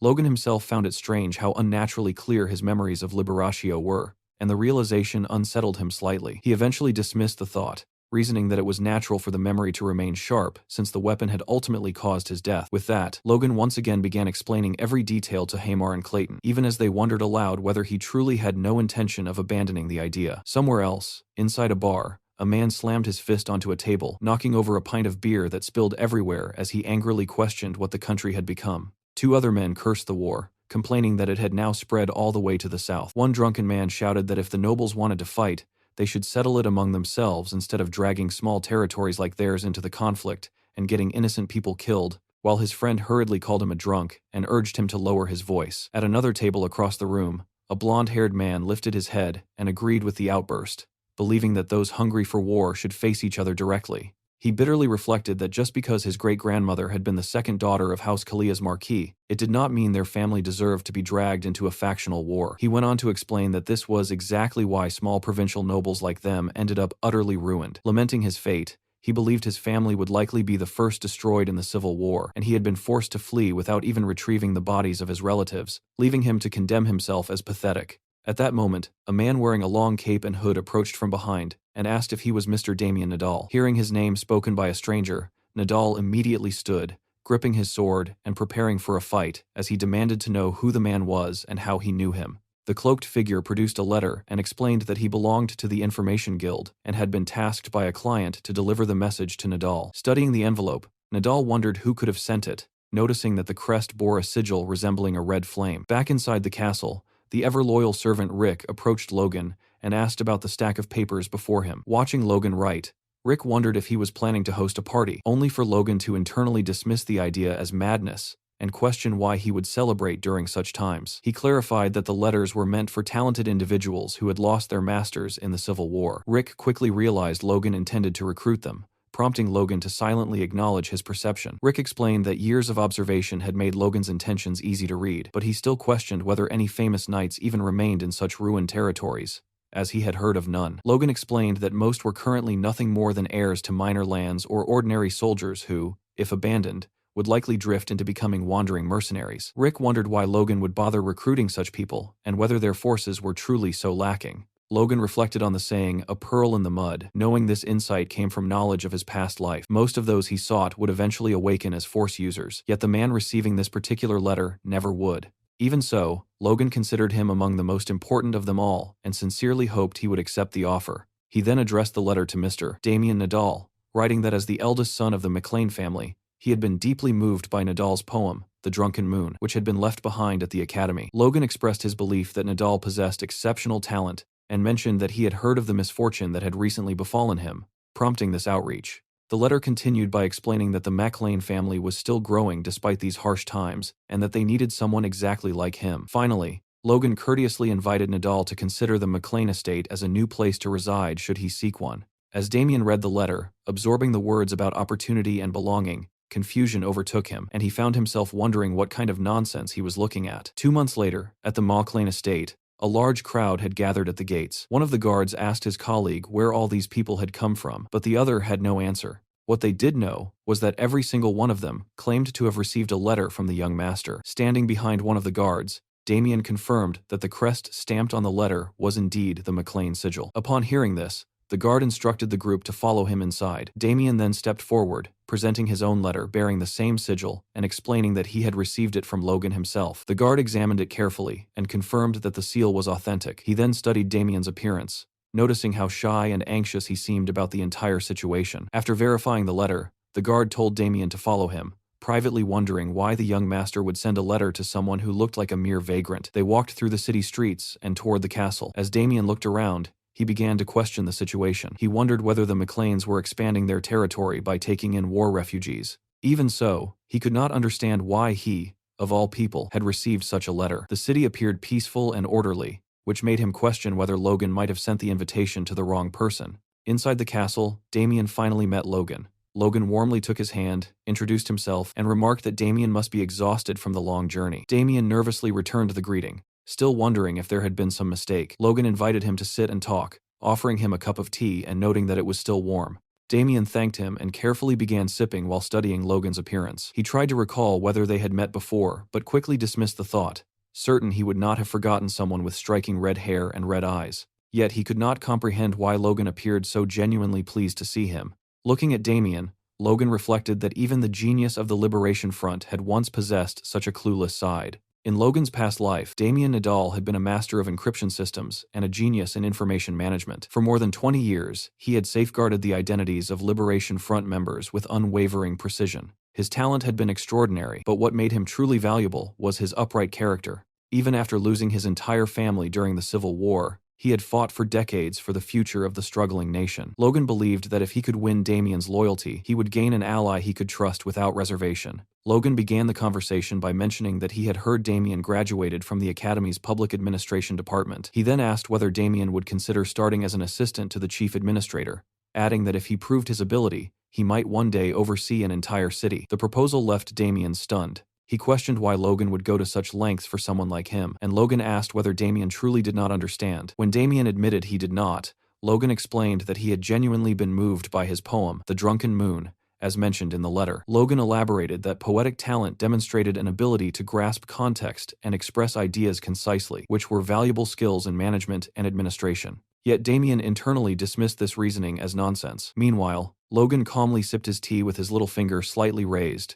as was customary among certain nobles, and privately acknowledged that his explanation sounded absurd. Even so, he knew he had to secure Damien at any cost. Logan reflected that perhaps the McLeans were still a small house now, but someday they would become more than just another noble family. When that day came, Damien would prove to be an invaluable information manager, even if that was not yet his official role. For the time being, Damien would simply have to endure serving as an administrator. 1 week later, Dwayne's face was practically glowing with excitement as he told Logan that the new kid was incredible. He pointed toward Philip, grabbing him by the shoulder while explaining that Philip and Damien together had managed to complete the workload of more than 10 people on their own. Unable to hide his amazement, Dwayne asked Logan where he had managed to dig up such talent. Logan himself could hardly believe that the role had turned out to be such a perfect fit for Damien. He remarked that this was excellent news and instructed Dwayne to ensure Damien adjusted smoothly. Dwayne readily agreed, stating that talents of that caliber had to be treated with the utmost care. He then shifted the conversation to another pressing matter. Because of the Civil War, a massive influx of refugees was arriving, and the town would reach its population limit far sooner than expected. Logan immediately considered accelerating the plans for a second town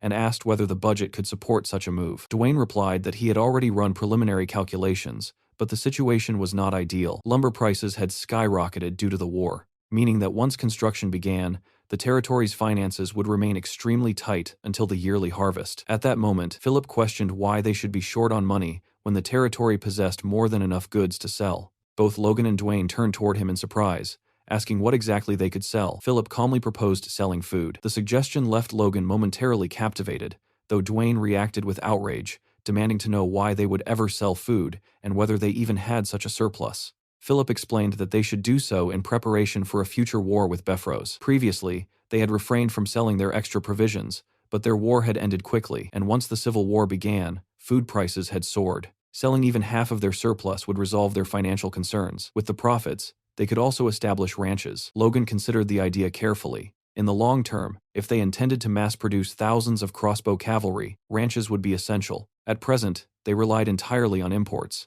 but sustaining an army would eventually require their own supply lines. Convinced, Logan approved the plan. Dwayne grew agitated once more, while Philip simply smiled cheerfully, remarking that he had known Logan would see things the same way. Logan instructed Dwayne to allow Philip to handle the matter, ordering Philip to squeeze out as much profit as possible and use any remaining funds to purchase lumber. He then directed Dwayne to begin preparations for constructing the second town, and Dwayne complied. Before leaving, Dwayne reached into his inner breast pocket and handed Logan a letter that had mistakenly been delivered to his office. Logan thanked him for taking the trouble to bring it personally. The letter bore a plain black seal with no crest, immediately signaling to Logan that it had come from the Information Guild. Philip and Dwayne bowed as they took their leave, and Logan bid them farewell, urging them to continue their work. Once alone, he opened the letter and began reading. It reported that the guild had located someone matching the description from a search request he had submitted. At first, Logan could not recall making any such request, but then the memory surfaced. It had been on the day he first learned the heavy pressure sword from his master. Back then, he had asked the guild to find unaffiliated superhumans who had been active during the Imperial War. The search had taken time, but they had finally identified one. The letter named him Churn Crow. It was not exactly the name Crownet that Logan remembered, yet there was a strong possibility they were the same person. Upon reading the name, Logan was stunned. Of all people, it had to be that man, a developer who had succeeded in mass supplying low-grade artifacts and had risen to become one of the top 10 merchants in the Empire. Unlike typical mages, he equipped his entire body with artifacts of his own creation and fought directly on the front lines. Known as the Massacre Sorcerer Crownet, he had slaughtered Grandia's forces without mercy. Logan clenched the paper tightly as memories surfaced. The low-grade artifacts Crownet supplied had accelerated Grandia's downfall nearly twice as fast. As an enemy, he was extraordinarily dangerous. That left Logan with only two choices: recruit him if possible, and if that failed, he needed to eliminate him. The scene shifted to an Imperial border outpost where a lone soldier stood guard at the entrance while a hooded traveler approached from the road. Before allowing him through, the guard ordered the figure to halt and asked whether he was a merchant. The traveler confirmed he was indeed a merchant from Grandia, which prompted the guard to remark that he had heard things there were chaotic these days. Turning slightly, the soldier stretched out his hand toward the stranger, hinting that times must be difficult for him. The hooded figure, who was Logan in disguise, stayed silent for a moment before letting a gold coin drop into the guard's palm in quiet agreement. The soldier examined the coin, relaxed instantly, and assured Logan there was nothing to worry about anymore. He granted him passage into the Empire and boasted that their lands were peaceful. As Logan crossed into the wide plains, he reflected that it had been a long time since he had last set foot in the Empire. According to the Information Guild's report, the man he sought was not living in a major city, but somewhere in a remote border territory. Logan could not understand why a future superhuman would hide in such a place, yet fewer people around meant fewer witnesses. To avoid standing out, Logan had already used magic to disguise himself and change his eye color, knowing his red hair and red eyes attracted too much attention. While scanning the horizon and wondering if he had lost his way, a shout came from behind as a man approached with clear hostility, mocking Logan for moving too fast and sneering at his red hair. Three rough-looking bandits surrounded him, ridiculing his head as looking like a clot of blood. One pointed a sword at him and demanded he drop his bag, threatening to make him bleed just as red as his hair if he resisted. Logan remained completely unimpressed. Sometime later, Logan arrived at an estate bearing the crest of a dragon or lion, guided by the same bandits who were now battered and trembling. The man who had threatened him earlier clasped his hands together and begged to be spared. Logan calmly thanked them for guiding him and allowed them to leave. They rushed away gratefully while Logan simply scoffed, thinking about their stupidity. Logan stepped into the city and slowly looked around at the people moving along the busy streets, quietly taking in every little detail as merchants loudly traded materials like leather imported from Russelheim, which everyone praised for its excellent quality and durability. Nearby, a nobleman walked with his servant, and the servant politely suggested that they should rest for a while, leading the nobleman to agree and order him to find a quiet tavern somewhere. Not far away, a young boy eagerly tried selling newspapers while a woman happily chatted with her friend about a trendy dress she had seen in the city the other day, and the whole place felt surprisingly lively. Looking around at the clean roads and cheerful atmosphere, Logan could barely believe this was supposed to be a border castle,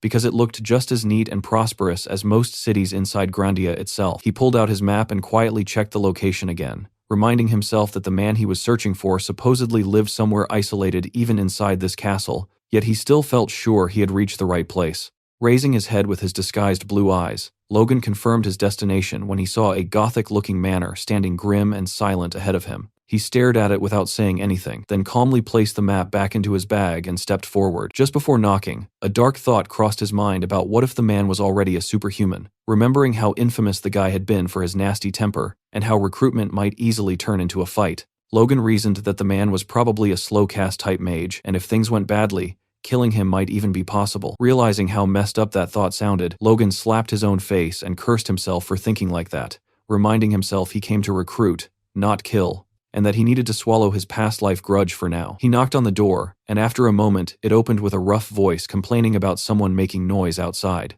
A thick-bearded man appeared, saying he had already warned the Lord not to allow loud disturbances there, which made Logan sweat awkwardly as he realized this was not who he expected. Logan asked if the man was Churn Crow, and the man confirmed it bluntly while demanding to know Logan's business, letting Logan quietly assess that he was currently only a 5th-class mage. Logan politely explained that he had traveled a long way to meet him and wanted a moment of his time, but Churn Crow rudely called him a punk and slammed the door shut in his face. Logan stood there stunned for a moment, unsure whether to laugh or curse, briefly thinking about killing him again, before forcing himself to calm down and remember that recruiting him was far more important. He knocked again, asking him to at least hear him out, only to suddenly feel lightning magic crackling around him with enough voltage to kill a normal person instantly. Logan snapped in anger, thinking the bastard was insane, and decided that if talking politely failed, then force it was. He smashed the door open and stepped inside, declaring that they needed to talk whether Churn Crow liked it or not. Seeing this, Churn Crow realized Logan was not normal and prepared an attack, revealing an artifact that made Logan's heart drop instantly, because it was the Orb of Massacre. Logan remembered clearly how that artifact constantly protected its owner and automatically repelled enemies, acting as both offense and defense, and how in his past life, Churn Crow, despite being weaker than other superhumans in direct combat, used that orb to unleash terrifying firepower in civilian massacres. Still, looking at him now, Logan judged that he was not yet that powerful since he was only a 5th circle mage. Logan sarcastically remarked that using such force on a guest seemed harsh, while Churn Crow mocked him for calling himself a guest after breaking down the door. Logan calmed himself, admitted he had no other choice since Churn Crow refused visitors, and tossed a heavy bag of gold at his feet to compensate for the broken door. Seeing the money, Churn Crow started sweating and reluctantly agreed to talk. They sat in the parlor with Logan keeping his sword nearby, while Churn Crow kept the Orb of Massacre behind him, suspiciously asking what Logan wanted. Logan said he had heard rumors about him and came to offer recruitment, which immediately made Churn Crow tense up,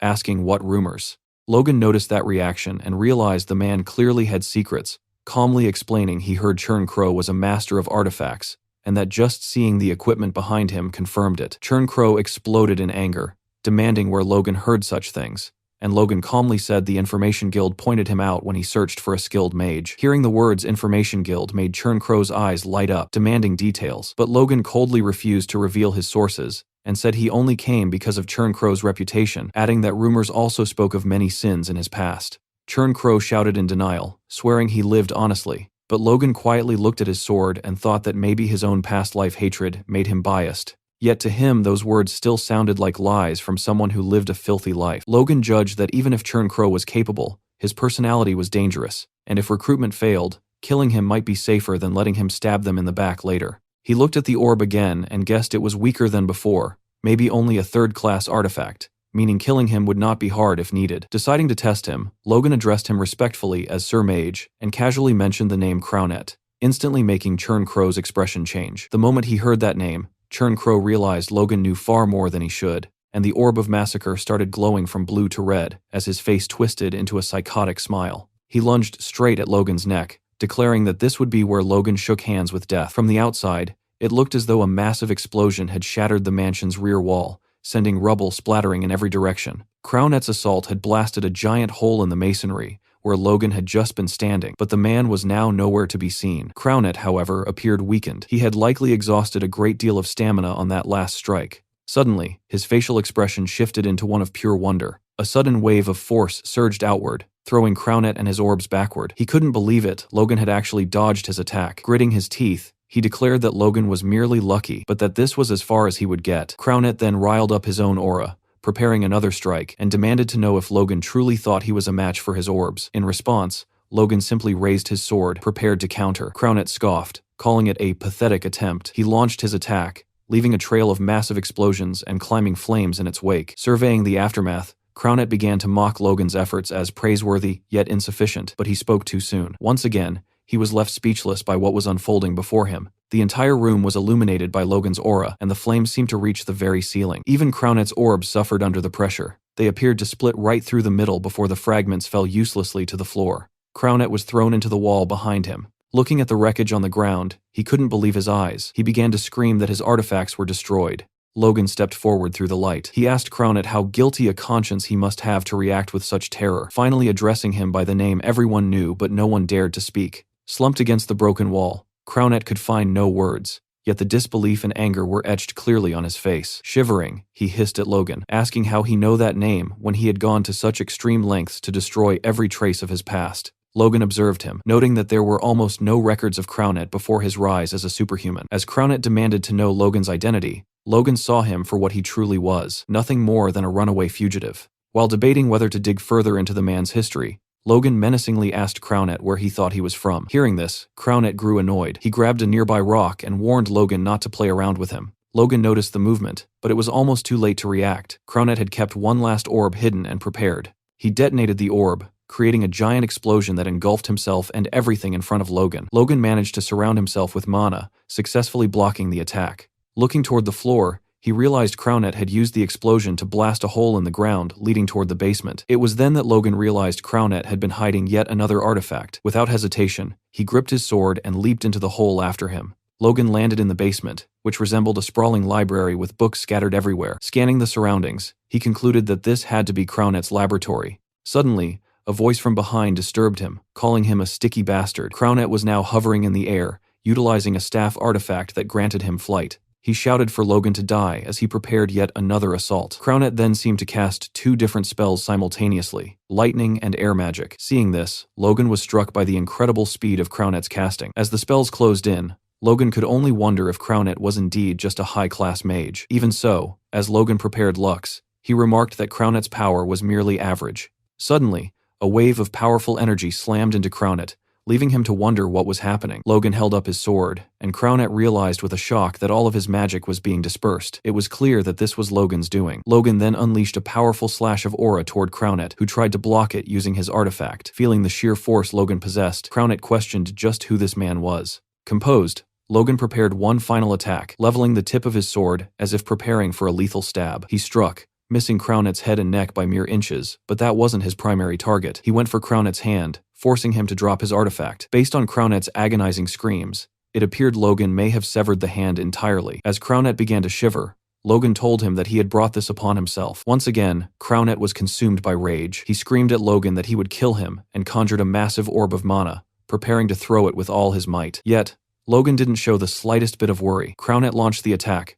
but Logan didn't move an inch. Within the next second, however, he closed the distance between himself and Crownet. Preparing his own strike, Logan hit Crownet squarely in the gut, telling him the attack had been too slow to catch him. The impact was so powerful that it sent the surrounding rubble splattering and flying once more. Crownet spat up blood and fell to the ground while Logan remained standing. Looking down at Crownet, Logan huffed, signaling that the battle was over. He then looked up at the ceiling as debris began to fall, realizing the entire structure was about to collapse. The laboratory of the man who would have been known as a master of artifacts was about to turn into nothing. Looking around, Logan remarked that he would have liked to take a closer look, but it was too dangerous. Even so, he couldn't help himself. He decided to take a quick look before leaving. That was when he noticed a collection of books and papers on one of the tables, Crownet's research notebooks. Logan recalled that in his past life, Crownet had invented a method to imbue magic not just onto rare materials like mithril, but onto common metals as well. This was the breakthrough that allowed for the mass production of low-grade artifacts. Shedding a bead of sweat, Logan thought the method might be in those books. He began gathering the stacked notebooks, noting that it wouldn't hurt to use them. He searched for anything else of value, and spotted a piece of armor on another table. He was left momentarily speechless by what he saw: a necklace, a ring,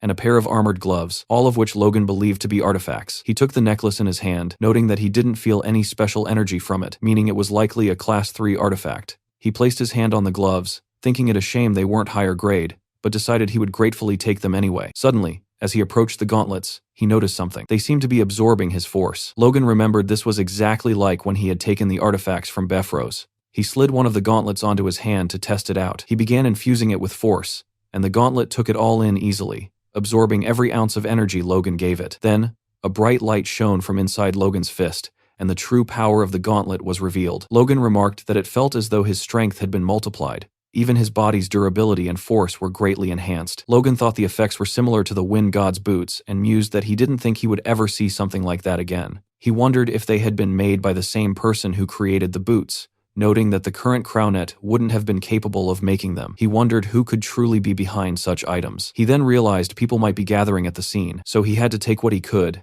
and leave before being spotted. With this, Logan had achieved what he came for. Although Crownet was dead, Logan felt he wasn't worthy of life anyway. He took as many belongings as he could carry and decided it was time to return to his territory. Struggling to carry everything as he headed upstairs, he hoped his bag was still intact. He thought of his home, hoping that nothing bad was happening there in his absence. Meanwhile, at the McLean estate, Ronian was speaking with a group of knights, asking if they had come to join the order. 3 knights stood before him and confirmed that this was indeed their purpose. They explained they had heard the young master was actively recruiting new talent. Ronian nodded in understanding. Shifting his feet into a combat stance alongside Victor and Eileen, he told the 3 men to draw their swords and fight to prove their worth. The knights, however, appeared reluctant to engage. It seemed that before this encounter, Dwayne had been the one to greet them at the estate, informing the men that Logan was currently away. Upon hearing this, one of the knights had begun to make a fuss, complaining that the only reason they had traveled all the way there was because they heard the great young lord was recruiting, only to find he wasn't even present. They shouted at Dwayne, calling the situation disrespectful and emphasizing the trouble they had gone through to reach the estate. Dwayne, visibly annoyed,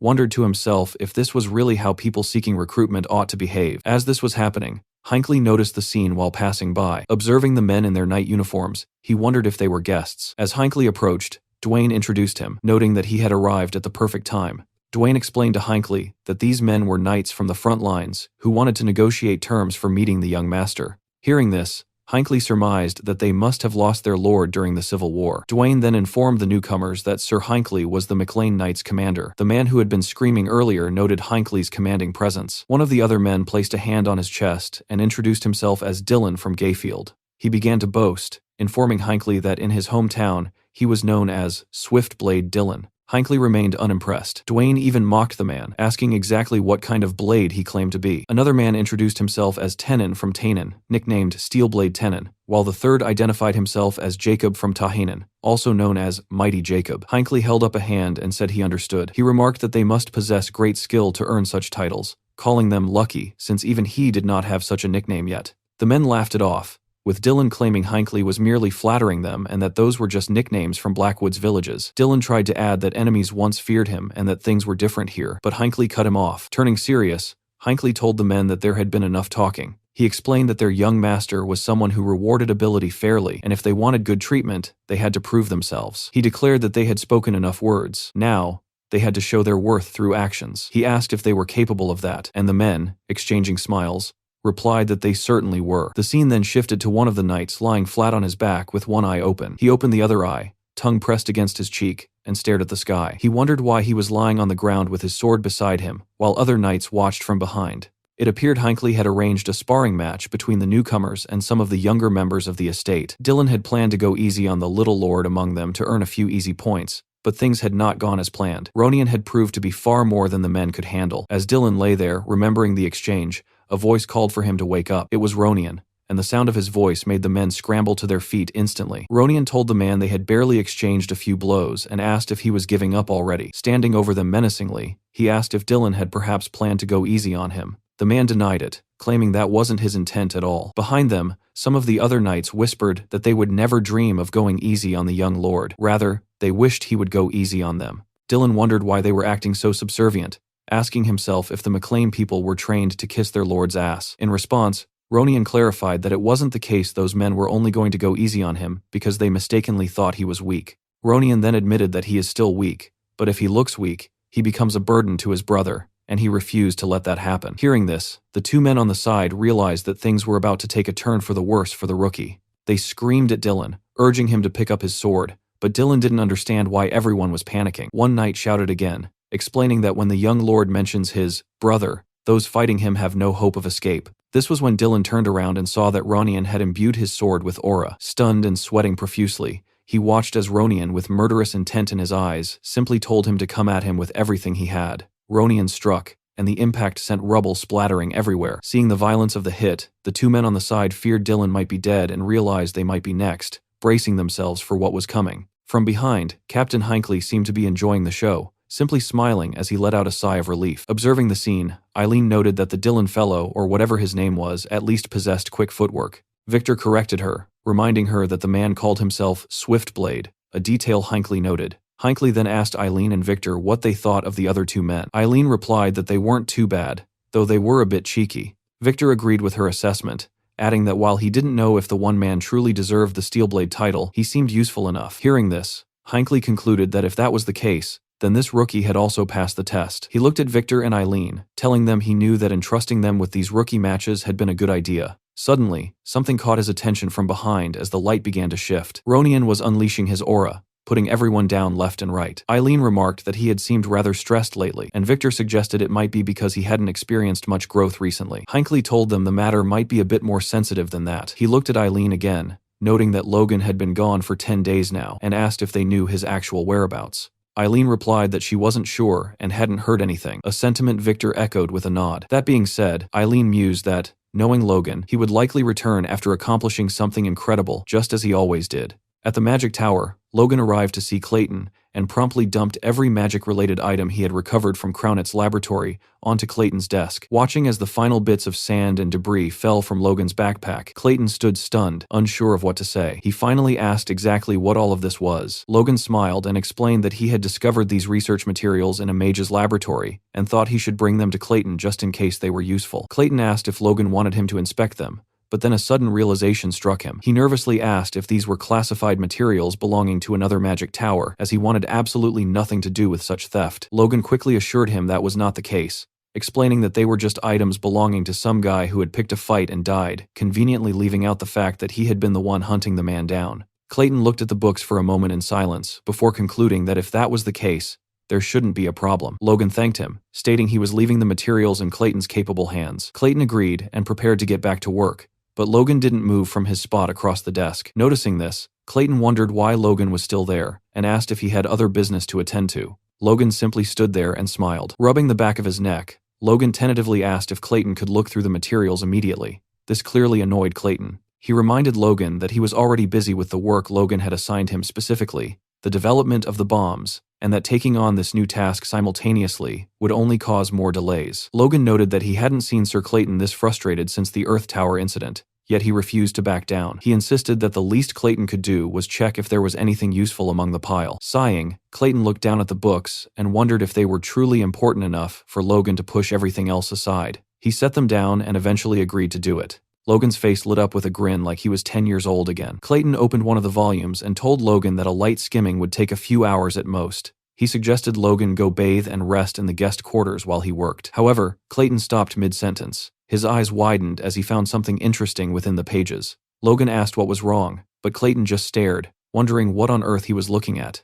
When Logan pressed him again, Clayton looked up and demanded that Logan be honest with him. Logan promised he would be. Clayton asked once more if Logan was absolutely sure these didn't come from another magic tower. Logan confirmed it, knowing Crownet had no tower affiliations. Clayton went back to reading intensely. When Logan asked if he had found anything useful, Clayton looked up again, his expression grave. He told Logan that the contents were beyond useful. It was research on permanently imbuing magic into regular items. Logan realized he had hit the jackpot. Clayton explained that while there were still gaps in the research, the foundation was fully established. He claimed that if this were completed, the entire academic world and the world at large would be turned upside down. Logan struggled to maintain a composed face as he listened. To top it off, Clayton added a bonus. This research provided the key for him to finally create the bombs Logan wanted. Upon hearing this, Logan's excitement returned, looking like a child who had just seen candy for the first time, or some might think else. Elsewhere, inside a dim bar, two men were deep in conversation. One asked the other when the operation was scheduled to take place, to which his companion replied that they would strike the northern estate that very night. Hearing this, the first man questioned if they were moving too soon,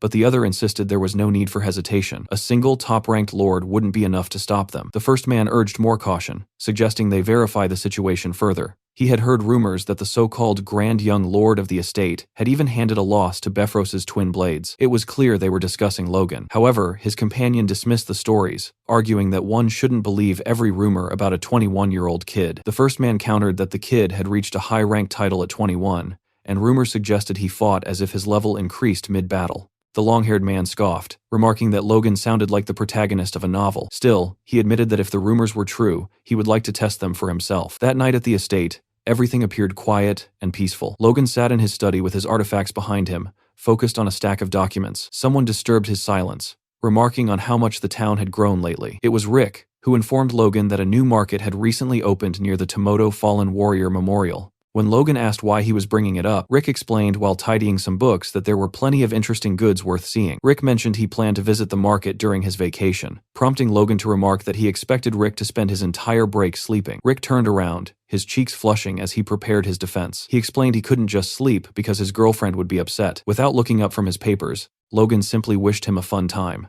Rick, feeling slighted, asked if Logan could at least look at him with a bit of warmth before turning back to his books, grumbling that he shouldn't have expected anything else. Logan told him he was only kidding and startled Rick by tossing a bag toward him. He told Rick to use the money to buy himself a nice outfit and something tasty. Moved and unsure how to express his gratitude, Rick lunged to hug Logan, declaring his love. Logan, however, shouted at him to get away, his expression twisting into that of a murderer. Rick then suggested that Logan should also take a break and go on a date with Lady Eileen, but Logan remained silent. When Logan jokingly told Rick to give the money back so he could take Eileen out instead, Rick vanished as fast as a flash, leaving the room instantly. Left alone, Logan considered the idea of a date. He imagined himself and Eileen together, but wondered how anyone could do something so carefree during such times. As the image of a smiling Eileen crossed his mind, he tried to remind himself that he had more important tasks piled up. Even so, his eyes seemed to light up at the thought, his mind momentarily clouded by the idea. He slapped himself, muttering that now wasn't the time for that. He noted that after the war with Befros, Eileen seemed to have realized something and had been devoting herself to training every single day. Furthermore, the movements of the Civil War were not looking good. According to reports from the Information Guild, the balance of power between the two factions was tilting much faster than Logan had anticipated. While he wanted the war to end quickly to avoid national exhaustion, his side wasn't fully prepared yet. Thanks to the formation of the Vigilante Corps and the recruitment of outside knights, their military power had already surpassed what they possessed before the Tomoto campaign. That alone gave Logan the power to rival a border marquis, but he knew that was still only that level. He couldn't be satisfied yet. He needed more time, and he knew he had to finish his preparations quickly. Suddenly, someone landed on the roof just above his study window. Logan noticed instantly. He grabbed his sword and whirled toward the window, noting that he had just felt a distinct killing intent. He pulled on his gloves, realized the threat was close, and braced for an intruder. Taking a combat stance, he fixed his gaze on the window. For a moment, nothing happened, but Logan remained perfectly still, composed and making no unnecessary sound. A red glare suddenly reflected from both the window and Logan's eyes. The glass shattered as an attacker attempted a sneak attack to kill Logan in a single strike, but he managed to dodge. Logan was stunned to see the attacker was using a force blade. He countered immediately with the same technique. The exchange sent the attacker reeling back several meters. Standing face to face, the assassin seemed unable to believe he had been pushed back. Logan asked him if the sensation didn't feel electric as he prepared his next move, keeping the attacker's full attention. Logan lunged for an attack, which the assassin managed to block. Logan found it laughable that a stealthy killer would let his guard down so easily. He moved to finish the man while he had the momentum, but he quickly sensed trouble behind him. A second attacker had been waiting to take Logan down from the rear. Taken by surprise, Logan barely reacted as the second man struck, sending rubble flying. Fortunately, the blow missed. It was the men from the bar. The hooded man told his companion they had to take this seriously. Adjusting his stance, Logan evaluated his opponents and realized both were high-ranking knights. He asked them if they truly had no pride, ganging up on him while hiding behind masks. One of the men replied that this was simply the price for defying that person. They attacked simultaneously, shouting for him to die quietly. Logan noted the mention of that person as he activated his wind shoes, leaping over both men to avoid the pincer movement. One of the assassins commented on his speed. From mid-air, Logan prepared a diving thrust, infusing his sword with aura as he descended. The long-haired man pushed his comrade out of the way and blocked Logan's strike, huffing in relief. He shoved Logan back, mocking his attacks as dull. As they squared off, Logan realized the long-haired man was stronger than he appeared. Logan jumped back as the two assassins bickered. The one who had been pushed told his friend not to jump in out of nowhere, while the other dismissed Logan's technique as a cheap imitation of a force blade. They remained confident that unless a miracle occurred, their mission would succeed. Logan analyzed the situation. Only one person had the motive and the power to command multiple high-ranking knights for an assassination attempt: Jordan Valtermine. He realized these two weren't the only intruders. If the entire estate was under fire and even one more high rank was present, the situation was dire. His fears were confirmed elsewhere in the estate. In another room, a blade dripped blood onto the floor. Marion realized he had been hit. It was Patrick, clutching a wounded shoulder as he glared at his attacker, cursing the name of Valtermine and wondering how he could dare to attempt such a thing. Through Logan's shattered window, the attackers could be seen preparing their next strike. One of them planted his feet and leaped high into the air, pulling his sword behind his back, before unleashing a powerful, long-range aura blade. Logan realized instantly that his opponent could extend the reach of his attacks. At the very last second, Logan reacted, dropping low as the blade hissed mere inches above his head, a strike close enough to have given him a haircut. The impact sent Logan falling onto his back, but he scrambled up immediately. Looking at his attacker, Logan noted that while the man's swordsmanship was textbook, his ability to freely manipulate the reach of the force blade was a nuisance. Logan started to analyze the second attacker, but he had to move fast, as a blade plunged toward him from above. He needed a strategy, and he needed it now. Once again, he barely managed to dodge at the last moment, though this time it cost him a shoulder injury. As Logan struggled to stand upright, the silver-haired attacker smiled. Logan thought the man seemed to emerge from the shadows like a ghost, only to melt back into the darkness, a bizarre style that reminded him of the Empire's legendary ghosts he had only heard of in his past life. A sharp pain flared in Logan's leg. He had been wounded there as well. The second attacker was proving to be just as fast as his comrade. Logan warned himself that this was no time for distractions. As the fully masked figure leaped for another strike, which Logan managed to block, he acknowledged that he was in a clear crisis. Realistically, as a high rank, there was no way he should be able to handle two top ranks at once. Even so, Logan did not feel like he was going to lose. His sheer perseverance left the two attackers stunned and speechless. The silver-haired man grew annoyed, calling Logan a stubborn bastard. Clenching his sword tighter, he jumped toward Logan with murderous intent, screaming for him to die. Logan realized exactly what he had to do to keep this crisis from ending in disaster. Activating his wind boots, he leaped away and repositioned himself behind the assassins in an instant. He managed to wound them both, telling himself that whether it was through artifacts or secret techniques, he had to use every resource available and focus entirely on defense. If he could hold out, an opportunity to strike back would surely arise. Looking back at his opponents, Logan noted that the moment was fast approaching. His enemies were beginning to overheat.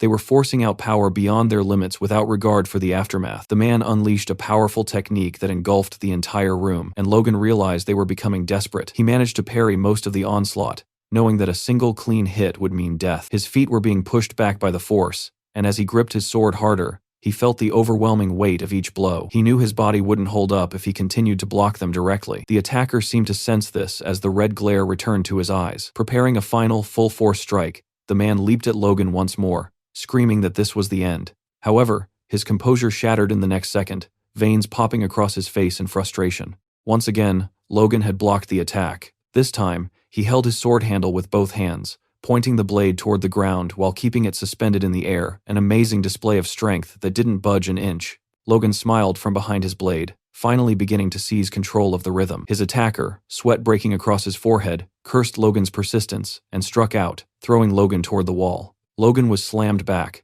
blood splattering from the wounds on his stomach and leg. As Logan struggled to regain his momentum, the silver-haired man prepared a strike from above, declaring that Logan's insolence ended there. As he descended, the man mocked him, scoffing at the idea that someone like Logan could have ever defeated Befros's twin blades. He remarked that he had seen plenty of brats crushed by their own inflated reputations, While Logan had held out well, the assassin was certain he could not withstand the next blow. To the attacker, Logan was just another overhyped youth, or so he thought. Suddenly, Logan opened his eyes. Something had shifted fundamentally in his aura and his gaze. Even the attacker was momentarily stunned. Logan's sword began to move, moving beyond conscious thought.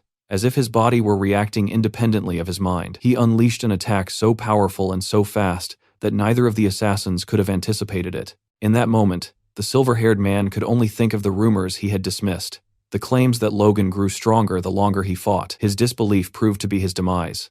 Logan let go of all conscious thought and unnecessary movement, fighting solely with his spirit. The following day, a council was convened to discuss the night's events, consisting of Hinckley, Philip, Dwayne, and Clayton. Their investigation revealed there had been 13 intruders in total. Every one of them had been killed. When Hinckley asked about the casualties on their side, Logan reported with distress that 5 soldiers were dead and 12 were injured. More painfully, Patrick had been gravely wounded while protecting Logan's mother. She now remained at Patrick's side while he was treated by doctors. Hinckley noted that, considering the high level of the intruders, the damage was relatively low. Logan agreed, pointing out that the force was comprised of top and mid-tier attackers, though none of them had recognizable faces. When Hinckley asked who could have orchestrated such a hit, Logan rose from the table and named Jordan Valterman. Dwayne and Philip immediately began to protest, shouting that they could not possibly stand against a Duke's house, and by extension, the entire Second Prince's faction. Logan merely smirked. He asked Dwayne why he assumed they would pick a fight with the Duke's house right now, leaving Dwayne puzzled. Logan explained that he had enough common sense to know that attacking the Duke now would be a death sentence. If he were the Duke, he would wipe out a threat like the McLeans immediately. Furthermore, such a conflict would only benefit Juan Douglas. "We have to endure," Logan declared. He stated that no matter what filth was thrown at them, even the death of their soldiers, they had to bear it. When Dwayne asked why, Logan's voice rose to a shout. "Because we are weak, because we have no power." He looked at Hinckley and Clayton, asking if the situation wasn't pathetic, and if he was the only one fueled by rage. Turning to Hinckley, he asked for an update on the night's training. Hinckley confirmed they were fully prepared. Logan nodded, his expression softening as he told those present that they gave him hope that one day they would properly repay this humiliation and possess the strength to do so. Then, Logan bowed deeply to his subordinates. The room erupted as everyone jumped to their feet. Hinckley even screamed for Logan to stop. With his head still lowered, Logan asked them all to keep pushing just a little harder. He promised that soon, all of McLean's glory would belong to them as well. Moved by his sincerity, Hinckley fought back tears while Clayton and Philip smiled. To a man, they agreed to do everything in their power to support him. After Jordan Valterman's midnight assault, Logan and his closest aides steeled their resolve to develop the territory. As a result, the pace of work accelerated across every department. Dwayne found himself finishing massive stacks of documents in a single day, aided by Philip and Damien. All three had reconciled themselves to working constant overtime. Meanwhile, Hinckley pushed his knights further than ever, forcing them to train while carrying massive boulders on their backs. He told them that as force users, they must not give up when they hit a wall, but must take one more step exactly when they feel they have reached their limit. This spirit of urgency soon reached the common citizens of McLean. Watching the knights, 2 lumberjacks wondered aloud if the harsh training was a sign of trouble. One informed his friend about the previous night's attack, explaining that Patrick had nearly died and that a full-scale war could be on the horizon. The news stunned the other man, who noted that no one else would have taken in refugees like them. They looked toward the knights and agreed it was no time for hesitation. They could not afford to lose their home again. One mentioned he had heard Logan was recruiting for the Vigilante Corps, and indeed, Valterman's assault led to a significant surge in volunteer applicants. 3 months passed in this fashion. Thankfully, Logan noted that the Duke had not attempted another strike. With the Civil War already 6 months deep, the elite factions were now clashing head-on. Logan surmised that the Duke likely no longer had the capacity to spare high-ranking assassins for side missions. Patrick agreed, observing that the townspeople were watching them from the streets, likely wondering if they were out on a standard patrol. Patrick noted that the Second Prince's faction was currently being pushed back. Watching a group of children playing in a sandbox, Logan explained that the opposition had consistently lost ground on the Central Front and had been driven all the way west to the border of the Valterman territory and the royal domain. They had even lost one of the strategic twin castles. Logan reflected on his own contribution to this shift. By seizing Bifrost's territory, he had severed a core power and a vital supply line for the Second Prince's faction. To maintain their strength, they were now likely forced to shoulder the burden of supplying their allies as well, causing the losing faction to collapse even faster, a result that aligned perfectly with Logan's plans. Patrick spoke up, admitting that while it might be unbecoming of a knight to say so, the Civil War had allowed their house to grow tremendously. By recruiting knights from families ruined by the conflict, their numbers had swelled to 170, surpassing the force they held prior to the Tomoto Castle campaign. Furthermore, These new recruits appeared genuinely loyal. As Logan and Patrick passed, the knights turned to salute them with smiles on their faces. Logan calculated their total strength, including crossbow cavalry, trainees, and regular troops. They now commanded 3,500 active soldiers. When factoring in the 5 castles taken from Befros, plus Sylvan and Teslon, along with the vigilantes recruited from other towns, the numbers grew even more impressive. Logan concluded that their total force now amounted to approximately 10,000 men. As they walked, Patrick signaled his approval to the troops, telling them they were all doing a good job. Observing Logan and Patrick from a distance, 2 knights wondered aloud if they should also approach and offer a greeting. Most importantly, it was clear that Logan's intensive training had borne fruit. He was now able to fully manifest a force blade, the ability to turn force itself into both weapon and armor, which served as the definitive hallmark of a high-ranking warrior. Seeing this, Patrick remarked that it seemed Logan had already surpassed him. Logan, however, remained modest, noting that he hadn't quite reached that level yet. He touched his chin, thinking to himself that he still couldn't fully grasp the 4th form of the Divine Sword Manual, the Blazing Flame Slash. Even so, everything was progressing faster than he had anticipated. Logan turned to his father and told him it was about time they put their progress to use. Patrick asked what he meant, but a sudden realization struck him. He asked if Logan was truly about to do what he suspected. Logan looked up at the sky and declared that he intended to end the Civil War. Deep within the southern mountains, goblins were rummaging through a forest when they were suddenly distracted by a strange sound. They discovered an earth golem, holding a glowing blue marble. Hungry and opportunistic, the goblins lunged at the golem, preparing to devour it. The golem crumbled into rubble before they even touched it, and the goblins began to laugh at its apparent weakness. Their mockery was cut short. A massive explosion erupted, incinerating the goblins in an instant. When the smoke cleared, the golem stood tall once again, surrounded by nothing but charred remains and flickering flames. Logan stepped out from behind the golem, satisfied with the results. He remarked to Clayton that the power output of the marble was excellent, noting that the only remaining task was to shorten the activation time by about half a second. Clayton nodded, promising to keep that in mind. Hamar then approached Logan, informing him that they had already used up all the prototypes they had brought and suggesting they head back. Logan was incredulous. He had told Hamar to bring more, but Hamar had assumed a single crate would suffice. Despite the shortage, Logan was pleased with the performance. Clearing an entire goblin village had taken only an hour. He called the results encouraging, but the group was suddenly interrupted by a violent shaking of the earth. A scream so powerful it hurt their ears echoed through the mountains. Clayton identified the sound as coming from the distillation zone, but Logan didn't waste time analyzing the source. He leaped away immediately, telling the others they needed to find a safe location first. The 3 men eventually caught their breath in the shade of some trees. When Clayton asked what that creature had been, Logan admitted he didn't know, but surmised the sound of the bomb must have awakened a local predator. Looking back toward the path they had fled, Logan noted that the deep regions of the southern mountains were famous across the continent for being a dangerous demonic zone. Noticing Clayton and Hamar were still on guard, Logan huffed and praised them for a job well done. He remarked that despite having very little intelligence to go on, the final product had turned out better than he expected, perhaps even more effective than the version he remembered from his previous life. Clayton explained that the bomb, named Liberatio, possessed firepower on par with a second-class spell, yet cost only a 20th of a first-class scroll, a level of efficiency that was nothing short of revolutionary. Clayton credited the research materials Logan had provided, while Logan praised Clayton's execution. Hamar raised his hand to remind them of his own contributions as well. Logan conceded the point, acknowledging that without the blueprint, replication would be impossible. He stressed that the method for manufacturing Liberatio had to be strictly protected. Clayton assured him that only he and Hamar knew the complete process. Hamar added that without the specific ratios and the mana tuning formula, no one could copy the weapon even if they observed it being used. Impressed, Logan announced that as a token of his thanks, he would increase the Magic Tower's support fund by 30%. Clayton shivered with joy at the news. For Hamar, Logan offered to reduce his contract term by 3 years, leaving the man in disbelief. Logan added one final condition. If the formula ever leaked, these rewards would be void. Both Clayton and Hamar agreed without hesitation, with Hamar swearing on his life to keep the secret. Clayton remarked that since the mood was right, it was the perfect time to show Logan something else. He explained that while they were developing Liberatio,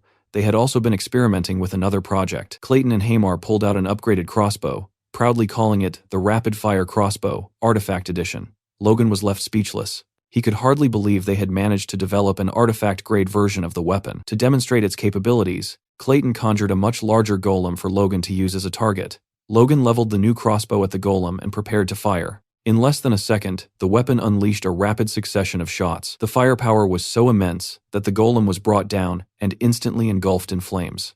Amazed by the display, Logan watched the wreckage as Hamar asked if it was truly all right to destroy the golem like that. Clayton dismissed the concern, noting it was just a clay doll that felt no pain. Clayton then asked for Logan's opinion, explaining that each individual shot possessed the same firepower as a Liberatio bomb. When Logan asked if the effective range had been doubled as well, Clayton confirmed it, explaining they had applied mana resonance to the string to increase the range dramatically. However, Clayton noted the limitations. The artifact fires 2 bolts at a time for 5 volleys. After 10 bolts, the weapon breaks, making it a single-use item. Furthermore, Clayton and Hamar required a full day to produce just one, and the production costs were high. Logan calculated that even at 1 per day, they would only have 365 per year. Still, he decided the sheer power was too significant to pass up. He instructed Hamar to prioritize issuing the crossbows to the leadership first, and commanded them to produce as many as possible over the next 2 months. When Hamar asked why the deadline was only 2 months, Logan's characteristic smirk returned. He simply told Hamar they would be needing them by then. Shortly after, an official notice was posted on the castle walls, drawing a large crowd of farmers and townspeople. The letter announced that the second town in the McLean territory of Tomoto Castle was finished, and invited anyone interested to move in. Reading the notice, one farmer expressed confusion, stating he was living fine where he was and saw no reason to leave. Another person mentioned that those who moved would be granted a new house and farmland, but the crowd remained skeptical. A resident from the Sylvan Castle territory noted that since the Lord had changed, Sylvan had become much more livable, questioning why anyone would go through the trouble of leaving their home. Suddenly, a man at the back of the crowd leaped up and declared that he would go. He and several others stepped forward, willing to take on the hardship. They explained that their original hometowns had already been destroyed in the war, and that the offer of free housing and land was an opportunity they couldn't ignore. As the skeptical man watched them, someone explained that these were war refugees. The man who had leaped forward then led the group of refugees away, beginning their journey toward the new town. Meanwhile, in his office, Logan placed a totem on the map to mark the location of the new town. He noted that the second town was situated exactly in the middle of the plain between Sylvan and Tomoto. When he asked Dwayne why he had chosen that specific spot, Dwayne surmised it was because the 2 castles were so far apart. Logan confirmed this, explaining that the distance between Tomoto and Sylvan was a 3-day journey on foot. If an enemy were to invade through those plains, defending the area would be a logistical nightmare. Dwayne asked if Logan truly expected an invasion, and Logan confirmed that he did. He explained that this was precisely why the residents of the new town were required to train alongside the vigilantes. While Dwayne agreed and promised to oversee the training, he remained plagued by doubt, wondering who would actually attempt to invade the Bifrost Plains. His questions were answered as midsummer arrived. Logan announced his decision to officially join the Civil War, a declaration that left everyone in the room stunned. Dwayne slammed his hands onto Logan's desk, shouting that he had hoped his suspicions were wrong. He demanded to know why Logan would take such a risk when their territory was currently thriving, and prosperity was guaranteed simply by staying neutral. Logan understood that if his only goal was to protect their current land, Dwayne's logic would be sound, but he knew that staying on the sidelines was not the answer. He warned everyone that if they remained stagnant, the McLeans would fall, regardless of which side emerged victorious. Both Philip and Dwayne found this view extreme, arguing that the First Prince's faction was almost certain to win, and that the McLeans had done nothing to oppose them. Patrick intervened, slamming his hand on the table with a force that startled Dwayne, Philip, and even Marion. He demanded to know Logan's true reasoning. Logan averted his gaze, introspecting on the reality he knew from his previous life. The First Prince's faction would not be satisfied with merely defeating the Second Prince. They would eventually consume the neutral territories as well. Knowing that this explanation might not resonate, he shifted to a more immediate threat. Logan reminded them that the First Prince's faction included 2 families they knew all too well. First, there were the Kairos Marion's own kin, who had coldly cut off support during a previous land conflict. Marion looked down in shame, and Patrick remained silent. Then, there were the Wolves, the family that had rudely and unilaterally broken their engagement with Logan. Both families were major financial backers of the First Prince. Logan asked the council if they truly believed these families would leave the McLeans alone once they gained absolute power. When Philip tentatively asked if they should simply side with the First Prince to be safe, Logan knew he had him right where he wanted. He countered that they should do the exact opposite. They were going to join the Second Prince's faction. Hinckley, Philip, and Dwayne nearly lost their minds. They couldn't fathom why Logan would choose the losing side. Logan asked them to consider the politics of the situation. If they joined the winning side now, their contribution would be seen as negligible. However, if they joined the losing faction and turned the tide of the war, the rewards and influence they would gain would be immeasurable. When Dwayne worried they were boarding a sinking ship, Logan admitted the ship had indeed lost its sails and was taking on water, but it still had the power to sail if steered correctly. He then used the one argument no one could easily refute. With a smirk, he asked them, "Has anything ever gone wrong when I acted?" The room fell silent. No one could argue with his track record. Still, Dwayne pressed him, reminding Logan that the assassins from a few months ago were sent by Valtermine, a core member of the Second Prince's faction. He asked why they would ever side with the man who tried to kill them. Logan's expression shifted, a vein popping in his cheek as his thoughts turned toward revenge. He told Dwayne not to worry, his eyes gleaming with the promise that he would make them pay dearly in due time. Logan moved forward with his plan, contacting Jordan Valtermine directly to declare his intent to join the Second Prince's faction. Upon hearing the proposal, Valtermine erupted, screaming at Logan and asking if he had completely lost his mind. Logan merely smiled, admitting he had expected that reaction. He then coolly informed Valtermine that if he was opposed to the idea, the McLeans would have no issue joining the First Prince's faction instead. The threat sent Valtermine into a state of visible fury. His eyes widened and veins pulsed at his temples as Logan calmly addressed him as Excellency, asking if he was truly going to turn them down. Seated in his massive chair, Jordan Valtermine repeated Logan's words under his breath, his disbelief turning into rage. He gripped the armrests so tightly they crumbled under his force. His two servants stood by, sweating in terror, as Valtermine demanded to know how Logan even dared to suggest such a thing. In a fit of rage, Valtermine hurled a table across the room, asking Logan if he was toying with him. His face was flushed and he was sweating profusely. It was clear Logan had struck a nerve. One of the servants, trembling and keeping his head bowed, knelt before Valtermine and held up the communication orb so his lord could continue the conversation. Logan observed the reaction, surmising that the Second Prince's situation must be even more desperate than the reports suggested if Valtermine was getting this worked up. Logan continued to speak, mockingly assuring His Excellency that he wouldn't dream of being rude, especially after recently receiving such a frightening gift. It was a direct reference to the assassination attempt. Valtermine fell silent for a moment as he realized Logan knew the truth, but he quickly recovered and denied everything, claiming to know nothing of any gifts. Getting straight to the point, Valtermine acknowledged that Logan wasn't reaching out of the goodness of his heart. He demanded to know what Logan's true goal was. Logan replied that his request was quite reasonable. In exchange for their support, he wanted formal recognition of the Befros lands the McLeans had already seized, half of the Marquis Kalia territory adjacent to McLean, and the return of the township his ancestors had lost. Logan made it clear he would need guarantees for all three. Valtermine asked if he was serious, and Logan stood his ground, stating that considering the immense risk they were taking by joining the losing side, the demands were not excessive. Valtermine began to laugh, a large, menacing smile spreading across his face. He told Logan that such requests weren't even worth negotiating. However, he offered a challenge. If Logan had the courage to say those same things to his face, he would acknowledge them. To Valtermine's surprise, Logan didn't hesitate. After a few seconds of silence, he accepted the invitation to speak face to face. Smiling, Logan told him he would be paying him a visit very soon. The scene shifted to Befros Castle, where a unit of knights had been assembled to escort Logan to Valtermine's camp.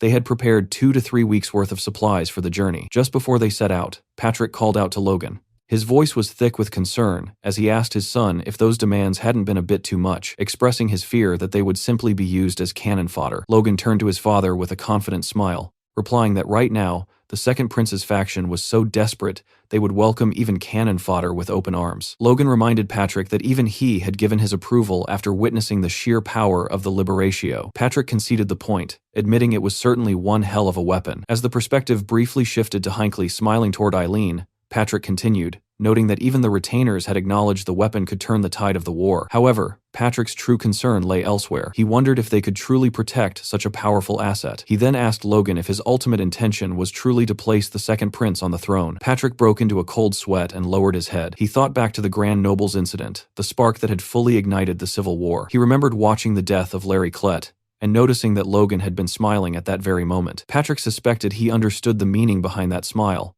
and he wondered if this current intervention was merely a continuation of those events. Logan spoke up, telling Patrick that they lived in troubled times where today's enemy could be tomorrow's ally, and today's ally could be tomorrow's foe. He explained that in the midst of such chaos, their only goal must be to secure as much gain for their house as possible. Hearing this, Patrick wiped away a bead of sweat and managed a smile. He mused that he must truly be getting old if these unfounded worries were troubling him so much. As the time came to depart, Patrick ordered his men to open the gates, preparing to see Logan and his knights off. As they began to march out, Patrick watched them, praying that only glory would await them at the end of their path. In a final internal monologue, he prayed that if any darkness stood in his son's way, God's light would at least shine brightly over Logan's future. As they moved out, Logan's eyes lit up, and a bright, determined smile spread across his face. He ordered his followers to march forward, while behind him, Patrick continued to pray for his son. Atop the walls of the twin castles, a lookout peered through his telescope. Spotting something in the distance, he focused his lens until a banner bearing the flame emblem came into view. He whirled around and shouted, confirming the presence of the McLean forces. Hearing the report, Jordan Valtermine stepped forward, noting that Logan had actually shown up.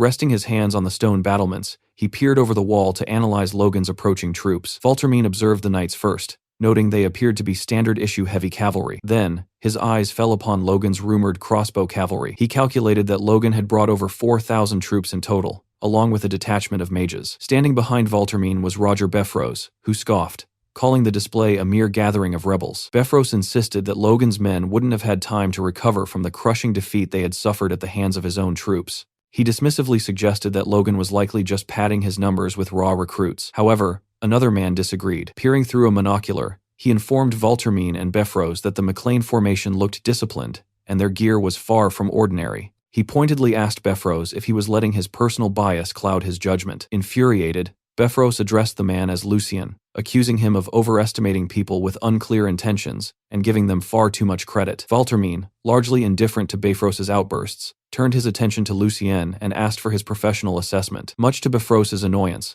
Lucien stated that if Logan was truly serious, they would represent a major military force. More importantly, he added with a smirk, they had managed to humiliate a count, referring directly to Beffrose's previous loss. Beffrose grew increasingly nervous and defensive, cursing Lucien Thalos under his breath. He viewed Lucien as a lazy, good-for-nothing who only got in the way. He thought to himself that if Lucien weren't Valtermine's nephew-in-law, the sly bastard would have declared neutrality long ago. After considering Lucien's perspective, Valtermine made his decision. He would allow Logan to meet with His Highness, the Prince. He announced they would accept the McLean reinforcements. When Beffrose began to shout in protest, Jordan turned toward him with a look so menacing it silenced the Count instantly. Beffrose realized it was in his best interest to shut up before he ended up in an unmarked grave. Valtermine placed a heavy hand on Beffrose's shoulder, telling him to focus on the bigger picture. He explained that they would use the McLean forces to damage the First Prince's faction, creating an opening for their own turnaround. Beffrose clenched his teeth and lowered his head in reluctant submission. As he muttered his understanding, Lucien watched from the background with a knowing smirk. Valtermine turned toward his guards and ordered the castle gates to be opened,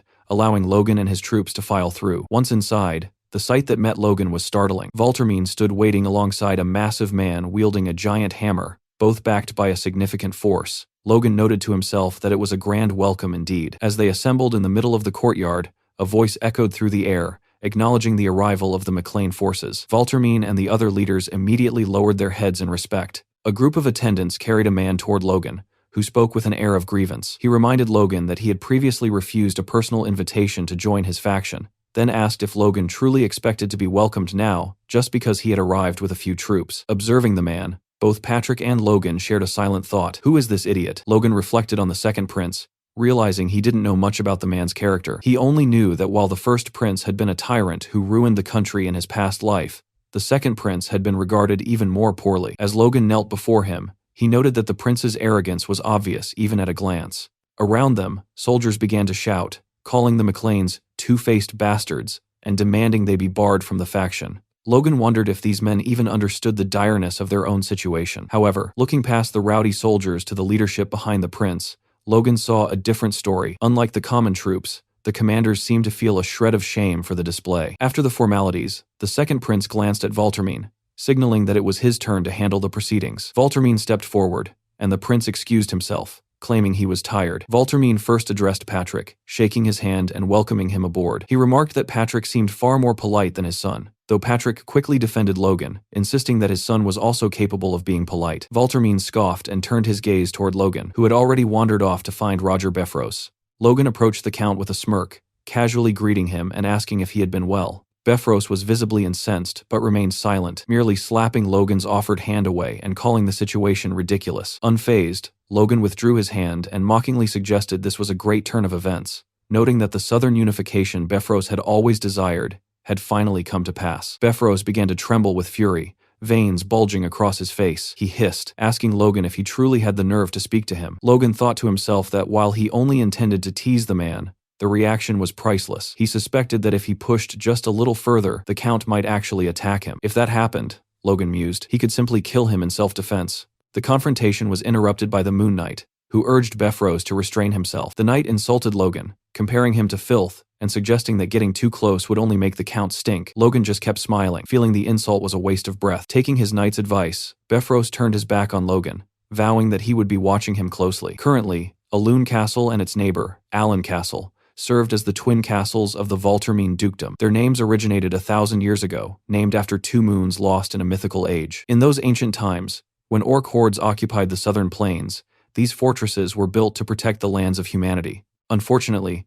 the beauty of that ancestral legacy had been discarded. The twin castles had now become the grim battlegrounds of a horrible civil war. Inside the war room, Valtermine and the other commanders were finalizing their next move. Logan observed the proceedings, reflecting that this was not a war for territory, but for the throne itself. In theory, the conflict would end the moment one rival prince was defeated. However, Logan knew that neither heir was the type to sacrifice himself for the good of the nation. If left to its own devices, as it had been in his past life, this war would tear the country out by its roots. To Logan, these long-winded strategy meetings were pointless. The only real solution was to kill those who needed to die and bring the chaos to an end. Before Logan could voice his thoughts, Jordan Valtermine interrupted with a directive. He announced that the McLean forces would be tasked with striking the enemy from the rear, a decision Logan immediately bristled at. He turned toward Valtermine in disbelief, but it was clear from the faces around the table that the rest of the room was aligned against him. In the midst of the tension, Logan noticed something strange. One individual was staring at him with a completely unreadable expression.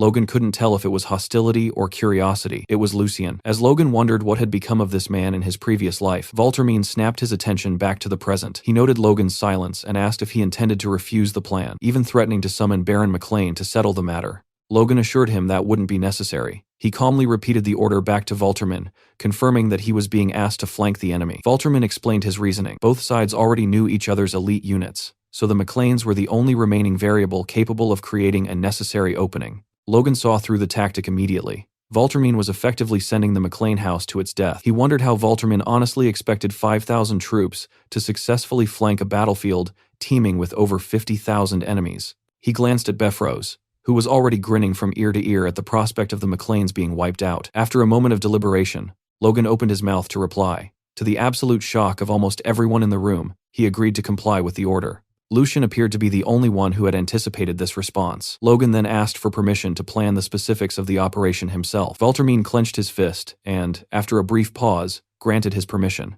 After the meeting, Valtermine stood at the head of the war table with Befrose at his side. He reflected on his original plan. If the McLeans had refused the flanking maneuver, he would have used that as a pretext to split their forces, strip them of their command, and legally seize their infamous crossbows. If they had resisted even that, he would have forced them to lead a suicidal charge at the front lines. The fact that Logan had accepted so easily made Valtermine suspicious. He suspected Logan had a trick up his sleeve and asked Befrose for his opinion. Befrose, still wary of the men who had seized his land against all odds, admitted that one could never assume anything when it came to the McLeans. Valtermine reached for a glass as he mused that they shouldn't overthink it. He noted that if someone accepts a suicide mission without protest, they are either an idiot or they have a hidden advantage. Lucien, who was placing the glass in front of Valtermine, offered a different explanation. It's confidence. Valtermine looked at the glass, noting that even his own knights would struggle with such a mission.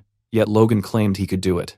Lucien pointed out that if Valtermine led the charge, the enemy would respond with their full might. He asked if the enemy would really treat a force like the McLeans with the same level of caution. Lucien concluded with a cold logic. If Logan was not a fool, he would deliver results. If he was a fool, he would simply die on the battlefield. Either way, the Valtermine faction lost nothing. Elsewhere, news that Logan and his house had joined the Second Prince's faction reached the ears of the opposition. Duke Juan Douglas of the First Prince's faction questioned whether the McLeans were insane or if Jordan Valtermine had finally lost his grip on reality. A man with white hair and a goatee dismissed the concern, stating it didn't matter to him, they were nothing more than dead men walking. Juan laughed and remarked that the man's words were a bit cold, addressing him as Chiron. This was indeed Lord Chiron Wolves, the father of Rena, Logan's former fiancée. Juan pointedly asked him if his daughter and Logan hadn't once been engaged, to which Chiron replied with a hardened expression that the bond had ended long ago. At the castle, the gates swung open and units of cavalry rushed through. For a time,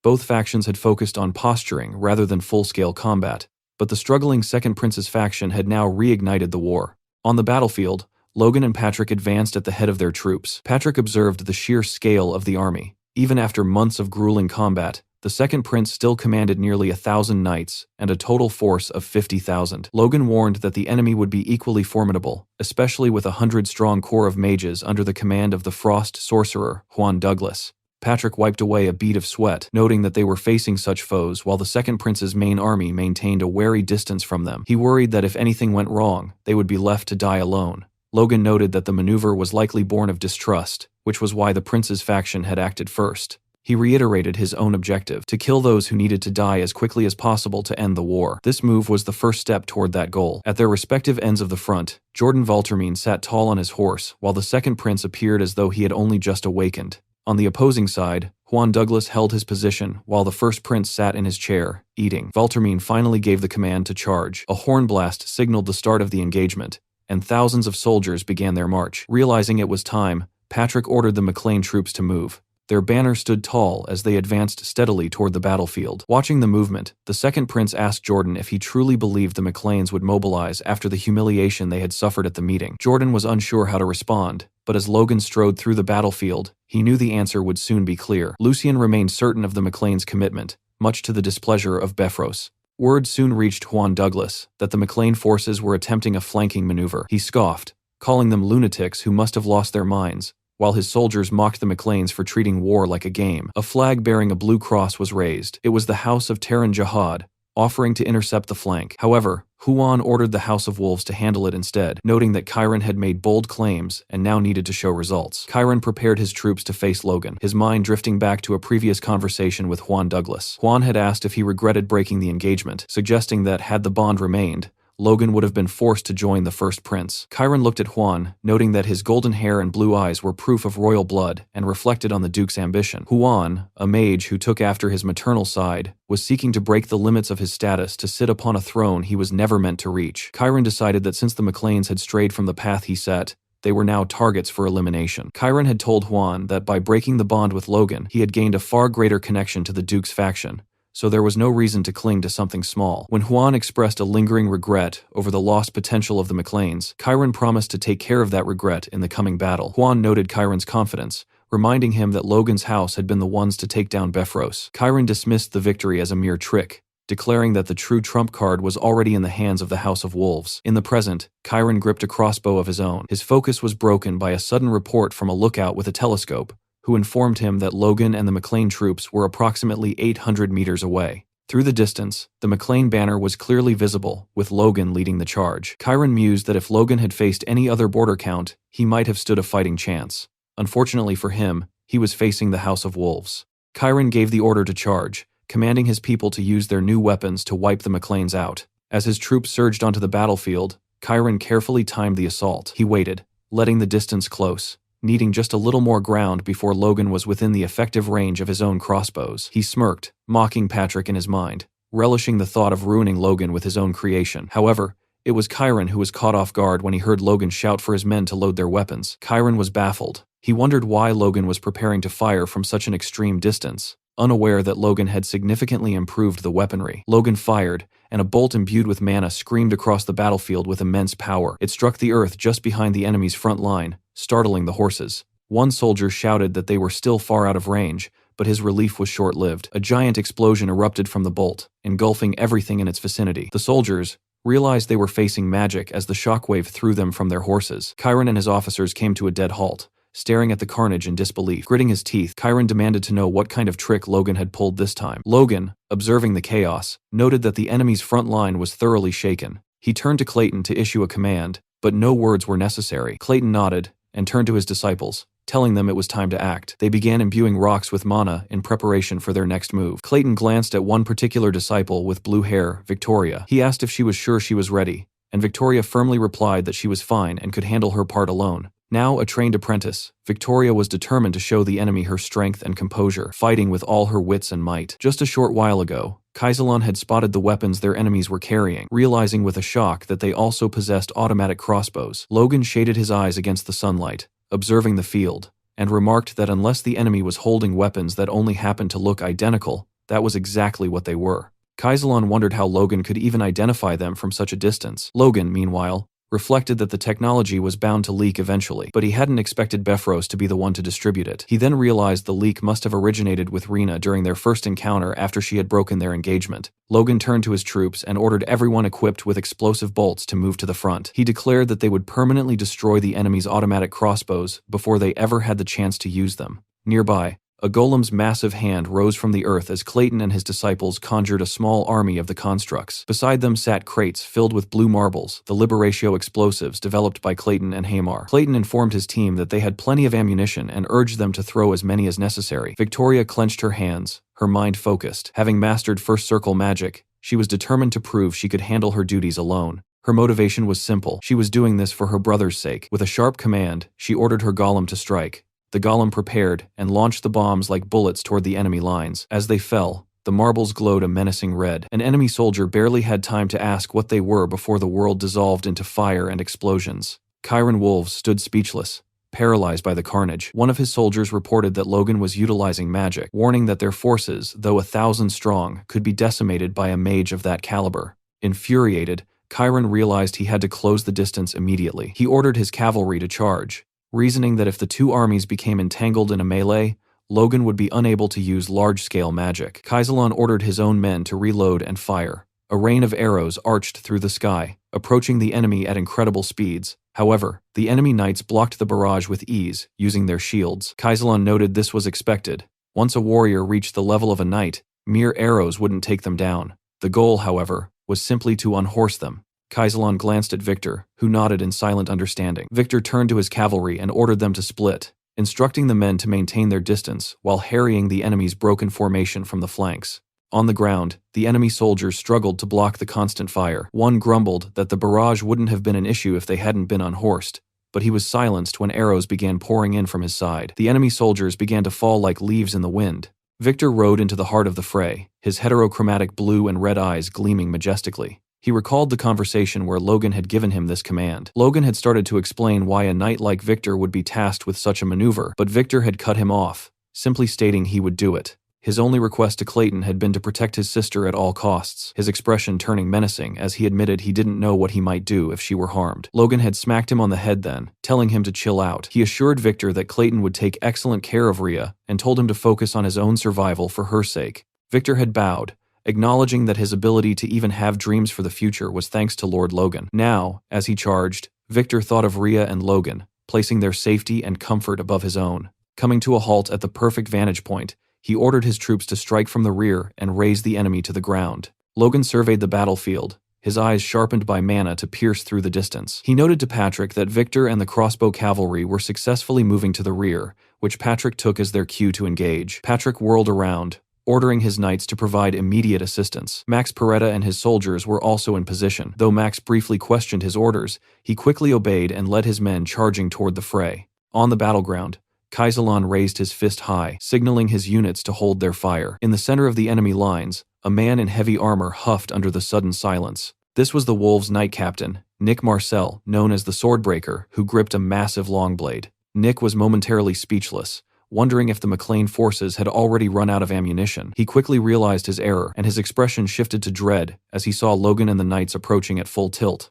Nick realized they were launching a direct, head-on assault. He found it absurd that a group of backwater knights, led by a single, high-ranking lord, would attempt such a move. Planting his feet firmly, he tightened his grip on his weapon, reminding himself that war was ultimately decided by knights and mages. He believed that regardless of the soldiers' equipment, the side that broke the opposing knight order would seize victory. As Logan closed the distance, Nick imbued his blade with mana and lunged, screaming for Logan to die. Suddenly, Nick's sword shattered under the intense pressure of the force he had channeled. He swung the hilt, sending the razor-sharp fragments of the blade flying toward Logan and his crew like shrapnel. Logan realized Nick had purposefully broken the sword to use the fragments as a one-time, high-powered projectile. Logan slammed his foot against his stirrup and leaped high into the air, gripping Lux with his right hand. Imbuing his sword with mana, he declared that crossbows weren't his only ace. Logan descended with every ounce of his power, the force of his landing shattering the earth beneath him. Nick, who had been carrying spare swords, managed to draw another and block the strike. He smiled,